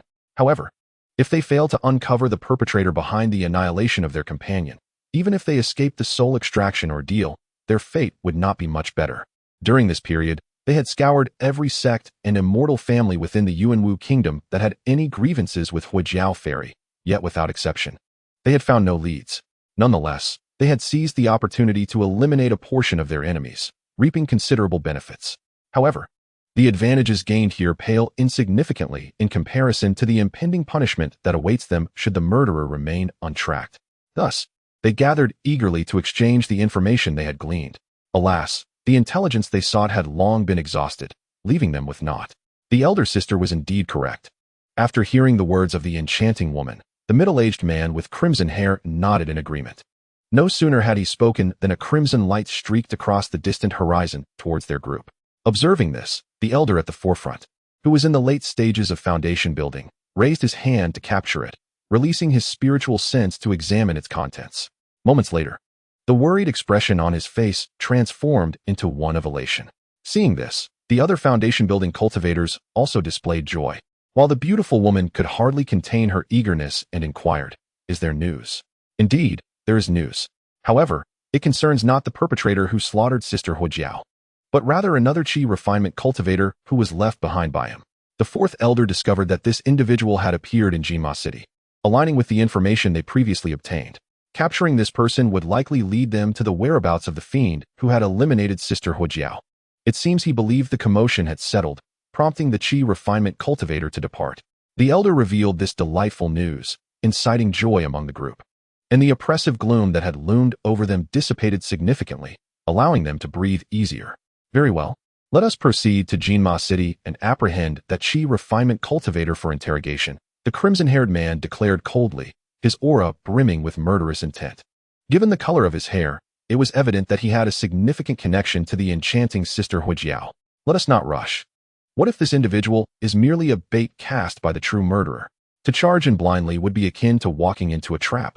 The beautiful woman expressed her concerns as the group contemplated setting out together. How could that be? Even so, we have numerous foundation-building brothers. Surely we can handle a single person, the crimson-haired man scoffed. Nonetheless, I believe we ought to first report to the master. After all, the strength of that murderer cannot be underestimated. The beautiful woman replied, her demeanor calm, merely shaking her elegant head as she shared her suggestion. Very well. We shall follow your suggestion, inform the master, and then proceed. The elder nodded, finding this plan to be prudent. Meanwhile, outside Jinma City, in a bamboo grove courtyard, Yan Taibai and Xian Rian's master awaited the arrival of guests. They had already set up the formation and were merely waiting for the arrival of the Inyang demon sect. Prior to this, they had also gathered intelligence. Their greatest concern, the fiery Taoist of the Inyang demon sect, a core formation cultivator, had not made an appearance. He had simply dispatched disciples to hunt them down without pause. The former Baichi Mountain had become their base, while other rogue cultivators' sanctuaries had been compromised. With the formation laid by Xian Rian's master, even a group of foundation-building cultivators would find it exceedingly difficult to escape unscathed, let alone the fiery Taoist himself. Senior Yun, when do you think they will locate this place? Yan Taibai sipped his tea and chuckled. It shouldn't take long. I have already been discovered by that foundation-building cultivator. If all goes as expected, they should be on their way here now. Xian Rian's master responded after a moment's contemplation. That would be ideal. With the assistance of your formation, exterminating them shall require minimal effort. Yan Taibai smiled and nodded, appearing quite pleased. Without the formation's aid, he knew it would be no small feat to eliminate so many foundation-building cultivators at once. However, doing so would irrevocably sever ties with the Inyang demon sect, perhaps even provoking the fiery Taoist to reveal himself, Xian Rian's master remarked, her brow furrowing in mild confusion. What's the matter? Let them come. If we cannot handle them, we can always call upon our master or the two senior sisters for assistance. With the formation and their help, defeating a mid-core formation cultivator should not pose a significant challenge. If worse comes to worst, we can simply wait for the master to return, Yan Taibai replied nonchalantly. Moreover, I do not intend to annihilate them all. I still need them to carry a message back, he added. A message? Upon hearing this, Xian Rian's master furrowed her brow even deeper, but chose not to press further. And as she refrained from questioning, Yan Taibai took the opportunity to inquire about the formation. Although he had perused numerous formation texts at Yin Family Fortress, he knew it could not compare to the knowledge of a true master of formations. Seizing this moment, he intended to voice all the doubts that had lingered in his mind. Regarding Yan Taibai's queries, Xian Rian's master spoke candidly, as they still relied on him. And from her perspective, Yan Taibai was not the type to harbor malice, nor was he a ruthless demonic cultivator. As for why he was so intent on exterminating so many demonic cultivators, she chose not to pry, knowing it was not merely a matter of vanquishing evil. At that moment, while Yan Taibai and Xian Rian's master were engaged in their enlightening conversation, 7 or 8 disciples of the Yinyang demon sect were en route. The first to detect Xian Rian's master was a seemingly unremarkable middle-aged Taoist with 2 long black eyebrows, known in the cultivation world of Yuan Wu as the Black-Browed Taoist. Presently, he was adjusting his long brows, fixated on the mist-laden azure bamboo grove before him. He was taken aback that a Qi refinement cultivator could set up such a formation, which seemed to be a gift from the fiend who had slain Sister Huojiao. However, did he truly believe that a mere mist formation could ensure safety? Such arrogance was laughable. The black-browed Taoist smirked derisively, clearly dismissing the mist formation surrounding the small mountain. Yet, despite his disdain, he chose to wait for the others to arrive before taking action, lest an unforeseen circumstance arise. It would be difficult to capture their target later on. They must hurry, the black-browed Taoist murmured to himself, a hint of urgency coloring his tone, evidently concerned that Xian Rian's master might escape unnoticed. Meanwhile, the beautiful woman and her companions did not keep him waiting long. Within half a day, they arrived at the black-browed Taoist location. Old 4, is this the spot? The elder at the forefront surveyed the ordinary bamboo grove shrouded in thick white mist. Frowning slightly, indeed, this is the place. The mist is a result of the formation. To avoid alerting the Qi refinement cultivator inside, I refrained from probing. However, I can confirm that it is merely a standard mist formation, posing no real threat. If we act, dismantling it will be a trivial task. The black-browed Taoist explained with a nod, his demeanor calm now that the group had assembled. All right, Old 3, Old 6, Old 7. You 3 go to the other sides of the small mountain, and then we will act together to dismantle this formation. At that point, the Qi refinement cultivator will be within our grasp and will have no chance to escape, the elder commanded with a wave of his hand. Understood. Apart from the beautiful woman, who frowned slightly, the others expressed no dissent. Thus, she refrained from speaking much. With so many Foundation establishment cultivators present, dispelling a fog formation was indeed a trivial matter. However, she sensed that the fog formation before her was different from those she had encountered previously. Lacking expertise in formations, she could not articulate what the issue was and could only follow their lead. They had all arrived, seemingly complete. Elder, I will trouble you to isolate them using the formation, and then I shall enter to eliminate them. But let us not forget our prior agreement, Yan Taibai remarked, sensing multiple Foundation establishment cultivators outside with a light chuckle. To avoid the implications of using the formation for extermination, Yan Taibai prepared to act personally, confident with the formation's assistance. As for Master Xian Rian, she now resided in the cave of Nangong Wan, under her care, with a small hostage in hand. There was no need for excessive worry. That is only natural, but please, be cautious. Although the formation aids you, your power is not to be underestimated compared to ordinary Foundation establishment cultivators. Yet, they are practitioners of the demonic path, known for their bizarre methods. In response, Master Xian Rian nodded, offering this reminder, fearful that Yan Taibai might underestimate the situation. Rest assured, I understand and will not be careless, Yan Taibai replied. No sooner had the words left his mouth than a thunderous sound erupted from outside. Almost instantaneously, the dense fog shrouding the bamboo grove dissipated, leaving behind a scene of devastation, with much of the bamboo forest in ruins, an unsightly sight indeed. Yet, for the beautiful woman from the Yinyang demon sect and her disciples, there was only joy in their eyes. Even the most anxious among them sighed in relief. Let us proceed inside. That Qi refining cultivator must be utterly dumbfounded. Haha. Seeing this, the waiting Heimei Taoist could not contain his laughter. Very well, let us enter, the elder replied, beaming, and commanded everyone to rush into the bamboo grove. As they surged into the grove, the previously elusive view of the tranquil bamboo garden where Yan Taibai and Master Xian Rian were located vanished. The once dissipated white mist suddenly surged from all directions, enveloping them in an instant, rendering them unable to see even a finger's length in front of them. Not good. We've been deceived. Even the leading elder was filled with fury, shouting in alarm. The others could hear nothing at all. However, A chilling voice pierced through the silence, striking them like a thunderbolt. Hee. The scenery here is delightful. I invite you all to your demise. A calm, mocking laugh sent shivers down their spines. They hastily drew their magical tools, casting protective spells to shield themselves, their faces filled with vigilance as they scanned their surroundings for any unforeseen threats. Senior, I am about to enter.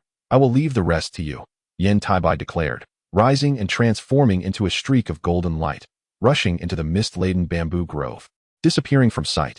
Witnessing this, Master Exine Rian could only shake her head helplessly. Though the formation could have annihilated the Inyang demon sect's group, Yan Taibai insisted on taking matters into his own hands, leaving her with little room to comment. Soon after, he retrieved a formation plate, where 7 or 8 star-like points of light appeared, aligning perfectly with the positions of the Inyang demon sect's members and Yan Taibai himself. Among them, a black and a golden point quickly converged, indicating that Yan Taibai had identified his first target, the Elder, the highest ranking among the Inyang demon sect, a late-stage foundation establishment cultivator. For Yan Taibai, this meant 9 points of progress. At that moment, the Elder was enveloped in a chilling aura, dark demonic energy swirling around him, while a towering ghostly banner hovered above, emitting a mournful wail. Evil value, 90. A being of immense malevolence. Such a wicked individual could not escape Yan Taibai's notice. Suddenly, a black water arrow shot from the Elder's sleeve, piercing through the mist. With a loud bang, the fog parted, revealing a tall figure, Yan Taibai himself. Fellow cultivator. Truly commendable for a late-stage foundation establishment practitioner. My concealment technique combined with this formation could not hide me from you, Yan Taibai said, his eyes glinting with cold light. Astonished. Foundation establishment initial stage? You are merely at that level? You must be Yan Taibai of the Yan family from the Concealment Moon sect? Upon discerning Yan Taibai's cultivation realm, the Elder furrowed his brow, visibly surprised. Yan Taibai, haha. He should be hiding within the Concealment Moon sect, too afraid to emerge. Otherwise, the disciples of my sect would surely extract his soul, the Elder thought, recalling the mission assigned to them. Which sect do you belong to? When have we, the Inyang demon sect, offended you? Naturally, the Elder could not genuinely believe Yan Taibai's words, responding with a fierce facade. Do not think that relying on this formation will allow you to defeat me. If I wish to leave, no formation can restrain me. If that is the case, please do as you wish. I shall not impede you, Yan Taibai replied, his smile unwavering, his tone laced with derision. Seeing this, a fierce expression crossed the Elder's face as he changed his hand seals. Immediately, a swarm of black, ghostly skeletons coalesced into a magical cloud, transforming into a massive skeleton python that howled toward Yan Taibai, evoking terror in all who beheld it. Yet, Yan Taibai's expression remained unchanged as he raised his sword. Golden sword light erupted forth, shimmering like a golden dragon, soaring skyward. With a resounding crash, it collided with the black skeleton python, creating a deafening roar. In an instant, demonic energy and sword energy rampaged, the overwhelming force obliterating the surrounding mist and bamboo, leaving nothing but devastation in its wake. Are you not a ghost spirit sect cultivator? The Elder's expression shifted, retreating a few steps, his voice tinged with disbelief. He no longer trusted a single word of Yan Taibai's earlier claims. Yet, he felt a deep unease at Yan Taibai's formidable power, realizing why the latter dared to confront him directly.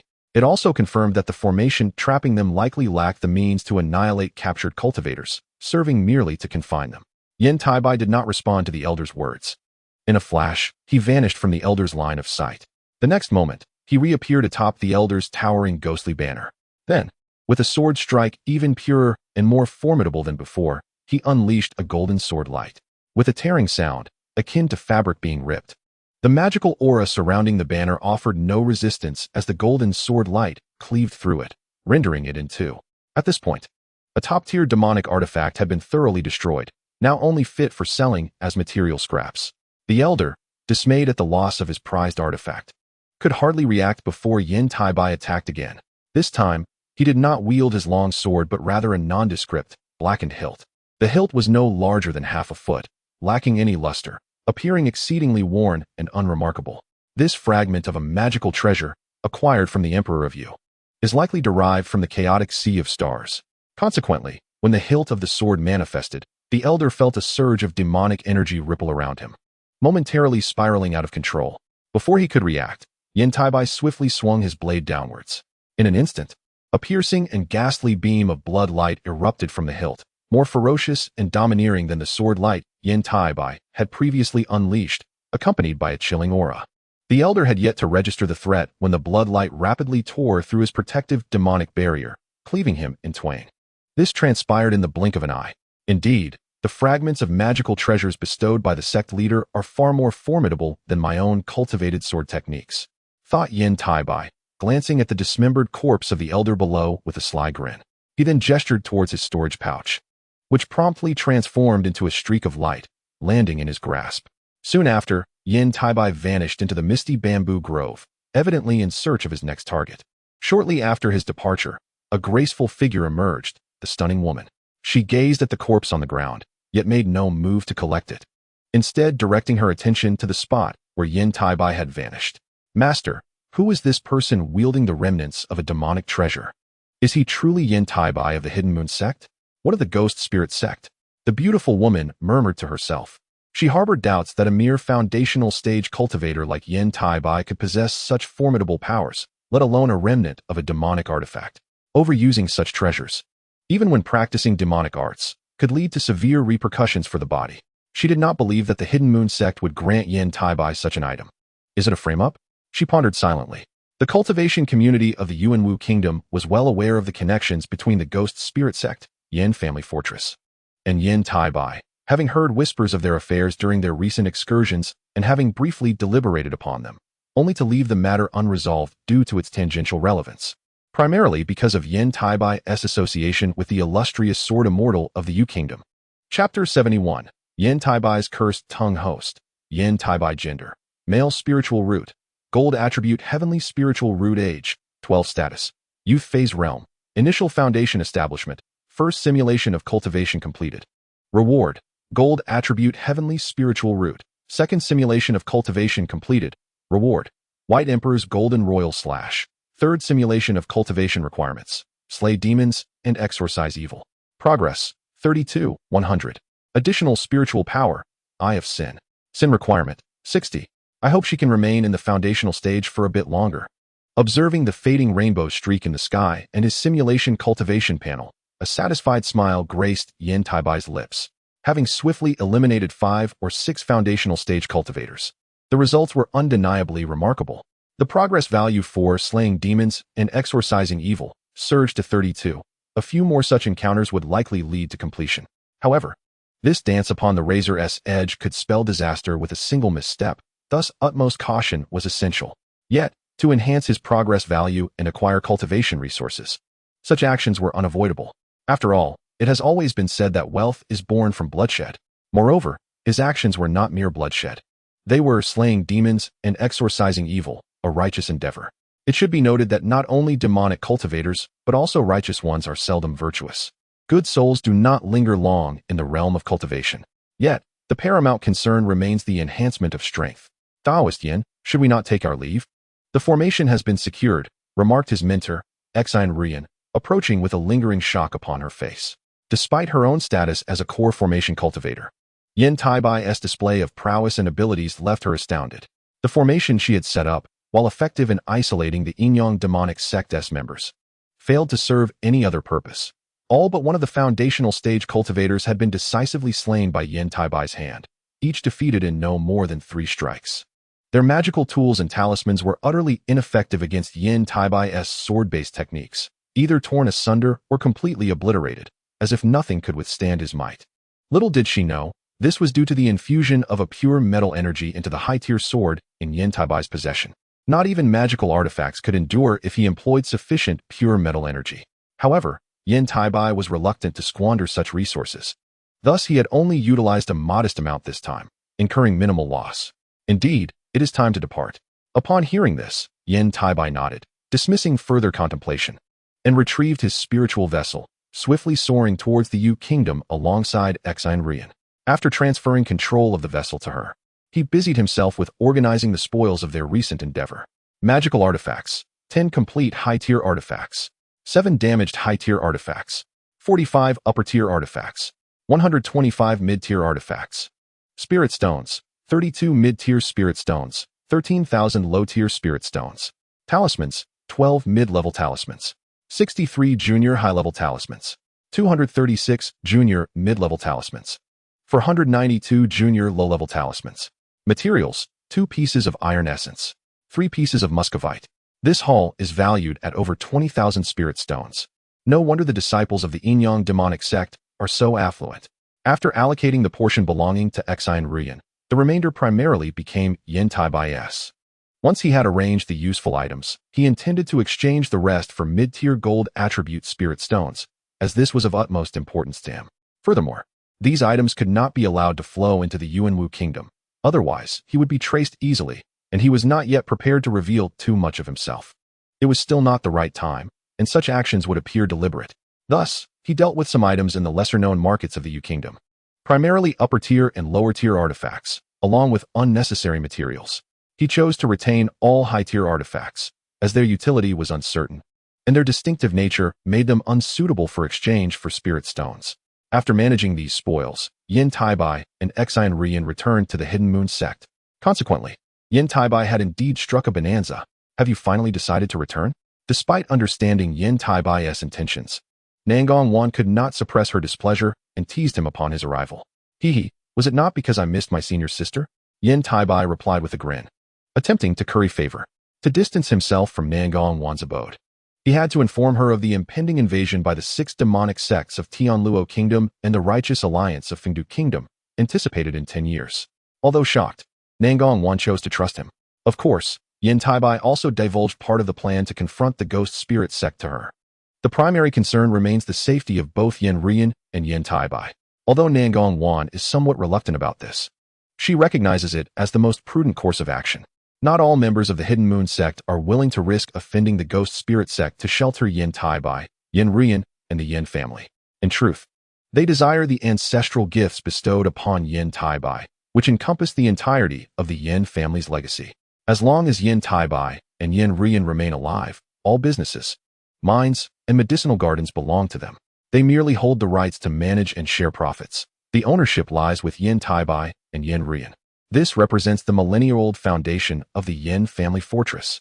Even nascent soul cultivators would be tempted, and if it were not for the impossibility of relocation, the Yan family's ancestors would not have bestowed such gifts upon Yan Taibai and Yan Taibai. Moreover, there are already mortals within the Yan family fortress manifesting spiritual roots, showing promising potential. Nangong Wan has arranged for trusted individuals to guide and instruct them in cultivation. Thus, the Yan family fortress will eventually see an increase in its number of cultivators. However, such developments cannot be permitted by the various immortal clans and factions of the Hidden Moon sect. Yet, with Nangong Wan's intervention, they must begrudgingly acquiesce. This is a matter best left for Rian to learn from Yan Taibai in the future. As for the situation at the Yan family fortress, she remains unaware, having been engrossed in her training within the cave of her junior sister, Inai Chong.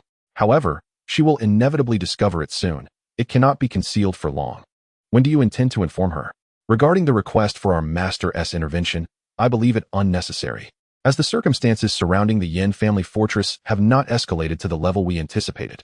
Nangong Wan cast a sidelong glance at Yan Taibai and added, it will not be too late to inform her when she emerges from her seclusion and wishes to visit the Yan family.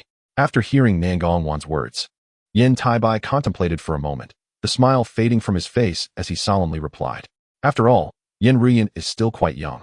It would be inappropriate to inform her at this time. No sooner had he spoken than a streak of fire burst into the cave, spiraling toward the hall above. Observing this, Nangong Wan furrowed her brows, casting an odd glance at Yan Taibai before she captured it in her hand for inspection. After a brief moment, her expression grew even more peculiar. What has happened? Noticing Nangong Wan's demeanor, Yan Taibai frowned, his heart filled with unease, and inquired. Rian wishes to return to the Yan family, and junior sister Inai Chong has brought her here.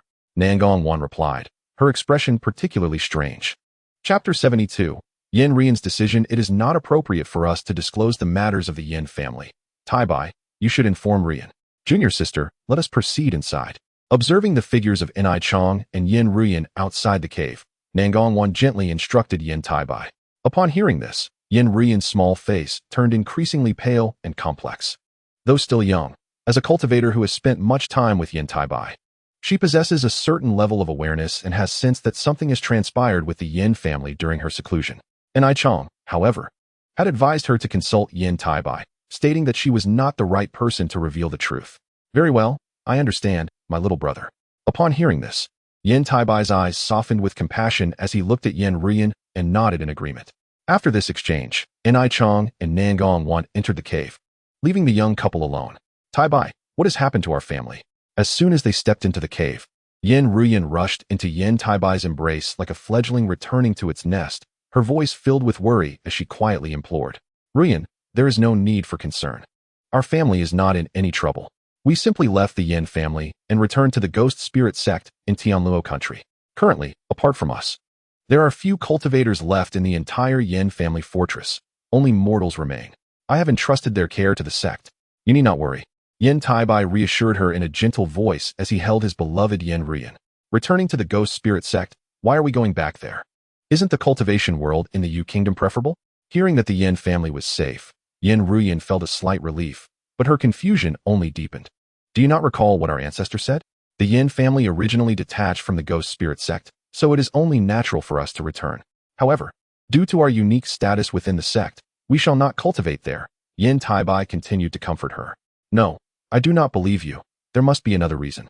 Brother Taibai, please do not hide anything from me. If our master does not confide in me, who else can I trust if you do not? Yan Ruyan's voice trembled with a pleading tone. As she spoke, she lifted her small head, her big watery eyes misty and filled with innocence, evoking a sense of pity that made it hard to refuse. Very well, since you wish to know, I shall tell you everything. Whatever choice you make, I will not hold it against you. Yan Taibai sighed helplessly, nodding his head in agreement. He then guided Yan Ruyan to a stone pavilion, where he slowly disclosed the matters concerning the Yan family fortress. After hearing Yan Taibai's account, Yan Ruyan's small face was filled with complex emotions. Resting silently in Yan Taibai's embrace, lost in thought.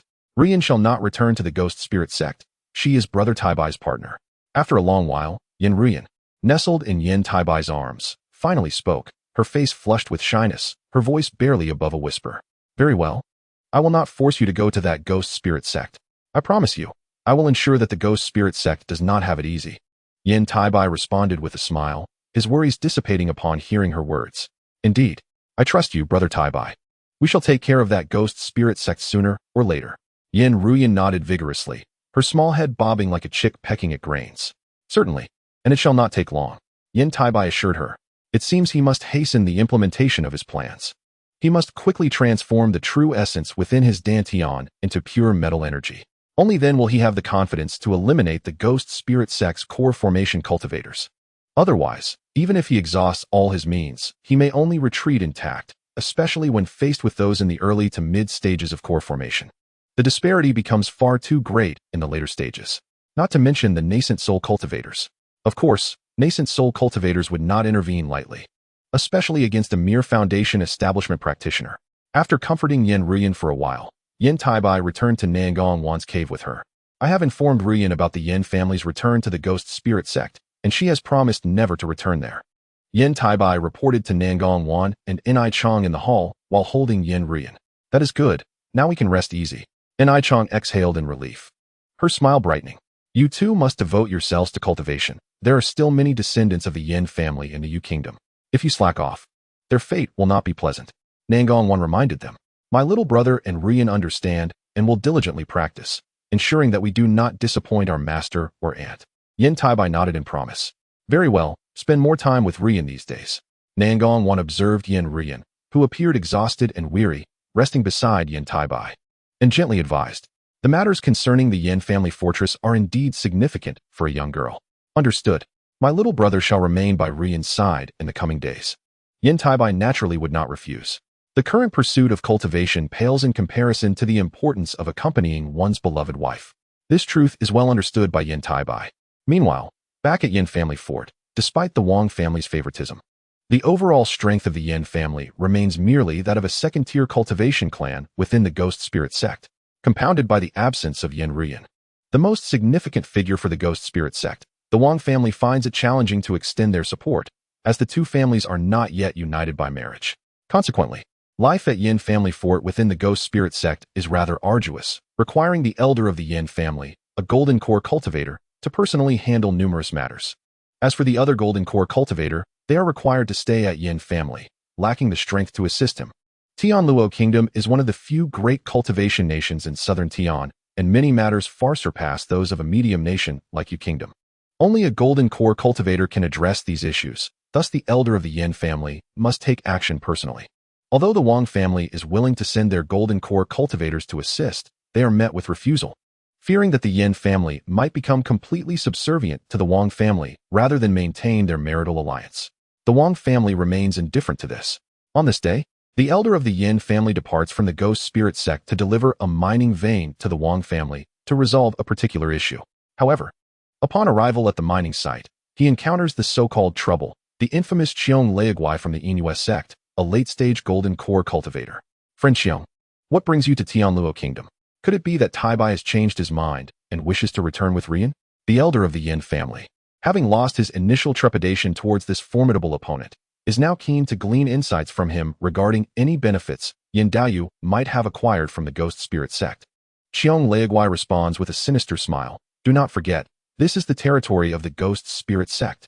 The elder's expression darkens, revealing his inner turmoil.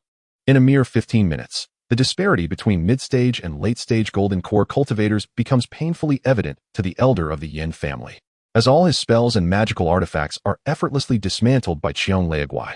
The outcome is predictably grim. His body is riddled with gaping wounds, blood flowing incessantly.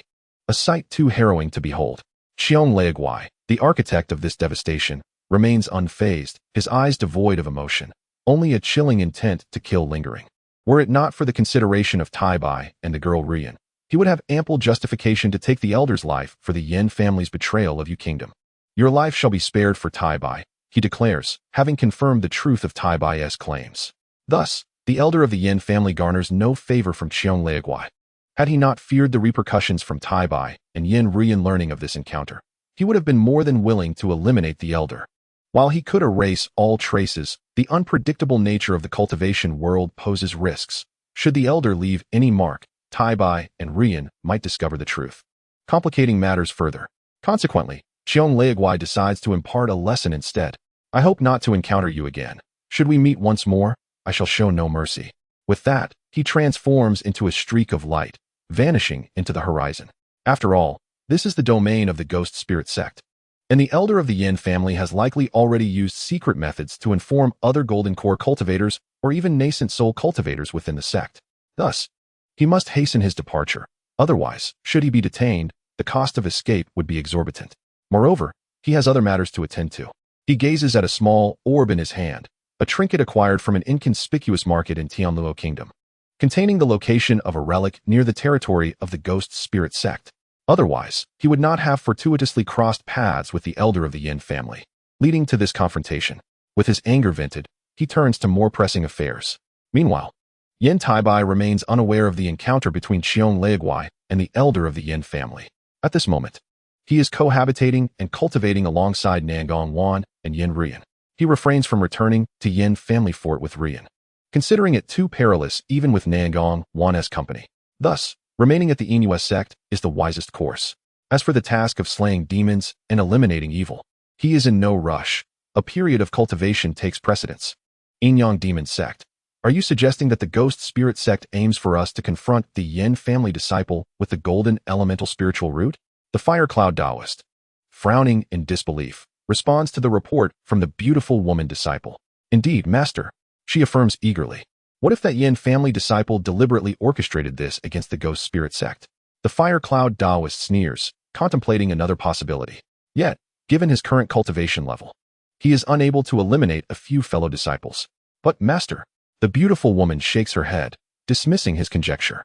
Regardless, you must first investigate the situation of that Yan family disciple in Yu Kingdom to avoid any missteps. The Ghost Spirit Sect is not a faction to provoke lightly. Upon hearing this, the Fire Cloud Taoist sighs heavily. The Inyang Demon Sect pales in comparison even to the Inuit Sect, let alone the formidable Ghost Spirit Sect, one of the 6 demon sects of Tianluo Kingdom. The disparity is vast. In terms of nascent soul cultivators alone, they far exceed us. Not to mention the Golden Core and Foundation Establishment cultivators. The gap between the two sects is insurmountable. Even the combined might of the 3 great demon sects of Yuanwu Kingdom cannot rival a single Ghost Spirit Sect. Not to mention, the Ghost Spirit Sect boasts more than 2 mid-stage nascent soul cultivators, while while the three great demon sects possess only one, and the other two are merely at the initial stage. The cumulative strength of the three sects still falls short of a single ghost spirit sect. Understood, Master. The beautiful woman replies with a respectful bow before taking her leave. What a troublesome time, the fire cloud Taoist mutters, feeling a headache coming on.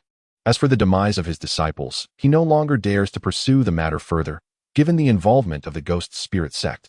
To offend the ghost spirit sect would spell disaster for him, potentially leading to his own demise. Thus, he chooses to avoid confrontation with the ghost spirit sect and Inuit sect alike. As for whether the Inyang demon sect will offer assistance, he is well aware that such an outcome is highly unlikely unless he were to perish. Time swiftly passes, and in the blink of an eye, 2 months have elapsed. During this time, Yan Taibai, utilizing the abundant cultivation resources at his disposal, has made significant progress. Although he is still some distance from the mid-stage of foundation establishment, he is not far off. The rapid advancement in his cultivation is primarily due to the effects of the White Emperor Gold Royal Slash. While most of the spiritual energy within the mid-tier gold elemental spirit stones has been refined into pure gold true energy, a portion seamlessly transforms into Yan Taibai's true essence and magical power.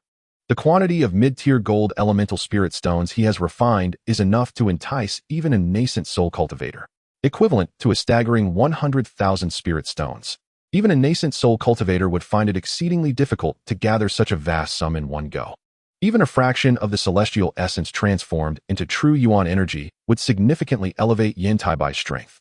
Otherwise, how could the White Emperor's Golden Sovereign Slash be considered one of the supreme techniques of the 5 Emperor's great demon divine powers? Once his power had advanced, Yan Taibai realized it was time to attend to serious matters, spirit stones and resources. To swiftly enhance one's strength, an abundance of spirit stones and resources is paramount. The quickest method, after all, is to seize treasures from others. Thus, once he had exhausted the mid-tier gold attribute spirit stones on his person, Yan Taibai emerged from his secluded retreat, ready to pursue his objectives. His first action was to leave a voice transmission talisman for both Nangong Wan and Yen Ruyan, who were also in seclusion, before departing from Nangong Wan's cave dwelling. This time, it was unnecessary to seek the guidance of Exine Ruyan's master, as he had already mastered the array formations. However, he still intended to inform the other party. Yet, as soon as he entered the cave, he was met with a solemn request from Master Exine Ruyan.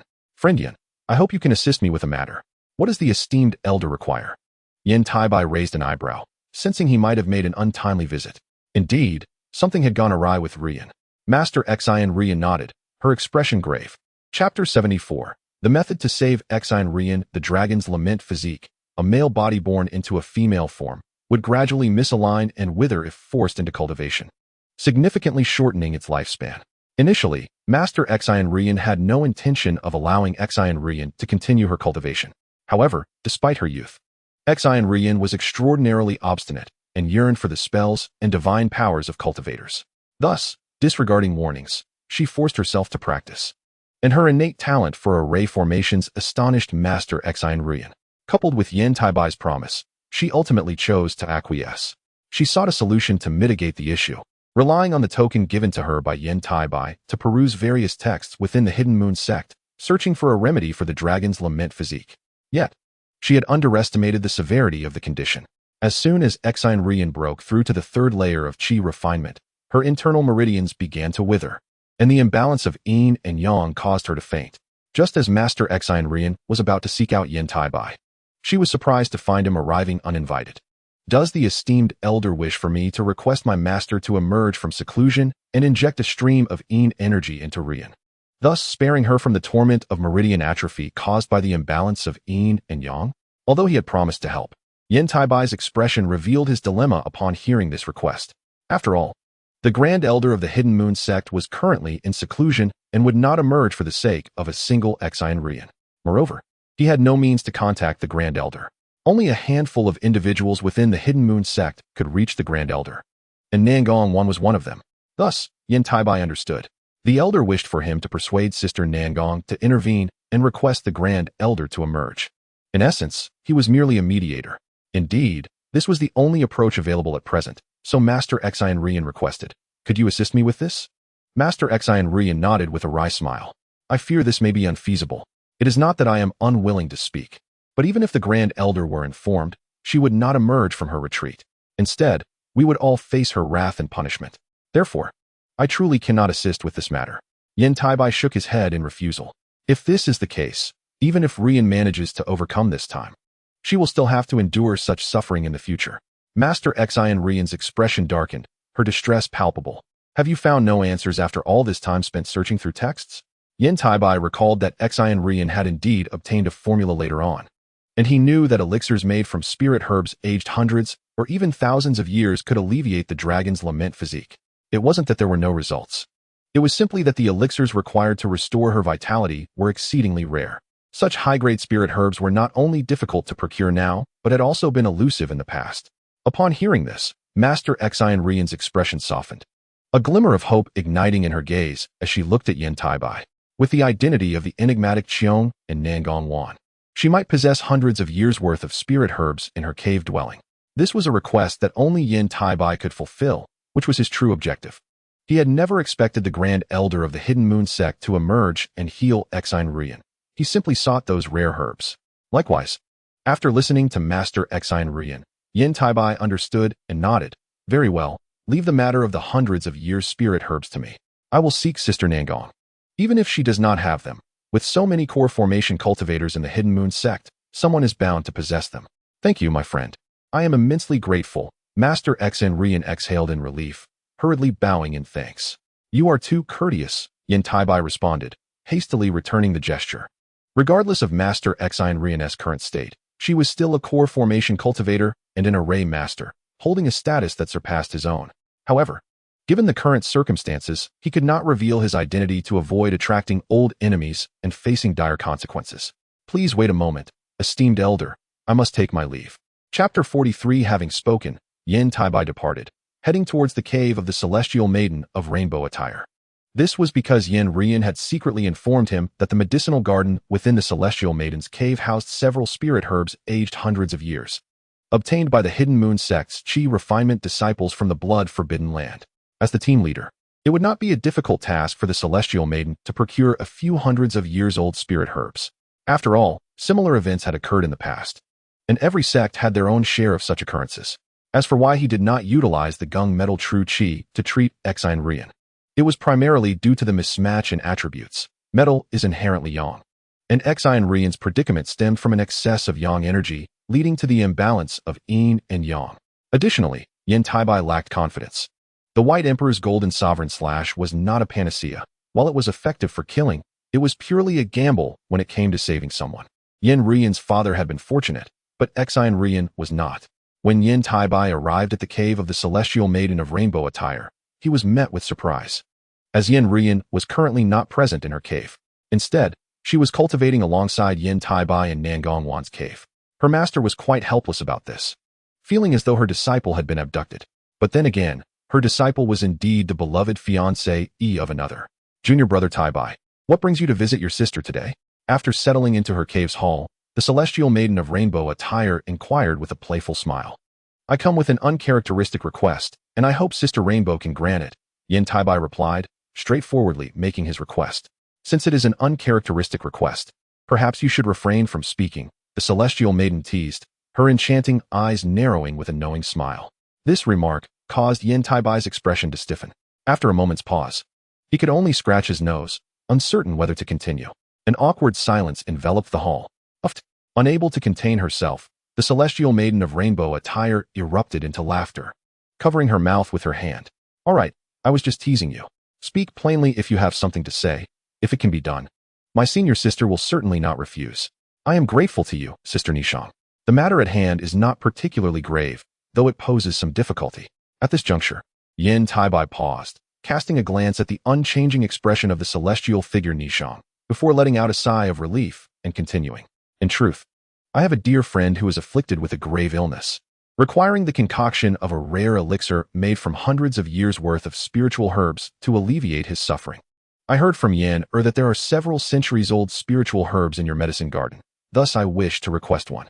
Of course, I shall not let you suffer any loss, be it spirit stones, materials, or any other offerings. Please do not hesitate to name your price, and I shall not refuse. After finishing his plea, Yan Taibai sighed in relief, but his gaze remained fixed on the serene yet inscrutable Nishang, his heart tightening with anticipation. Chapter 75. The Great Trouble from the Ghost Spirit Sect. An old friend seeks medicine? Upon hearing Yan Taibai's words, Nishang murmured softly to herself. That girl Yan has quite the loose tongue, divulging even such matters. After a moment, Nishang pressed her hand to her forehead and sighed, her tone tinged with a sense of melancholy. After all, even for a cultivator in the core formation stage, spiritual herbs aged for centuries are exceedingly rare. Now that Yan Taibai has made his request, Nishang finds herself in a quandary.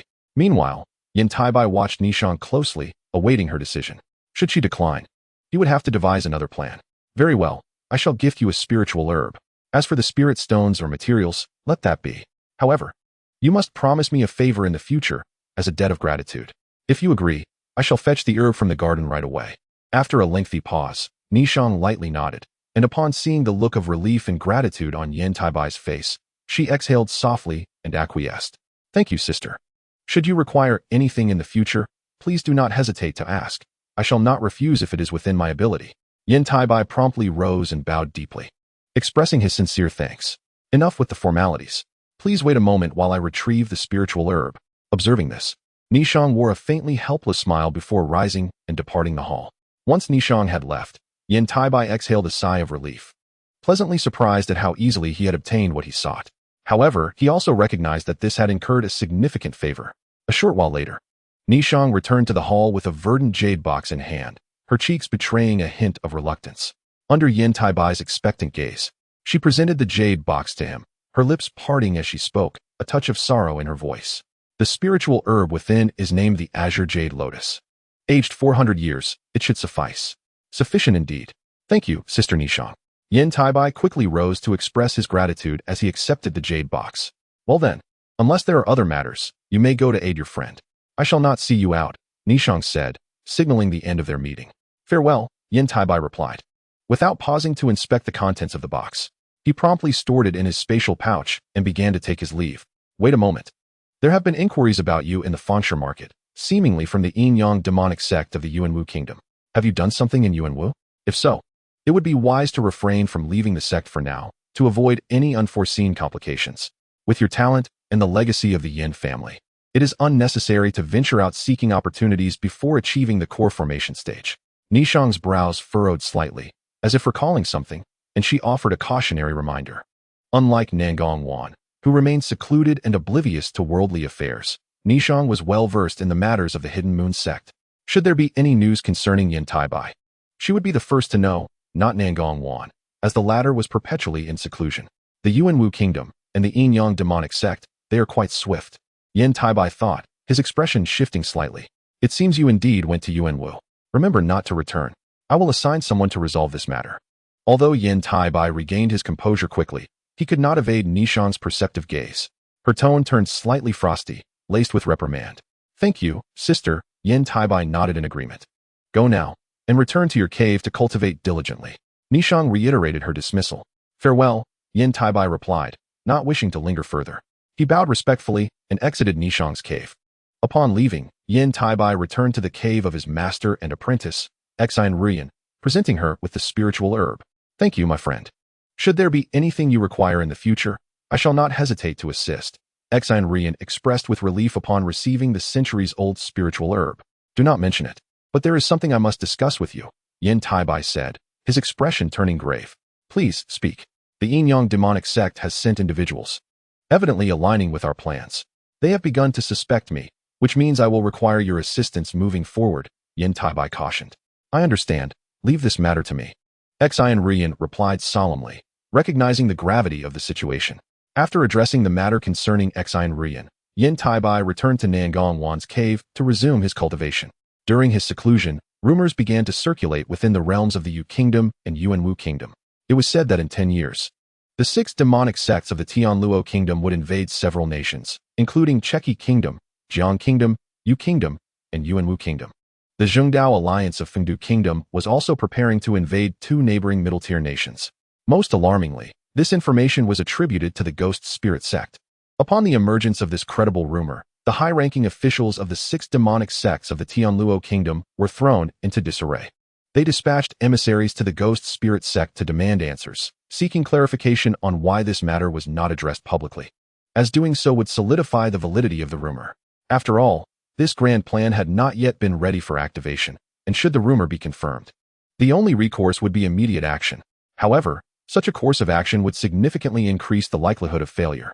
Conversely, should they delay and allow the nations to prepare, any subsequent attempt would be fraught with peril. As for the source of the leak, intelligence gathered by the other 5 sects of the Tianluo kingdom indicated that the ghost spirit sect had seemingly informed the Yan family ancestors of this impending situation in order to facilitate the return of the Yan family to their fold. Given these circumstances, the pressure on the ghost spirit sect was palpable, as the other 5 sects dispatched nascent soul cultivators to demand accountability. Thus, the sect leader, Wang Tiansheng, had no choice but to emerge from seclusion to personally address the matter. Meanwhile, all members of the Yan family within the ghost spirit sect faced imprisonment. Indeed, imprisonment. Even though Wang Tiansheng believed that the Yan family ancestors would not have disclosed any information, he felt compelled to investigate the situation thoroughly, especially to provide the other 5 sects of Tianluo with an explanation. This explanation could not be attributed to the ghost spirit sect, but had to rest solely with the Yan family. Had Yan Ruyan been present within the Yan family, Wang Tiansheng might have offered protection, at most placing her under house arrest. Unfortunately, Yan Ruyan is now devoid of even a single strand of hair. Although arrangements have been made to retrieve her once she establishes her foundation, the pressing matter at hand is addressing the accountability of the other 5 demonic sections. Chapter 76. Accountability of the 5 major demonic sects of Tianluo Kingdom. The Ghost Spirit Sect, one of the 6 demonic sects in Tianluo Kingdom, though ranked last, possesses only 2 mid-stage nascent soul cultivators. Yet, it still occupies 2 of the 10 most prominent states within the 36 states of Tianluo Kingdom, Yuzhou and Xuanzhou. The mountains where the Ghost Spirit Sect is situated are none other than the renowned Fengdu mountain range. It is said that in ancient times, this mountain range was riddled with spatial rifts, closely associated with the legendary realm of the underworld's reincarnation.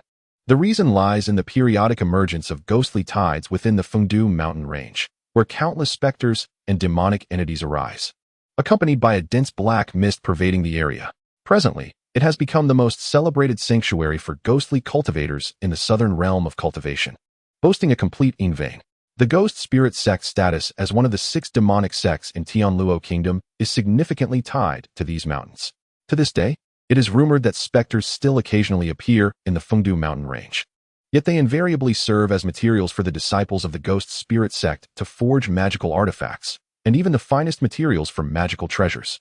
Should they encounter unique entities, they could even be utilized to concoct elixirs, enhancing cultivation and elevating realms. The benefits are indeed plentiful. However, on this particular day, several unexpected guests arrived at the Fengdu mountain range, seemingly in agreement to come together.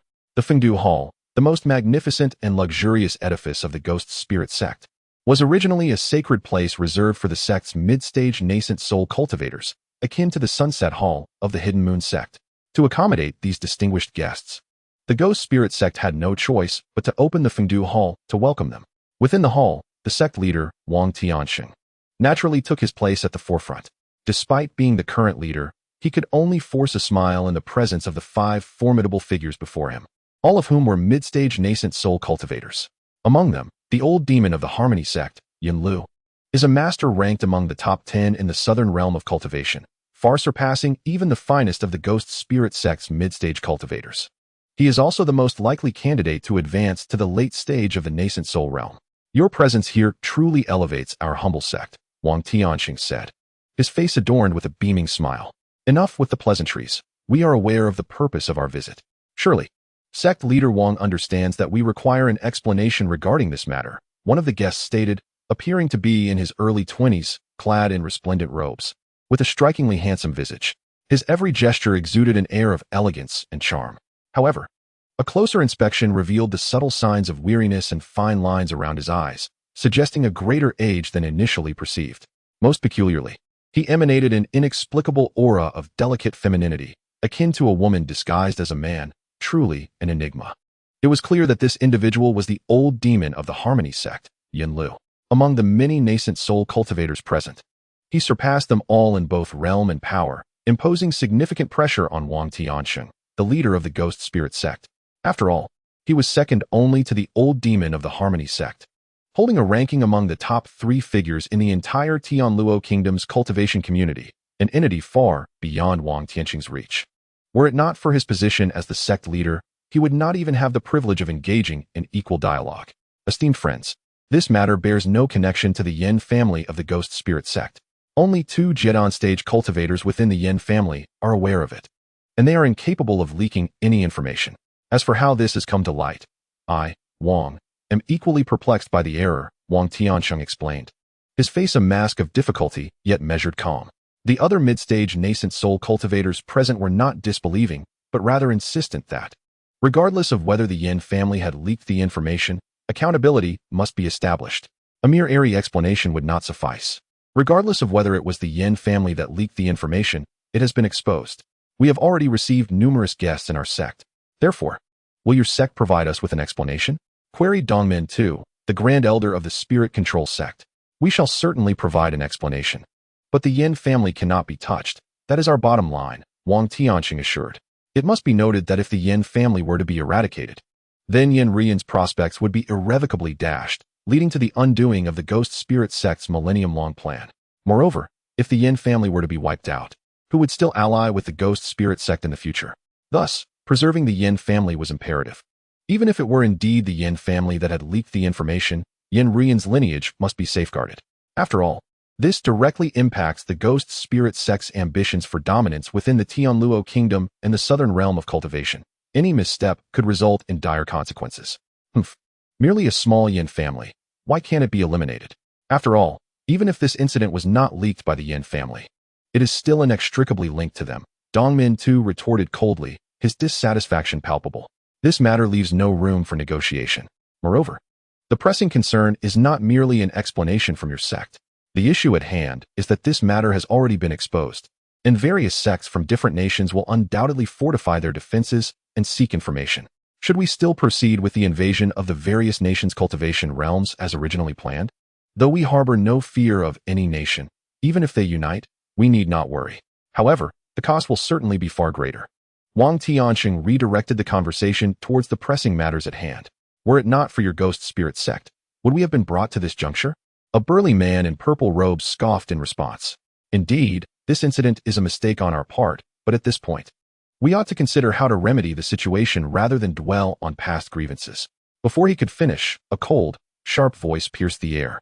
As the sound resonated, a gaunt figure clad in a black robe, with a strikingly peculiar appearance, entered the hall, eyes closed in meditation. Friend Suihan, I did not expect you to emerge from your seclusion. Congratulations on your advancement, said Yun Lu, the old demon of the Harmony sect, with a light chuckle. Your accomplishments far surpass mine. Dear Yun Lu, I have merely made slight progress, replied the newly arrived Suihan Jinren, shaking his head. Upon seeing the entrance of Suihan Jinren, Wang Tianqing felt a surge of confidence, for he too was a mid-stage nascent soul cultivator. This matter will be addressed with due diligence, and you need not worry. However, the immediate concern is how to proceed with this situation. Shall we adhere to the original timeline, or should we move it forward or delay it? Suihan Jinren inquired as he walked, subsequently taking his seat at the head of the hall after Wang Tiansheng rose. Chapter 77. The Yan family's dire predicament with the invasion now exposed, it is virtually impossible to execute the original plan as intended. Should we advance the timeline? Our respective sects are unprepared, particularly the cultivation sects within the countries of Cheqi and Jiang, as we have yet to exert full control over their personnel. Furthermore, rumors have already spread regarding this issue, making it increasingly difficult to seize power. If the plan is initiated prematurely, the losses will undoubtedly be significant. Although victory can be achieved through the formidable strength of the 6 sects, conquering the realms of cultivation in the 2 nations is not an insurmountable task. However, the price to be paid would far exceed the original plan. Furthermore, there remain numerous nations such as Yuanwu, and Zijin, each with their own interests.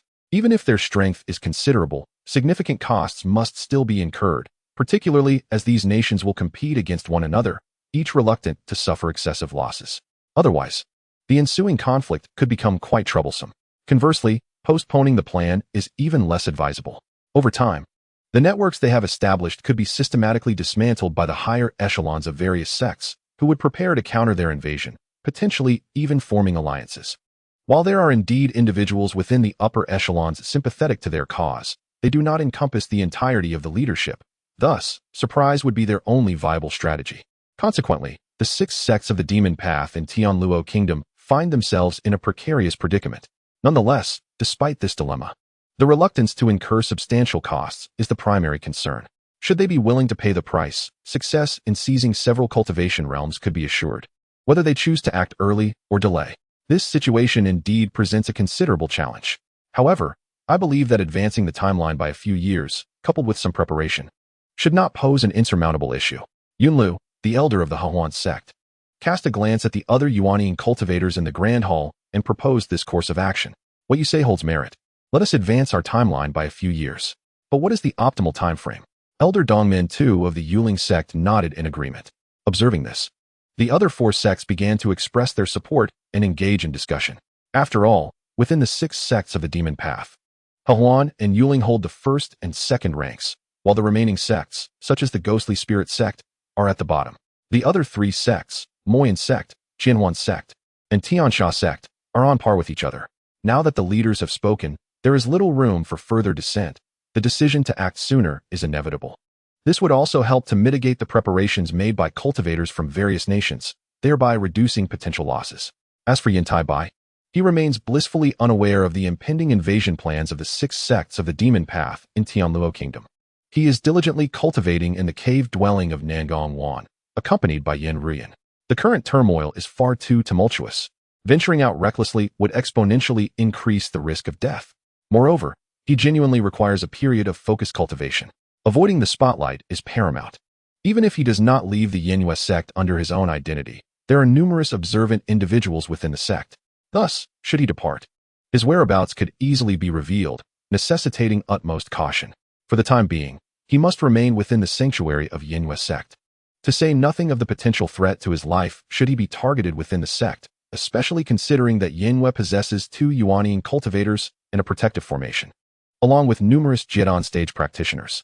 The array within Nangong Wan's cave dwelling alone is capable of temporarily ensnaring a beginning Yuanian cultivator, highlighting the elder's regard for Nangong Wan as a disciple.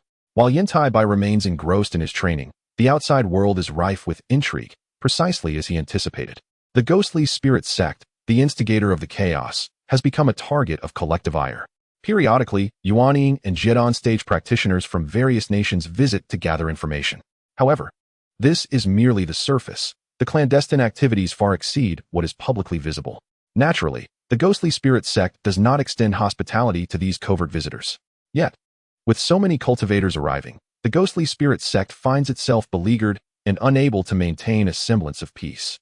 In an effort to compensate for the non-existent losses incurred by the other 5 sects, they have expended a considerable amount of spirit stones, materials, and elixirs, resulting in a substantial financial drain. Consequently, matters concerning Yan Taibai and Yan Ruyan have been temporarily set aside. After all, Yan Ruyan, at her current age and cultivation level, does not meet the standards for dual cultivation, and they have ample time ahead. Moreover, initiating the invasion plan could potentially facilitate Yan Ruyan's return to the ghostly spirit sect, eliminating Yan Taibai as a future threat. Thus, they remain indifferent to the matter, with the paramount concern being that the Yan family has yet to rid themselves of suspicion. The ancestor of the Yan family is gravely injured and has been in seclusion for healing. Life for the Yan family within the ghostly spirit sect is far from the idyllic existence they had envisioned, even less favorable than their days in the cultivation realm of Yu. Consequently, there is growing discontent among the family members regarding their ancestor, regretting their decision to accompany him. However, regret is futile. Their priority is to find a way to escape the ghostly spirit sect. Yet, such an endeavor is not permitted by the ghostly spirit sect, which ruthlessly eliminates anyone from the Yan family attempting to flee, extracting their souls in the process. This action has the tacit approval of the Wang family within the ghostly spirit sect. As a result, the rift between the Yan family and the Wang family has widened significantly. Although no family members have attempted to leave, their goodwill towards the ghostly spirit sect and the Wang family has evaporated. They are constrained by their lack of power to resist, yet they continuously seek an opportunity. Particularly, Mr. Xian Yi from the Yan family remains vigilant, waiting for the right moment. He understands that even if Yan Ruyan is taken back to the ghostly spirit sect, the rift between the Yan and Wang families will not be mended. Moreover, such a situation would not be tolerated by the Yinhua sect. Regarding the prospect of aligning with the other 5 sects of Tianluo Kingdom, it is an impossibility. The mere hint of such intentions would spell the end for the Yan family. The ghostly spirit sect would show no mercy, retaining only the ancestor of the Yan family and the lineage of Yan Ruyan. Thus, the Yan family's only remaining path is to return to the territory of Yu. However, this hinges on Yan Taibai achieving the Jedon stage, thereby gaining sufficient authority and value. Consequently, the Yan family must continue to lie low and wait. Mr. Xian Yi has no solutions to this predicament, as the disparity in strength is insurmountable. Within the ghostly spirit sect, a single word from the sect leader, Wang Tiansheng, could extinguish the lives of the entire Yan family. This exemplifies the chasm of power. Moreover, the ghostly spirit sect has reclaimed all the spirit stone mines, business establishments, and various enterprises that were gifted to the Yan family upon their joining. Presently, the Yan family is left with only foundation stage practitioners, each receiving a mere spirit stone for cultivation each month, while those at the Qi refining stage must rely solely on absorbing and refining the natural spirit energy, resulting in painfully slow progress. Were it not for the Yan family's remaining savings, their situation would be even more dire. Chapter 78. The Hidden Secrets of Yan Family Fortress. As for the Yan family's plight within the ghostly spirit sect, even if Yan Taibai were aware that it stemmed from his actions, he would remain unconcerned. This was the choice made by the ancestor of the Yan family. Having chosen this path, they could not blame anyone else. Furthermore, his actions were driven by self-preservation, compelling him to keep the ghostly spirit sect on edge. Only in this manner could he ensure greater safety for himself and Yan Ruyan. Time flies, and Yan Taibai has turned 13, successfully breaking through to the mid-foundation stage during his retreat. Such a pace of cultivation, while not earth-shattering, is nonetheless remarkable within the cultivation realm of Yu, as few can match it over the course of a millennium. After all, he has only been cultivating for 3 to 4 years. In this brief span, advancing from the early to the mid-foundation stage is a feat that usually takes ordinary practitioners 2 to 3 decades of arduous training, or even longer for those with less talent. In just 3 to 4 years, Yan Taibai astonished and delighted Nangong Wan. However, when Yan Taibai expressed his desire to leave the Hidden Moon sect for further training, the exquisite beauty of Nangong Wan revealed no trace of joy, and her tone grew noticeably colder. No, do not think that after so much time has passed, and with your advancement to the mid-stage of foundation establishment, you can rest easy. The turmoil outside has not subsided. It is best for you to remain in the cave and continue your cultivation. With your aptitude, advancing to the late stage of foundation establishment will not take long, she advised earnestly. Senior sister, I truly have matters that require me to leave the sect, and I assure you, I will not disturb anyone, Yan Taibai promised. Sighing lightly, Nangong Wan ceased her persuasion, nodding her delicate head in resignation. Very well. Do as you wish. I shall not interfere further, but Yenner cannot accompany you. Of course, Yenner has yet to reach foundation establishment. How could I take her with me? Yan Taibai replied, affirming his intent to return to Yan Family Fortress. Indeed, it is time for you to visit. After all, there are several cultivators within the Yan family. It would be beneficial for you to offer them guidance, Nangong Wan remarked, her expression brightening slightly at the thought. Thank you, senior sister. I take my leave, Yan Taibai said, rising and bowing respectfully before departing from Nangong Wan's cave. Concealing his appearance, he silently left the Hidden Moon sect, heading towards Yan Family Fortress. His journey was not driven by nostalgia. His attachment to the fortress was minimal, save for a few individuals, with only Yan Ruyan remaining by his side. This return to Yan Family Fortress had a purpose, one revealed to him by Yan Ruyan, who seemed to possess considerable knowledge. Although she had overheard certain conversations, it was clear that her parents, the core members of Yan Family Fortress, were the source of this information. It was normal for Yan Ruyan to have heard such things in her childhood, but whether they were true required verification from Yan Taibai himself. Should they prove accurate, he would indeed strike gold. A small vein of crimson essence gold was no less valuable than the Xianjin veins, making it an ideal place for cultivating the White Emperor's golden sovereign slash. Only a select few within Yan Family Fortress were aware of this vein, while the majority remained oblivious. Due to their limited strength, the family had not opened it for large-scale mining. Otherwise, the 7 sects would undoubtedly demand their share. Thus, they quietly extracted resources for a period before sealing it off to avoid attracting attention. The responsibility for this matter lay with Yan Ruyan's father, who had been saved by Yan Taibai. The specific location was not near Yan Family Fortress, yet still within Linzhou, an inconspicuous region. For Yan Taibai, only a few matters held paramount importance. Foremost was the cultivation of the White Emperor's golden sovereign slash, followed by the completion of the demon-slaying task. The cultivation of the White Emperor's golden sovereign slash was critical to his strength, As in the world of cultivation, power was of the utmost importance. With sufficient strength, he could achieve anything. Lacking it meant resigning to the inevitable loss of opportunities, often witnessing others reap the rewards. The affairs of Yan family fortress made this truth abundantly clear. Had he possessed the strength to reach the core formation stage, the entire fortress would have belonged to him, sparing him the need for stealthy exits from Hidden Moon's sect, lest he invite calamity. Although he dismissed the threat of Foundation establishment cultivators, believing that unless they came in swarms, he would not be significantly threatened. However, he was aware that neither the ghostly spirit sect nor any other faction would engage in foolish acts of charity. Upon realizing that Foundation establishment cultivators could not handle him, they would undoubtedly dispatch core formation cultivators, making it exceedingly difficult for him to escape unscathed. In the short term, ascending to the core formation stage was nearly impossible. Therefore, the only way to significantly enhance his strength was to convert the true essence within his Dantian into Gungjin, true Qi. This did not imply that he had successfully cultivated the White Emperor's golden sovereign slash.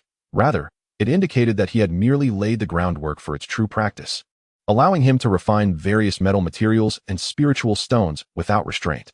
Previously confined to mid-tier metal spiritual stones, he had yet to truly cultivate the technique. Yan Taibai harbored concerns about whether this crimson essence gold could facilitate the complete transformation of the true essence in his Dantian into Gungjin, true Qi. If successful, he would then have confidence in facing even ordinary core formation cultivators. However, this confidence was limited to those at the early to mid stages of core formation. Against his master, the formidable Qiong Leaguai, he would be unlikely to achieve more than a tactical retreat. To locate this crimson essence gold, he needed to return to Yan family fortress, as Yan Rian was unaware of its exact location, necessitating his own investigation. Although Hidden Moon sect managed Yan family fortress, Yan Taibai insisted upon minimal interference in the lives of its inhabitants, akin to a gatekeeper. His authority in this matter was limited, yet the words of Nangong Wan, Fairy and I Chong, Uncle Wu, and his master carried significant weight. Few dared to defy them, as the consequences of exposure were far beyond what ordinary disciples of Hidden Moon sect could endure. Moreover, it was common knowledge that before departing, the Yan family had taken all valuable items, leaving behind a disarray for Yan Taibai to oversee. Under such circumstances, no one would recklessly venture into Yan family fortress in search of anything. Absent other mines, medicinal gardens, or industries, Yan Taibai would have little interest in engaging. While these spiritual stone veins, medicinal gardens, and shops were currently managed by Hidden Moon sect, both he and Yan Rian would still receive a portion. Once their strength increased, they would reclaim what was rightfully theirs. Thus, his primary focus remained on enhancing his strength, converting the true essence in his Dantian into Gungjin, true Qi. Accordingly, upon entering Yan family fortress, he stirred no commotion, proceeding to a little-known secret chamber within the Feiyun Pavilion, as per Yan Rian's instructions. Yan Taibai possessed the tokens for all formations and restrictions within the fortress, while the disciples of Hidden Moon sect could only manage a fraction. The Feiyun Pavilion, for instance, was strictly off-limits. This was one of Yan Taibai's conditions, for which he had sought the assistance of his master, Qiong Leaguai. Without that, his status alone would be insufficient, for he was merely a Foundation establishment cultivator. Despite his unique position, his influence within Hidden Moon sect was minimal due to the circumstances surrounding Yan family fortress. Even with some leverage, it was only due to the respect held for the Grand Elder of Hidden Moon sect and Qiong Leaguai, as well as Nangong Wan, that he received any consideration. Yan Taibai found this state of affairs frustrating, yet he was indifferent to such matters. As long as his strength reached the requisite level, everything would ultimately belong to him. Yan Taibai was certainly no stranger to the Feiyun Pavilion within Yan family fortress. After all, he was once the person in charge of the Yan family fortress. Although he primarily listened and understood the circumstances of the Yan family, his status was undeniable. Thus, he was quite familiar with the Feiyun Pavilion. Despite not having entered the pavilion for a long time, its arrangement remained as pristine as ever, untouched by dust. This is the advantage of having formation arrays and restrictions in place. As for the secret chamber mentioned by Yan Rian, Yan Taibai soon located it. Inside were numerous jade slips, the reason for their presence unknown, whether they were intentionally left behind or forgotten in haste. The contents of these jade slips documented significant events and information pertaining to the Yan family fortress. Consequently, Yan Taibai patiently began to examine them. Before long, a jade slip left by Mr. Xian Yi caught his attention. Indeed, Mr. Xian Yi had calculated everything meticulously. He was truly the intellectual backbone of the Yan family. After perusing the contents of the slip, Yan Taibai could not help but marvel at Mr. Xianye's prowess, having accounted for all possibilities and laid sufficient contingencies. He also gleaned information about his Aunt Dehua and Yin Dongyu Kingdom. This is a nation that, like Yu Kingdom and Yuanwu Kingdom, maintains neutrality. Long before the Yin family's ancestor revealed their relationship with the ghost spirit sect, Mr. Xian Yi had already relocated many branches of the Yin family, with Dongyu being one of them. This led Yan Taibai to admire Mr. Xian Yi's foresight, recognizing that he must have anticipated the choices of the Yin family's ancestor, prompting him to establish such extensive backups to prevent the Yin bloodline from vanishing entirely from the world of cultivation. Naturally, the Jade Slip also contained apologies from the ancestor of the Yin family, as well as a substantial cache of cultivation resources, worth tens of thousands of spirit stones, left for Yan Taibai and Yan Rian, hoping that Yan Taibai would forgive the Yin family and strive to protect the mortals of the Yin family fortress. Besides this, there were instructions on how to deal with any losses should the Yin family's properties or mines be seized, alongside numerous scandals involving the families of the Hidden Moon sect, providing Yan Taibai with leverage against various clans.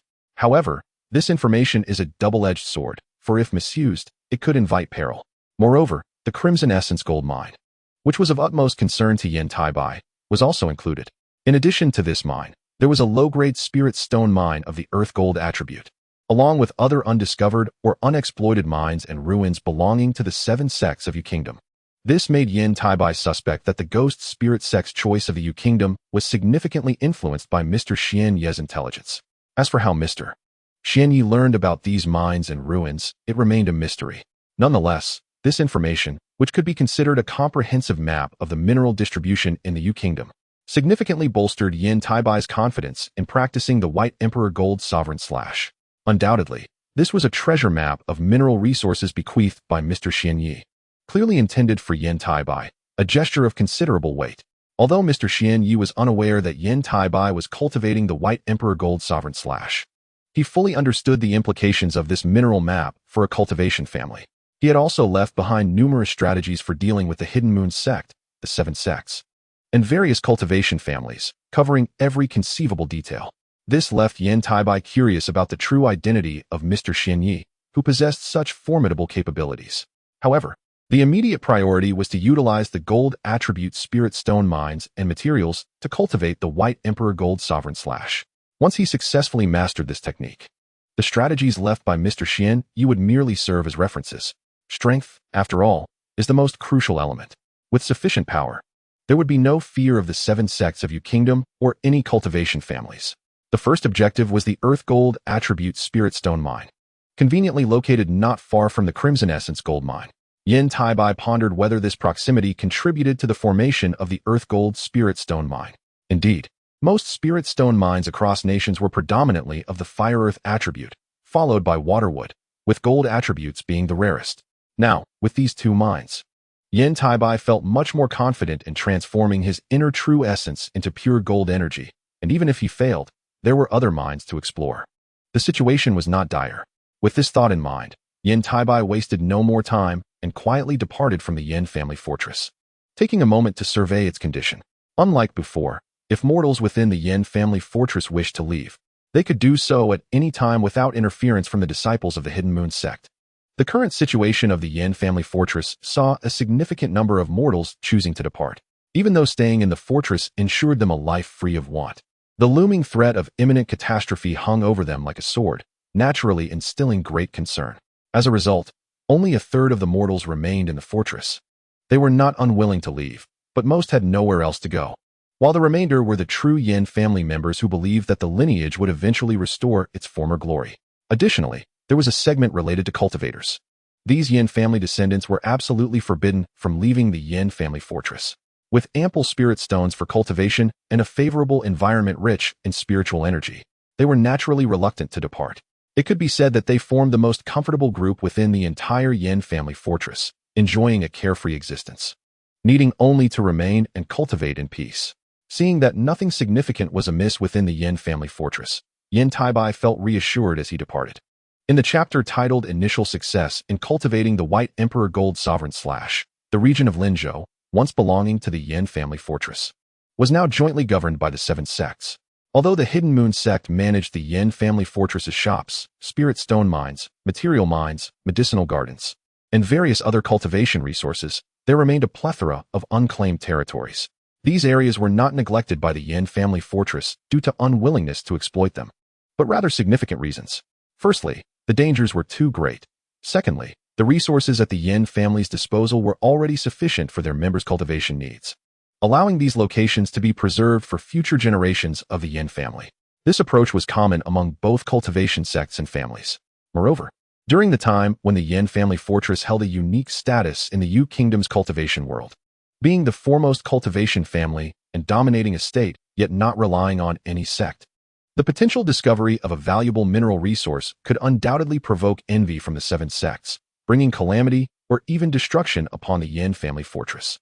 Had it not been for the mineral map left by Mr. Xianyi, he would not have considered this. Yet now, with this map in hand, and the knowledge that there indeed existed numerous hidden mineral resources within Linzhou, the Yan family could not afford to act recklessly. This time, all of it belonged to him. Thus, after leaving the Yan family fortress, he swiftly located the Crimson Essence gold mine and ventured deep within to seek out a suitable location.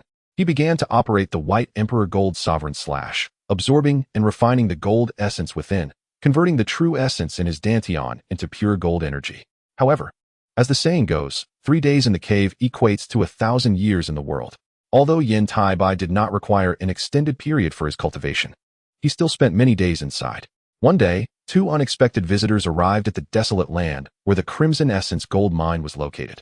They were 2 foundational stage cultivators from the Giant Sword sect, bearing enormous black and white swords on their backs. Carrying a colossal sword is the most evident hallmark of a disciple from the Great Sword sect, and within the borders of the Yu Kingdom, it can only signify a member of this sect.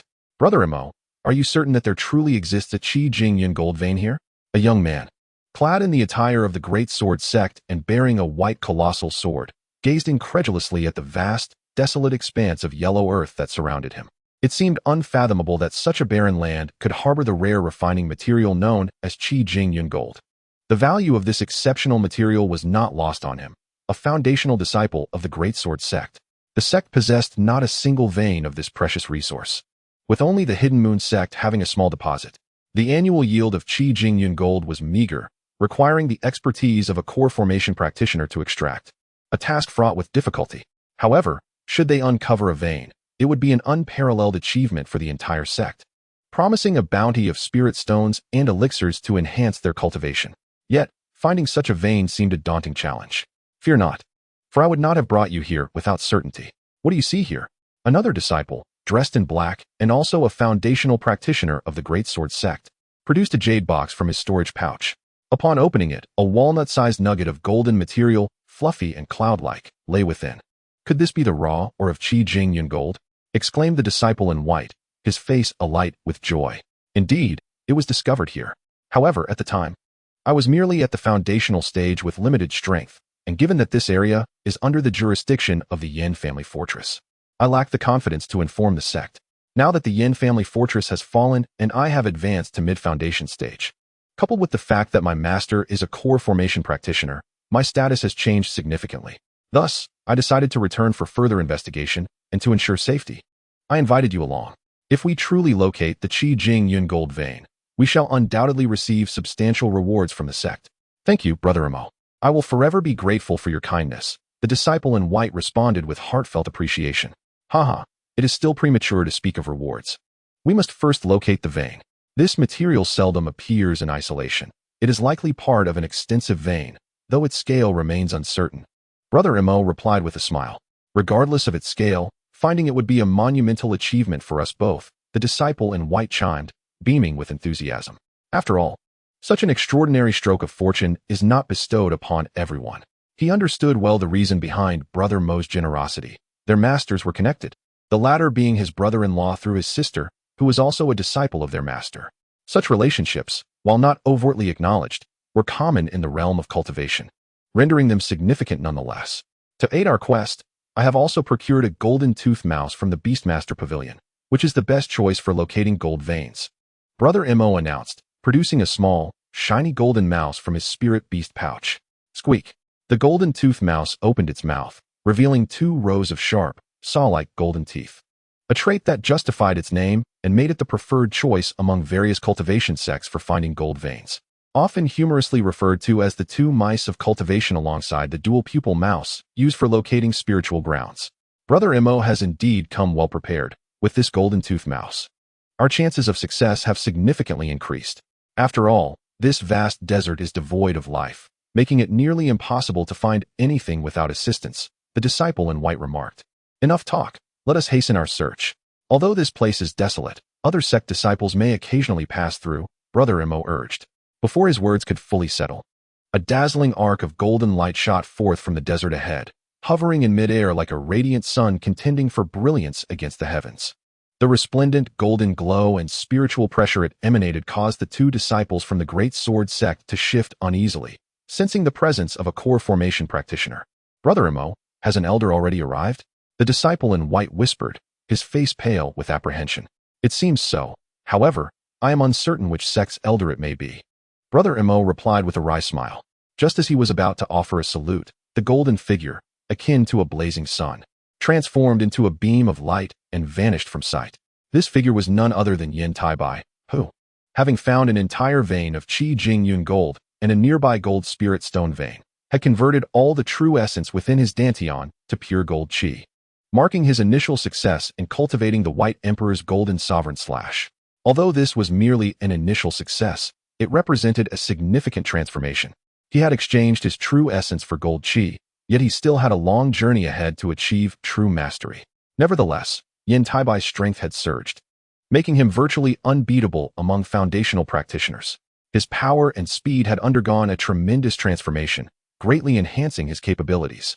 The price paid for such advancements was substantial: 1 gold spirit stone vein and 1 Qi Jing Yun gold vein, not to mention a full year dedicated to this transformation.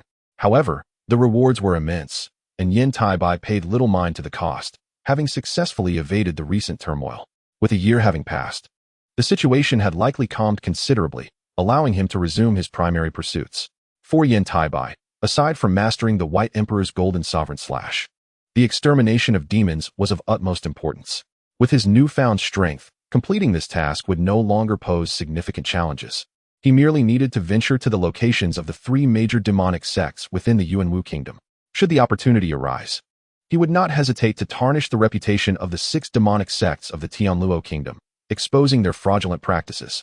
After all, in a sense, his actions would serve to prepare various cultivation sects in advance. However, Yan Taibai harbored curiosity and concern regarding whether the 6 demonic sects of the Tianluo kingdom would preemptively initiate an invasion of the cultivation world. If that were the case, he would need to strategize regarding the ancient teleportation arrays. This matter was a matter of life and death. Otherwise, unless he could condense a golden core and become a core formation practitioner or refine all the metallic material veins and gold spirit stone veins within the Yu kingdom to significantly enhance his strength, survival would be a distant hope. He would inevitably become a primary target for the 6 demonic sects, particularly the ghost spirit sect. Yan Taibai was acutely aware of this, prompting him to prioritize the search for ancient teleportation arrays and major relocation orders. Fortunately, he possessed a map detailing the distribution of veins throughout the Yu kingdom. Making this task manageable, he merely needed to devise a means to infiltrate the locations. Upon reflecting on this, Yan Taibai meticulously examined the map of the mineral veins, analyzing which spirit stone mine was most promising as he journeyed towards the territories of the 3 major demonic sects in the Yuanwu kingdom. This location was the nearest stronghold of dark forces, thus providing the fastest opportunity to fulfill his mission. Completion of this task would grant him a substantial reward, and he was both curious and hopeful about what this might entail, as previous rewards had never disappointed him. Coincidentally, he also intended to amass some spirit stones, envisioning it as a means of redistributing wealth. The first destination Yan Taibai entered was naturally the Inyang demon sect, where he auctioned off the top-tier magical artifact of the foundational stage disciple from the sect, whom he had previously annihilated. This action undeniably served as a provocation to the Inyang demon sect, and for Yan Taibai, it represented the swiftest route to complete the exterminate demons task. In the past, he would not have dared to act so boldly, but now, even if the Fire Cloud Taoist himself were to intervene, he felt confident in his ability to retreat unscathed or even to vanquish his opponent. However, such a risk seemed excessive and not worth the gamble. Let us first resolve the exterminate demons task, he mused. What? Someone dares to auction off the top artifact of our third disciple? The Fire Cloud Taoist's face flushed with rage upon hearing the report from a strikingly beautiful woman, a member of his sect. Master, this individual's actions are utterly outrageous. Should we summon the sect's enforcement team to act? She suggested, aware that she was the only surviving seed of their lineage and reluctant to take unnecessary risks. Moreover, she alone could not contend with this adversary. The Fire Cloud Taoist had initially considered taking on an apprentice, but time constraints due to guarding the spirit spring and the apprehension of most foundational stage disciples, who feared for their lives once they learned of the situation, thwarted his plans. Send for them. Your efforts alone will not suffice. Take my token, they will not dare to refuse. Last time, several of your fellow disciples fell in their attempt. This time, let the enforcement team dispatch more disciples, ideally including a formation master, he commanded, producing a crimson identity token and handing it to the beautiful woman. Yes, I shall obey, she responded respectfully, then departed to summon the enforcement team of the Yin Demon sect. Yan Taibai, on the other hand, was well prepared for their arrival, having set up formations at the White Pool Mountain, awaiting his opponents. This time, he was resolute in completing the Exterminate Demons task. He hoped that the incoming forces would not be too few, lest he be compelled to make another trip. Seated within the temple on White Pool Mountain, he quietly reflected, this matter must be resolved swiftly, so I can confidently seek the ancient teleportation array and the great displacement order, preparing for my departure from the Shui Kingdom's cultivation realm. The Yin Demon sect did not keep him waiting long. With the identity token in hand, the strikingly beautiful woman summoned 25 foundational stage cultivators from the enforcement team. The primary motivation for their participation was self-preservation, recalling the recent loss of several foundational stage cultivators from their sect and their ongoing search for the culprit, which was also their mission. With the target finally identified, they deemed it prudent to arrive in greater numbers for safety. With over 20 foundational stage cultivators, bolstered by formations, they felt capable of contending with even core formation cultivators, significantly boosting their confidence. As Yan Taibai lifted his gaze to behold the approaching throngs of vibrant, menacing lights, he smiled with satisfaction. This formidable assembly would surely suffice to accomplish the Exterminate Demons task without further concern. However, as Yan Taibai displayed his delight, the members of the Yin Demon sect exchanged uneasy glances, instinctively halting their advance. They quickly initiated a perimeter around White Pool Mountain, unfurling their formation flags to set up defenses. In a mere quarter of an hour, after the temple on White Pool Mountain had been reduced to ruins, all the foundational stage cultivators from the Yin Demon sect's enforcement team were laid to rest by Yan Taibai.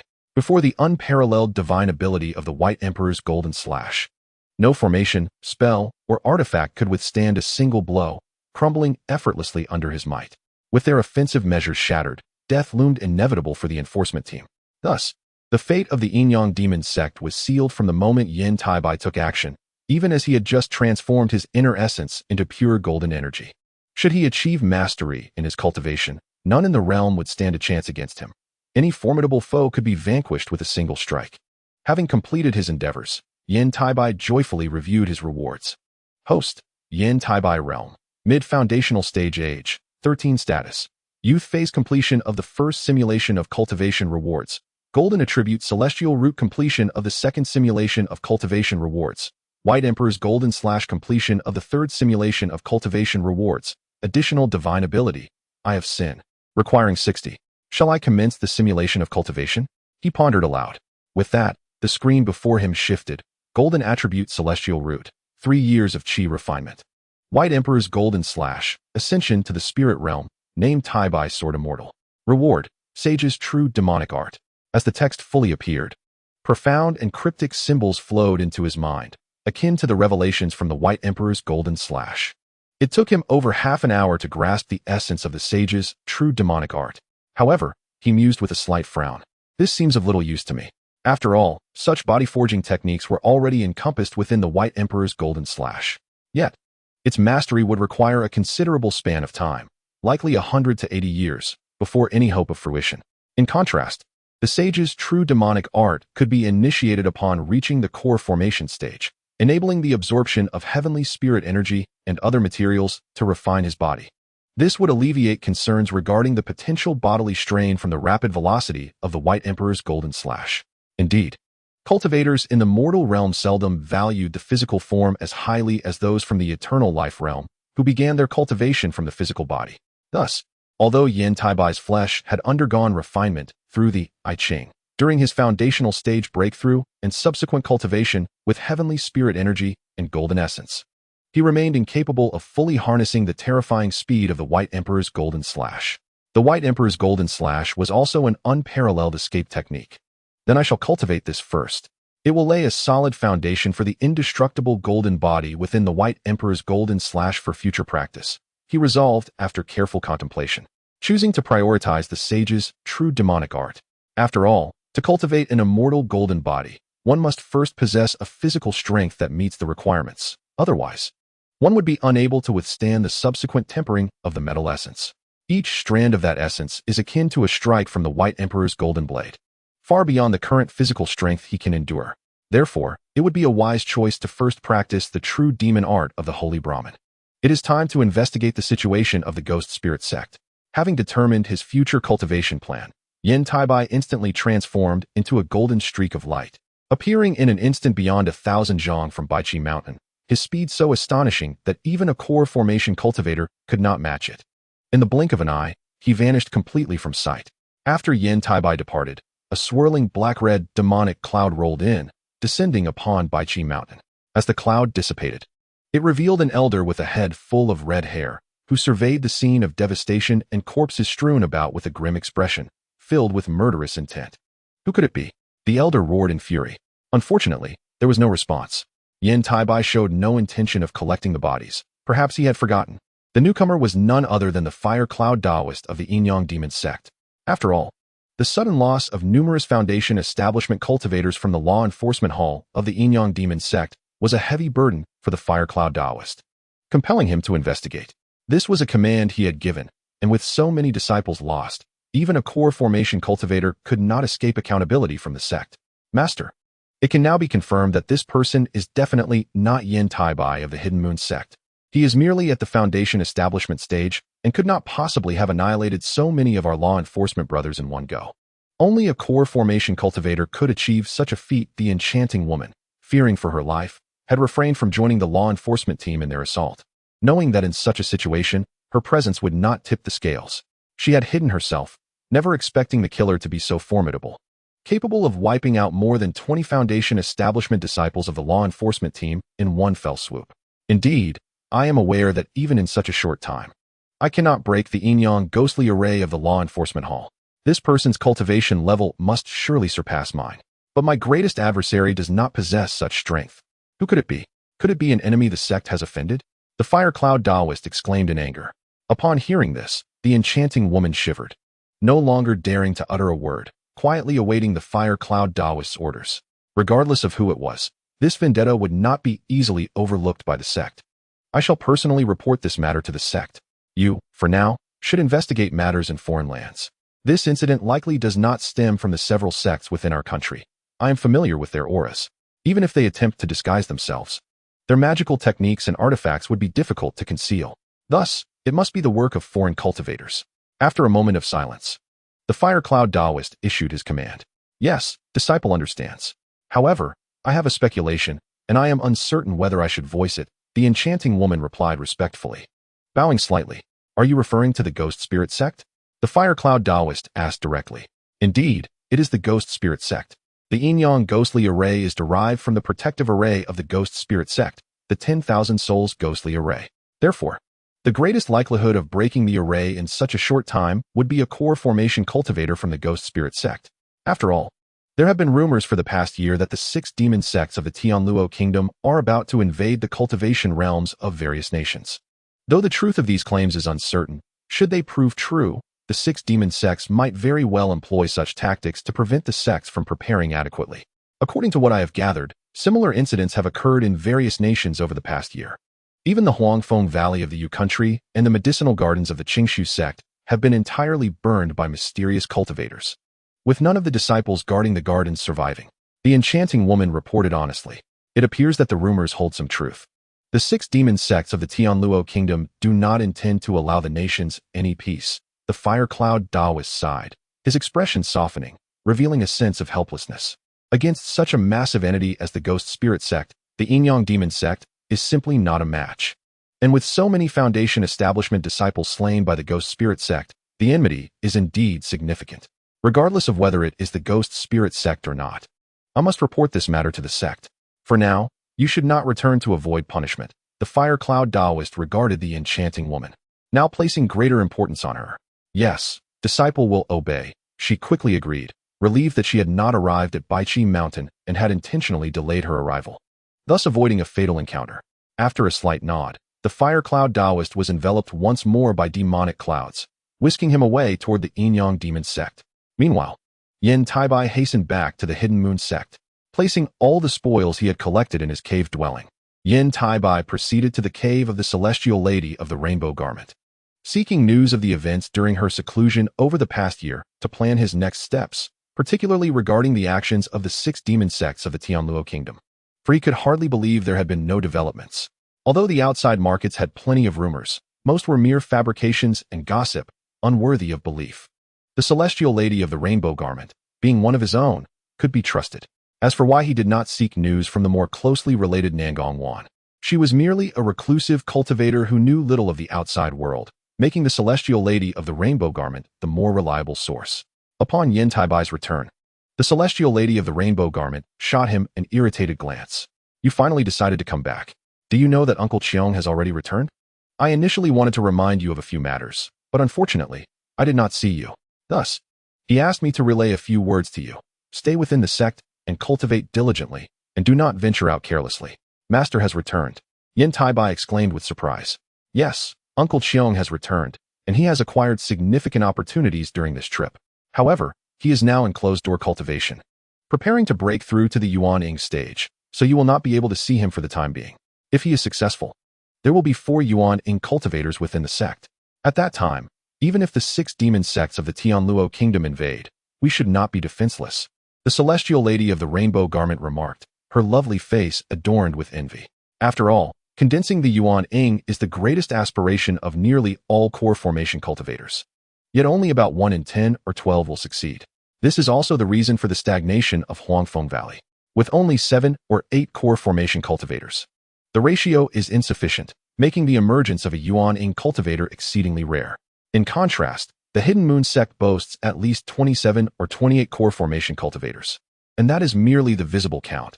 There are certainly more hidden away, though unknown to the public. Furthermore, numerous foundation establishment cultivators continue to emerge, leading to a steady influx of new core formation cultivators.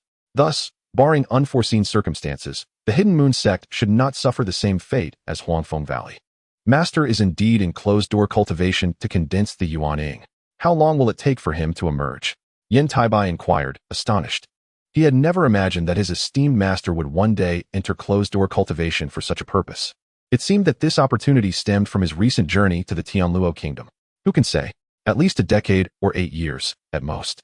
It could take several decades, or even hundreds of years. However, considering Uncle Cheong's lifespan, should he fail to condense the Yuan Ying this time, future attempts may prove exceedingly difficult, and he may not even have enough time left. The Celestial Lady of the Rainbow Garment's expression darkened, her joy giving way to concern. After all, most of the alchemical practitioners at the Yuemun sect have received guidance from the enigmatic elder, and the ethereal fairy Ningxiang is no exception. Thus there exists a modicum of sentiment, especially given the current circumstances, with the elder successfully achieving the infant transformation. The Yuemun sect is bound to experience a significant enhancement in strength, which will be exceedingly beneficial in countering any potential incursions from the demonic realm. Observing this, Yan Taibai could only nod silently, praying that the elder could indeed succeed in his transformation, thereby providing him with a genuine pillar of support. After all, he is still unable to contend with the infant transformation practitioners. At best, he could only intimidate those at the alchemical stage like Fairy Ningxiang. Noticing the peculiarity in Yan Taibai's gaze, Fairy Ningxiang furrowed her delicate brows and cautioned, Yenner is also nearing the end of her seclusion. Her cultivation speed is quite impressive. Although not on par with yours, she is almost at the threshold of the 10th level of qi refinement. Upon hearing this, Yan Taibai raised an eyebrow, failing to discern the oddity in her words, and instead inquired, if she breaks through, would taking a foundation-building pill ensure a successful foundation establishment? Practitioners with spiritual roots do not encounter a bottleneck before reaching the alchemical stage. Thus, the foundation-building pills are not consumed to forcefully establish a foundation. I advise you not to be so hasty in taking the foundation-building pill, Fairy Ningxiang replied with a meaningful tone. Are you suggesting that the ghost spirit sect is making moves? Yan Taibai suddenly recalled a significant predicament. If news of Yan Rian's foundation establishment were to leak, the ghost spirit sect would undoubtedly take action. Under his current circumstances, it would be nearly impossible to protect Yan Rian. He could only continue to rely on the Yuemun sect, not only the ghost spirit sect, but the 6 demonic sects of Tianluo Kingdom and even the righteous alliance of Fengdu might also be involved. Various mining veins and medicinal gardens across the nations have been subjected to mysterious high-level practitioners' assaults, with disciples scarcely escaping unscathed. The defensive formations along the borders are equally challenging to establish, often disrupted by nameless high-level rogue cultivators. Fairy Ningxiang recounted the events of the past year concerning the demonic activities in Tianluo Kingdom to Yan Taibai, summarizing everything in 3 simple words: chaos and destruction. The various cultivation sects and families across the nations are in disarray. It appears they may be poised to invade the cultivation realms of the nations ahead of schedule. After listening, Yan Taibai's expression darkened considerably. Plans seldom keep pace with changes. The rapid responses of the 6 demonic sects of Tianluo Kingdom and the righteous alliance of Fengdu were alarming. However, there was little that could be done. The alliance between the righteous and demonic factions rendered the southern cultivation realms incapable of mounting any resistance. Even the Heavenly Alliance could merely manage a feeble defense. The situation being as it is, the only recourse to counter the invasion of the 6 demonic sects of Tianluo Kingdom is to establish the Heavenly Alliance. Yet, given the current circumstances, the likelihood of this happening appears slim. The original narrative dictated that the nations such as Cheqi, Jiang, and Yu fell to the 6 demonic sects and the righteous alliance of Fengdu before the remaining neutral nations culminated in a loose alliance. Thus, the present situation makes such an alliance nearly impossible. The southern cultivation realm has always adhered to a principle of minding one's own business, indifferent to the troubles of others. It is indeed plausible. However, there is no need for you to worry excessively. This matter does not significantly concern you. Your foremost priority is cultivation, striving to advance. Wait a moment. Have you reached the peak of the mid-foundation establishment stage? Before she could finish her sentence, Fairy Ningxiang's eyes sparkled as she scrutinized Yan Taibai, realizing that he had indeed reached the mid-foundation establishment stage. Well, I had a small stroke of fortune that led to this breakthrough, he admitted with a grin. Your talent is indeed formidable. It has only been a short while since you ascended to the peak of the mid-foundation establishment stage. With such a cultivation speed, few in the 7 sects of you could rival you. It is likely that you will soon reach the late foundation establishment stage. I believe that within a century, you should be able to condense a golden core and become an alchemical practitioner. Given time, you may even aspire to reach the infant transformation stage. Regrettably, with the potential invasion of the 6 demonic sects of Tianluo Kingdom looming, achieving a peaceful cultivation environment seems improbable. You must hasten your progression to the late foundation establishment stage. With the aid of Uncle Cheong's formless escape technique, even when confronted by alchemical practitioners, there is a substantial chance of retreating unscathed. Fairy Ningxiang sighed deeply, lamenting the current state of affairs that makes tranquil cultivation exceedingly challenging. Not to worry. It shouldn't come to that soon. The 6 demonic sects of Tianluo Kingdom are merely making small disturbances as they are not fully prepared for a grand invasion. We should prepare defenses to thwart any incursions, and if we cannot defend against everything, we must focus on fortifying the protective lines across you, as that is the only way to maximize our resistance against the 6 demonic sects. Yan Taibai spoke with a smile. By the way, have you heard anything from the other nations regarding the alliance? After all, no single cultivation realm can withstand the combined forces of righteous and demonic practitioners. An alliance would certainly bolster our defenses. Yan Taibai cautiously inquired, considering that Fairy Ningxiang's status might afford her some insight into the matter. You are correct. Thus, various sects have already ventured to Cheqi, Jiang, Yuanwu, and Zijin to seek assistance and attempt to forge an alliance to collectively resist the 6 demonic sects. After all, only we few nations are in close proximity to Tianluo Kingdom, particularly Cheqi and Jiang, which have historically been allies and have been resisting for a millennium. They possess considerable experience to draw upon. Fairy Ningxiang nodded lightly. Jiang and Cheqi. Upon hearing these 2 names, Yan Taibai's expression shifted, and he exclaimed, "Those 2 nations have already fallen. They were swiftly overrun by the 6 demonic sects of Tianluo Kingdom, almost without a fight. The speed of their collapse is astonishing, and the 7 sects of you followed suit shortly after. Ultimately, they could only hold out for a few years before the Spirit Beast Mountain tore through their defenses, leading to complete devastation and forcing their people to flee their homeland. What? Is there a problem with those 2 nations?" Fairy Ningxiang furrowed her brows, inquiring further. Sister, do you truly believe that those two nations possess the strength to withstand the 6 demonic sects of Tianluo Kingdom for a millennium? Even if the 6 demonic sects are not united, dealing with the cultivation realms of 2 small nations should not pose a challenge, should it? Yan Taibai's expression turned grave as he spoke. While they may be small nations, their cultivation realms are not significantly weaker than that of you, Fairy Ningxiang explained, shaking her head gently. However, Tianluo Kingdom is one of the 2 major powers in the southern region, and any of the 6 demonic sects alone could challenge the entire cultivation realm of you. Moreover, Tianluo Kingdom is not solely comprised of the 6 demonic sects. There are countless other demonic sects, with 2 to 3 dozen sects possessing strength comparable to the 7 sects, while many others are just slightly inferior. In such circumstances, what could Jiang and Cheki possibly do to resist the might of Tianluo Kingdom? Yan Taibai could only manage a bitter smile. If you have something to say, feel free to speak candidly. There are no outsiders here. Upon hearing Yan Taibai's words, Fairy Ningxiang's expression also darkened considerably. My younger brother suspects that these 2 nations have long been under the control of the 6 demonic sects of Tianluo Kingdom, though it seems they have not been entirely subjugated. After all, it is likely that some cultivation sects within those nations are unwilling to ally with the 6 demonic sects. Yan Taibai relayed the intelligence he had gathered, speaking truthfully. Your assertion holds a semblance of truth. However, we remain entirely unaware of the extent to which the 2 nations' cultivation sects are controlled. Moreover, if we entertain such a notion, does it not imply that some sects within our 7 factions in the U-Nation may also be under the influence of the 6 demonic sects? The celestial maiden Ningxiang expressed her concerns. Indeed, it is quite possible, and I suspect that the Spirit Beast Mountain is among them. Spirit Beast Mountain? How did you come to that conclusion?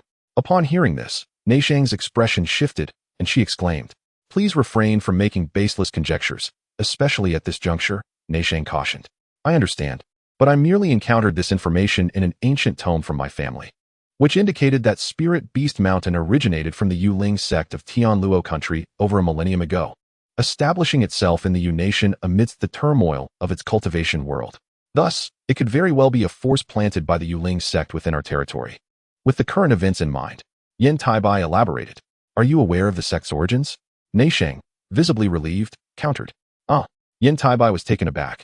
But before he could respond, Ningxiang continued. The sect hails from the Hehuan sect of Tianluo country, and the fact that Spirit Beast Mountain is affiliated with the Yuling sect is well known among several factions. It is hardly a secret. Therefore, if that is the case, the sect itself is not exempt from scrutiny. I urge you to refrain from reckless speculation, lest it jeopardize the relations among the 7 factions, which could lead to substantial troubles. Thank you, senior sister. I comprehend. Upon hearing this, Yan Taibai could only smile helplessly, recognizing the futility of advising someone so obstinate. He had already taken a considerable risk by revealing this matter. Regrettably, Ningxiang seemed entirely indifferent. At most, she would inform Nangong Wan to remain vigilant. If it came to that, he would no longer intervene. He resolved to focus on locating the ancient teleportation array and the great transference token, as it appeared that the 6 factions of the U-Nation were beyond salvation, and he could only wish for his own well-being. With that, Yan Taibai took his leave. As he departed, he sighed inwardly, feeling no attachment to the situation. Observing this, Ningxiang furrowed her brows, sensing that Yan Taibai's words might indeed hold some truth. After leaving Ningxiang's abode, Yan Taibai returned to Nangong Wan's dwelling. Yan Rian was still in seclusion, while Nangong Wan had emerged, at the pinnacle of the mid-foundation stage. With your innate talent, I imagine you shall break through to the late foundation stage within a year and a half. You are merely in your teens, are you not? A late foundation stage cultivator at such a young age is exceedingly rare in the entire Tiannan cultivation world. Surely, you shall succeed in forming a core before reaching 100 years of age, with significant prospects of condensing your primordial infant in the future. How enviable. In the hall of her abode, Nangong Wan smiled radiantly, her tone imbued with a rare sense of admiration. Senior sister jesting. It is far too early to discuss condensing a primordial infant and advancing to that stage. With your qualifications, it is merely a matter of time before you achieve that advancement. Yan Taibai sipped his tea, shaking his head in modesty. Do not undervalue yourself. My spiritual root quality pales in comparison to yours. However, you must refrain from leaving the sect in the coming days. There have been numerous incidents across the cultivation world in various nations, including the complete annihilation of disciples from Huangfeng Valley, Qingshu sect, and Tianke Fortress. You are undoubtedly a focal point of attention for the 6 demonic sects of Tianluo country. Even within the sect, your safety cannot be guaranteed, let alone outside. Nangong Wan warned gravely. I understand. I will not venture out anytime soon. Yan Taibai nodded in agreement. You. Hearing this, Nangong Wan did not believe a word. Yet she could only cast a disapproving glance at Yan Taibai, choosing to remain silent. In a few days, our master will emerge from seclusion. You should accompany me to pay your respects, as it may yield invaluable guidance for your future core formation. Nangong Wan continued. Your master is emerging so soon? Yan Taibai responded, astonished. Given the gravity of the situation, our master cannot afford to remain in seclusion any longer. It is imperative to take charge and stabilize the hearts of our people. Furthermore, discussions with the elder primordial infants from the other factions regarding how to address this matter are essential. Uncle Wu shall return soon as well. Nangong Wan explained at a leisurely pace. Indeed, Yan Taibai nodded solemnly, opening his mouth, but ultimately only managing a soft affirmation. Is there anything else you wish to convey? Do not hesitate to speak. Noticing Yan Taibai's demeanor, Nangong Wan's brows knitted together. In response, Yan Taibai recounted his conversation with Neisheng in detail, providing an appropriate rationale for his concerns. After listening to Yan Taibai, Nangong Wan's brow furrowed even more deeply. Do you grasp the gravity of this situation and the potential consequences? Naturally, I am fully aware. Thus, I can only request that you, senior sister, take the lead. At the very least, we must prepare in advance to avoid unforeseen circumstances. Yan Taibai replied solemnly. Very well, I shall inform our master. You need not concern yourself further. Treat this as though nothing has occurred and focus on your cultivation in the abode. Nangong Wan assented. I am aware of the gravity of the matter. You need not worry, senior sister. Yan Taibai would not refuse her good intentions. However, he would still venture outside. As long as he was not confronted by primordial infant cultivators from the 6 demonic sects or numerous core formation cultivators, it would be nearly impossible for anyone to pose a threat to him. Very well, I am glad you understand. Go spend some time with Rian. Seeing this, Nangong Wan chose not to say more. Understood, I take my leave. Yan Taibai rose, clasping his hands in farewell. With that, he departed the hall and made his way to the stone chamber where Yan Rian was in seclusion. 10 days later, the Grand Elder of the Hidden Moon sect emerged from seclusion and summoned the core formation cultivators and key figures of the sect in the setting sun hall. Yan Taibai was naturally among them, standing behind Nangong Wan without taking a seat. To the left and right of the Grand Elder sat 2 primordial infant cultivators. One was Uncle Wu, whom Yan Taibai had met before, while the other primordial infant was a strikingly beautiful woman, her eyes closed in meditation. With a complexion as pale and cold as snow, appearing to be in her 20s, emanating a faint chill. Once the Grand Elder settled, this woman became the Grand Elder of the Hidden Moon sect, a lover of power.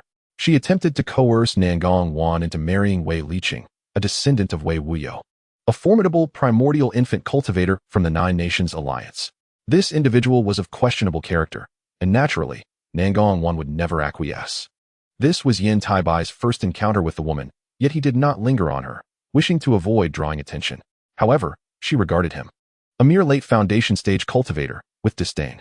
Regardless of how high his spiritual root quality or rapid his cultivation speed, he remained a mere insect in the eyes of primordial infant cultivators, hardly worthy of notice. Yan Taibai was unfazed by this. Instead, he marveled at the strength of the Hidden Moon sect. The gathering of over 20 core formation cultivators present was equivalent to the total number in 3 Huangfeng valleys. This was merely the active contingent of the Hidden Moon sect, with several others, including the elusive Qiong Labue, unable to attend due to seclusion. In other words, the Hidden Moon sect boasted a minimum of 30 core formation cultivators, which elucidated the presence of 3 primordial infant cultivators. With such a solid foundation, there was no need to worry about a lack of successors. At that moment, the Grand Hall was enveloped in silence. After waiting for another half an hour, the doors of the setting sun hall slowly closed. As the doors were about to close, layers of colorful radiance enveloped the entire hall. You are likely aware of the impending invasion of the various realms of cultivation by the 6 sects of the Devil Path from Tianluo Kingdom and the Righteous Alliance of Fengdu Kingdom. What are your thoughts and strategies in response? The Grand Elder of the Moon Concealment Sect, Tan, spoke softly yet distinctly, his words resonating in the ears of all present for a considerable time. What else could the Grand Elder do but prepare for battle, facing foes as they come? Naturally, he must also seek assistance from the cultivation sects of Xuanwu Kingdom, Cheqi Kingdom, Jiang Kingdom, and Zijin Kingdom. Only through such alliances can they withstand the onslaught of the 6 sects of the Devil Path. After all, if Chequi Kingdom and Jiang Kingdom were to fall, the next target would undoubtedly be the realm of cultivation in Yu Kingdom. One cultivator at the late stage of the core formation could no longer contain himself and spoke up first. The cultivation strength of Chequi Kingdom and Jiang Kingdom is not significantly inferior to that of Yu Kingdom, and they have been resisting the Devil Path of Tianluo Kingdom for many years. If we assist each other, we can hold out for a considerable time. There is no need for excessive worry. Is that so? The strength of any sect from the 6 sects of the Devil Path far surpasses our own. If they were to fully commit to invading the 2 countries, how long could they truly withstand? We must prepare early, before his words could fully settle. A ball of fire suddenly appeared before the Grand Elder of the Moon Concealment Sect, accompanied by a melodic laughter. I, Yin Cha from the Hahuan Sect, have come to visit your esteemed sect. May I inquire if my sister has time? The arrival of the Hahuan Sect was met with astonishment. Yin Cha, a female cultivator at the nascent soul stage, belonged to the renowned duo known as the Fatty Charm Pair, who had gained considerable fame over the past century. Though both were merely at the early stage of nascent soul, their dual cultivation techniques granted them powers that could rival those at the mid-nascent soul stage. However, their presence caused the Grand Elder's expression to shift, and the others in the hall turned to look at him in shock, seeking his response. Yin Cha's arrival caused unease for Yan Taibai, who stood behind Nangongwan.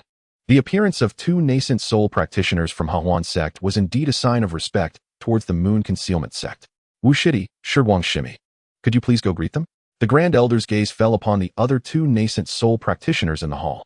Yes, Shiji, Wu Shushu replied without hesitation. While the cold female Shimi, Shangguan, simply rose calmly, showing no intention of acknowledging the Grand Elder. It was evident that there was a deep-seated animosity between them, and Yan Taibai had come to understand the surname of this cold woman. As for her name, it was not something he could inquire about at this moment. He could wait to ask Nangongwan later. The purpose of the 2 nascent soul practitioners from Hahuan Sect was likely to discuss the matters previously mentioned. If you wish to stay, you may. If not, you are free to leave. Once Wu Shushu and the cold woman departed, the Grand Elder surveyed the varied expressions of the many cultivators in the hall and softly spoke. Upon hearing this, the practitioners of the Moon Concealment Sect exchanged glances, clearly unwilling to depart. After all, they would need to gather information elsewhere, and being in the setting of the Sunset Hall, with 3 nascent soul practitioners present, their safety was assured. Additionally, they were eager to meet the renowned Fatty Charm Pair of Hahuan Sect. Seeing that no one was moving to leave, the Grand Elder's gaze shifted to Yan Taibai, who stood behind Nangongwan. Yan Taibai merely smiled politely without saying much. Observing this, the Grand Elder furrowed her brow slightly and withdrew her gaze, choosing not to pursue the matter further. Before long, the Fatty Charm Pair from Hahuan Sect, along with Wu Shushu and the cold woman, entered the Sunset Hall. Their presence evoked a peculiar sensation, akin to a flower adorning a pile of dung. The man was immensely corpulent, his waist nearly 3 to 4 times that of an average person, resembling a mountain of flesh. With a jovial countenance reminiscent of a laughing Buddha, beside him stood a voluptuous female cultivator, captivatingly beautiful, with alluring eyes that sparkled enticingly. However, the practitioners of the Moon Concealment Sect regarded her charms with indifference, as if they had not noticed her at all.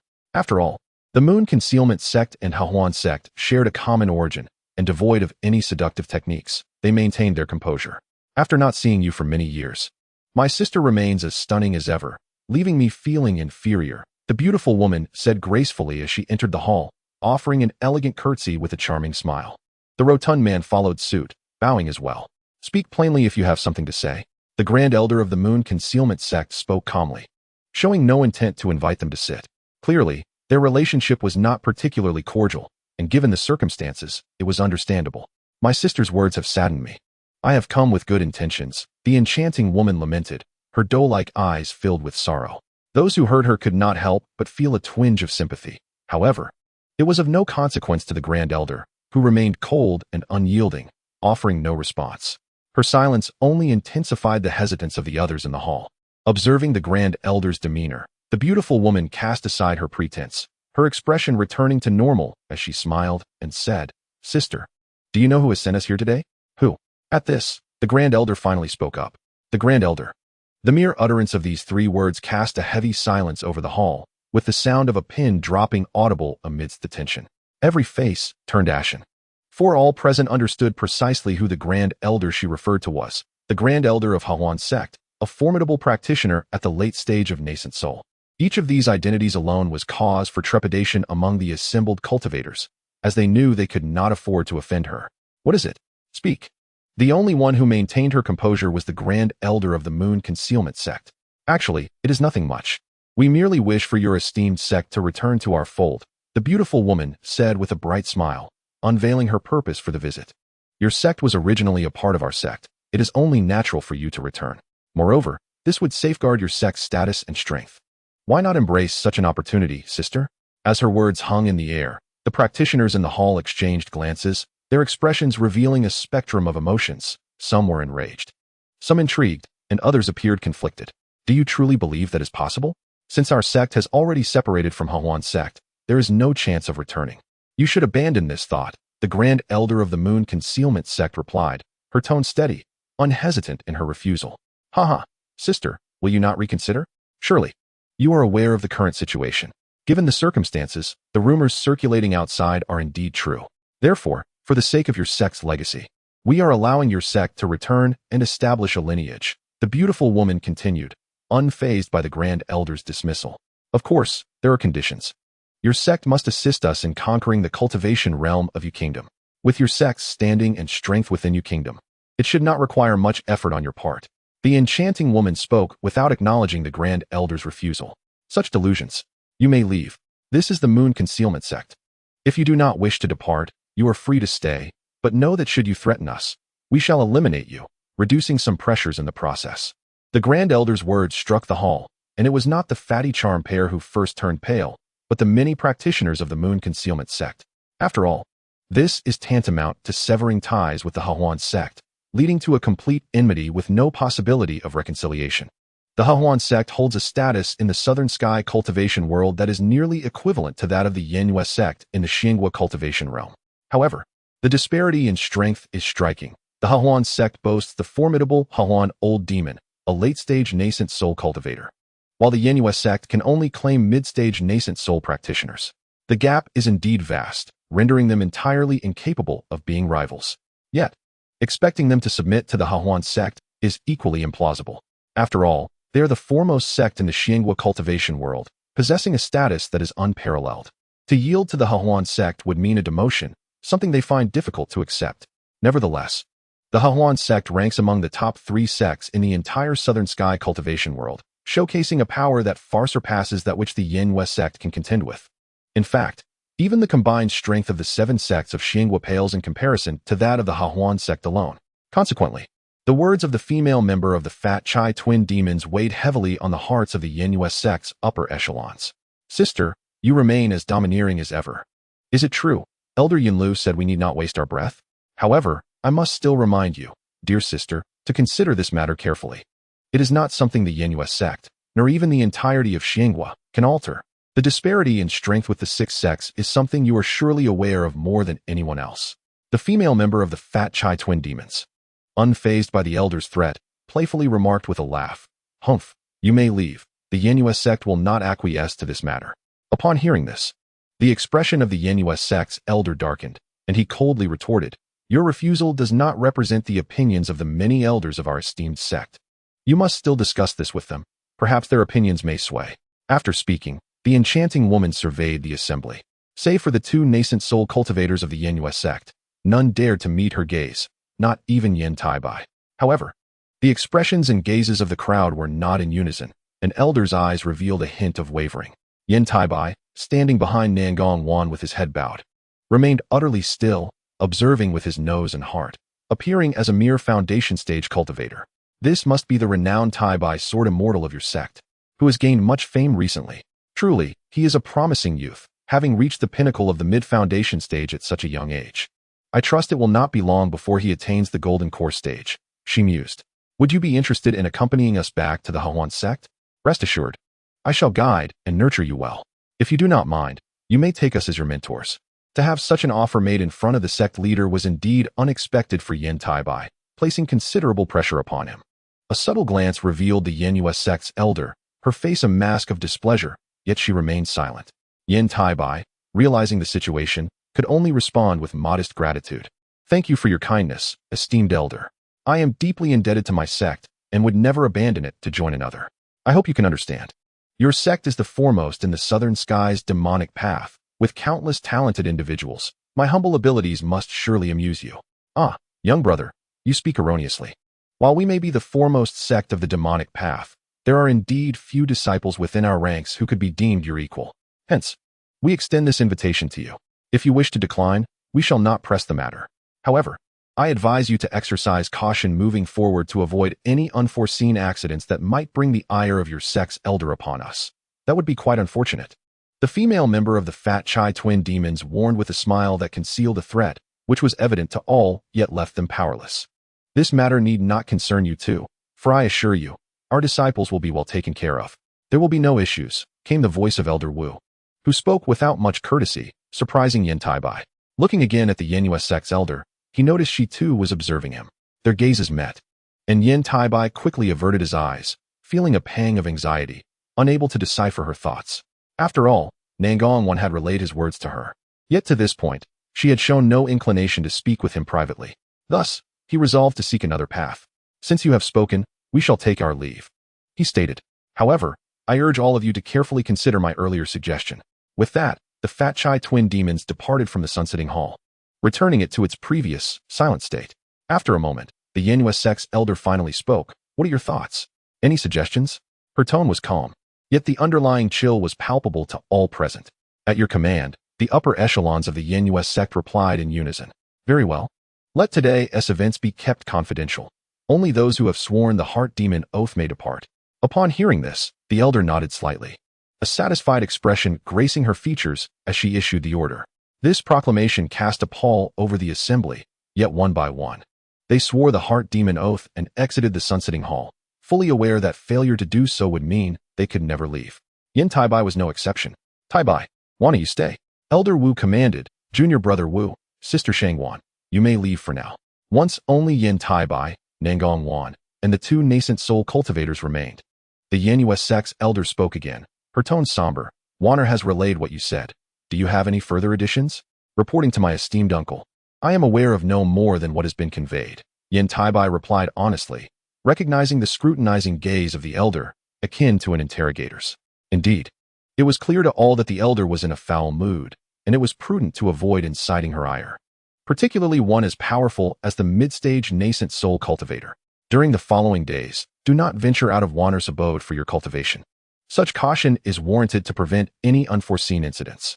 You heard the prior conversation. Your talents will surely attract the attention of the 6 sects of the demonic path. Remain vigilant and aim to reach the golden core stage before embarking on external adventures. That way, you will possess sufficient strength to navigate the tumultuous waters. The elder advised gently, her tone imbued with earnest concern. I understand, esteemed uncle. You need not worry, Yan Taibai replied, bowing respectfully in gratitude. Very well. You may leave to cultivate. I have matters to discuss privately with Wanner, the elder commanded, signaling for his departure. Yan Taibai cast a glance back at Nangong Wan, bowed once more, and then exited the sunsetting hall, fully aware that this was a conversation meant solely for them. Chapter 83. The missing heavenly bottle within Nangong Wan's cave. Yan Taibai gently embraced the already graceful Yan Ruyan, whispering tenderly, Ruyan, you have endured much hardship these past years. He understood that, compared to him, the pressure on Yan Ruyan was far greater. Although her surroundings in Nangong Wan's cave seemed secure, they were, in truth, a form of house arrest, leaving her with no means to escape. Nonetheless, it was all for the sake of her safety. Brother Taibai, I am not suffering. I am on the verge of breaking through to the 11th level of chi refinement. While I may not yet equal your prowess, I believe that in a few years, I will reach the foundation establishment stage. At that time, I can finally leave Master Nangong's cave. Yan Ruyan replied sweetly. The slightly older girl's melodious voice had lost its previous childishness, indicating her growth. Coupled with the maturity inherent in cultivators, she had indeed matured faster than ordinary mortals. Indeed, there is no need to rush your cultivation. It is important to progress step by step, Yan Taibai responded with a gentle smile. Ruyan reassured him, Brother Taibai, you need not worry about family matters. I understand that it is a tremendous fortune for us to cultivate within the sect. We must not be too greedy. Her unexpected words brought surprise to Yan Taibai. Who informed you about the family matters? He inquired, raising an eyebrow in curiosity. It had been agreed that Yan Rian would remain unaware of the situation concerning the Yin family for the time being. I heard it from Master Nangong. Please do not blame her. I asked her to tell me. Yan Rian quickly clarified, sensing the unease in Yan Taibai's tone. Very well, I understand. With that, Yan Taibai could say no more and nodded in agreement.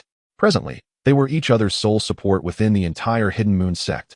And now that he had drawn the attention of the Hahuan sect, things were indeed troublesome. He had little to fear for himself. But his primary concern was for the young girl, Yan Rian, who lacked any means of self-defense and had to be cautious of the malevolent ghost spirit sect. It seemed he must venture beyond the sect to seek out mineral veins. After soothing Yan Rian to sleep in his embrace, Yan Taibai silently reflected. In comparison to the Hidden Moon sect, he had far greater confidence in his own strength. Whether it was condensing a golden pill or locating more metal attribute material veins to advance the White Emperor's golden slaughter, he believed it would enhance his capacity for self-preservation and to protect Yan Rian. If he were to condense a golden pill and successfully cultivate the White Emperor's golden slaughter, he would possess the power to eradicate the entire ghost spirit sect with ease, without any cause for concern. Thus, it was imperative for him to leave the Hidden Moon sect to seek out metal attribute material veins and strive to condense the golden pill before the demonic forces invaded. Just as he was contemplating his next cultivation plan, Nangong Wan returned.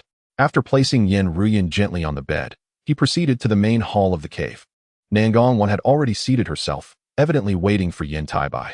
Junior brother, Master has decreed that before you reach the golden pill stage, you must not leave the sect even a single step. You must remain here to cultivate. Regardless of spirit stones or elixirs, the sect will provide as much as possible. Focus on your cultivation. With your aptitude, reaching the golden pill stage is merely a matter of time. There is no need to venture out, especially during these tumultuous times when dangers abound. Upon Yan Taibai's entrance, Nangong Wan spoke directly and without preamble. Rest assured, sister, I am aware of the gravity of the situation. I am not one to court death, Yan Taibai replied, as was his custom, agreeing first before devising a plan to leave the Hidden Moon sect. Given the current circumstances, there was no way he could remain there to cultivate peacefully. For him, no amount of elixirs or spirit stones could compare to the rapid advancement gained by using the White Emperor's golden slaughter to devour and refine metal attribute spirit stones or mineral veins. While not an instantaneous process, it was certainly expedited. Only his White Emperor's golden slaughter possessed the ability to unreservedly absorb and refine the essence within the mineral veins. Other techniques and abilities would find achieving such a feat exceedingly difficult, if not impossible. Do not attempt to deceive me this time. This is Master's command, not merely my suggestion.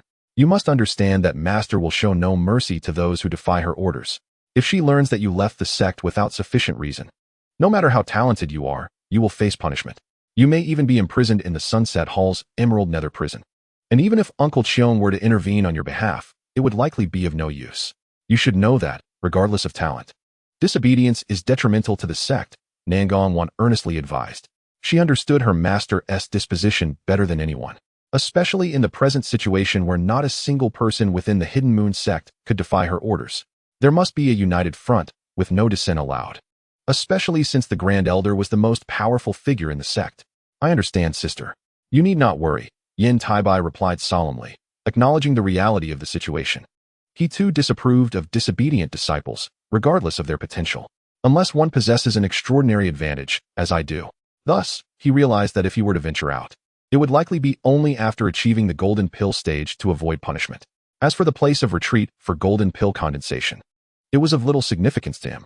However, achieving the golden pill stage would not be an easy task without a span of 3 to 5 years, or even 10 to 8 years.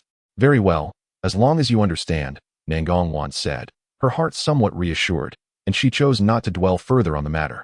She then proceeded to share her cultivation experiences with Yan Taibai. Though he faced no bottlenecks before reaching the golden pill stage, her insights would still help reduce his cultivation time.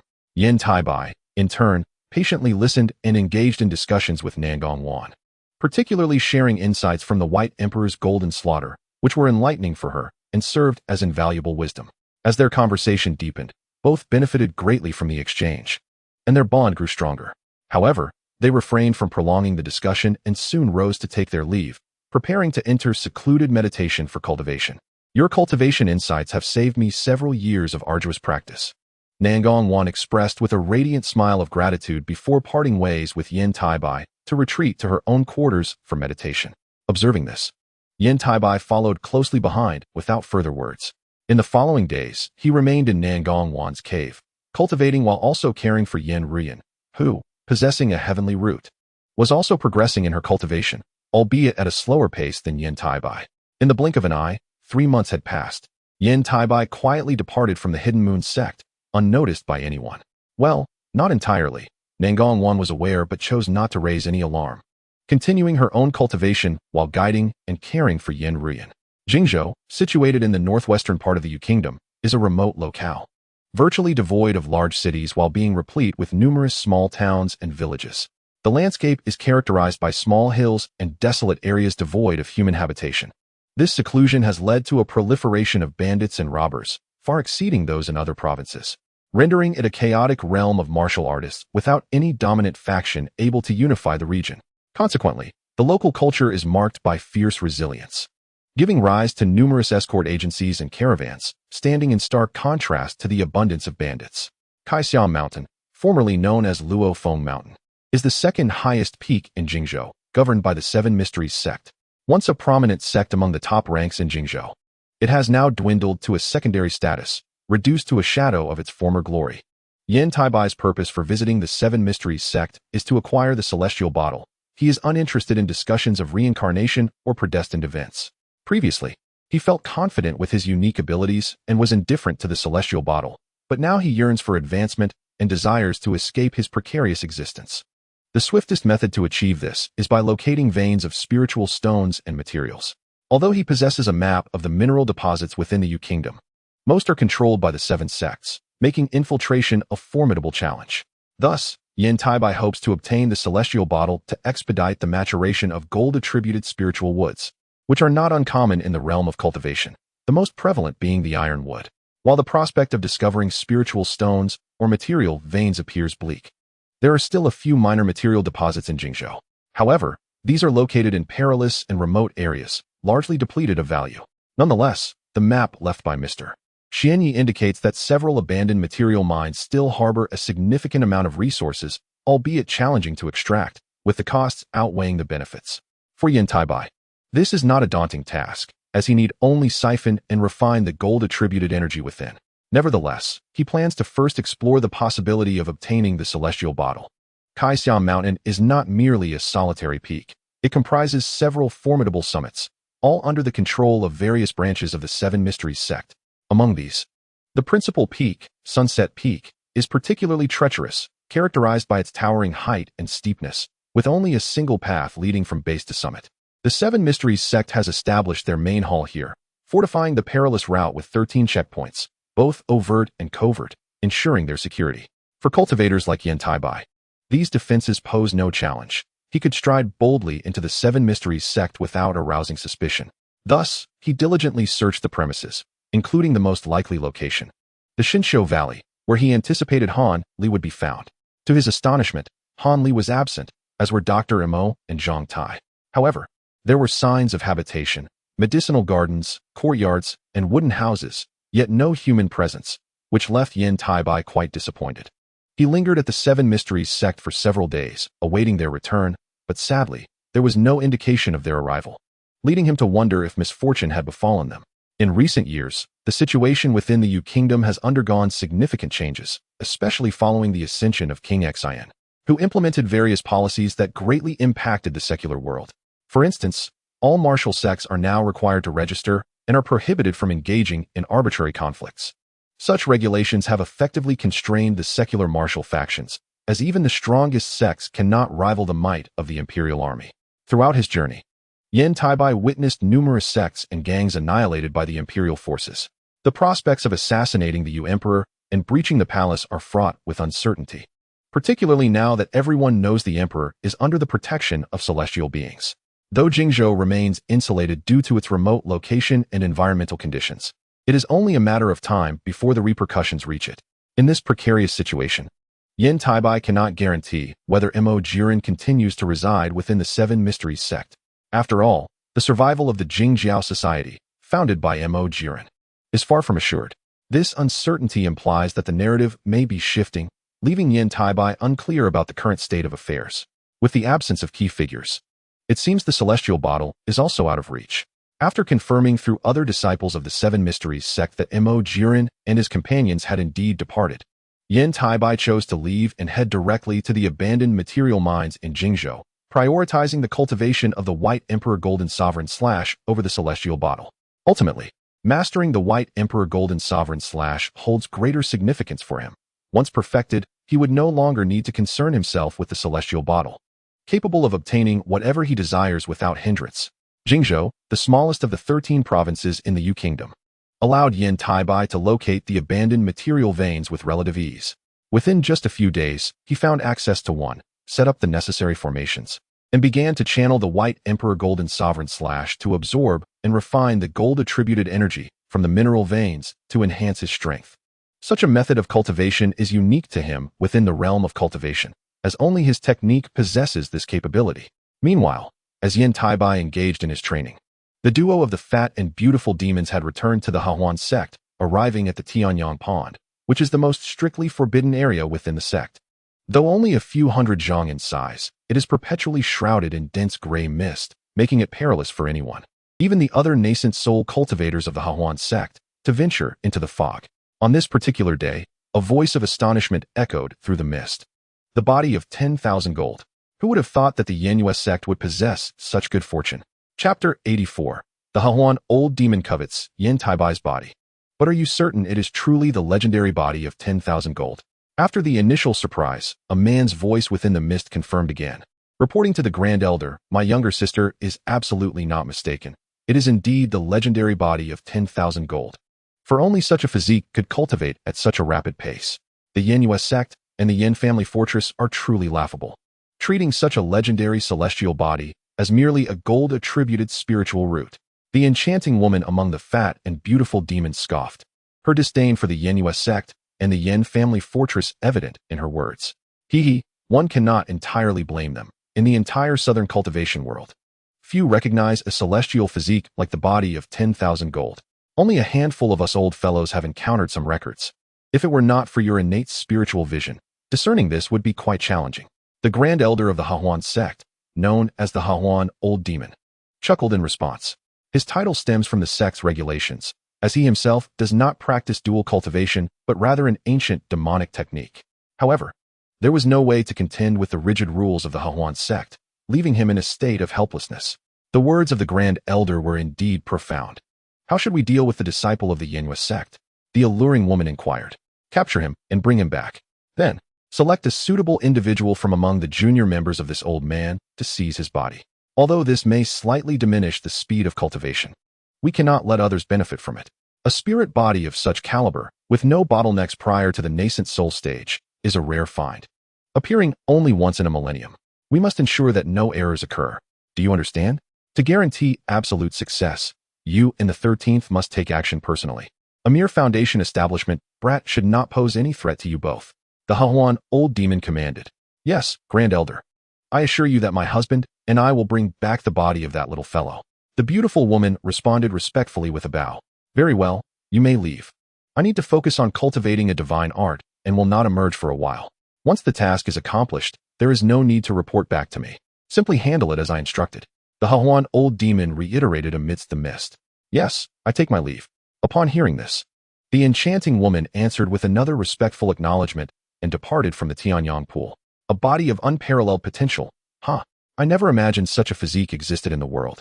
Once the alluring woman had left, the Hahuan Old Demon could not suppress a chuckle, evidently elated by the matter. As one of the 3 late-stage nascent soul cultivators in Southern Heaven, he was acutely aware of what such a physique entailed, provided no unforeseen circumstances arose. The Hahuan sect would surely gain another late-stage nascent soul master. However, breaking through to the transformation stage would be nearly impossible, for this body could only absorb metal attributes spiritual energy and was highly repulsive to other types of energy. Thus, one must bear certain costs for such exceptional gifts. After all, the absence of bottlenecks prior to the nascent soul stage is akin to an advanced version of a heavenly spiritual root, and some price must be paid. Meanwhile, Yan Taibai remained oblivious to the fact that his cultivation of the White Emperor's Golden Sovereign Slash had mistakenly led others to believe he possessed the legendary body of unparalleled potential, and he had garnered the attention of the Hahuan Old Demon. At that moment, he was blissfully engrossed in his cultivation within the mines, pursuing the White Emperor's golden sovereign slash. This was currently the swiftest method for his advancement, significantly enhancing both his realm and strength. The only drawback and inconvenience was the substantial demand for resources, particularly from spiritual stone mines and metal attribute material veins. To be blunt, the resources he had consumed over the years could have nurtured 3 to 5 foundation establishment cultivators, yet for Yan Taibai, it had merely elevated him to the foundation establishment stage. To advance further, he required even more resources. Had he not fortuitously obtained the map of various mines left by Mr. Xian Yi from the Yu Kingdom, he would have found it nearly impossible to acquire such abundant resources for cultivation. Fortunately, the Yu Kingdom's cultivation world, along with those of other nations, harbored numerous abandoned mines, many of which contained materials that were either unminable or difficult to extract. Thus, in the short term, they would suffice to support his cultivation of the White Emperor's golden sovereign slash. This was the sole avenue for Yan Taibai to secure cultivation resources. Although they could not compare to fully operational and actively mined spiritual stone or metal attribute material veins, they were still adequate. Thus, Yan Taibai traversed various abandoned mines across the Yu Kingdom, showing no inclination to return to the Yinhua sect. Aside from Nangong Wan and Yan Rian, others believed Yan Taibai was secluded in Nangong Wan's cave dwelling, diligently cultivating. After all, how could a disciple of such exceptional talent risk his life in the outside world during these turbulent times? Moreover, neither the Yu Kingdom nor other nations' cultivation worlds had witnessed the emergence of the Taibai Sword Immortal, nor had there been any reports of disciples from other sects slaying demons or dispelling evil. Everyone was engrossed in cultivation, for it was widely known that the time would soon come when the 6 demonic sects of Tianluo country and the righteous alliance of Fengdu country would invade the cultivation worlds of various nations. Numerous countries had already formed alliances, albeit tenuously, and rumors circulated that certain sects within the cultivation worlds of Chequi country, Jiang country, and others had already pledged allegiance to the 6 demonic sects of Tianluo country and the righteous alliance of Fengdu country. Such alliances had rapidly crumbled, leading to a profound mistrust among the nations, diminishing their mutual confidence to a great extent. The notion of alliance had evaporated almost instantaneously, leaving only individual sects to fend for themselves. Concerning the vows of the heart demon and deadly prohibitions, their binding power over nascent soul cultivators was not particularly strong, and matters had not yet escalated to that extent. Originally, the narrative line depicted the Chequi country, Jiang country, Yu country, Zijin country, Yuanwu country, and several others being entirely overrun by both righteous and demonic forces, leading to the formation of the Heavenly Tao Alliance. However, forming an alliance now seemed impossible without the emergence of a late-stage nascent soul cultivator. This was evidently unlikely, as the duo of Long Han and Feng Bing from Mingluan sect could not be expected to take the lead. Therefore, the possibility of an alliance remained distant.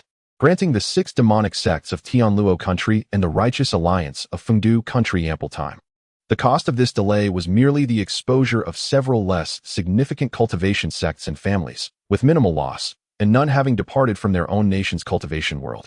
At most, they faced some wariness from other cultivation sects within their own country, and many cultivation families covertly aligned themselves with the emerging power.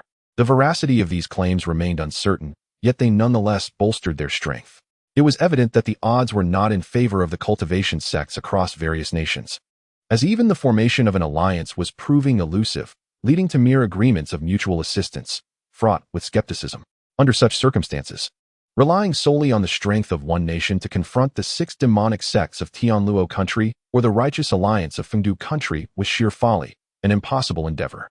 Yan Taibai, wholly absorbed in his cultivation, remained unaware of these developments. He had merely heard whispers of the situation, and, even if he were to gain knowledge of it, he would remain indifferent, exercising caution at most. For he understood better than anyone else the circumstances that lay ahead. This was merely the beginning. Moreover, what mattered most to him was his cultivation, the enhancement of his strength. Only through this would he possess the means to safeguard himself against the impending invasion of the 6 schools of the demon path from the Tianluo kingdom. As for the role of the Yanyu sect, it was of little consequence. The entirety of the Xianghua cultivation world could scarcely withstand the onslaught, let alone a mere foundation establishment practitioner like him. Even if he were a disciple with a heavenly spirit root, he would pale in comparison to the entire Yanyu sect. Particularly given his uniquely precarious status, he was regarded as someone unworthy of trust. After all, No one could ascertain whether he was merely feigning weakness, unless Yan Taibai was willing to be ensnared by a forbidden divine technique. Placing his life and fortune in the hands of the Grand Elder of the Yin sect, he should not entertain the notion of being genuinely trusted. Currently, among the ranks of the Yin sect, there were few individuals worthy of the Grand Elder's complete trust. Only a handful, including Nangong Wan, the old monster Qiong, and 2 other nascent soul practitioners. Therefore, for Yan Taibai to extricate himself from the formidable dilemma of the demon path's incursion into the Xinghua cultivation world, his only recourse was to locate the ancient teleportation array and the Grand Migration Order. Accompanied by Yan Ruyan to the chaotic Star Sea, he found it to be significantly safer compared to the Tiannan cultivation realm. With his current strength and abilities, he could ensure a measure of self-preservation regardless of his location, provided he focused on his cultivation. He had also deduced potential locations for spirit stone veins associated with the ancient teleportation array and the Grand Migration Order. However, entering those locations was no simple task, especially with the disruption caused by the 6 schools of the demon path, rendering it even more improbable. As Yan Taibai contemplated how to access the spirit stone veins of the ancient teleportation array and the Grand Migration Order, the Grand Elder of the Yin sect encountered the Fatty and Sister Mo, who had infiltrated the sect. "Sister, how fortuitous!" exclaimed the beautiful woman among the duo, her countenance as frigid as frost, gazing from a distance. Although the pair could contend with mid-nascent soul practitioners, it was only against those who had recently ascended. Facing a mid-nascent soul practitioner like the Grand Elder, who had cultivated for 2 to 3 centuries, they could at most sustain themselves for a fleeting moment and were compelled to devise an escape plan. This, however, was not particularly challenging. The Yin sect was not limited to a single nascent soul practitioner. Should they be besieged, coupled with the sect's defensive array and the assistance of numerous core formation practitioners, they could very well perish within the Yin sect. In the past, such an outcome might have seemed unlikely, but now it was a very real possibility.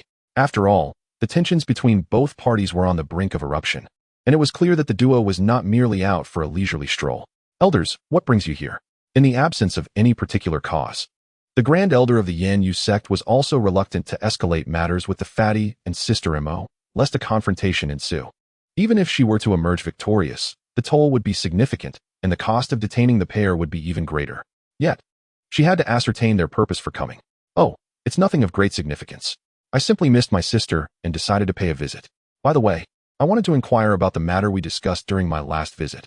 Have you given it any further thought? Has your mind changed?" The beautiful woman maintained her radiant smile.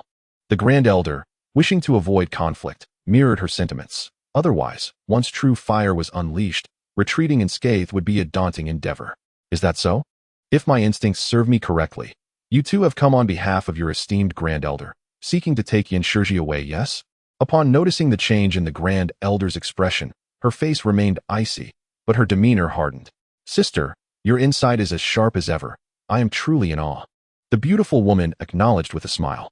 Upon hearing of Yan Shiji's prodigious talent, the Grand Elder was exceedingly intrigued and wished to take him as a disciple, which is why we were dispatched to extend the invitation. With this connection established, it would undoubtedly be advantageous for both our sects. Wouldn't you agree, sister? The beautiful woman's laughter filled the air, openly affirming her intentions. "It seems my sister recognized that Yan Shiji possesses the 10,000 gold body during your last visit."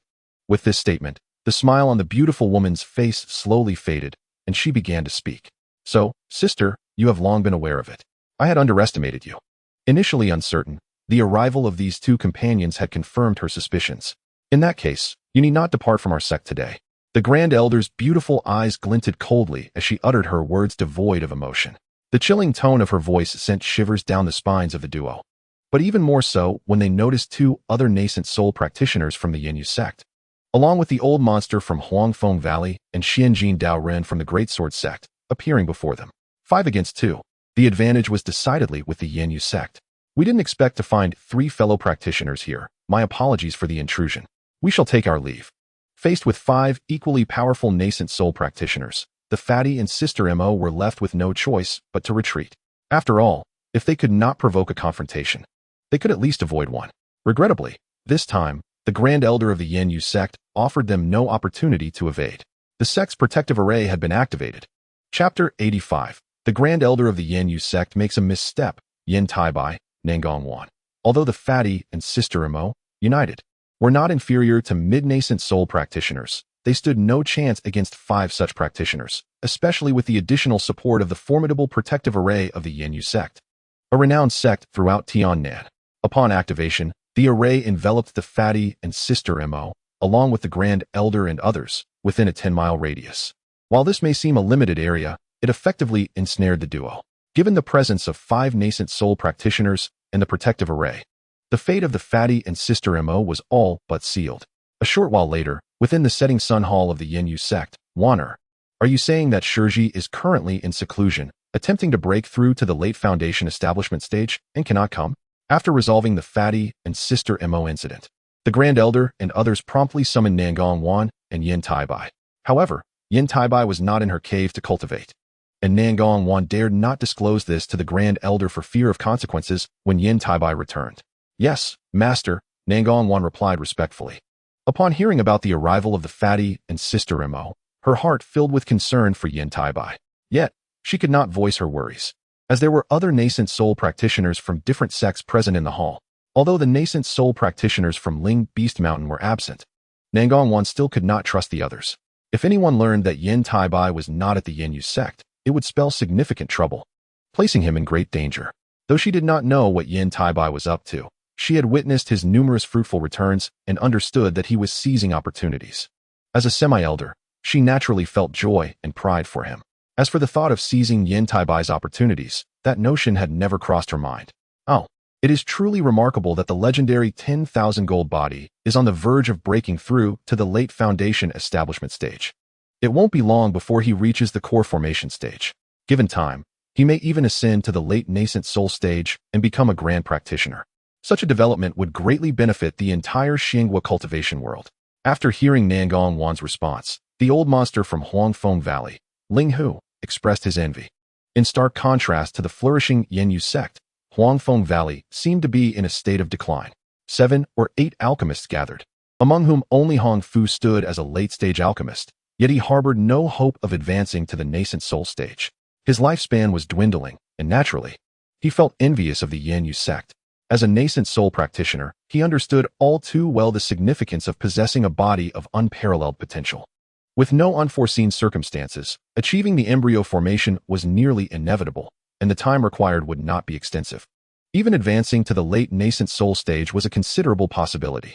Upon hearing this, Nangong Wan grew increasingly concerned for Yan Taibai. The notion of possessing a body of such extraordinary caliber left her astonished. Daoist Ling Hu, you jest. It is far too early for junior brother Taibai to reach embryo formation. Let us instead discuss the invasion of the 6 demonic sects from Tianluo country. The Grand Elder of Yin sect chuckled lightly. In comparison to Yan Taibai's remarkable physique, the invasion of the 6 demonic sects from Tianluo country was a matter that pertained to the survival of the entire cultivation realm in Yu country. As her words resonated, the atmosphere in the hall grew somber, and all present bore grim expressions. To combat the 6 demonic sects from Tianluo country, an alliance with other sects was the sole viable strategy. Relying solely on the strength of Yu country was utterly futile. The Taoist of the Great Sword sect, Xianjin, spoke up. Despite this, many cultivation sects and families across various countries had openly pledged allegiance to Tianluo's demonic sects. This situation had irrevocably shattered the already fragile trust among the cultivation sects and families in the various countries. The prospect of forming an alliance seemed utterly impossible. At least until the hidden cultivation sects and families were identified, the idea of an alliance was merely a fanciful notion. It was even possible that some among their own factions were agents of the 6 demonic sects from Tianluo country. However, Yin sect could be ruled out, as one of the fat demonic twins members had been directly annihilated by the Grand Elder of Yin sect, who had ingeniously orchestrated an escape route for a beautiful woman. Yet, this woman was gravely injured and on the brink of death, which alleviated some concern. As for any retaliation from the Joyous Union sect, Yin sect stood at the forefront, so they had little to fear. After all, the Joyous Union sect would not willingly sacrifice a nascent soul practitioner to gain their trust. The 7 factions of Yu country did not possess such significance or value. Moreover, if Yin sect were indeed a puppet of the Joyous Union sect infiltrated into the cultivation realm of Yu country, then the other 6 factions would have no reason to resist. With the combined forces of Yin sect and Joyous Union sect, the remaining 6 factions of Yu country, even if united, would not stand a chance. Hence, they would never opt to sacrifice a nascent soul practitioner in exchange for trust. While the concept of an alliance appeared straightforward, who could fathom which faction or family within the domestic cultivation realm was a pawn of the demonic way? Sighing, the old monster Linghu remarked that this was the most troublesome aspect. Mr. Xianye's strategy had completely severed the trust between the cultivation sects and families across the nations. As for our 3 sects, we need not worry. To be honest, I have already conducted thorough investigations into your factions. Otherwise, I would not have invited you here. As for the Yuanwu country, the righteous 3 sects are trustworthy. The demonic way, however, is another matter entirely, being linked to Tianluo country. Regarding the Zijin country, I have yet to investigate thoroughly. The 3 factions of Shigua, namely Yunming, Baiqiao Courtyard, are associated with the Qianhuan sect of Tianluo country. The Grand Elder of Yanyu sect explained, her tone tinged with a hint of regret. No matter, this is for the best. We can establish complete trust among ourselves. Upon hearing this, neither Linghu nor Xianjin seemed overly perturbed. After all, they had also investigated the other factions, with Yanyu sect and Spirit Beast Mountain being the most probable candidates. Yanyu sect posed no issues. The concern lay with Spirit Beast Mountain. Does that mean the other factions are problematic? Xuanjin's expression darkened. If so, why bother continuing? We might as well surrender. Among the 7 factions of your country, 4 are implicated. This, however, is not the case. It is merely Spirit Beast Mountain and Yuling sect that have ties, and they have maintained contact over the years. Therefore, I fear Spirit Beast Mountain may be a pawn of Yuling sect infiltrated into the cultivation realm of your country. Yet, I lack definitive evidence and have been investigating. The Grand Elder of Yanyu sect explained, shaking her head gently. What does that imply? Xianjin sighed with relief and inquired further. Let us investigate first. If they are indeed pawns of Yuling sect, the 3 of us must join forces to eliminate them, just to be safe. The same applies to the other factions. But we must act cautiously to avoid errors and complications, the Grand Elder of Yanyu sect instructed. Agreed, no objections. Linghu from Huangfeng Valley and Xianjin from the Great Sword sect exchanged glances and nodded in agreement. Subsequently, the group discussed the specifics to prevent any missteps. After a considerable amount of time, Linghu and Xianjin finally departed from Yanyu sect. On their journey, they expressed their envy for the good fortune of Yanyu sect. Once the 2 had left, the Grand Elder of Yanyu sect turned once more to Nangong Wan. Wanner, is it true that junior brother Taibai is currently cultivating and breaking through at your cave? The Grand Elder's piercing gaze met Nangong Wan's. And although they shared a teacher-student relationship, their resemblance made them appear more like sisters, with Nangong Wan being the elder. Reporting to Master, junior brother Taibai has ventured out in search of opportunities and has not yet returned to the sect for cultivation, Nangong Wan replied, knowing she could not conceal the truth any longer. I knew it. He has never been honest for a day. Given his current circumstances, it is unwise to send anyone to search for him. Moreover, he possesses an abundance of treasures. As long as he does not reveal his identity, he should not face significant danger. Let it be. The Grand Elder of Yanyu sect huffed lightly, revealing a hint of helplessness.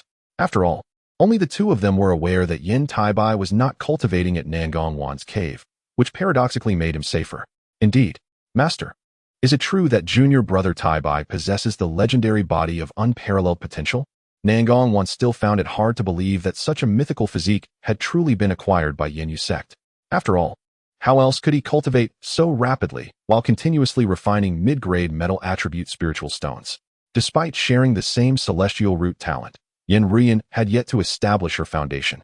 While he was on the verge of a breakthrough to the late foundation establishment stage, the Grand Elder of Yanyu sect nodded slightly. However, according to legend, such a physique can only refine a singular attribute of heaven and earth's spiritual energy, making it nearly impossible to ascend to the God transformation stage. Yet, this remains speculation. After all, it is merely a legend and cannot be taken as absolute truth. Furthermore, it has been millennia since a God transformation practitioner has appeared in the southern heavenly cultivation realm. As long as he can break through to the late-stage nascent soul, he will be able to protect the entire sect for a millennium, so we need not concern ourselves with such ephemeral matters. Wanner, what are your thoughts on junior brother Taibai? The Grand Elder of Yanyu sect suddenly posed a rather peculiar question. Taken aback by the inquiry, Nangong Wan instinctively opened her lips to offer praise, but suddenly became aware of something, her cheeks flushing as she cautiously probed. Master, what do you mean by that? Nothing significant. I merely wish to know your opinion of junior brother Taibai, the Grand Elder of Yanyu sect asked with keen interest. Master, junior brother Taibai is already engaged to Sister Rian, Nangong Wan replied. The disciple merely regards him as a younger brother, devoid of any ulterior motives. I hope the esteemed master does not overthink it. Observing this, Nangong Wanyu's face flushed with a hint of shyness as she spoke, setting aside other matters. Their ages alone render them mismatched, not unsuitable, but Nangong Wanyu had not contemplated such a direction at all. Wanner, you should understand that this is precisely why I wish for you two to become partners on the path, the Grand Elder of the Yinhua sect explained. With Taibai's innate spiritual roots and talent, it is merely a matter of time before he condenses his nascent soul. Moreover, your Sinu reincarnation technique leaves you most vulnerable during each reincarnation phase. If he were to protect you, it would ensure your safety. Furthermore, Taibai harbors little affection for the sect. Should he leave with that little girl Rian to return to the Yin family fortress, what could the sect do? They might even find themselves at his mercy. The Grand Elder shook her head gently, elucidating her point. But Taibai has already taken Rian as his disciple. I cannot possibly disrupt their bond, nor wish any harm upon her. I trust that Taibai is not a man of such callousness. Even if he is no longer within the sect, he will surely safeguard it, Nangong Wanyu replied, rising to perform a respectful bow. Very well. Since you have expressed your thoughts so clearly, what more can I say? However, you ought to contemplate the matter of a partner, the Grand Elder remarked, recognizing the firmness in Nangong Wanyu's stance. The disciple, accustomed to solitude, firmly shook her head in refusal. I do not wish to bind myself to another. Very well. You may leave. I have other matters to attend to. The Grand Elder's tone turned slightly frosty upon seeing Nangong Wanyu's repeated refusals. Yes, I take my leave.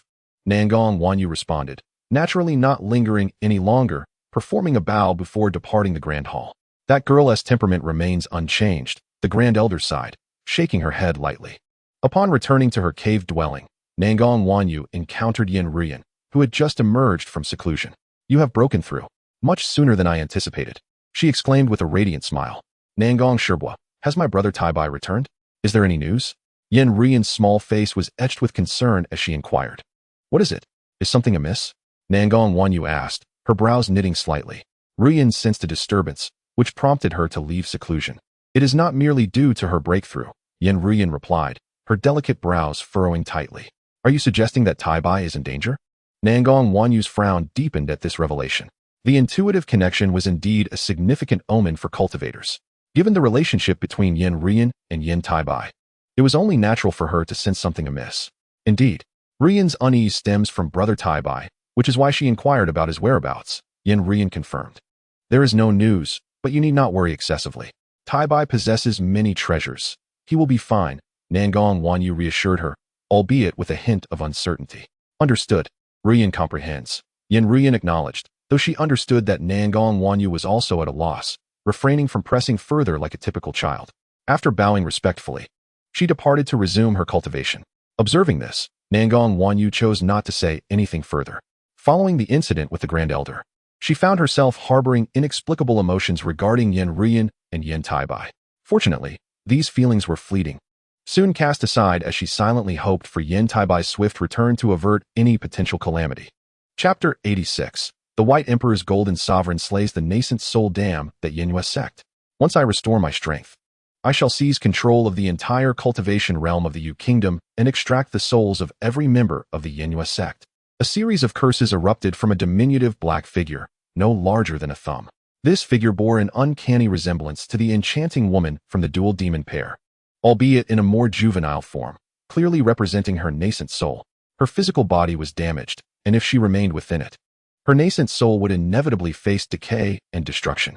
Thus, she needed to vacate and seek a new vessel for possession. However, she had yet to encounter a female cultivator willing to comply with her demands. While the Yu Kingdom's cultivation realm did not lack sects or families, the Yinhua sect had turned against her, making it impossible for her to rely on them for assistance in finding a new body. As for the Spirit Beast Mountain associated with the Yuling sect, she could not venture there. Doing so would certainly lead to her demise. The alluring woman was acutely aware of this fact, thus her search for a new vessel relied solely on her own efforts. This is Jianzhou. I shall head to Huangfeng Valley. With a bit of caution, their meager strength cannot possibly detect me. It is also an ideal place for me to conceal myself and recover my strength, allowing me to assist when the sect and others invade. With this thought, the enchanting woman hastened her journey to Huangfeng Valley. Compared to aimlessly searching outside, risking a dangerous encounter with the sect was undoubtedly a far better choice. After all, there would surely be many disciples of good aptitude within those sections. Although Huangfeng Valley could not rival the likes of the Hahuan sect or even the Yinhua sect, it was still one of the 7 factions in the Yu Kingdom. Countless disciples from various cultivation families entered Huangfeng Valley for training, most possessing 3 attributes of spiritual roots or even dual attributes and anomalous spiritual roots. While her current qualifications were not as high as before, there was no room for hesitation. Relying solely on her nascent soul to traverse to Tianluo Kingdom was perilously risky. An unexpected mishap could obliterate centuries of hard work. Therefore, the alluring woman resolved to seize a disciple at Huangfeng Valley or temporarily control one using demonic secret arts, allowing her to recuperate her damaged essence and ensuring her nascent soul would not weaken or dissipate. If she became feeble, it would be exceedingly difficult to restore her strength. With this in mind, the enchanting woman wasted no time, preparing to redirect her path towards Huangfeng Valley, but then she paused. Her small, bean-sized eyes blinked in surprise, and she exhaled a plume of black mist that enveloped her entire being, causing her to vanish without a trace.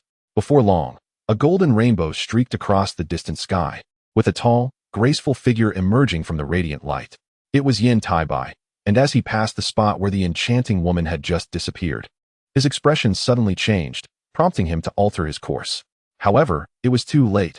Ominous, oppressive demonic clouds encircled him like a prison. Faced with this scene, Yan Taibai had no choice but to halt, his expression vigilant as he surveyed his surroundings, yet he discerned no movement for an extended period. Nonetheless, his heart raced with anxiety. After so long in cultivation, he was encountering such a situation for the first time. The sheer density of the demonic clouds indicated that they were far beyond the capabilities of an ordinary demonic cultivator. Is it the Yinyang demonic sect? Or perhaps the ghost spirit sect? The Hahuan sect? For a moment, Yan Taibai pondered the demonic forces he might have offended, considering these 3 sects as the most likely culprits. After a prolonged silence, having fortified his defenses, Yan Taibai finally clasped his hands and inquired, "May I ask which esteemed elder is present? Have I unwittingly offended you in any way?" "Ah, how unexpected it is that in just a few short days, my young friend has already reached the pinnacle of the foundation establishment stage. Such a rapid advancement in cultivation truly defies common sense. It is indeed fitting for one with a body of unparalleled quality, stirring a sense of envy within me." As soon as the words left my lips, an enchanting and irresistible laugh echoed in Yan Taibai's ears. "Is it the esteemed Yunshai from the Hahuan sect?" Upon hearing the voice, Yan Taibai's complexion turned as pale as death. After all, this was a nascent soul cultivator. However, he quickly regained his composure, his face brightening somewhat, though he remained vigilant, scanning his surroundings. "Do you think a perfected foundation establishment cultivator can escape?" The beautiful woman's voice dripped with mockery, solidifying Yan Taibai's suspicions. His expression returned to its former calmness as he replied, "Perhaps you are wounded, senior? Otherwise, you would have already acted to capture me or even extract my soul. Oh, you are quite clever. But do you realize that even if I were gravely injured, extinguishing your life would be as simple as a wave of my hand? The only reason I have confined you is due to your promising innate talent as a body of unparalleled quality. If you are willing to surrender a portion of your primordial spirit for my use, I shall spare you and impart upon you the supreme techniques of my sect, ensuring your future advancement to the nascent soul stage. What do you say? With your aptitude, remaining at the Yinhua sect is a gross waste." The alluring voice of the beautiful woman resonated, enticing and enchanting. Yet, Yan Taibai remained unfazed, his smile unwavering as he respectfully replied, "I appreciate your kindness, senior, but I do not wish to place my life in the hands of another. Thus, feel free to act. Even if my soul is extracted, I shall accept my fate with grace. You possess quite the courage. It seems Mr. Xianyi from the Ghost Spirit sect has taught you well. In light of Mr. Xianyi's reputation, I shall grant you one more chance. Surrender a portion of your primordial spirit for my use, and I will spare your life and teach you the supreme techniques of my sect, lest your talent go to waste." The beautiful woman's voice was filled with temptation and gentleness, akin to an enchanting melody that urged one to respond. Yet, Yan Taibai remained remarkably clear-headed, replying with a smile, "Please, senior, go ahead and strike. I am prepared. Or perhaps you are merely bluffing, lacking the ability to act? If so, I shall take my leave. Truly unaware of your own peril. Very well, I shall grant your wish and extract your soul." Before her words faded, a voice filled with anger and humiliation resonated from the swirling demonic clouds. Following this, over a dozen massive black serpents, each as thick as a water barrel, surged forth from the clouds, lunging towards Yan Taibai with gaping jaws. Each serpent exuded an aura comparable to that of a core formation cultivator. Upon witnessing this scene, Yan Taibai merely raised an eyebrow, showing no sign of panic. Instead, he flicked his sleeve, drawing forth his sword. In an instant, he unleashed a torrent of golden sword energy, sharp and brilliant, which flew forth to meet the oncoming serpents. Boom, boom. The sounds of explosions erupted as demonic energy surged, and the sword light dazzled, leaving onlookers breathless. Within mere moments, the black serpents were obliterated, causing the demonic clouds to dissipate slightly. I did not expect you to have cultivated such formidable sword techniques. Truly, you embody the legendary body of unparalleled quality. Your talent is indeed captivating. Were you not a man, you would undoubtedly be the prime choice for possession. What a pity. The beautiful woman's voice echoed with regret from within the demonic clouds. The black serpents, which would have posed a significant challenge even to ordinary core formation cultivators, had been effortlessly dispatched by a mere perfected foundation establishment cultivator. The sword techniques he wielded even stirred a hint of trepidation within her. I see now. It appears your physical form has been destroyed, leaving only your nascent soul, which explains your reluctance to reveal yourself and your choice to possess another. Yan Taibai chuckled lightly, seemingly unperturbed by the beautiful woman, the nascent soul cultivator. In truth, there was little to be gained from fear. He could only face the situation with composure, for life and death hinged upon fortune. The behavior of his opponent bolstered his confidence. Had she been at her peak, she would have needed no such bluster and would have acted without hesitation. Even as a mere nascent soul, you are not a match for me, a perfected foundation establishment cultivator. The chasm between us cannot be bridged by your sword techniques. Since you are so unaware of your impending doom, I shall proceed with extracting your soul and bring your body back to my sect for the Grand Elder. The beautiful woman acknowledged with a laugh. Although Yan Taibai's sword techniques had surprised her, he was still only a perfected foundation establishment cultivator. Were he of the core formation stage, she might have felt some trepidation. However, she regarded him with indifference, desiring merely to subdue him to assist in finding a suitable body. Now it seemed that would not be possible, and thus she ceased her further words. Suddenly, a series of embroidered silks depicting intimate scenes appeared before them, each image vividly portraying alluring dual cultivation scenarios. One could almost hear the whispers of affection exchanged between the lovers, particularly the enchanting woman's enticing presence, making one wish to take her place. Yet, for Yan Taibai, a well-mannered young man educated by numerous mentors, these images had no effect. However, his expression grew grave, for he recognized that these silks were the beautiful woman's magical artifacts. Once ensnared, one would be under her control, with no freedom of will. Thus, Yan Taibai closed his eyes, yet the alluring voice still echoed in his ears, tempting him to succumb, while visions of the intimate images danced in his mind, surrounded by an intoxicating fragrance, as if beauty encircled him. Nevertheless, Yan Taibai remained unaffected. He channeled the pure essence of metal energy within him into his supreme magical artifact. As the essence infused, the sword emanated a piercing golden light, and with a single strike, he unleashed a torrential wave of golden brilliance. The sound of fabric tearing filled the air as the embroidered silks, moments ago captivating, were shredded by the sword light, obliterating them entirely. However, what Yan Taibai destroyed were merely illusions. The true magical artifact transformed into a disc-sized silk that hovered above his head, still adorned with dual cultivation images, though dimmer in brilliance, leaving one to wonder if it was the beautiful woman's true artifact. Boom. At the same time, Yan Taibai's premier magical artifact shattered into fragments. He was resigned to this outcome, for ordinary premier magical artifacts struggled to withstand the pure essence of metal energy. Thus, he must act swiftly to break through to the core formation stage and forge his own magical artifact, allowing him to wield the essence of metal energy within his dantian with true mastery. Such potent and domineering essence. It seems you possess significant fortune, having cultivated ancient techniques. Otherwise, such formidable energy would be impossible to attain. The beautiful woman's voice brimmed with surprise and delight. Yan Taibai continued to astonish her, making her reluctant to extract his soul. However, she still intended to search his soul in order to acquire the ancient cultivation techniques practiced by Yan Taibai. Even now, her attitude and approach towards Yan Taibai were akin to a cat playing with a mouse. After all, their realms differed vastly, even with just one nascent soul remaining. Yan Taibai could never be her opponent. Yet, Yan Taibai surprised her greatly by evading her attacks not once, but twice. If the elder possessed only such meager skills, it would indeed be disappointing for the younger generation. Yan Taibai then produced the black blood blade of the Black Shaman sect's leader, which had been enhanced by a master craftsman he sought, transforming it into a semi-legendary artifact. The White Emperor Golden Sovereign Slash was not merely a sword technique.